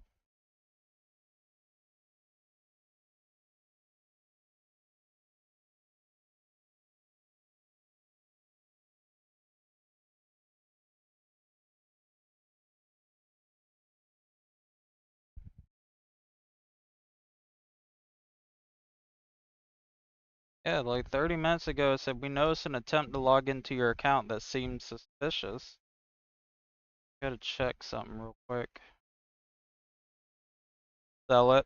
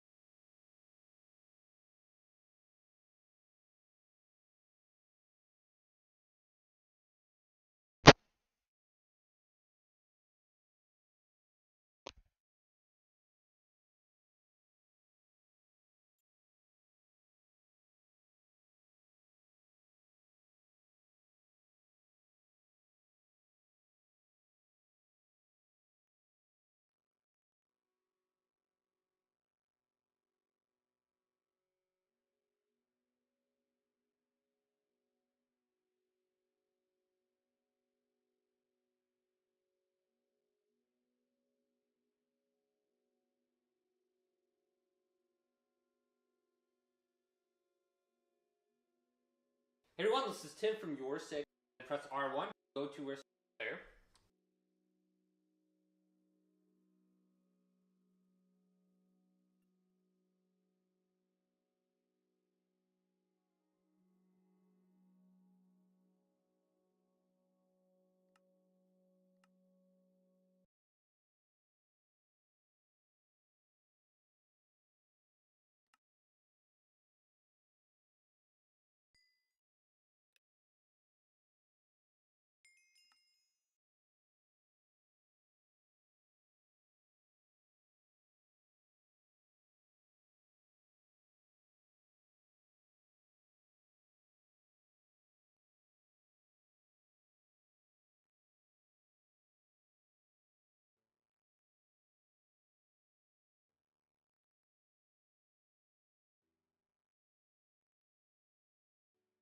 Alright, there we go. Cool.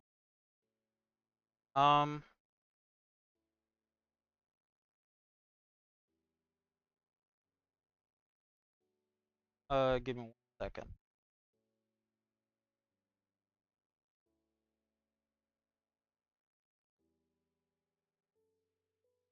What the fuck? Okay then.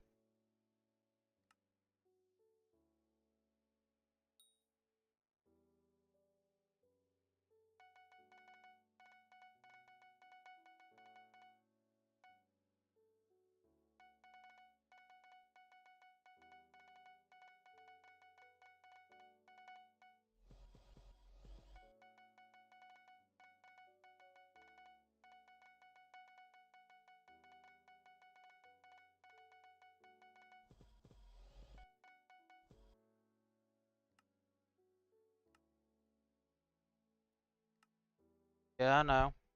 There's a reason why. Alright, no longer on Skyblock.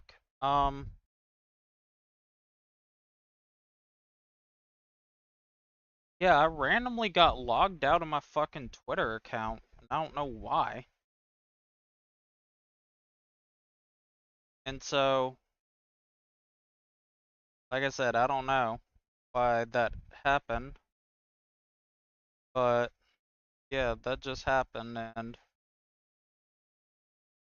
said there was suspicious activity on my account, and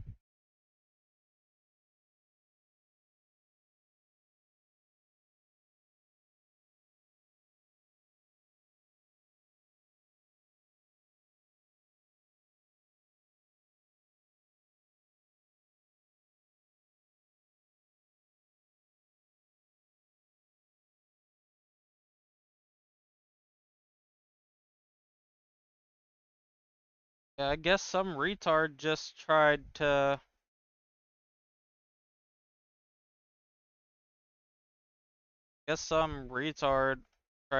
get into my account, or Elon's genuinely retarded. So,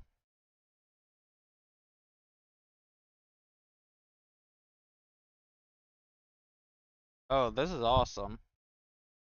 Fucking, this shit's just retarded. I log out of Twitter?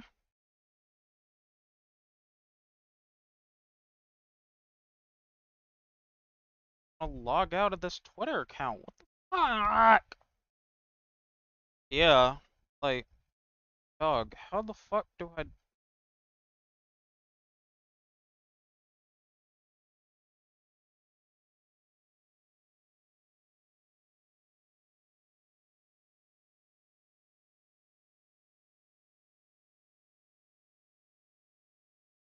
God, do I really gotta... I hope you are as well. The format of the show, if you're new, just let me explain very briefly, is I've not read this before. We're going to explore it together. I say this every time, but, you know, new people listen to the show. Thank you so much. I appreciate it. I see those viewer numbers increase on YouTube and the listener numbers increase on podcast, and I love that. Thank you for being here. Let's go.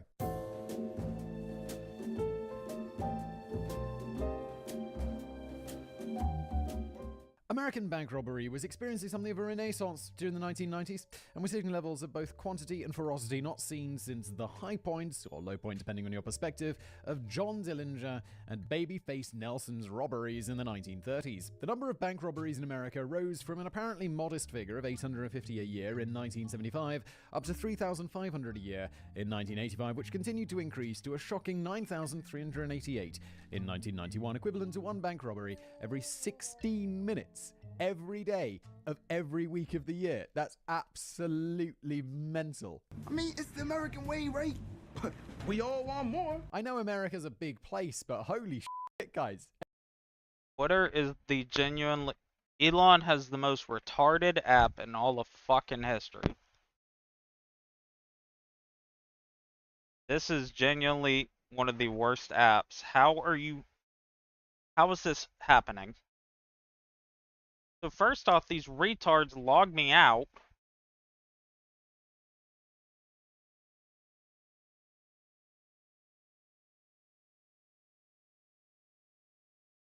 First off, they logged me out on some suspicious shit that wasn't true. Next, I'm trying to log in, and it just doesn't fucking work.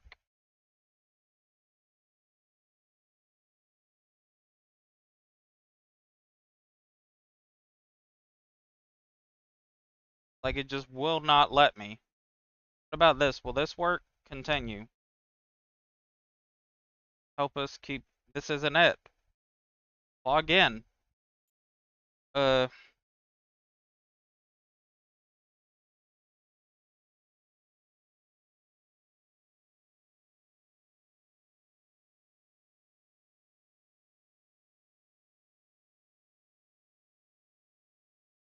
Second. There. God damn. No, they didn't, retard. Shut up, deleter. You're always wrong. Not what happened. Every 16 minutes? That's... I mean, it says two things. Banks should be more secure. And also, why are people so desperate that they have to rob banks? I mean, and also greedy. Because it's not... I feel like there are crimes of desperation, like theft and petty crimes. And then there's bank robbery, and it's like, if you're robbing a bank, I feel that's less desperation and more greed because you're hoping to get away with a lot of money and go live on an island or some shit like that because it's a pretty big crime. I'm logged back into the account, dumbass. Don't fucking piss me off. Anyway, and I also feel like bank robbery is one of those ones where it's like, you get a spate of, not just bank robberies like in the 90s and 80s or whatever, but movies as well. Good afternoon, this is the Barrel Gang. I swear there'll be like a time where every movie, like half the movies in the cinema are bank. Lear's just annoying because he's retarded. My fucking Twitter said that it was suspicious activity, so it logged me out of all my accounts and didn't let me log in. So I went and changed the password. So what happened is whenever I went in the app, I would click log in, I'd put my email, and then the next page would say put your username, so I did. The next page said put your email and password to log in, and then it's like, hey, we stopped your account from being locked in. I'm like, okay, got it. And then it would ask me again, what's your email? What's your username? What's your username password? And then it would say, yeah, we protected your account.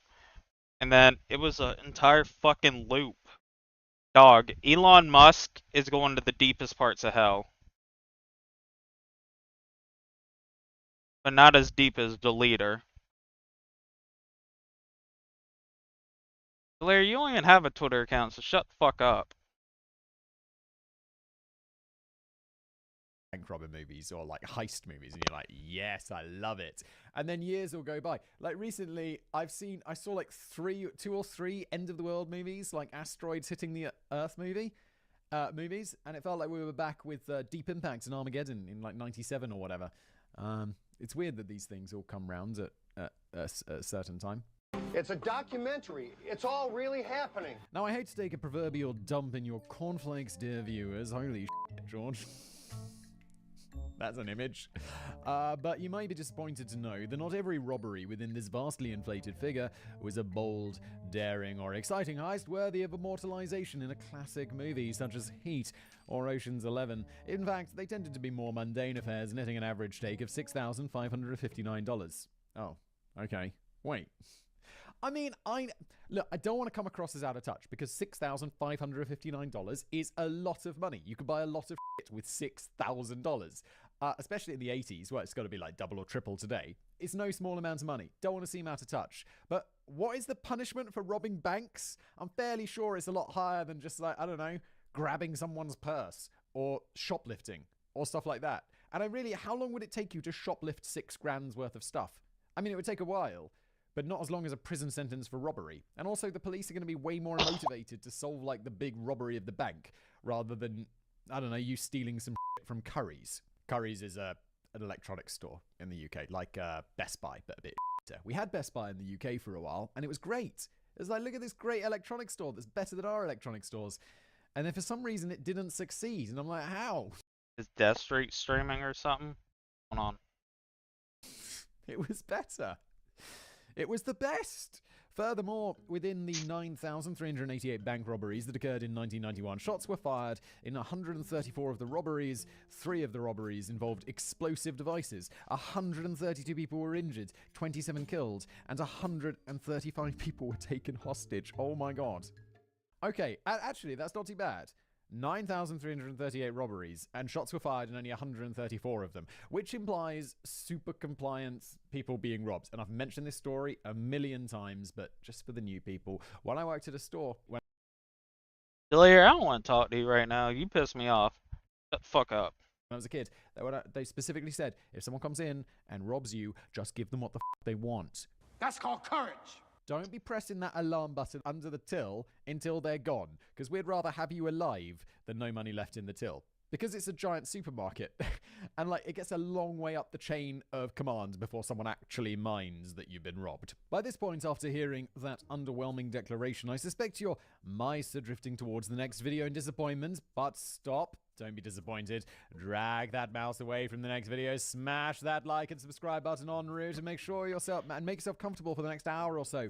Just because most robberies of the period have been mundane affairs, it doesn't mean that they all were.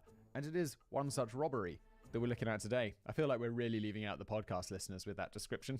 Sorry, podcast listeners. Hey, let me give you a plug. What person were you watching, though? I want to go listen real quick. And it's not just any bank robbery that we're looking at today, ladies and gentlemen. Today's episode isn't a simple post office sawn-off shotgun stick-up. Au contraire. We at The Casual Criminalist aspire to bring you, our much-loved audience, nothing but the most exciting and biggest of heists written by the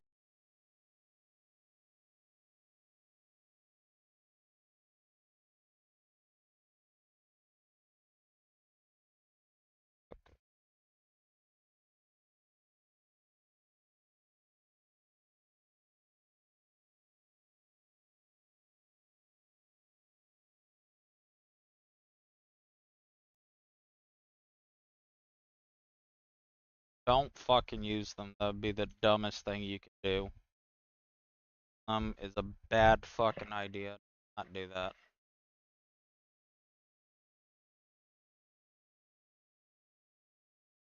And also, the reason I went on Skyblock, because it said they logged into my fucking...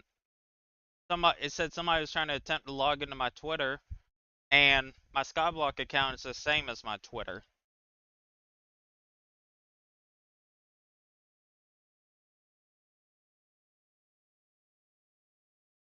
Don't ask me questions if you just gonna say that, Gennaro. I ain't helping you.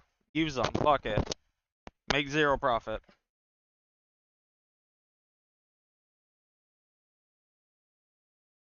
I no care no mo.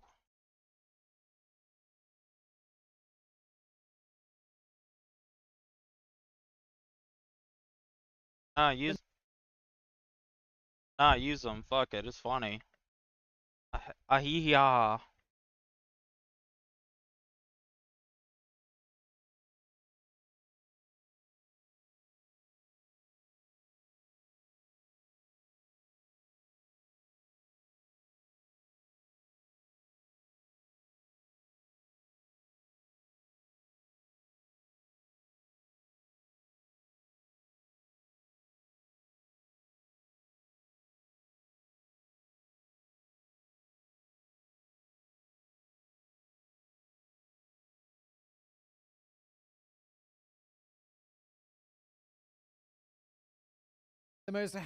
They need to stay the same price.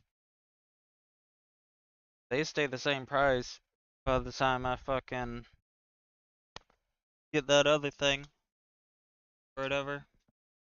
I'll be nice. Fuck is my medicine? I don't even know if I'll be. Actually, I probably will. I don't know. This is the last day of having my medicine. So after that, I'm not gonna have antidepressant shit, so. Oh well. Hopefully I don't visit Juice WRLD. Handsome of writers and all of the internets. Today, we examine a most special and extreme case indeed. George, I feel like, and most handsomest of presenters, excuse me. Today we'll travel back to the morning of February the 28th, 1997 in Los Angeles, California. I used to pronounce Los Angeles, because that's how British people say it. And everyone was like, ha, how British people say Los Angeles. Los Angeles, Lees.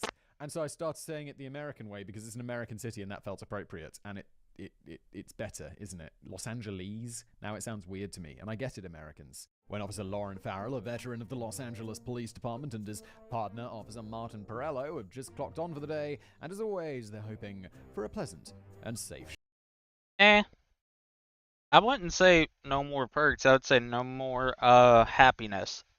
I would go for. Also, today's the last day of my sleeping medicine, so also no more week night's rest. Well, So this is gonna be awesome. Shift. The pair are cruising down Laurel Canyon Boulevard in North Hollywood, gossiping about the Anaheim Ducks versus the Los Angeles Kings hockey game a week prior when Officer Farrell, who had been keeping his eyes and ears on the street, suddenly requests his partner in command of the squad car to slow down. Whitfield's entire demeanor shifts suddenly, his calm, jovial placidity replaced with alertness and inquisitive caution as adrenaline floods his system. He continues peering ahead at a white sedan parked by the Bank of America branch just a couple of 100 yards beyond them. "Stop the car!" he screams, as he finally realizes what he's seeing. "Over there, it's a robbery at the bank," he says, poking Officer Perello, gesturing wildly at the bank in front of them. Perello does as instructed and glances ahead in the direction that Farrell is pointing. He almost misses it, but is able to focus his vision fast enough to just be able to catch a most clear image. A man entering the bank with a gun. They report a 211 robbery in progress and set up an ambush position with their police cruiser as instructed. A few minutes pass and the pair are confident of a quick and peaceful resolution. They're talented, trained professionals who believe they have all the training and experience they need to handle what was by now a routine situation. That's so intense. I hope there's no point in my life where doing this sort of and I admire people who can go out and do that every day because and there's so many jobs that I see and it's not like I feel bad for what I do, like not being out there doing one of these jobs that helps people. But I mean, maybe a little bit. But it is like it would be so hard to do this every day. And like, I don't know, also like medical professions as well, or firemen, or all of these stuff. They're out there kind of, I mean, medicine less, but like firemen, police, military, all of this stuff, putting their lives at risk for something. And also they don't even get paid that much. It's like, oh. And there's a guy going into a bank with a gun and it's like, oh, it's my job to go and stop that dude. And I don't even get paid properly. Oh, shit. Here we go again. The confidence evaporates in an instant when a figure... I still have like my Adderall. I still have like 20 days or whatever. But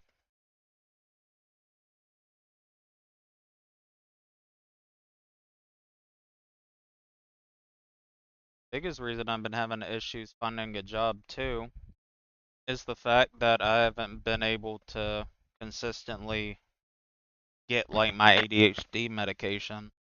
So I wouldn't want to go into a job, not having that medication and then end up quitting within a couple days because I wouldn't be able to handle it.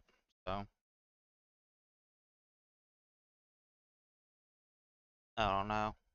You're barely recognizable as a man underneath layers upon layers of body armor. It would have been fine if I wouldn't ban on, but I deserve that beat. Emerges carrying an AK, turns, begins shooting, and doesn't stop for 44 minutes. Where did he get an AK? I'm assuming an AK-47 or something like that, because, I mean, that's some Kalashnikov or something, right? But I'm guessing AK means AK-47, like the most popular one. What is going on? And how does he have four... Also, I don't want anybody to feel bad for me. This is entirely my fault, so... 44 minutes of bullets. This is the story of the North Hollywood shootout. Well, obviously, we're going to find out because that's what we're going to do over the next 20 pages. The robbers. Larry Phillip Jr. was a man whose entire life was shrouded by lies and intrigue. If we look at Phillip's birth certificate, we already see quite a lot. I'm actually gonna get off.